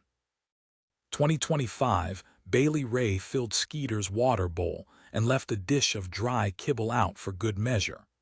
As much as she enjoyed having him with her, this 4th of July market day promised to be a long one. Skeeter would be better off here at the cabin using the doggy door and resting up for the big move. He'd had enough upheaval with all the boxes, then most of the furniture sold or put into storage. She'd even slept on a mattress on the floor last night. Not that she'd slept much, second-guessing her conversation with Martin. She still wasn't certain why she'd decided to give him Russell's fishing quilt. Chalk it up to another awkward farewell, except she didn't have Russell to guide her through it anymore. Better to stay busy. She drained her cup of morning coffee and tugged her scrunchie tighter around her freshly washed hair before hefting up her insulated bag full of frozen water bottles and snacks to carry her through the day. Even though there would be food booths, she couldn't count on having time to leave her station. Firecrackers popped in the distance, no doubt people getting into the 4th of July spirit early, or perhaps emptying their stash in case the forecast for thunderstorms came true. All the same, she intended to err on the side of hope and head on over to the market. She swung open the front door to whistle for Skeeter. "Hello." A masculine voice carried across the yard, from a tall, slim man in his 20s, with a head full of dark hair and clothes that spoke of understated wealth. He stood beside a luxury SUV. She didn't recognize him, but at least he didn't resemble Gia's husband. Still, he was a stranger, and she was out here alone. After the past few weeks of turmoil and strangers lurking around her property, she wasn't letting down her guard. He held up a broad hand with some kind of college ring. "I didn't mean to startle you. I'm looking for the lady who lives here, Winnie Ballard. I've written her a number of letters and even spoke with her on the phone around 4 months ago about helping me with my search for my grandfather's wife." Search for a missing wife. Bailey Rae's skin prickled like her nerves were on fire now that she knew about Winnie's help with the network to relocate at-risk women. She thought of all those letters she'd scanned in, planning to read them later. What had she missed? Could this guy have been the stranger who had been spotted around town and the lurker on her property? Even though this wasn't Ian Abernathy, was this some other abusive husband in search of a spouse Winnie had helped to escape? How many more people like this would land on the doorstep? Since her phone was already in hand, she typed out a text to Martin. "Stranger at the cabin. Please come." She hated how scared she felt in her own home. Although that made her think of all the women Winnie had helped, women who'd felt deeply afraid in their homes on a regular basis. The echo of more firecrackers snapping carried on the wind, each gust picking up speed and swirling leaves. Flinching, Bailey Rae clutched her cell phone tighter. "Sir, unfortunately I can't help you. Winnie passed away 3 months ago." Would that be enough to send him on his way? "My condolences. She seemed like such a nice lady when we spoke. I came today to try one last time to find answers about my grandfather's wife." He started to walk away, but before she could so much as breathe a sigh of relief, he paused, then turned back. "Maybe you can help me." The nerves shifted into all-out alarm. "How about leave me your number and I'll get in touch with you later? My friend Martin is due here to pick me up any minute," she hoped. The man raised both his hands and moved no closer. "I didn't mean to spook you. I should have explained myself better." He tapped his chest. "My name is Philip Curtis Roman III. I'm from Mobile, Alabama. My grandfather's first wife, not my grandmother, went missing back in 1971. I am almost certain Winnie Ballard was that woman." Bailey Rae grabbed a porch post, her head swimming. "You must be mistaken," she denied automatically. "Winnie was my aunt, not really. But she felt like the Lord would forgive her this little lie." "Just hear me out," he said. "Please." If she told him no, would that make things worse? Anger him? Should she run into the cabin? Her gut told her to keep him outside while waiting for Martin. If this Philip fellow was dangerous and they went indoors. "I'm listening." "I came across an article in a publication discussing the history of paper mills in the United States and how they're closing at a rapid rate. They ran a photo taken at the Bent Oak facility in 1972. The woman looks exactly like my grandfather's first wife." He picked up a manila envelope off the hood of his car, took slow steps toward her, and carefully placed it on the bottom step before backing away again. "Inside is the article, along with a photo of my grandfather's wife, Eloise Carlisle Curtis." Curiosity got the better of her, and she snatched up the envelope. Her heart hammered hard in her chest as she pulled out the newspaper clipping first. The local paper mill was easily recognizable, as was the image of Winnie standing beside an oversized roll of paper. Bailey Rae tugged out the glossy picture next, and that woman looked exactly like a younger Winnie. Bailey Rae went dizzy again and blinked to clear her vision. Still, the truth was right there in front of her.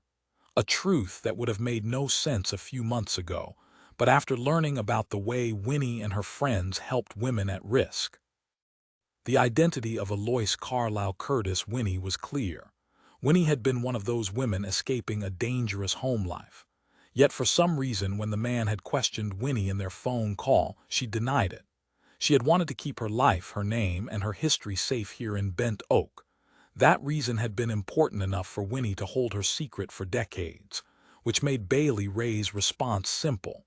"I'm sorry, but this isn't my aunt." she shrugged. They say everyone has a doppelganger. I can understand why you may be cautious, your aunt too.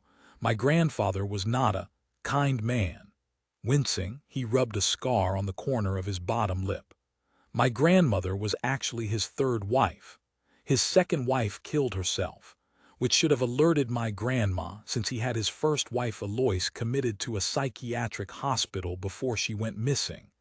She left a suicide note, but her body was never recovered. I think the odds of him having two wives die by their own hands are slim. She kept a lock on her jaw so it didn't fall open to hear how close Winnie had come to an even worse fate. But apparently, she'd been through a special kind of hell in the first place to prompt the change of name, just like all the women she'd helped. I'm sorry you had so much turmoil in your life, she said gently, earnestly, her heart aching all the while over what kind of painful life Winnie must have endured before breaking away. But this has no bearing on me. Except, yes, it does, he said. Alois inherited a substantial sum of money in a trust from her parents. I want to make sure the inheritance goes to her, and if not to her, then to her relatives. More money raining from the sky like the cash in the cabin. The minute she unraveled one mystery of Aunt Winnie, another came around. The image of Winnie growing up in a wealthy family didn't fit, except in some ways it did.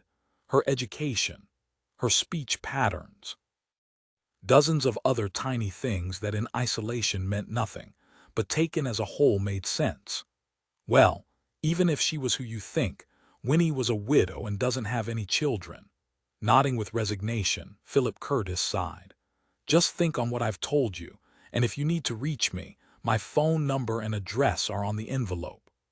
The gentle hum of his departing SUV barely registered over the roaring in her ears, compounded by a screaming firework that had no hope of lighting the morning sky. Now that he had left, the weight of his words settled. Winnie had been in a psychiatric hospital and staged her suicide to escape. Bailey Rae didn't think for a moment that Winnie had been anything but sane. Sure, she was eccentric, but she was also one of the most grounded, giving individuals who'd ever lived. Yet the visitor's story had called something else into question now. Would a woman who'd faked suicide once ever be tempted to do it again? Bailey Rae wasn't sure if Winnie's drowning had been accidental or something far more tragic when faced with the past threat catching her. Either way, Bailey Rae owed Winnie more than she could ever repay her for saving her life all those years ago, for giving her more than a future, but also a home and love. And she intended to honor Winnie's wishes. With the same fervor that had driven her to sell everything and move to Myrtle Beach, Bailey Rae knew what she needed to do now. She closed the envelope and studied the phone number. She pulled out her cell phone full of all those scanned documents and typed out a text to Philip Curtis, Roman 3.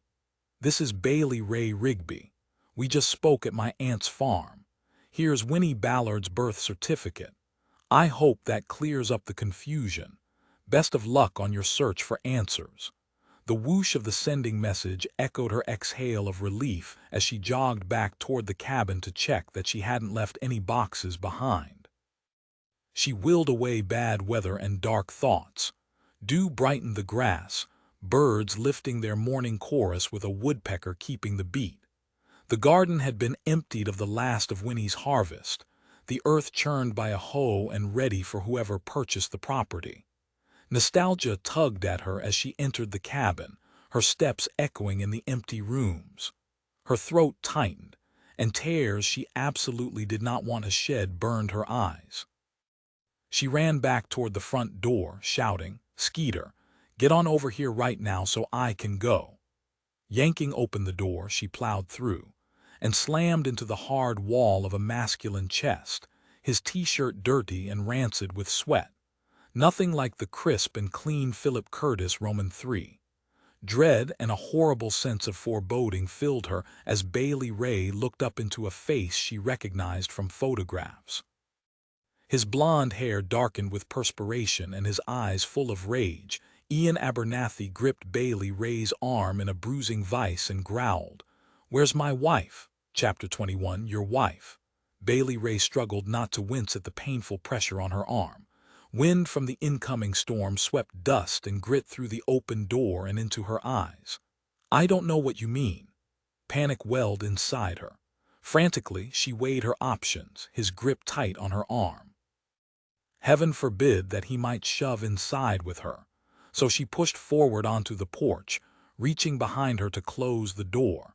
She'd been so careful all these weeks since Gia showed up at the market clutching the cookbook. Bailey Rae had activated her security system religiously. She'd kept Skeeter nearby at home. She'd had people stay over. And she'd reached out to Martin so often she feared today would prove one time too many. Although another part of her feared what might happen if he showed up after all and challenged the man snarling down at her, his fury barely caged. "Stop moving or I'll have to use this knife." Ian pressed a blade tip into her side and yanked her arm up harder with his other hand. "I don't want to hurt you. I just want my family back. Now where are they?" Fear sank into her, deeper than the knife. Skeeter pawed at the window from inside the cabin, letting out a couple of alert woofs that only served to make Ian's grip tight. "I can't help you," she gasped out. He slammed her against the porch post while he ran his oily gaze over the yard as if searching for any hiding place between the overgrown azaleas and juniper thickets. "You mean you won't?"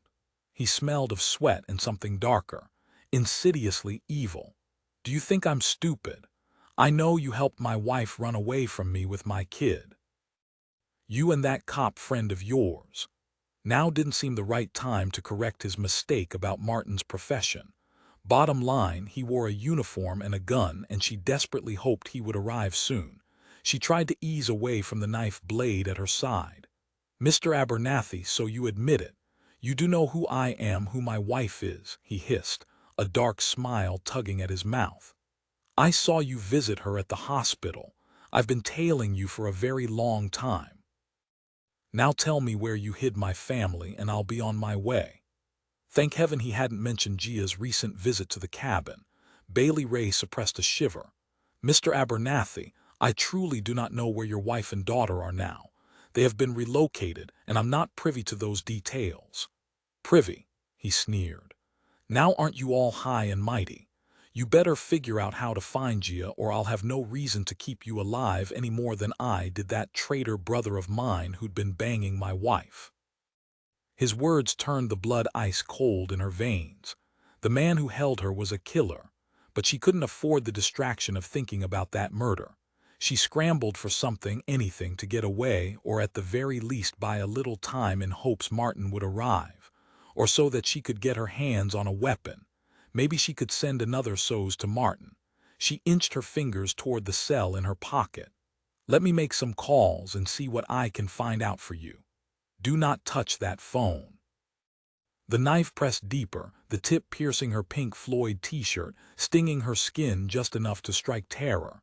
A squeak of pain slipped past her lips. "Shut up," he shouted, backhanding her across the face. Pain exploded behind her eyes as she stumbled down the steps and slammed into a tree. Thunder cracked overhead. Skeeter nosed through the doggy door onto the porch.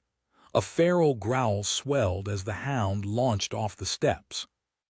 Skeeter hit the ground running, closing the gap between them and sinking his teeth into Ian's jeans leg. Snarling, Skeeter held on, paws planted.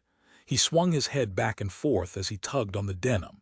Ian's knife sliced at the air, glinting. Bailey Rae let out a cry of denial as Skeeter yelped, but the dog's jaws stayed clamped on the man even as blood trickled down his brown fur. Heart pounding, she brushed through the pine needles littering the ground, crawling. Not to run away, but to find a weapon. She couldn't leave Skeeter behind with this monster. Desperation and adrenaline seared through her, fueling her. Her hand curled around a wrist-thick branch and she prayed it would be enough. She launched to her feet and swung at Ian, again and again pummeling his back. He made a grab at the branch and she dove forward, jabbing him in the gut.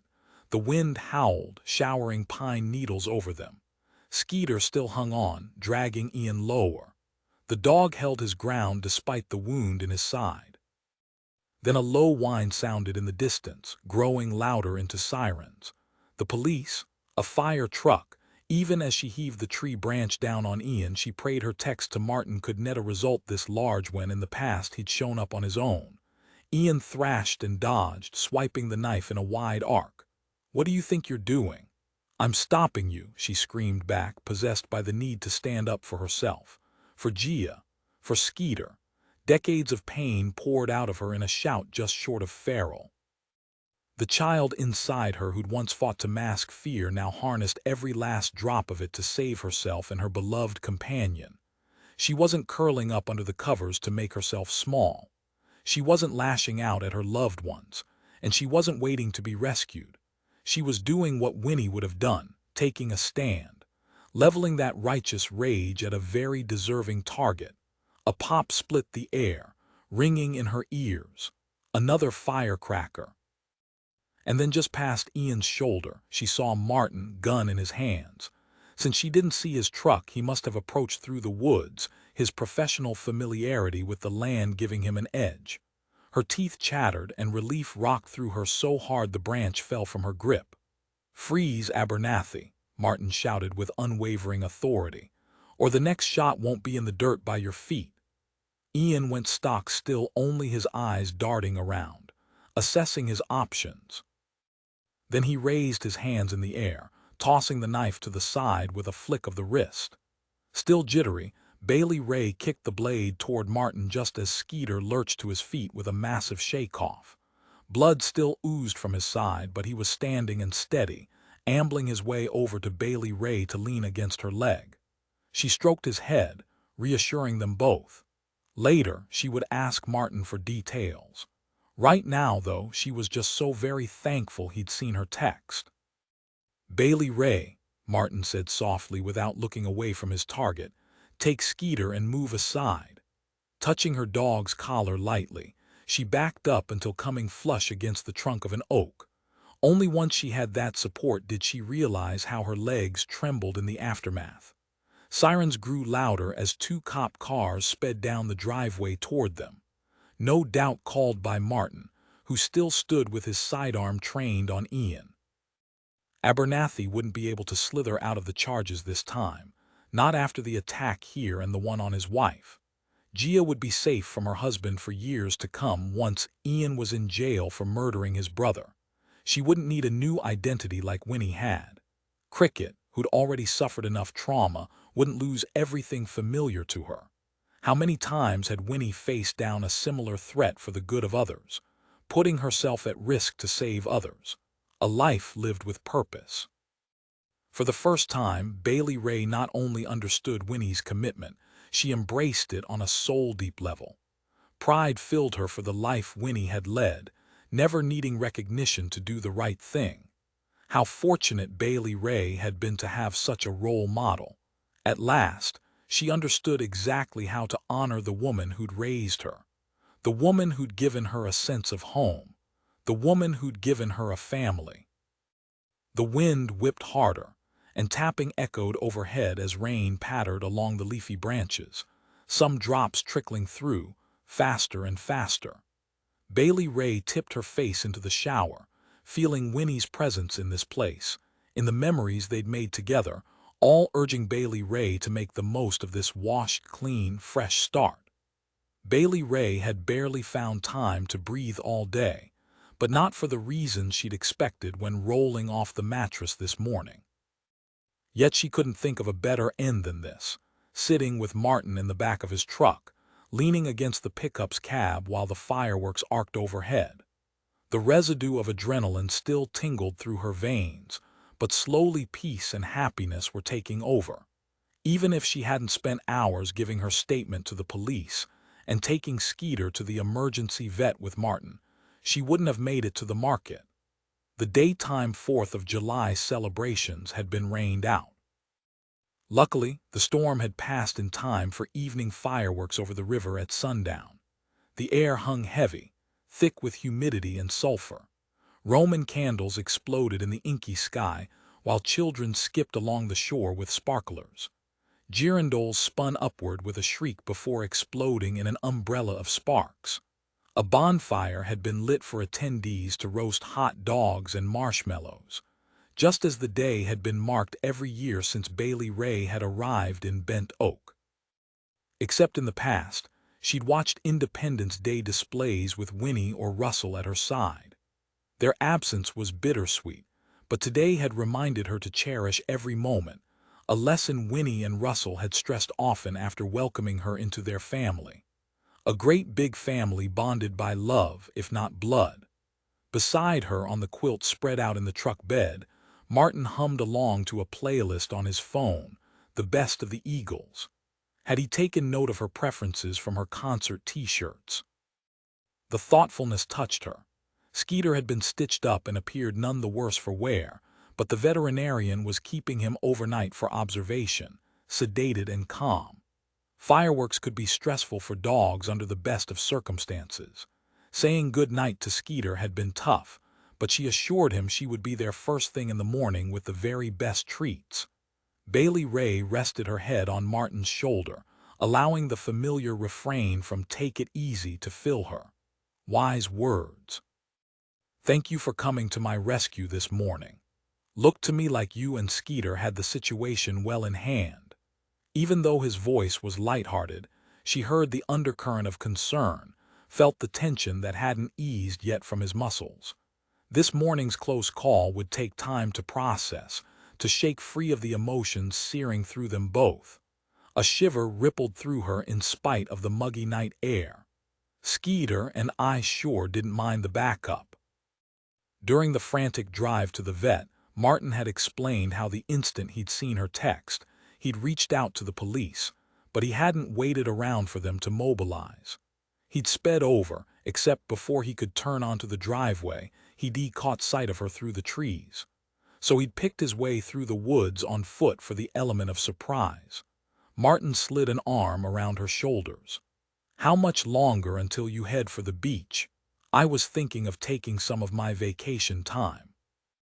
Dip my toes in the sand. No pressure. Whatever pace you're comfortable with. And if the day comes that we both want more, I'm open to relocating. Stunned, she wondered if she'd heard him right, but the light in his brown eyes assured her. She appreciated his strides to compromise, more than she'd thought possible. As if he'd realized she needed to know her choice wasn't based on following a man like her mama, which made Bailey Rae's answer all the easier. I think I'll stick around here for a while. A pack of kids ran past the truck holding sparklers, their laughter reminding her of everything that Winnie had fought for. Lives lived in peace, happiness. Is that so? His eyebrows raised in surprise. I guess you do still have a final truckload of things left to sell. Actually, since I have enough money to buy a food truck, why not use it at the markets here? She gestured to the gathering of Bent Oak residents. Her gaze skated over to Thea and Howard's tailgating party a few feet away with their adult children, as well as June, Keith, and Libby. She'd called them with the basics, and they'd agreed to meet in the morning to discuss in more detail. There'll be other events too, and some in surrounding towns, like for sports, fairs, festivals, weddings, and parties, just to tide me over while I make a decision about my next step. She would chase her own dreams, but she would chase a new one too, one that would make Winnie proud.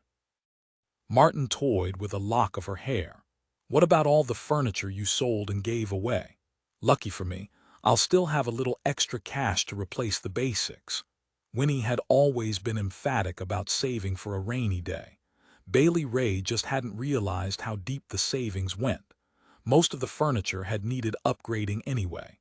She realized her aunt had likely seen it as her last tie to her life with Russell. Bailey Rae had a host of memories connecting her to them both. What do you think of my plan?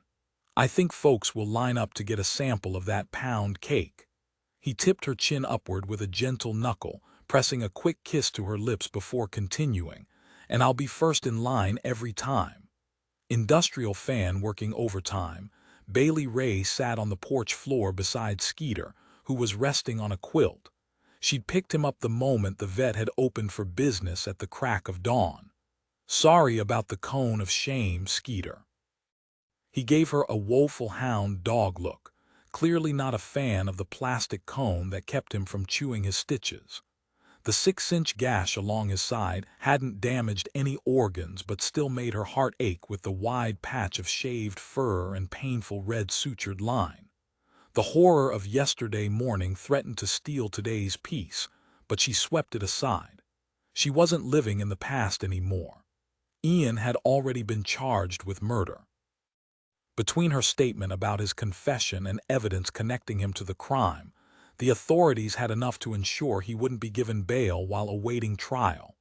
Gia had texted Bailey Rae to thank her again. She'd even promised to send Skeeter a special peanut butter treat for his role in apprehending Ian. She sounded sincere when saying she didn't want to lose touch. Bailey Rae understood all about the importance of connections with the special people in her life. Libby, Keith, June, Thea, Howard. And yes, Martin too. His workday promised to be busy after so many reports of vandalism in the marshy backwoods during the 4th of July celebrations. He would come over later with supper from the Fill Up. She had a million tasks to tackle too, starting with unloading the contents of the truck back into the barn, then beginning the search for a good deal on a food truck trailer. Thanks to the money from Aunt Winnie, Bailey Rae had time to plan for her future in Bent Oak. A honking car horn jolted her back to the present. Standing, Bailey Rae shaded her eyes from the morning sun. An unmistakable minivan careened along the winding path on shock absorbers long past their expiration date. The minivan slid to a stop by the front steps, a cloud of dust swirling. The driver's side door creaked open with June behind the wheel. She grabbed the frame and hopped out. "Bailey Rae, honey, put on your dancing shoes. Your party has arrived." Not a minute too soon. Bailey Rae lifted her hair off her sweaty neck, nodding toward June's latest adventure in hair color. "Love the red and blue stripe for Independence Day." June gave a sassy flick of her head. "Just celebrating freedom." The side panel rolled away and the wheelchair ramp cranked out for Libby, a picnic basket on her lap and a cane hooked on the armrest. "Keith's putting in some overtime at the new construction job of his, but he sends his best." Was she confused? Bailey Rae glanced at June, who shrugged, smiling. "Who knew Keith would be a whiz at construction? Guess he's a late bloomer." Better late than never. Bailey Rae hoped, for his sake and his mother's, this could be his fresh beginning too.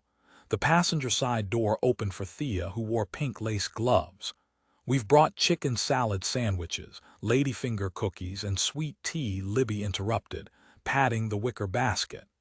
"I wanted Southern Comfort, but they said it's still morning." June grasped the wheelchair handles, steering her toward the cabin's side ramp. "We're here to give you a proper send-off." What Southern celebration would be complete without food? She would be glad to spend more time cooking Winnie's recipes in the weeks ahead, perfecting them for her food truck business. But for now, she couldn't wait to let them know this celebration was about to take a surprising twist. "Well," Bailey Rae said with a grin, then blurted, "turns out I've decided to stick around for a little while longer." All three paused, eyes wide with surprise, followed by an exhale of relief. "Woo-hoo," June squealed. "Praise the Lord and pass the gravy." Thea clapped her hands over her chest. "That's the best news I've heard in a month of Sundays." Libby smirked. "I told you to let me bring the Southern Comfort." Bailey Rae climbed the porch steps, motioning to the rockers and swing. "Let's have our picnic out here and keep Skeeter company." The hound had drifted off to sleep, but she still wasn't ready to let him out of her sight for a moment. June pushed the wheelchair up the ramp onto the porch, then set the brakes. "Did your change of heart have something to do with the yummy game warden?" "Actually," Bailey Rae said, opening the basket and pulling out 4 mason jars, "he offered to come see me and even look into job postings in the Myrtle Beach area." June nodded approvingly, choosing the rocker closest to Libby. "An enlightened man, he has my vote." Laughing, Bailey Rae poured sweet tea from the carafe into jars. "I decided I don't need to go to Myrtle Beach to feel close to Winnie. My very best memories of her are in Bent Oak." "Here, here," Thea cheered, sitting in a rocker. "Will you return to work at the Fill Up, I'm sure they would be thrilled to have you back. Bailey Rae passed the jars over one at a time. I'm still buying a food truck. I decided to look into opportunities around the county. Saying it out loud still felt a little scary, but exciting too. Brilliant, June declared, sipping her tea before continuing. I can already think of ideas around the community college campus. Thea waggled her fingers. I know Howard will want to schedule you to come to the mill's loading dock for lunch and the occasional event. Bailey Rae blinked back tears at their support. I can't thank you enough for all the times you've been there for me. Honey, June said, leaning forward to pat her knee. Your family. Libby tipped her head back into the warm morning breeze. This feels like the day Winnie and I arrived in Bent Oak at the same time, full of promise thanks to Annette and our new lives. She opened her eyes again. But you don't have to trust my word. I realize I'm slipping. You can verify with Thea and June. I believe it, Bailey Rae said, taking a seat on the porch swing and cradling her jar of tea in her hands. I only have one question. How did you manage the new documents like birth certificates? Thea jumped right in, saying, it's all a matter of who you know having a connection with a paralegal who then knows someone at the courthouse. Did we break the law? She shrugged. We did what we had to, which brings me to our little bit of news. Your news. Scooting to the edge of the swing, Bailey Rae couldn't imagine what other surprises life would have in store. Please do tell. The three women exchanged excited looks before June and Libby nodded to Thea to take the lead. As far as helping others find the freedom we have, we'd put things on hold after losing Winnie. We needed time to begin healing and figuring out what to do next. There's still more work to be done, but the path forward for us will look different. Less hiding, thanks to laws now that didn't exist then. Not perfect, but progress. It's time to step out into the daylight. Libby gripped the arms of her wheelchair, her gray eyes animated and sharp. We've seen firsthand how many people still need help, so many that the 2 shelters in this area don't have nearly enough beds. I've always wanted to open a shelter, the kind that helps families get back on their feet. The kind where folks don't have to keep secrets. It's tough enough for me to keep one set of names straight, much less 2. June cackled. And it's not like I have to worry about anyone recognizing me now. Thea tugged off her gloves. The people looking for me died a long time ago. I kept quiet more for the others we'd helped, but I believe the time is right for me to spearhead some ideas about what services a shelter could provide with the right sponsors. What do you think of our idea, Bailey Rae? The bravery and generosity of these women took her breath away. I can't wait to hear more and see your plans come to life.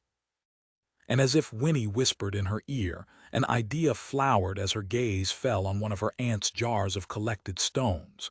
She'd poured so much love into the place, it was a shame not to share it. If you're interested, we can talk about using this property in some way. Thea blinked back tears, all the more moving from the normally reserved woman. Annette, Winnie, and Russell would love that. The rightness of building something lasting on this land settled around her. Details could come later, like piecing together a quilt. Bailey Rae lifted her jar. Shall we toast? And with the clink of 4 jars against each other, the thick glass refracting sunbeams, they sealed the deal. Epilogue 6 months later, a big part of stepping out of the shadows included taking pictures, documenting, and celebrating. And today's photo deserved framing. Standing on the cleared spot that had once housed the barn, Bailey Rae held a shovel, flanked by Libby, Thea, and June. Together, with their breaths puffing clouds into the cold winter air, they posed for the photographer from the Bent Oak, weekly documenting the groundbreaking ceremony for the Ballard Davis Sanctuary House. Bailey Rae still couldn't believe how smoothly the pieces had fallen into place to open a shelter for women in crisis. Perhaps because the need was so great, or maybe because Winnie was smiling from heaven, punting any roadblocks out of their way, starting with the funding. Philip Curtis, Roman III, had been persistent about reaching out, even after seeing Winnie's birth certificate. So much so, Bailey Rae worried he might stumble on the truth if she didn't give him some way to pass along Aloysius' inheritance. She'd never seen someone so eager to unload a ton of money. Well, no one except Aunt Winnie. Finally, Bailey Rae had responded to Philip's fourth inquiry and told him about the women's shelter she and Winnie's friends were opening. Would he be interested in making a donation? He'd been prompt in his response and in cutting a check. A big check. She'd been taken aback by all the zeros. Winnie truly had left behind a fortune. She must have been desperate beyond belief. Admiration doubled for the woman who'd brought her up, who'd helped Bailey Rae through struggles and trauma while managing to put her own in the past. Winnie had given her the greatest of gifts by teaching her to build a beautiful life centered around what mattered so much more than material possessions. Friendship, loyalty, love. Tears welled and Bailey Rae let them stream free, missing Winnie today more than ever. Although these days she didn't suppress her emotions. Good, bad, happy, sad. She embraced them all. Only a week after that chaotic July 4th market, Winnie's body had been found far downriver in a peaceful cove. They would never know if her drowning had truly been an accident or if Winnie had surrendered to her grief over losing Russell. Either way, until that moment, Bailey Rae hadn't realized how, in a deep corner of her heart, she'd been holding out hope that her aunt would turn up on the doorstep with her bottomless purse and a family in need. Truth be told, she still liked to fantasize about Winnie riding a Greyhound bus along the coast, visiting beach after beach. Maybe even putting down roots in some sandy locale and selling blown glass to tourists. Thanks again to Philip Roman III, a piece of Winnie's art would be displayed in the lobby of the completed shelter, a blown glass creation of a mother and child nestled inside an oyster shell like a pearl. Thea clapped her hands, in charge as their new de facto leader. Don't forget we're having a pig picking over at the house tonight to celebrate. Howard has been out tending that pig in the roasting pit all night. Pushing Libby's wheelchair, June cheered. Party time. We'll bring the southern comfort, right, Libby? Libby smiled up from her chair wordlessly as they made their way toward the minivan. Martin stepped forward, looking too handsome in his uniform. Bailey Rae, I'll get the heater running in the truck. He dropped a quick kiss on her mouth, squeezing her hand and whispering, great job here today. She stroked his bristly jaw. Great group effort. They were all finding a niche. She'd already begun a soup kitchen from her shiny new food truck, a service that would expand upon the opening of Sanctuary House. June now offered JED prep classes, with Gia's assistance. Thea, of course, was already keeping the books. Keith had even managed to hold down his new job and would be working on the construction crew contracted to build the shelter where the barn had once stood. In a poignant twist, Libby had a contribution as well. For decades, she'd been hiding her skills as a pianist, and while words faded for her more and more each day, her fingers had rediscovered the keyboard. The shelter would be filled with music for both adults and children. The playground had already been constructed by the high school's carpentry class. Stepping stones that Winnie had made wound pathways through the equipment, a fanciful castle turret at one end and a row of swings at the other. Bailey Rae remembered well from her childhood the sensation of feeling safe under these very trees. Taking one last instant to soak it all in, she traced the lettering on the rough-hewn sign proclaiming, "Future site of the Ballard Davis Sanctuary House," a tribute to Winnie, Russell, and Annette. Their names said it all.